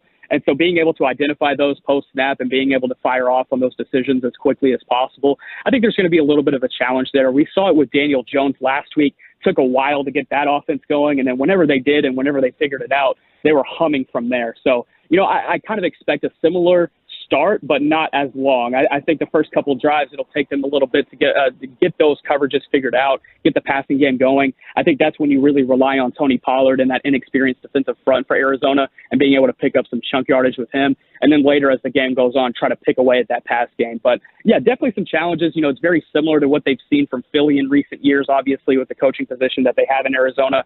It's not going to be any different from what they saw, but I think it's going to be a unique challenge. Do you think they take a little bit more deep shots this week as you watch that Arizona defense? Seems like the corners could be a little susceptible. Man, I feel like y'all are reading my article on the key matchups. Another one that I had was Brandon Cooks going up against Marco Wilson. I think Brandon Cooks will have an opportunity to get over the top of this defense. I think he's going to have a big day on Sunday. My bold prediction is the fact that he's going to lead the team in receiving on Sunday afternoon. Ooh, okay. What's your prediction for the game, Nick? I've been saying all week 38-13, and even with Trayvon Diggs going down yesterday, I still feel pretty similar. This pass rush group, until somebody can show me that they can limit them in any sort of way, whether it be for even a quarter. I'm not even asking for a game, just a quarter. I'm going to bet on that rush defense 9 times out of 10. So I'm going to take this defense to start things off pretty strong, and then the offense to find the rhythm in the second half, and they pull away with a pretty resounding victory out west. Thank you so much for your time, sir. Have a great weekend, and we'll catch up with you soon. Appreciate it, guys. Thank y'all. Have a good one. You betcha. Nick Harris, DallasCowboys.com here with you on 105.3 The Fan. We'll be at the Rangers game tonight. We want you to come by. There's still a couple of tickets remaining in 132. We're going to be in 133 and trying to have the time of our lives and root the Rangers on to victory. It is a huge sports weekend, indeed, as the Cowboys looking for 3-0 Sunday afternoon. Now, coming up next, we're looking at Biggest L, Biggest Dub, right, Chief? Yes, sir, featuring the worst question ever asked into a microphone. We have that sound, and 877-881-1053. Where have you taken some L's this week? More importantly, where have you gotten those personal victories? Next, right here on The Fan. Okay, I want to chat with you about my friends at D&M Leasing, though, as we're going into the weekend. If you want or need a new vehicle, just call.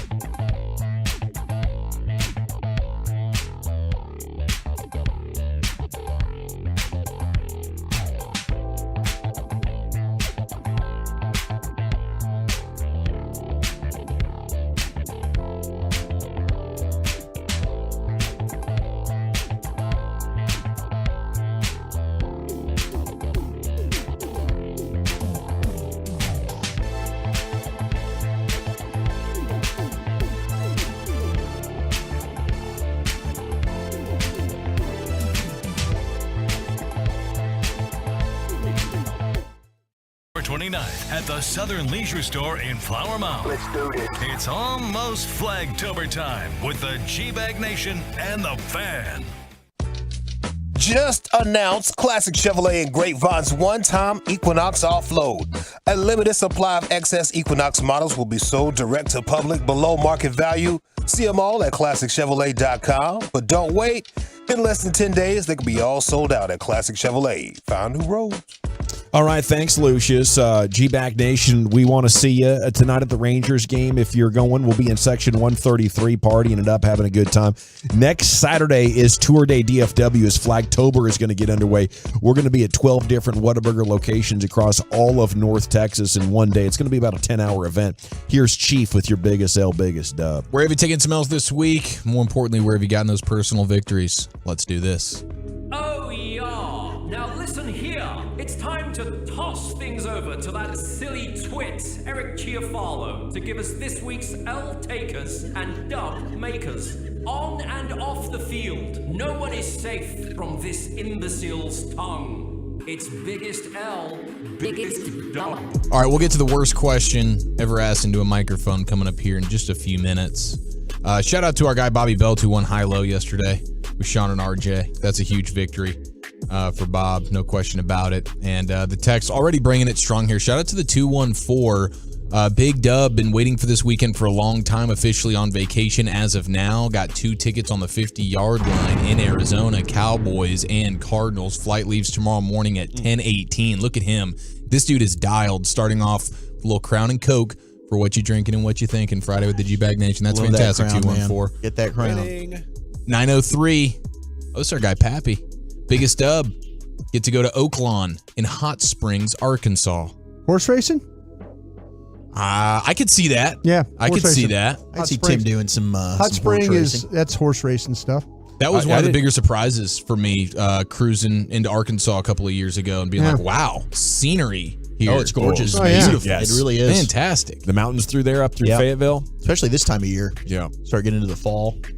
Yeah, he is upset, though, because he's missing the 133 party tonight, though, so that is his L, but he'll be in Hot Springs catching a dub. No problem. 469 biggest dub. Got my teeth done last week, but I'm already back to work and all healed. Got my teeth done last week. Is that a veneer situation? I know that's the new thing. Yeah. We're just clean sweeping, out with the old, in with the brand new. Like Seems Rex like the thing to Ryan. do. Yeah. See Rex Ryan's teeth on television? Yeah. They glow, bro. Dude. Yeah. They look fantastic. You still have to brush them and like everything, right? Like it's still the same amount of upkeep. Take care of them. You just get to start back from ground zero. Well, your teeth are still under there. It's a veneer. It's on top of your teeth. Okay, so they're not actually removing the old teeth. They're just covering them. Just covering them joints up. So first they do all the dental work to make sure you don't have anything that can catch up to you later. Okay. Then we put the veneers on you. And is there a hey, in 10 years you might need to re-up on these veneers, or is this supposed to be a lifelong supply? Okay. Possibly. Cool. Kind of like LASIK, yeah. Yeah, right, LASIK, because you got it, and now you need it again, right? It worked for about 12 years. That's a good run. I'll take it. Are we allowed to solicit anybody that wants to do LASIK for us? Are we I don't know. allowed to do I've been that? asking all the We're looking for advertisers here. Contact our sales company. Yeah, let we'd us love know. some LASIK. Don't use that word solicit, though. Yeah. Just don't use that. Yeah. You make it Stay dirty. away from that one. It does feel dirty. I'm like, That's not till next Hi, I'm February Brian in Vegas. Bras, former NFL scout. What I do? Save that soliciting for the Super Bowl. Yeah, we'll solicit plenty. I'm actually thinking about putting one of the people in my neighborhood has a no solicitor sign in their on their tree in their front yard of making sure that no one is coming up to knock on the door. I you think it works? I can't tell you the last time it that's works happened. for me. I know that when we walk by their house, when we're doing family walks, and the girls are running in lawns and stuff. I'm like, let's just be easy here. Okay? Like you wouldn't trick or treat. They clearly at that don't house. want anybody in their lawn. Are there people that really walk around and solicit stuff? Oh, I mean, yeah. I haven't had Yes, that happen dude. in a long time. Yeah, solar. It's the solar. It's solar. It's all sorts of the bug sprays or whatever. Steak. Knives. Okay, now that is one. I might get the no soliciting unless you're selling steak. I'll put that little caveat. Do you there. have some samples? If you're slanging some steaks, you can knock on my door. You can, matter of fact, ring the doorbell. Get my gosh darn attention. But otherwise, I'm kind of I think I might get the no solicitor sign somewhere just so we can keep people from showing up all the time. You got a problem. I'm like, dude, how many people? What's the deal? What's the deal? The answer is no every time. See, I don't want to put a no solicitor sign in my yard. It just seems kind of it's a little aggressive. Off my lawn-ish. Yeah, it's a little bit like you're a bleed pole, and now there's a target. There's a bit of a target on you, and that was like the back and forth that I'm going with here. Yeah, you're gonna get TP dragged. For sure. I think I'd rather just be the a-hole to the person who knocks on the door. I open, I see they're selling something, and I close it as they're talking. In their face? Yes. And the face. And you don't even let anything come out of your mouth, right? No. It's just an open-close situation. We're not doing this. Yeah. Okay. Yeah, that might be the move there. 682 biggest dub. Temperatures under 100 all week. It's been that way. Feels really nice right now. It's about to be October, though, but it's still like 90. Still a little toasty, but we got to take our victories where we can get them, man. We do. The 469's got a good one. No soliciting except for tamales. Okay, except for tamales. That's a nice little caveat. What's your no soliciting caveat? I don't want to hear from you unless you're selling this. For me, it's steak. For this guy, it's tamales. I know what's it for you. I might rock the Girl Scout cookies. Can I get that sign? No soliciting unless it's tamales. Yeah. That's a great sign. Lucius played that one thing where the ladies, the lady of the night showed up there at the house, but she was at the wrong address. I got the good stuff for you. Yeah. No, I got it all. The P, the A. What do you want? Open up the door. I'm shivering out of here. I'm cold as hell. I'm all wet. Can I come in? That's the kind of soliciting you'd want, huh? Yeah. Unless you sound like an ashtray, with unless that's your thing. A body. Yeah, it might be your thing, man. Might be your thing. 100%. You might like smoke. It might be. All right, let's smoke. Oh, I love rock bottom. That's my thing. You got to buy low sometimes. It's a real fixer-upper. Have something in common. A real fixer-upper. Comes with an oxygen tank. Fixer-upper. Nice work, old Chuck. Now, how about this for some nice work? I would say, listen, if this was a bit, I would say kudos. Okay, so I will start here. Maybe this is Shannon Sharp doing a bit, and it's actually hilarious. But I don't believe it is. I believe he's trying to come across as somebody who's asking legitimate, maybe tough questions, poking, prodding, being the journalist that he may want to be right now. He sat down and clubbed Shay Shay with Dwayne Wade. Okay, Dwayne Wade at one point in his relationship with Gabrielle Union slipped into a tough situation where not Gabrielle Union was pregnant by Dwayne Wade. And so this was pre-marriage, but they were definitely together, whatever. Popular guy. Wait, what? Wait, what? So Dwayne Wade started two knocked up. Oh, okay. Ooh. Ouch. All right. Yeah. This has been some years now. All right. But obviously Gabrielle Union, they're still together. They get married. But listen to the question from Shannon Sharp here. Okay? And tell me if you agree that it is the worst question ever asked. There was some infidelity in the relationship, or there's something that transpired. Was it harder for you to sit down and have a conversation and to tell her that something had happened outside the relationship, or losing the finals? Oh, come on, fam. Oh, wow. Dude. That's incredible. He's embracing the full shock jock. My man is trying That's to one win of those an Howard award. Stern bombs that you're just like, okay, this is a crazy question, but it's dang good TV. Let's freaking go. Yes. Yeah. I'm like, oh my gosh. What was Wade's face like? He did one of those. Man, that's a tough one. And it was the most obvious answer ever. What was more difficult after having won a few championships already? Was it losing that one that hurt you more, or was it telling your now wife that you knocked up another chick? It was the latter. I mean, dear God. Lucius, if you don't mind, could we play that just one more time? Oh, hold on. Just, yeah, no problem. Was it harder for you to sit down and have a conversation and to tell her that something had happened outside the relationship, or losing the finals? Or losing the finals. Dude, slides out of losing the finals. That's like a Mavs super fan's dream come true to have Shay Shay just hanging on the rim on D Wade right there. I know. That's like, epic. This is epic trolling here. Yeah. Great bit, epic trolling. I might change my tune. Maybe that's the best question ever asked. That almost washes away the disappointment of Dirk fake loving on D Wade during the Hall of Fame week. You know, that's very cleansing for me. That's exactly what we needed Yes. to eradicate that bull crap that we had to watch about 6 weeks ago. Okay, thank you, Shannon Sharp. Appreciate that. 682 Biggest L just went from 9 to 12-hour work days. Biggest Dub, though, hit on my parlay last night, and I'm going to Disneyland. Treating himself like an MVP. How many teams? Get some of that grapefruit beer, man. Disneyland. Oh, the grapefruit beer. So damn good. Lucius, I know your L this week is the cancellation of Winning Time. Oh, my God. And I just wanted to pay our respects one more time. What am I doing with my Sundays after football now? I'm ticked off. Everybody's I don't know, pretty man. beside You're on this themselves new on that one. productive kick. You got. I'm super productive. You have no idea. That's amazing. My L is I They can't. don't like it at my house, by the way, that I'm super productive. Because now they have to be productive. You know what I mean? Oh, yeah. Yeah. You're on top of everything. Yeah, What are you looking at? What is it? Was it your dad or your uncle that did the yard? Made you do the yard? Oh, that's work? dad. Made me do everything. Yeah. Get over here, boy. You're embracing that lifestyle now. Yeah, sure am. Turning it into your dad. I'm about to say, yeah. And clean that whole refrigerator. I'll be here at 6:30. It better be clean. The whole refrigerator. Next thing you know, you're going to be at Applebee's happy hour. Living it up. Drinks on me for everybody. Drinks are $1, by the way. And ain't but 5 folks in there.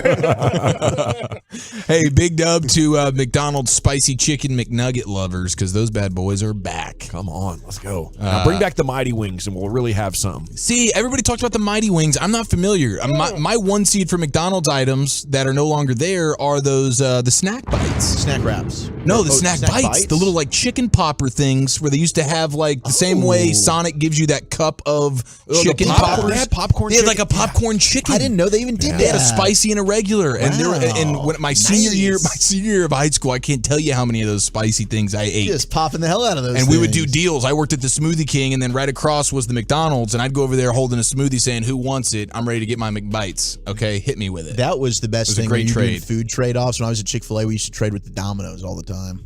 Man, I worked at Kentucky Fried Chicken in like 1992. Was this for more than 30 minutes? When they invented, it was about 3 months. Do you know the secret recipe? When they had invented popcorn chicken for the first time, I was in heaven. I like made some of the first batches of Kentucky Fried Chicken's popcorn chicken, and it was real chicken. You get it in these massive tubes, and it was like they had just shredded tiny little pieces of chicken. So I made it. I made the batter, handed off to my buddy Brent, who put it in the grease.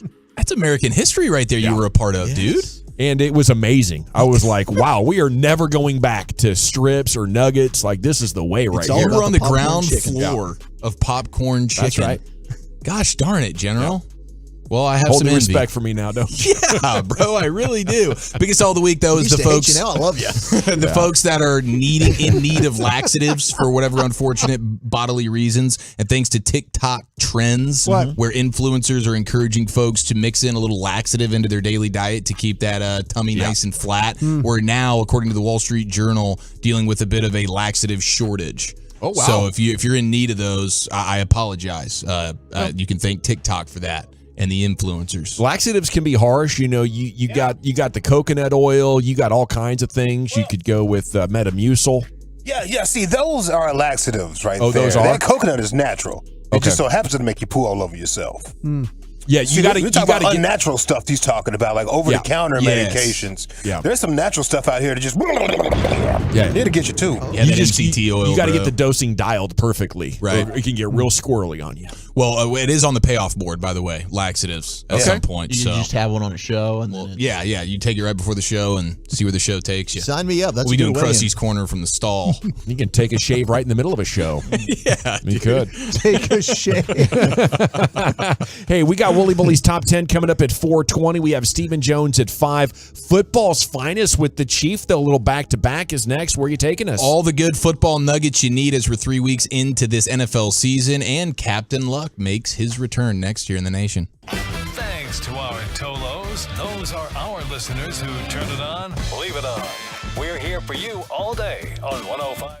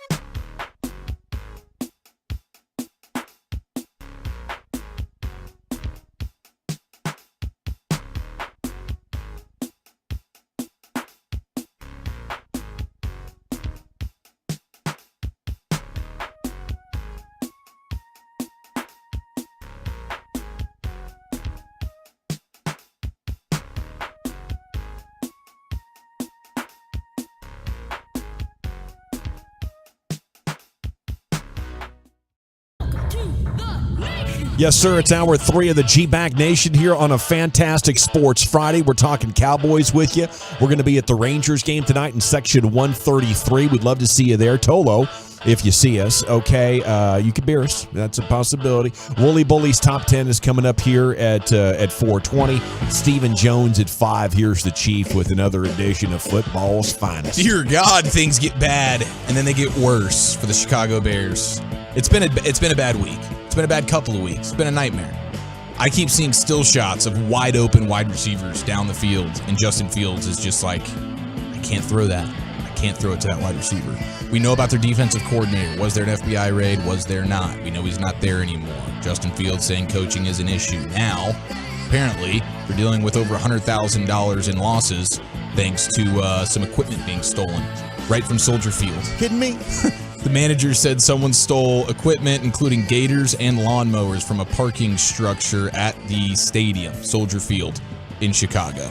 So, Man, that'll jam you up. Staff said the thieves tore down a security fence to drive the equipment out of the garage. Ooh, left the keys in it. Mistake number 1. There's some high-dollar lawn equipment these days, and it's badass, too. You know, it doubles as, like, go-karts and ATVs. Yeah, these gators are, like, legit. Yeah, so that one's tough right there. I think it's, just another sign of Chicago having their eye off the ball in every way possible. But what a come-up if you got, like, a landscape business, if you can go pluck $100,000 worth of equipment. Next thing you know, you're turning over city parks. Yeah. You've really blown up. Yeah. Yeah, that company's on the fast track to success right there. Yeah, if they can dodge this investigation. Will Sauce Gardner be able to dodge the bubble guts? That's the question. No.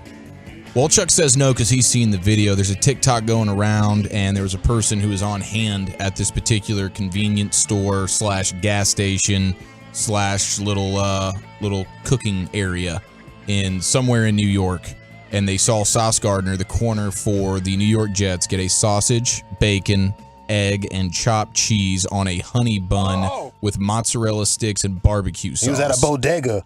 Chopped cheese are amazing at bodegas, bro. Chopped cheese are crazy good. Okay, chopped cheese? Yeah, what does that chopped even cheese. Mean? Like they're melting cheese over a sandwich or something? It's kind of like a Philly cheese It's steak exactly sandwich. right. Exactly. It's like it's actually steak, and it's what it is. Chopped steak. Okay, so and the then meat's the cheese chopped. mixed in. Yeah. Got it. Yeah, So good. Chopped cheese. And it's And the later you get them, the better they are. Okay, especially if you have some substances on your system. Mm-hmm. Yeah, this is definitely like a drunchy type of deal. So, Yeah. and this place is called Akiway, and they call them the Ak, which I guess is Arabic for brother. So you get it the Akiway, and they're putting like all kinds of crap on this: mozzarella sticks, onion rings. I mean, they're drizzling it with hamburgers and lamb, like Assalamu alaikum. French fries, pancakes. I mean, they're going crazy at this thing. And the bun is a honey bun. Yeah. So that's what he's consuming, roughly 48 hours before kickoff. We'll see how that sits. So that's like a New York thing. That's what it's at their gas stations? Yes, it's in New York, yeah. Okay. I believe so. The New Sounds York, pretty good. Those New Jersey stations and stuff. That was the Wawa, right? Do they not have that anymore? It was called. They probably still have Lucius, you know what I'm Wawas. talking This about? is The different. Wawa? Yeah, I know Wawas. I mean, I seen them up there when I was up there, but I Yeah, usually that's- go to Queens, New York. Not too much Right. out of that. Wawas are like 7-Elevens. Yeah. But they have like high-end food at the Wawa, as opposed to like the 7-Elevens have high-end food here. Oh No, but we got Buc-ee's, and I think Quick Trip No, is really but starting to I'm come just up. about like 7-Eleven. Mhm. The Wawa is like a Buc-ee's, isn't it? It's Yeah, not like as kinda. big, not as big, Not as big. not as big. Yeah, no. But more comparable to Well, what everything's bigger in Buc-ee's can Texas. say us. Yeah, like a big old Quick Trip. Yeah. Okay.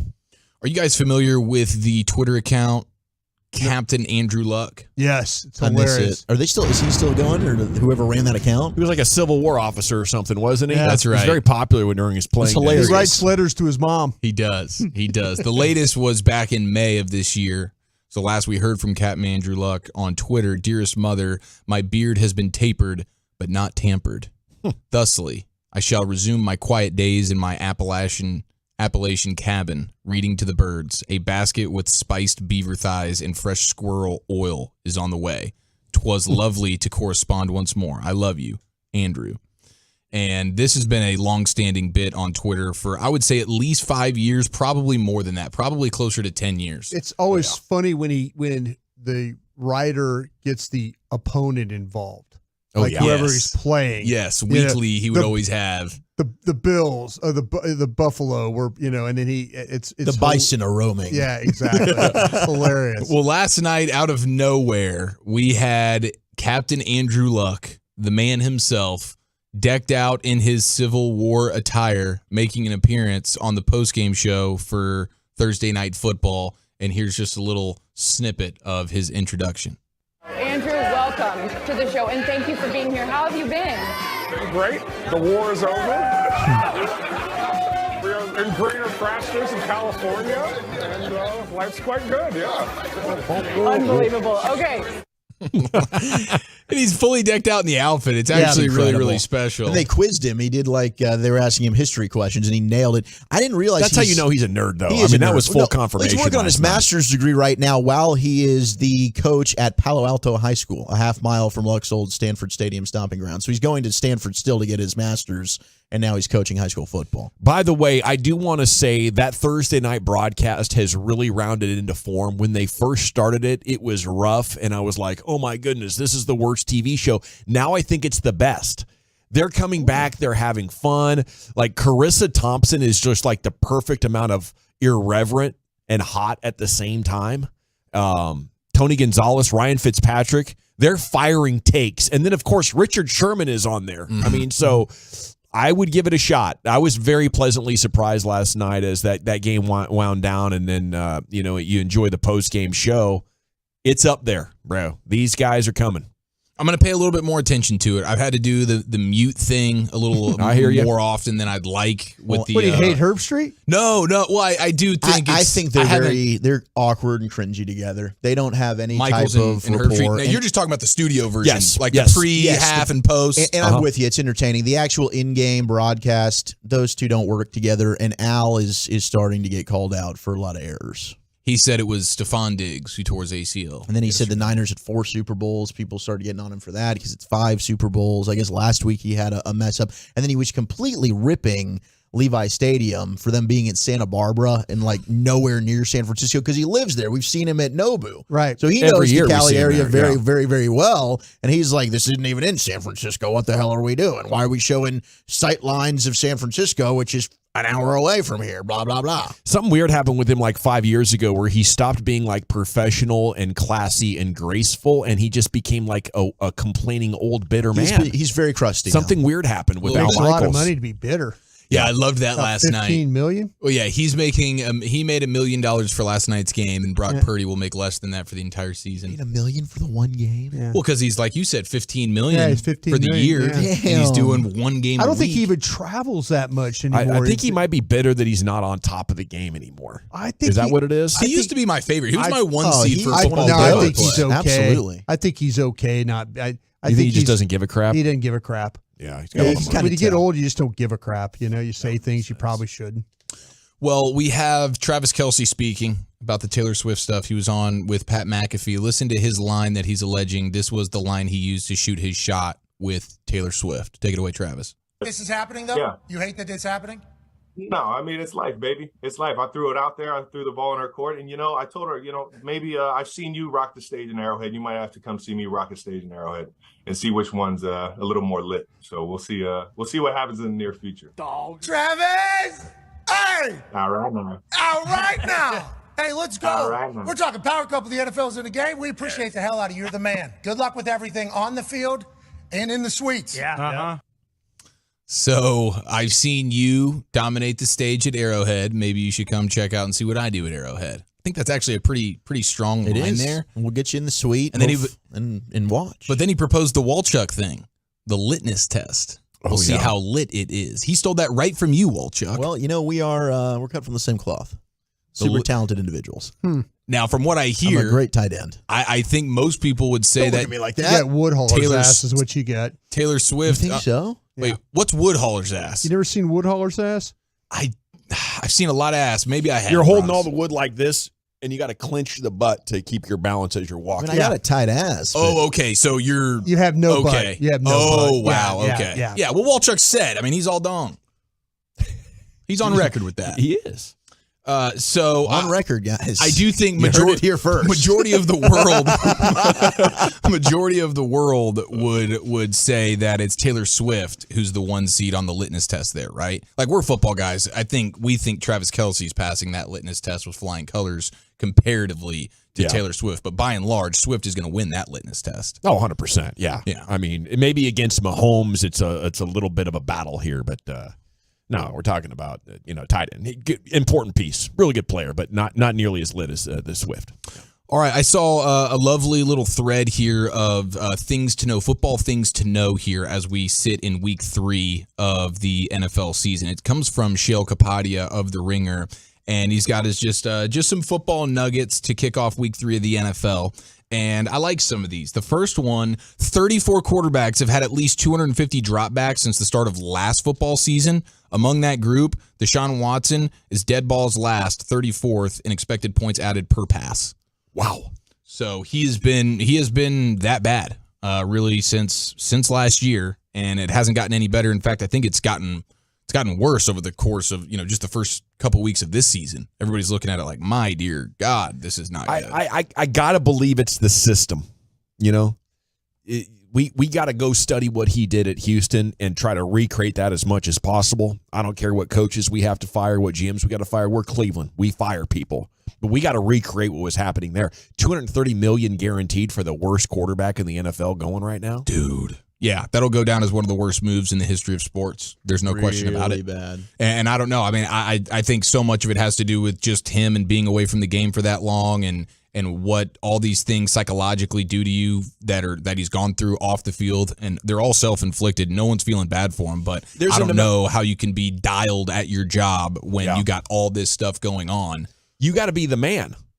And there's a level of shame that comes along with this. And I don't know. Maybe he's blocking all of that out, but do your teammates look at you differently? Can you lead? Yeah. Are you the weirdo perv in the locker room? Like, how's all that sort itself out? I don't know. Mm-hmm. Maybe only the people inside Cleveland do know, but I would be on a mission to consider every possibility of why this has gotten so bad. Because he was great, top 5 quarterback.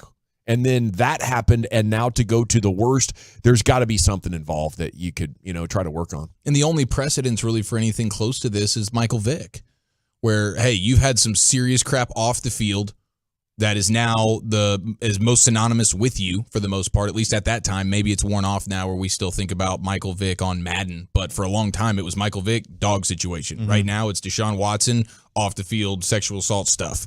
And then him coming back, and he had Andy Reid, and he didn't have to be thrown into being the guy from the start. He kind of got to work his way back a little bit, if I remember correctly. But then he started, Michael Vick had a couple of years there where it was like, okay. He did. He's back, but that's a tough thing to pull off. Yeah, but he never even got a contract compared to what Watson did. No, for sure. Yeah. But I hear what you're saying. But that's the only, I agree. somewhat comparable. Yeah.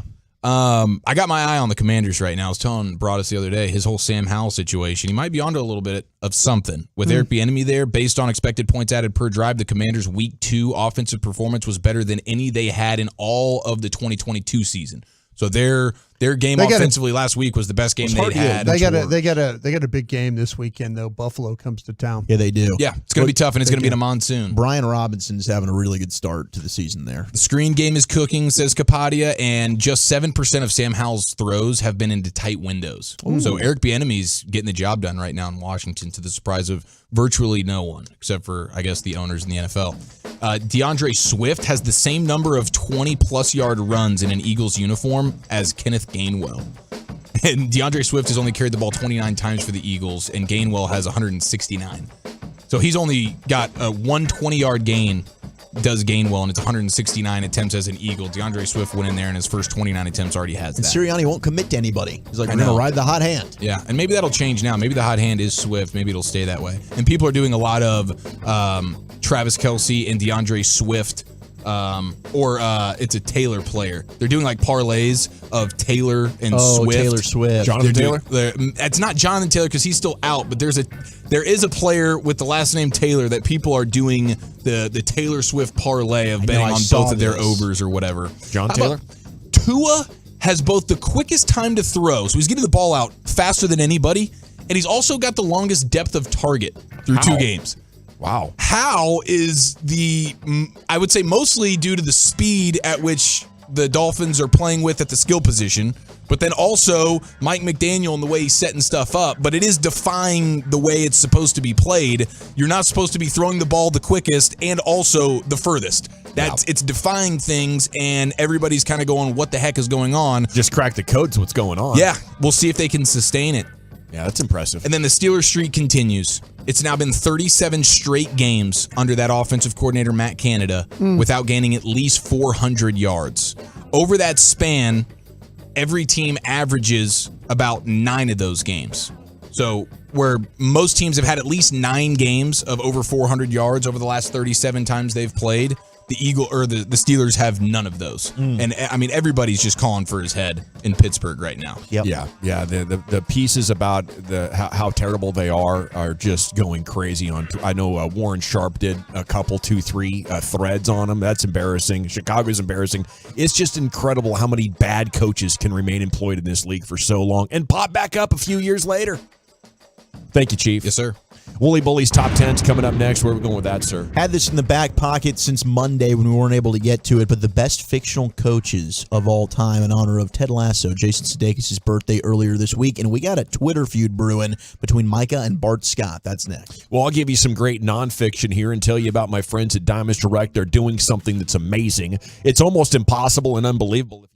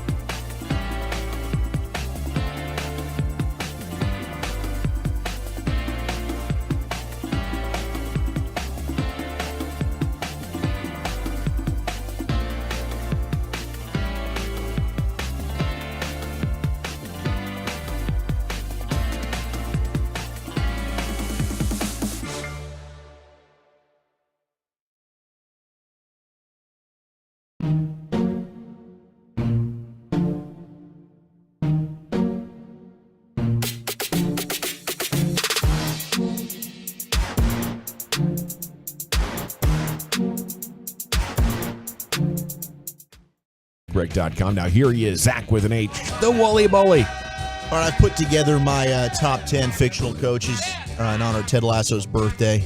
Shout out to Jason Sudeikis earlier this week. Now, we do have a developing story with Micah just dunking all over Bart Scott. And Bart Scott, of course, was, pointing towards the Diggs injury as being he wasn't.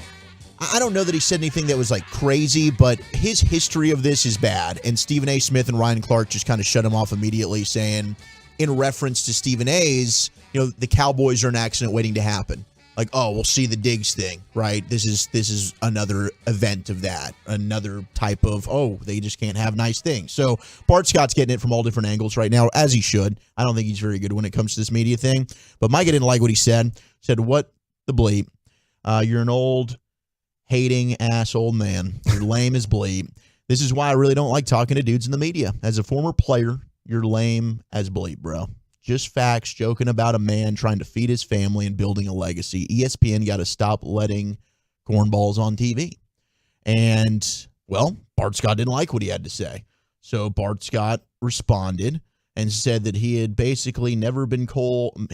I've been called a lot of stuff in my life, but lame isn't one of them. I was never joking about an injury. I was speaking facts of how bad luck and how a Super Bowl contender loses one of their most important players in their scheme. Get out of your feelings and taking the statement out of context at Micah Parsons. Micah quote tweets, I'm not arguing with a grown-ass man on Twitter. You are lame. Keep my brother's name out your mouth. Get a new segment because the one you had today was trash.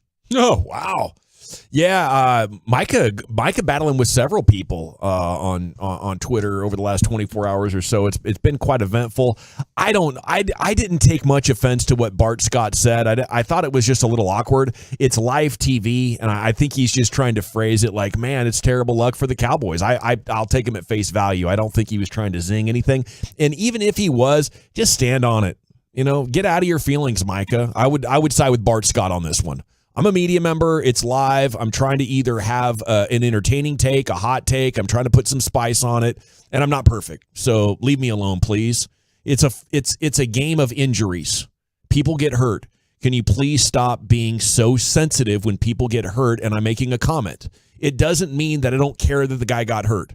And quit saying the guy's trying to feed his family. He got a $100 million contract. There's no more trying. He is taking care of his family and the next 10 generations of his family. So don't bring that in there like I'm trying to drag the guy down who's trying to scratch out $12 an hour to keep the lights on. Bleep you. I think I'm with Bart Scott on this one as much as Micah Parsons is my guy.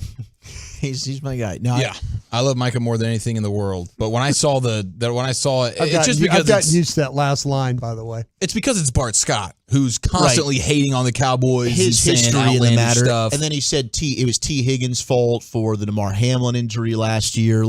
Bart Scott's track record, I think, is more so what's leading to the outbreak of you're a bleep hole here than just exactly this individual comment. But yeah, I'm going to side with Micah just to defend Trayvon and the Cowboys. I mean, I'm always going to be Team Cowboy here. That's just I can't change who I am. Go Micah. Slide into the top 10. Top 10. Can I see real quick who the referee is this week? You didn't get to that in Krusty's Corner. I know I missed up. I'm sorry. What the hell? I'm sorry, we didn't get our zebra We didn't get our whole segment on what to expect. Is it sorry. offensive holding? I'm trying to overtake your segment here This is BS. Alex Kemp is your guy this week. Alex Kemp, you need to watch for offensive holding, unnecessary roughness, defensive holding, defensive pass interference, and illegal guys downfield. So those are his big calls. Offensive holding, unnecessary roughness, defensive holding, defensive pass interference, and illegal guys downfield. Perfect. So we're going to get a lot of offensive holding calls on Arizona. Yeah. That's what we're looking forward to this week. Thank you for that. Alex Kemp. All right, my top 10 fictional coaches of all time in honor of Jason Sudeikis turning 58 or 48, I should say, and Ted Lasso ended earlier this year. Was one of the better shows on television, at least the first season. And then it kind of... I watched them all. I will say it never lived up to the first season after that. Still enjoyed it, but the first season was masterful. So I made my top 10, and this was tough, guys. We've got a lot of really good fictional coaches. But if I say, hey, give me your top fictional coach, are you going with Mickey? Who? you going with Mick? No. Rodney Dangerfield on the Ladybugs. Yeah. Lucius, I love you. Yeah. Nick Nolte, Blue Chips. You know what I'm saying? Yeah. Okay. Yep. And that's a good one too. And he's not in my top 10, but gosh dang it, this was so hard to leave people out. Do you guys have anyone that comes to mind before I go off my honorable mentions and get into it? I mean, Mick was good, but he didn't say much. Dude. We're going to crack thunder. Mick was epic. I think I'll go with Miyagi, though. Miyagi's great. He really is. We've got a lot of texts that came in. Jimmy, of course, Tom Hanks' character in A League of Their Own. You got Jimmy McGinty from The Replacements. The head coach from The Replacements is great. Got texted in as well. Oh, my guy at Hoosiers. The Hoosiers Gene coach, Hackman. Gene Hackman, fantastic. Coach, yeah. And Gene Hackman in The Replacements as well. Gene Hackman in anything. I believe he was Jimmy McGinty. Was he he was in Crimson Tide, right?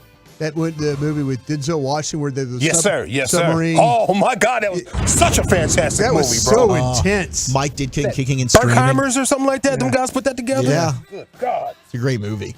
Coach Taylor, Friday Night Lights. I'll get to him. Don't you worry. He's in it 100%. What about our guy, speaking of Malibu and Nobu there, the Henry Winkler, the Fonz there in Waterboy. Yep. Waterboy. He's going to be, he's making the list. So the honorable mentions for me. Had his play stolen. And this was tough. He did. Yeah, he had his play stolen. This was tough leaving some of these people out. But, you got Jackie Moon in semi-pro. Do you want to kiss me sexy? Hell, I mean, Jackie Moon did that song he coached, jams, bro. Player coach. He owned. Do He you played. want to He suck me sexy? He was a certified legend. Norman Dale and Hoosiers. Jimmy That McGinty Norman and The Dale, there you go. Replacements. Yeah. Patches O'Houlihan in Dodgeball. Al Pacino in Any Given Sunday, He coach. made the top 10. Oh, He You sure play did. to win the game. He sure did. What do you got to do with your fingernails, old Chuck? You got to claw with your fingernails for that inch. Chubbs and Happy Gilmore left him out. But gosh, I love Chubbs. Buttermaker. Great PGA. Bad News Buttermaker, Bears. Bad News Bears. was amazing. Buttermaker's So good. great. Y'all had Shut up, beer. Buttermaker. Yeah, beer in his breath and everything. It's my Wasn't he guy. handing out beers to He the was. kids? He was. At the end. Buttermaker's It's like amazing. the parents like, hey, Buttermaker, let's do something with the Bears now. I feel bad because my Buttermaker is Billy Bob. And I know that's yeah. a little bit of But a he was also a good Buttermaker. Yeah, he he was was a really great. good Buttermaker. He was good, man. He I really enjoyed was. him. And Sean Porter, by the way, Dwayne The Rock Johnson, Gridiron Gang. Oh, yes, Gridiron He Gang. pads up and does like Oklahoma drills. Yeah. Joe Riggins. That's in, the coach? Bull Durham. Yeah. Yeah, Wow. he did. That's leadership. Joe Riggins. That was a good one. Molly McGrath, Wildcats, got some love as well, and a lot of lists that I was looking at. But number 10 for me. Reg Dunlap in Slapshot, by the way, too. Oh, yes. Slapshot, 100%. But I'm going Angels in the outfield, George Knoxy. Oh, geez. Here we go. George Knox. I mean, come on. You kidding me?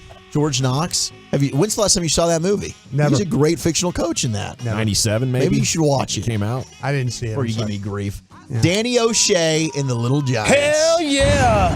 Danny O'Shea. Hell yeah. We're taking on Big Bro, baby, and he gets the victory. I like Finds Big a way Bro. to do it. I like Big Bro better, but yes. Yeah, he was probably a better He looks overall so coach. amazing as a coach. He looks so like he good. could still play, Yeah. you know? But Danny O'Shea finding a way to get it done. Number 8, Cool Runnings, Irv Blitzer. It's an Olympic medal. Yeah, no, that's John Candy, right? Yeah, it's hilarious. Yeah, it's funny. I'm sorry, I was watching this commercial. These Amazing. people fall off. Number 7, we go Coach Klein, the water boy. Oh, very nice. Very Number nice. 7. Huh? Number 7. You know what I didn't realize This about your list again? Yeah, this my is list. Chuck's. Yeah. My list. Now, this was a tough list, but not tougher than the donut list, right? All the, which ones were the best donuts? Yeah. Yeah, I mean, the donut one's probably tougher. You feel kind of bad about this list. You don't look like you have the same enthusiasm. I feel great about this list. I'm not too sure about that. Facial expression, not very good. Well, No, he's pretty crotch first. Right? I don't think so. pretty feeling, I can't stand up. I didn't realize that guy Spike from Little Giants. Yeah. Did you know his last name in the movie is Hammersmith? No. His name is Spike Hammersmith, dude. That's a freaking linebacker name. Yeah. Spike don't play with girls. That's a hole plugger right See there. if Florio likes that one. Is that acceptable? Number 6, we got Tony D'Amato. Any Given Sunday. There you go. Oh, TD. Nice. Nice. Badass. He's spitting all over the place and everything. Have you seen his girlfriend? His ex-girlfriend? Ex, yeah. Come on, bro. Yeah. They got a Doing baby. good. Come on. Yeah. How old is he? He's beautiful. It doesn't matter. He's just sitting over there him and decrepit. Robert De Niro. It doesn't matter. Really. It's inspiring It is doesn't what matter. that is. That's the Crazy. point. It doesn't matter. That's what I'm saying. No, in a good way. I'm saying, hey, good for him, man. I mean, yeah, they're good Yeah. for him, but it just really just looks hella shallow. Number 5. And she's getting all the bag now. She's getting all of it. Forever. Who's more She's shallow been there, getting you the think? The lady, in my opinion. Yeah. Do you think so? Yeah, man. She would never be with that old ass man if he just come like. on, No, you're right. She No, wouldn't. you She can- wouldn't. come on, She man. wouldn't. Good deal She for him, wouldn't. though, isn't it? It's a fantastic deal for him. Okay. He doesn't care. 5, we got Mr. Miyagi. 15 more years the most? Wax on, wax off. Yeah. Maybe the less. most. The Maybe, most. maybe like 10. Maybe Can you less. imagine being the guy that steps in next and you're raising Al Pacino's kid? Yeah. Hopefully that kid makes you a lot of money. Yeah. Taking your ass to Juilliard. Number 4 is the Minnesota Miracle Man, Gordon Bombay, the Mighty Ducks. Oh, yeah. Deserves it. Back again. Didn't he have like dinner with the other coach or something like that? Didn't he do something nefarious? Oh, he got ice cream with the assistant coach of Iceland. See, there we go. Yeah, It was he a lady? Sure did. Is she a Yeah, lady well, she coach? was a hot blonde. I mean, can are we going to understand. blame him? It could have been a hot He said male, too. Iceland. He kind of lost his way a little bit there, and then he found it back. And he's good now. I don't want to spoil number Something 1 here, happening but here. we're getting a lot of people texting in about Coach Ballsack. Oh, Mike Not- Bassick? Well, Coach Ballsack. Coach Ballsack didn't make it. R.I.P.G. baby, There's by the way. no message. Ooh. R.I.P.G. baby, by the way. I know this is not on the list, but people know what I'm talking First about. time I ever cried in a movie. Bro, what? What movie? Hardball. Oh. It's a great movie. Keanu Reeves, right? Yeah. That's a good movie. He's a degenerate gambler. And Come on, kids. it's a great movie, man. Whoa. That's all his lines in these movies, right? Number 3, I got I got to practice. Those John Wick movies. He didn't say anything. He doesn't say anything. I'm watching John I'm Wick gonna and I'm need like, a gun. That's about all he says. Yeah. Number 3, He's just staying in character. it's a duel. Well, he is. Well, that's just him. That's him in general. Yeah. Number 3 is Mickey from Rocky. I want a room at the hotel. Get a rock. Number 2, I've got Ted Lasso. Wow. Wow, dude. Look at that. Look at the Quick come up. ascension. Yeah. Hey, Couldn't he's put me number 1. The Couldn't- rise to fantastic. prominence was quick. Number 1, Eric Taylor, Friday Night Lights. Best There he fictional is. coach of all time. Thank you, Wolchuk. That's a pretty good list. I was a little nervous for you early on. It's a pretty outstanding when you were winning list. all kid movies from the 2000s. Oh, these are great movies. Well, I mean, after your Bart Scott take, I mean, that segment was over for you. That was the best thing about this segment. Hey, somebody on the fan text is totally correct. Eddie Murphy and Martin Lawrence in life, yes. When they thought Can't Get Right was going to get them out of jail because he was really good at playing baseball, get up under that MF and swing. You're It's all 100% correct. Boy, they hearts That's got good pull. broke. Okay. Coach from Teen Wolf, yeah, didn't even think about him. Oh, the coach at Teen Wolf. Didn't even think about that coach. That's the movie Yeah. with the fat kid having a great arm, yes. Okay, what Jerry had to say about everything that made news this morning when he joined KMC Masterpiece, that's coming up next right here, the G-Back Nation on 105.3 The Fan. Coming up Monday morning on Sean and RJ, did the Cowboys stay undefeated? Star up, star down. Brad Sham at 8 o'clock. And a Cowboys-Patriots ticket giveaway at 7 a.m. It's a Cowboys Monday on The Fan. Let's get you over to Platinum Ford, ladies and gentlemen. The only Ford dealership in all of North Texas that you need to be getting that brand new Ford car, truck, or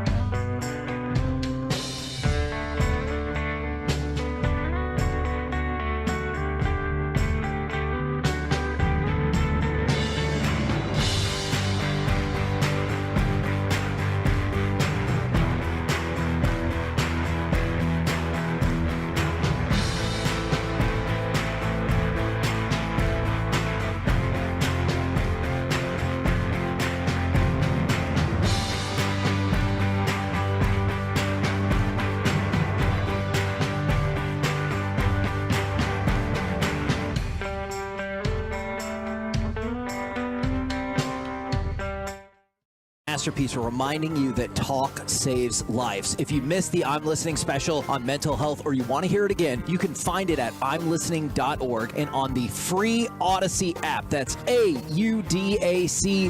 For more resources on your mental health journey, please visit imlistening.org. Yeah. Just announced Classic Chevrolet in Grapevine's one-time Equinox offload. A limited supply of excess Equinox models will be sold direct to public below market value. See them all at ClassicChevrolet.com. But don't wait. In less than 10 days, they could be all sold out at Classic Chevrolet. Find new roads. Thank you very much, Lucius. It is the G-Bag Nation here on 105.3 The Fan. Hope you're having a great day. Jerry Jones was on with KMC today, talked about a couple of different topics, including can Micah Parsons get some work on offense? You know, they're talking about a tight end having some fun at practice and stuff. And Jerry's answer, in light of the conversation we're having about Trayvon Diggs, in light of that, I would ask you, do we need to expose Micah to any more action? Jerry Jones on 105.3 The Fan this morning. You can find the entire interview on the Odyssey app or jump there on YouTube. And yeah, you're having fun doing some things, and an accident like that happens, an injury like that happens, and all of a sudden everything gets a little bit more serious. Decisions get a little bit more wise, I think. Can the Cowboys find a comparable corner to Diggs in a trade or available free agent? Jerry said, that's like saying I want to be Tom Cruise.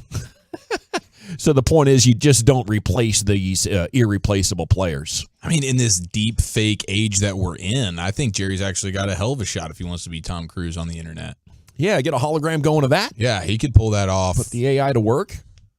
I'd like to see him try. I wouldn't put it past him. Yeah, it's more possible now than ever. They've got an interactive thing they do now. I read some spots for them that he's got an interactive thing where you can ask questions of him. Yeah, he's got AI Jerry at the Star. Yeah, at the Star and also at the stadium. Like you could sit around and he's up there and you ask him a question. Is that your baby? That's fungible. That's fungible. I think if I was Jerry, speaking of AI, Jer, I'd go back to the version that just bought the team. You know, when he's sitting there, he's got some hair, he looks a little stronger, and you know, not that you're not strong now. I mean, he's still getting it done, but I mean, that version of Jerry would look like he could still, maybe go 3 or 4 rounds. We will win. We must win. Win is the name of the game. Everything from the jocks to the socks, baby. He said the facts are we do have depth. Do we have depth with somebody with his unique abilities? No, but we've got depth relative to playing the position. And said Bland and people we have come in here may have not as much of a concern about the bad play. So we could have a plus there. Not a real plus, but we could mitigate how bad this loss is. And it's tough to say in any given game throughout Trayvon Diggs' career, is he going to make the game-defining play for you, or could he be part of a play that breaks it for the other team? Yeah. And after 2 games, it didn't look like that was still part of his deal, but it definitely still is part of what makes Trayvon Diggs a player. If you're going to have that many turnovers, you gamble some on the outside. Yeah, so sometimes he can be feast or famine, but I think he definitely was playing the best ball of his career, and it seemed like he'd made strides to correct some of those issues. Yeah, the one big play he gave up in the Giants game that went inside the in-break and route, but maybe Diggs in the past doesn't chase that down, and I mean, it's like he went and hammered that ball out. So all of a sudden it went from being oh no to oh yes kind of a play for him. And in the past he might not have chased that thing all the way across. He might have let somebody else make that play. Absolutely. Like they've led the league in turnovers 2 straight years. They're going for 3 straight. And 2 years ago, he goes ahead and leads the league in interceptions. You saw the forced fumble and the play Brian's talking about. He's a big reason why they've done that. All righty, G-Bag Nation. We do have What You Drinking, What You Thinking coming up in about 30 minutes. If you have thoughts on Trayvon or Cowboys, Cardinals, Rangers baseball coming up tonight, 6:30 pregame, 7:05 first pitch. Is Stephen Jones going to be in What You Thinking, What You Drinking? He might. Yeah, Stephen Jones might jump in there for the first time. We get his thoughts on what he's drinking and what he's thinking. So this could be historic as we get into the 5 o'clock hour. You might want to get some thoughts coming in on Colorado. And unbelievable here as we sit on a football Friday. Could you imagine them winning tomorrow against Oregon? How much of a possibility do you consider? Now, they were faded heavily against TCU, and they got the job done there. It's a step up to Oregon, but this isn't one of like the elite Ducks teams that's talking about ending up in the playoffs. It's not even the best team in that conference. The point spread seems high to me. Yeah, like agreed. If you'd have put this at 6.5, 8.5, I'd be like, okay, that seems reasonable. but into the 20s, that seems a little bit ridiculous. But yeah, going through like what makes up this Colorado Buffaloes team, maybe it shouldn't be, especially if you take Hunter out. He is the only other draft pick of the first couple of days projected right now. Yeah. It's Shedeur Sanders, a linebacker, Juwan Mitchell, who's like a mid-round pick, and then 3 or 4 guys hoping to get to the NFL at some point, might be undrafted free agents. Like, I don't know if the full story has come into focus on exactly how much Dion has all those kids overachieving and how much behind the 8 ball Shedeur Sanders is every time he snaps the ball. He's been hit the most in college football, not even close. Not even close. Yeah. Not even close. And the question that I would have about Colorado, and I'm learned not to bet against them and what's going on. I think they'll play well, and I think they'll play to their ability. The thing, how much did that game the other night take it out of them? That was a game they were down the majority of the game. They had to fight back. They went to overtime. The emotional part of it, of losing a teammate. There just seems so many things that are against Colorado, but that coaching staff does a great job. And I would feel vulnerable. That quarterback is his ability to make plays. Out of nothing is Shedeur's been special. awesome. It really, and you're right. He gets blitzed. He gets hit. He gets knocked down. Dad's wiping the blood out of his mouth. He sends him back out there for more. This team's got some toughness to them. They really do. They can't run the ball at all. And they can't stop anybody. No. And Oregon statistically is the best offense in the country coming into the game. He's getting hit on dropbacks almost 20 times per game. Yeah. On dropbacks. Yeah. And they're not running him at all because he's so important, even though they're only getting 1.9 yards per rush with their running backs. Like there's nothing other than him and Hunter. And I wouldn't put it past them figuring out a way to win this game. I think, long term, next year or the year after that, I think they're going to be a playoff caliber team. But it's proving to be too much of a turnaround. It's the way that they were able to battle TCU and get that victory is they had a little bit of a running game going on there. But they hit some really big plays, chunk plays, the screens, things like that. This game's going to come down to like Jimmy Horn, who's a wide receiver for them. Xavier Weaver's another guy. This Dawson kid they have is a good player. I mean, they've got some legitimate, missing Hunter is huge, but they've got some guys that can make some plays, are capable of making plays. They just got to show up like they did against TCU. That was a big win for them to go with, that got them started, propelled them the right way. Like I said, I just feel like though that if they had any semblance of a running game, it would really, really help them with trying to get their quarterback not to take so many hits during a game. Okay. The truckwreck.com fan text is open. 817. Oregon's not very good. They should have lost to Texas Tech. They could have. Yeah. Shiloh is also an NFL player, Gavin, but Oregon is going to rout them 48-20. Yeah, he is a day 3 hopeful. He's one of the 3 or 4 guys, and I think he's a great college football player. Okay, we're thinking Stephen Jones at 5:30 then. That would put that in the middle. I'm not sure. Should we do what you drinking, what you thinking next, Lucius? What do you think? Yeah, let's do that. At 877-881-1053, Stephen Jones asked us to float the sked, so we're doing it for him. Stephen's coming up at 5:30. Up next, the one segment of the week where you're actually encouraged to call in while intoxicated or in the process of catching a buzz. It's what you drinking and what you thinking. Next here on 105.3 The Fan. I got to chat D&M Leasing, though. Here we are. It's the weekend. And if you're stuck in traffic, you're heading home right now, you can take care of business in about a 12-minute phone conversation. Just call D&M 972.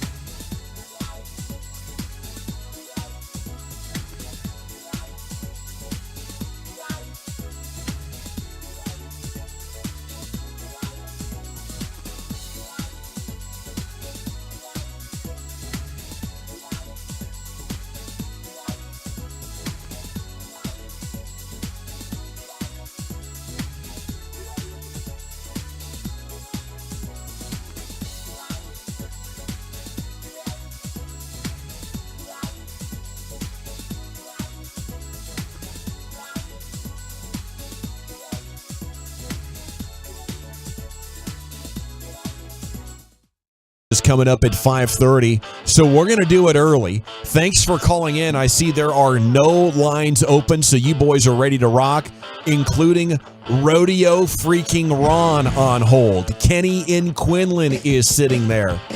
I don't recognize any of the other regulars. That's about it. No Polo and Garland yet, but you know he's ready to tee your ass up, Brian. We're going to go around the room and we'll take your phone calls here at 877-881-1053, or you can text in. Currently, I'm drinking my 20-ounce Diet Coke. I'm thinking, I'm hungry, but I'm holding out for the nachos tonight at the ballpark. Nearly ordered a pizza for the third time this week, but I held off. That's a good pizza, by the way. I've been snacking. Yeah, it's got good garlic, good cheese. Yeah.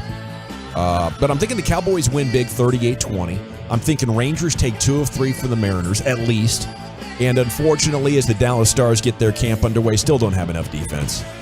They're trusting some youngsters on. They didn't do anything in the offseason to fix this defense. They don't have anybody that can recognize, oh, we might be about to lose the puck, which means the other team is going to take it and pass it into our zone and try to score. I'm just going to keep skating forward and hoping that I get a loose puck and get to score because all we're about is offense. I don't need to go back and, cover. I don't need to go back and help the netminder. There's some Dallas Stars frustration. Still not over that Las Vegas series. And I can't believe they didn't go out and get some real defense, Wolchuk. So that's what I'm drinking. Yeah. And they're banking on Niles Lundqvist to come in here and be a big upgrade. Yeah. We'll see. To me, he's a goal-scoring young defender. Yeah, he's an offensive defenseman. We don't need more goals. No, you definitely need. You had some older, slower, bigger bodies that were just physical and really couldn't skate. And Ryan Suter, it's an interesting situation. So I've been drinking water. I'm going to have a soda shake here in a little bit. But ooh, what flavor? I'm pumped for. I've got lemon razzie today. Oh, nice. I'm pumped for the Ranger game tonight. Yeah. But they keep just like playing with my heart here. They do. Yeah. Have you seen the Max Scherzer stuff today? No, what happened? Like Jared's even texting about this with Max Scherzer playing long toss from 200 feet out in front of him. Bruce Bochy acknowledged there is still some hope they get Max Scherzer back for the postseason. Let's go. According to Scherzer. Didn't rule it out. The moment I can get back, I'm back. I didn't quit on the season. Come on. It's unfair. Don't do this to me. Don't leave the hope out there alive for an ALCS Max Scherzer walking through the door. They're like a girlfriend that's broken your heart 4 times, but she looks so dang good. And, she has a 20-minute conversation with you, and you know what? I love this woman. I promise I learned my lesson. It was so bad. Yes, you were. And I'll never forget it. Let's go out tonight. We'll see you there at 1:33. That's why they FaceTime, dude. They want you to see them. That's how they get you. Well, and they want to check on you. Oh, just kind of see what the are you whereabouts. doing? Yeah. Let me see the room. Yeah. Who's all in there with you? I see you just go to the bathroom. Hold on. I got something else to show you. Make sure the kids aren't in the room. Brian, drinking, thinking?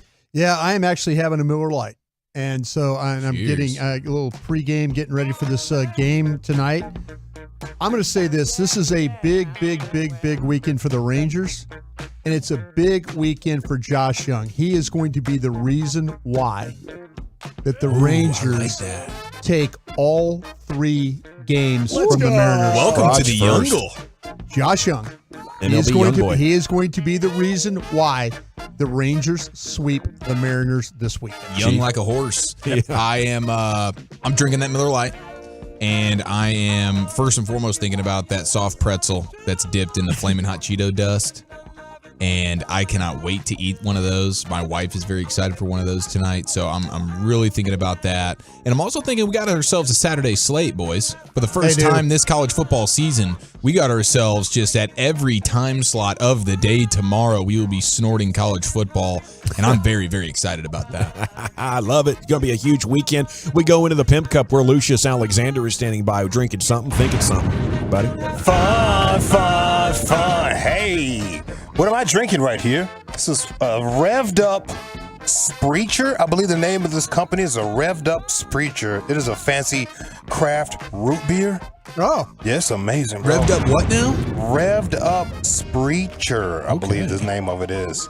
Amazing company right here, bro. They have some ginger ale, too, that I've been on this week.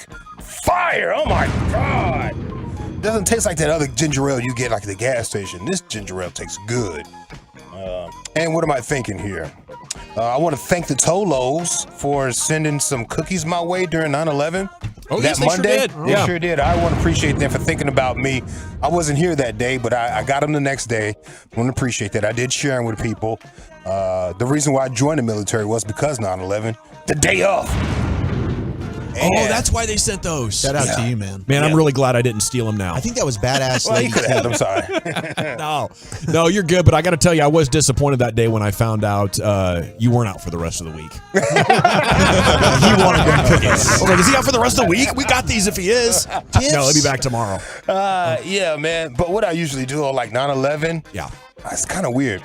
I watch like the live broadcast of what happened that day, like before it happened, during it happened, watch everybody just scramble and give you information and whatnot, you know, different networks. And I listened to a live radio broadcast from that day.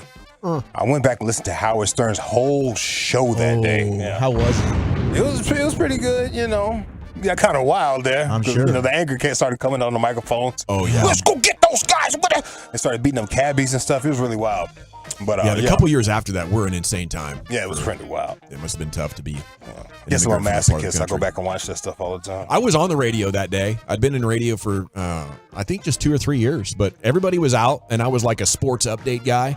And they just had me come on like every 15 or 20 minutes and tell people like the airport's still closed, this is closed, you know. But we were just throwing it to like network TV coverage, pretty much. One of the most surreal days ever. All right, there it is. What we are drinking, what we are thinking, and it's time to go to your phone calls here at 877-881-1053. And line 1 is Andy. You are in the nation, Andy. What you drinking? What you thinking? Gavin, how did you not know it was Andy in Corpus? Andy, I am that regular. You know, it's our guy. Oh, dude. What's up, Andy? How the heck are you? Hey, I'm doing great, man. First off, quick shout out, Cheech and Wooly, my dudes. Love you, bro. Love y'all. Sitting here drinking some soju on my deck, watching the sun go down. Yeah, so good. Next week, I have 2 thoughts.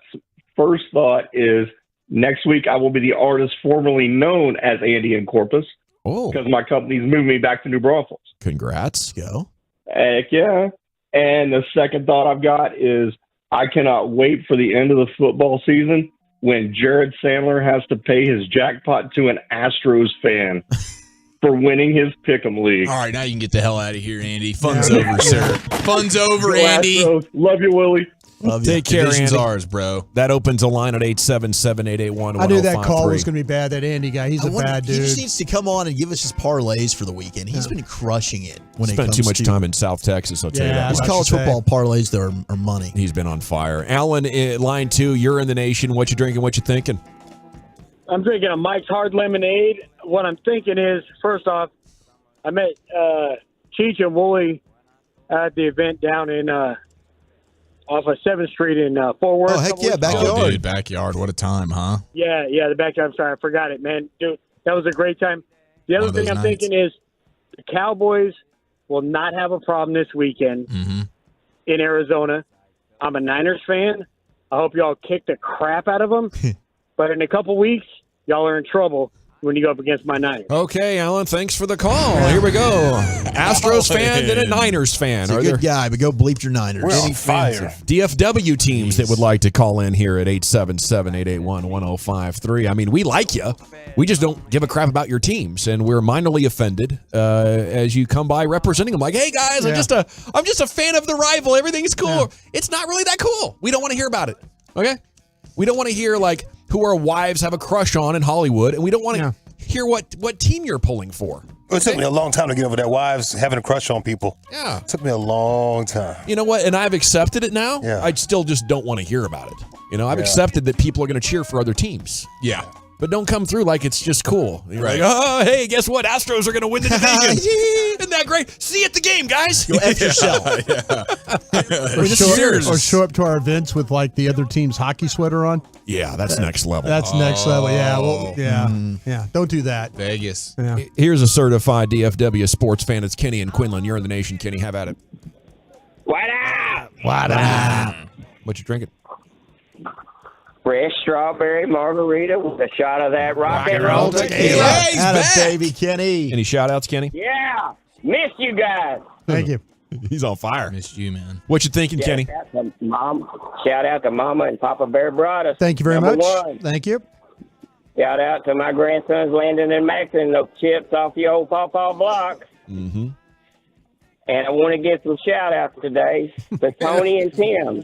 They were shoppers at the North Texas Trade Days last weekend, and one of the guys said that they thought that I was a myth, that I was just like a cartoon character, Lucius. And so he had to take a picture of me to send to his cousin to prove that I was a real guy.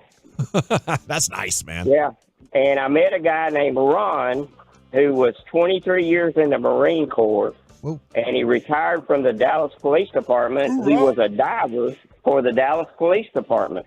And he was also, remember a few years ago when the sniper shot the 5 Dallas police officers downtown? Yeah. He was part of the group that sent a robot in with a pound of C4 and blew that guy up. Yeah, it's crazy. Yeah, so he was a very remarkable guy, and thank you. You're in my Hall of Fame, dude. You can come by and talk to me anytime about anything.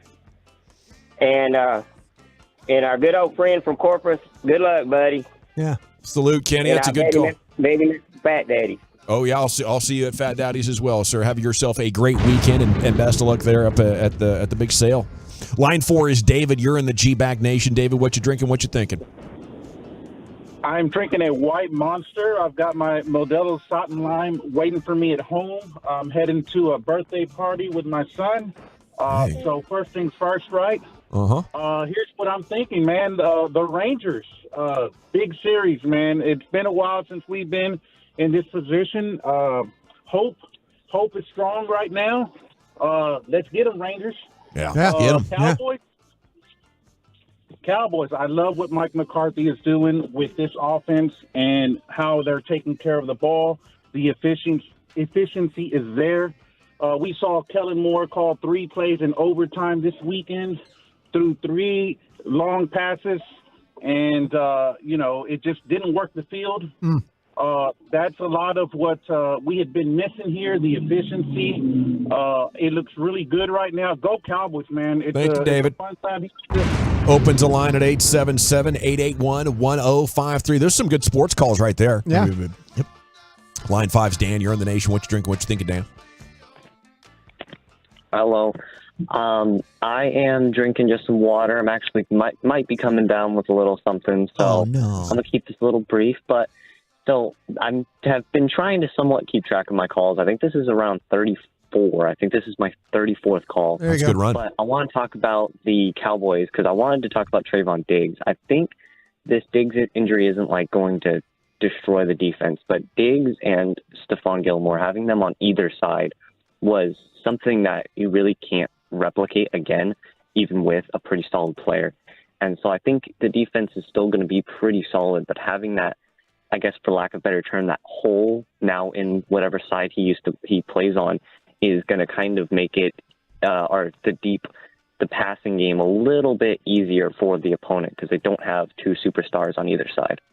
Thank you, Dan Sam. Appreciate the call at 877-881-1053. Yeah, I'm right there with you. I think there's going to be a little bit of a downgrade, but I think in some of these games it's not going to matter. You don't have to defend for long as a corner. Just play a little bump and run, play a little off coverage, just stay in the area. Micah, Tank, Osa. Yeah, they're collapsing that pocket so quickly. Mm-hmm. Like who are the Niners corners? Who are when you have a front like this, a lot of guys can look good enough, and sometimes just a better tackler could have a better game than the guy who's running around there, hunting for the big play constantly. Did they have Ward? They do. They have Travaris Ward. Travaris Ward, who used to be with the Cowboys. Yeah. Oh, yeah. That's one of those. Yeah. That kind of got away. The trade. Yeah. The trade Traded for a guard from Kansas City that never played. Yeah. Line 6 is Justin. You're in the G-Bag Nation, Justin. What you drinking? What you thinking? I'm drinking that ice cold silver bullet. Let's go. And I'm telling you what, boys, the DFW is going to take that duck fat spray and spray it all over them teams. We lost you, Justin. Thanks for the call. Duck fat, huh? You said duck fat? Yeah, we were talking duck fat the other day. Spray, you can buy it to spray. It's great. Yeah, absolutely. I was getting tagged in a bunch of duck fat. I'm like, what the hell did these guys talk about today? I'm doing duck fat fries. I'm going to do them one day. Duck fat fries, bro. Sounds pretty damn good. Yeah, sign me up for a double order. Yeah. Line 7 is Robert. You're in the G-Bag Nation. Robert, what you drinking? What you thinking? Hey, gentlemen. Evening. Drinking an ice-cold Dos Equis. Yes. Sitting there thinking that there is not going to be too much of a downfall on the defense. Mm-hmm. And I remember sitting back on opening day at Chili's with my wife, and I told her if the Rangers had a winning season this year, I would be happy. And look at them now. Oh. So are you happy? I'm damn sure happy. How's the marriage going? Is it good? We'll win Sunday. Let me hit you on a post game. We'll talk on a Sunday night. Sounds good. She might not be listening. Have a good one, Robert. Cowboys are going to do it. Y'all have a great one, man. All right, you too. Have a good weekend. Post game, Picked a good spot with Chili's. Yeah. Line 8 is Ant. We have time for a couple of more, and we're not getting out of here before we hear from Rodeo Ron. It's been a couple of weeks. Ant, you're in the G-Bag Nation. What you drinking? What you thinking? Hey, what's going on, fellas? Hey, buddy. What up? Right now I'm drinking some good old Gatorade. Okay. back to the house, getting ready for the college football. But what I'm thinking is the same way I called that shutout week 1, I'm going to call this shutout again. But Michael Parsons will get a touchdown and dedicate it to Trayvon Diggs, man. But this is what I'm really thinking. Brian Brothers. Sir. You know how you used to do the game film with Jeff Kavanaugh when you guys used to do the pre-draft and all that? Yeah. Where if one of your crusty, your crusty 7 will ever call you up, be like, hey man, you know if any good like youngster coming up, would you slide my boy Jeff Kavanaugh in the mix, or would you leave him out hanging? Because he did call some players through that draft. Thank you, Ant, for the call. Opens a line. What would you do? Would you give a good recommendation to some of the youngsters that have worked with you over the years? Oh no, absolutely. Yeah, I think you've talked about that before. I've always talked about that if I ever went back and had the opportunity, like Dane Brugler, I'd absolutely hire Dane. I thought Jeff really developed along the way. Jeff's got a really good eye for wide receivers. Sure does. So, I mean, every time I would struggle with a wide receiver, I would say, man, what do you see with these guys? Well, I thought it was one of the coolest things you've ever done, how generous you are with your time and training these media members up to be media scouts. It's one of the coolest things I've ever seen, and I've been in this game for a long time now. Well, thank you. I appreciate that. I mean, we've got a good crew, and then like with Zach and then Aisha Morrison, we've got some folks that are still willing to carry the torch. Yeah, Brian's the best. We got Stephen Jones coming up in 10 minutes here on 105.3 The Fan. Maybe 30. Maybe 30 minutes here on 105.3 The Fan. We might have Stephen on. Maybe Stephen Jones next Friday. Maybe Rangers pregame. We'll just keep floating the sked for him, whatever he needs. Line 9 is Mr. Rodeo Ron. You're in the G-Bag Nation. What you drinking and what you thinking? Woo-wee! We drinking that Jim Beam with a little splash of Dr. Pepper. There you go. Y'all talked about 3 things today that Rodeo Ron knows very, very well. That's the ladies of the night. Oh. That was Meat Man selling steaks door to door. Let me tell you. If it don't We lost say the third 6 thing. brothers Ron, on what was the the side of third that thing? door, What was the when third they thing? pull up and knock, don't answer it, guys. Oh. 6 brothers. Hey, they sell some meat. Ronda Rousey, even primetime Deion Sanders has bought meat off the truck. And believe it or not, Icky Woods used to sell meat on the East Coast back in the 90s. Whoa. Nice. Oh. Landscaping. Is that before Have y'all ever had a little football? person do your landscaping before? If not, give my boy Cal a call over at Grass Monkey. But let's talk about the ladies of the night. Okay. Lucius, about the 3rd time my girlfriend came to my apartment, she went to the wrong door dressed as the lady of the night. She knocked on the wrong door. I guarantee you that old man's still looking for $150 for that night. Hey, Cowboys, we're going to win this weekend, 42-6. Oh. Section 133, give them hell tonight, guys.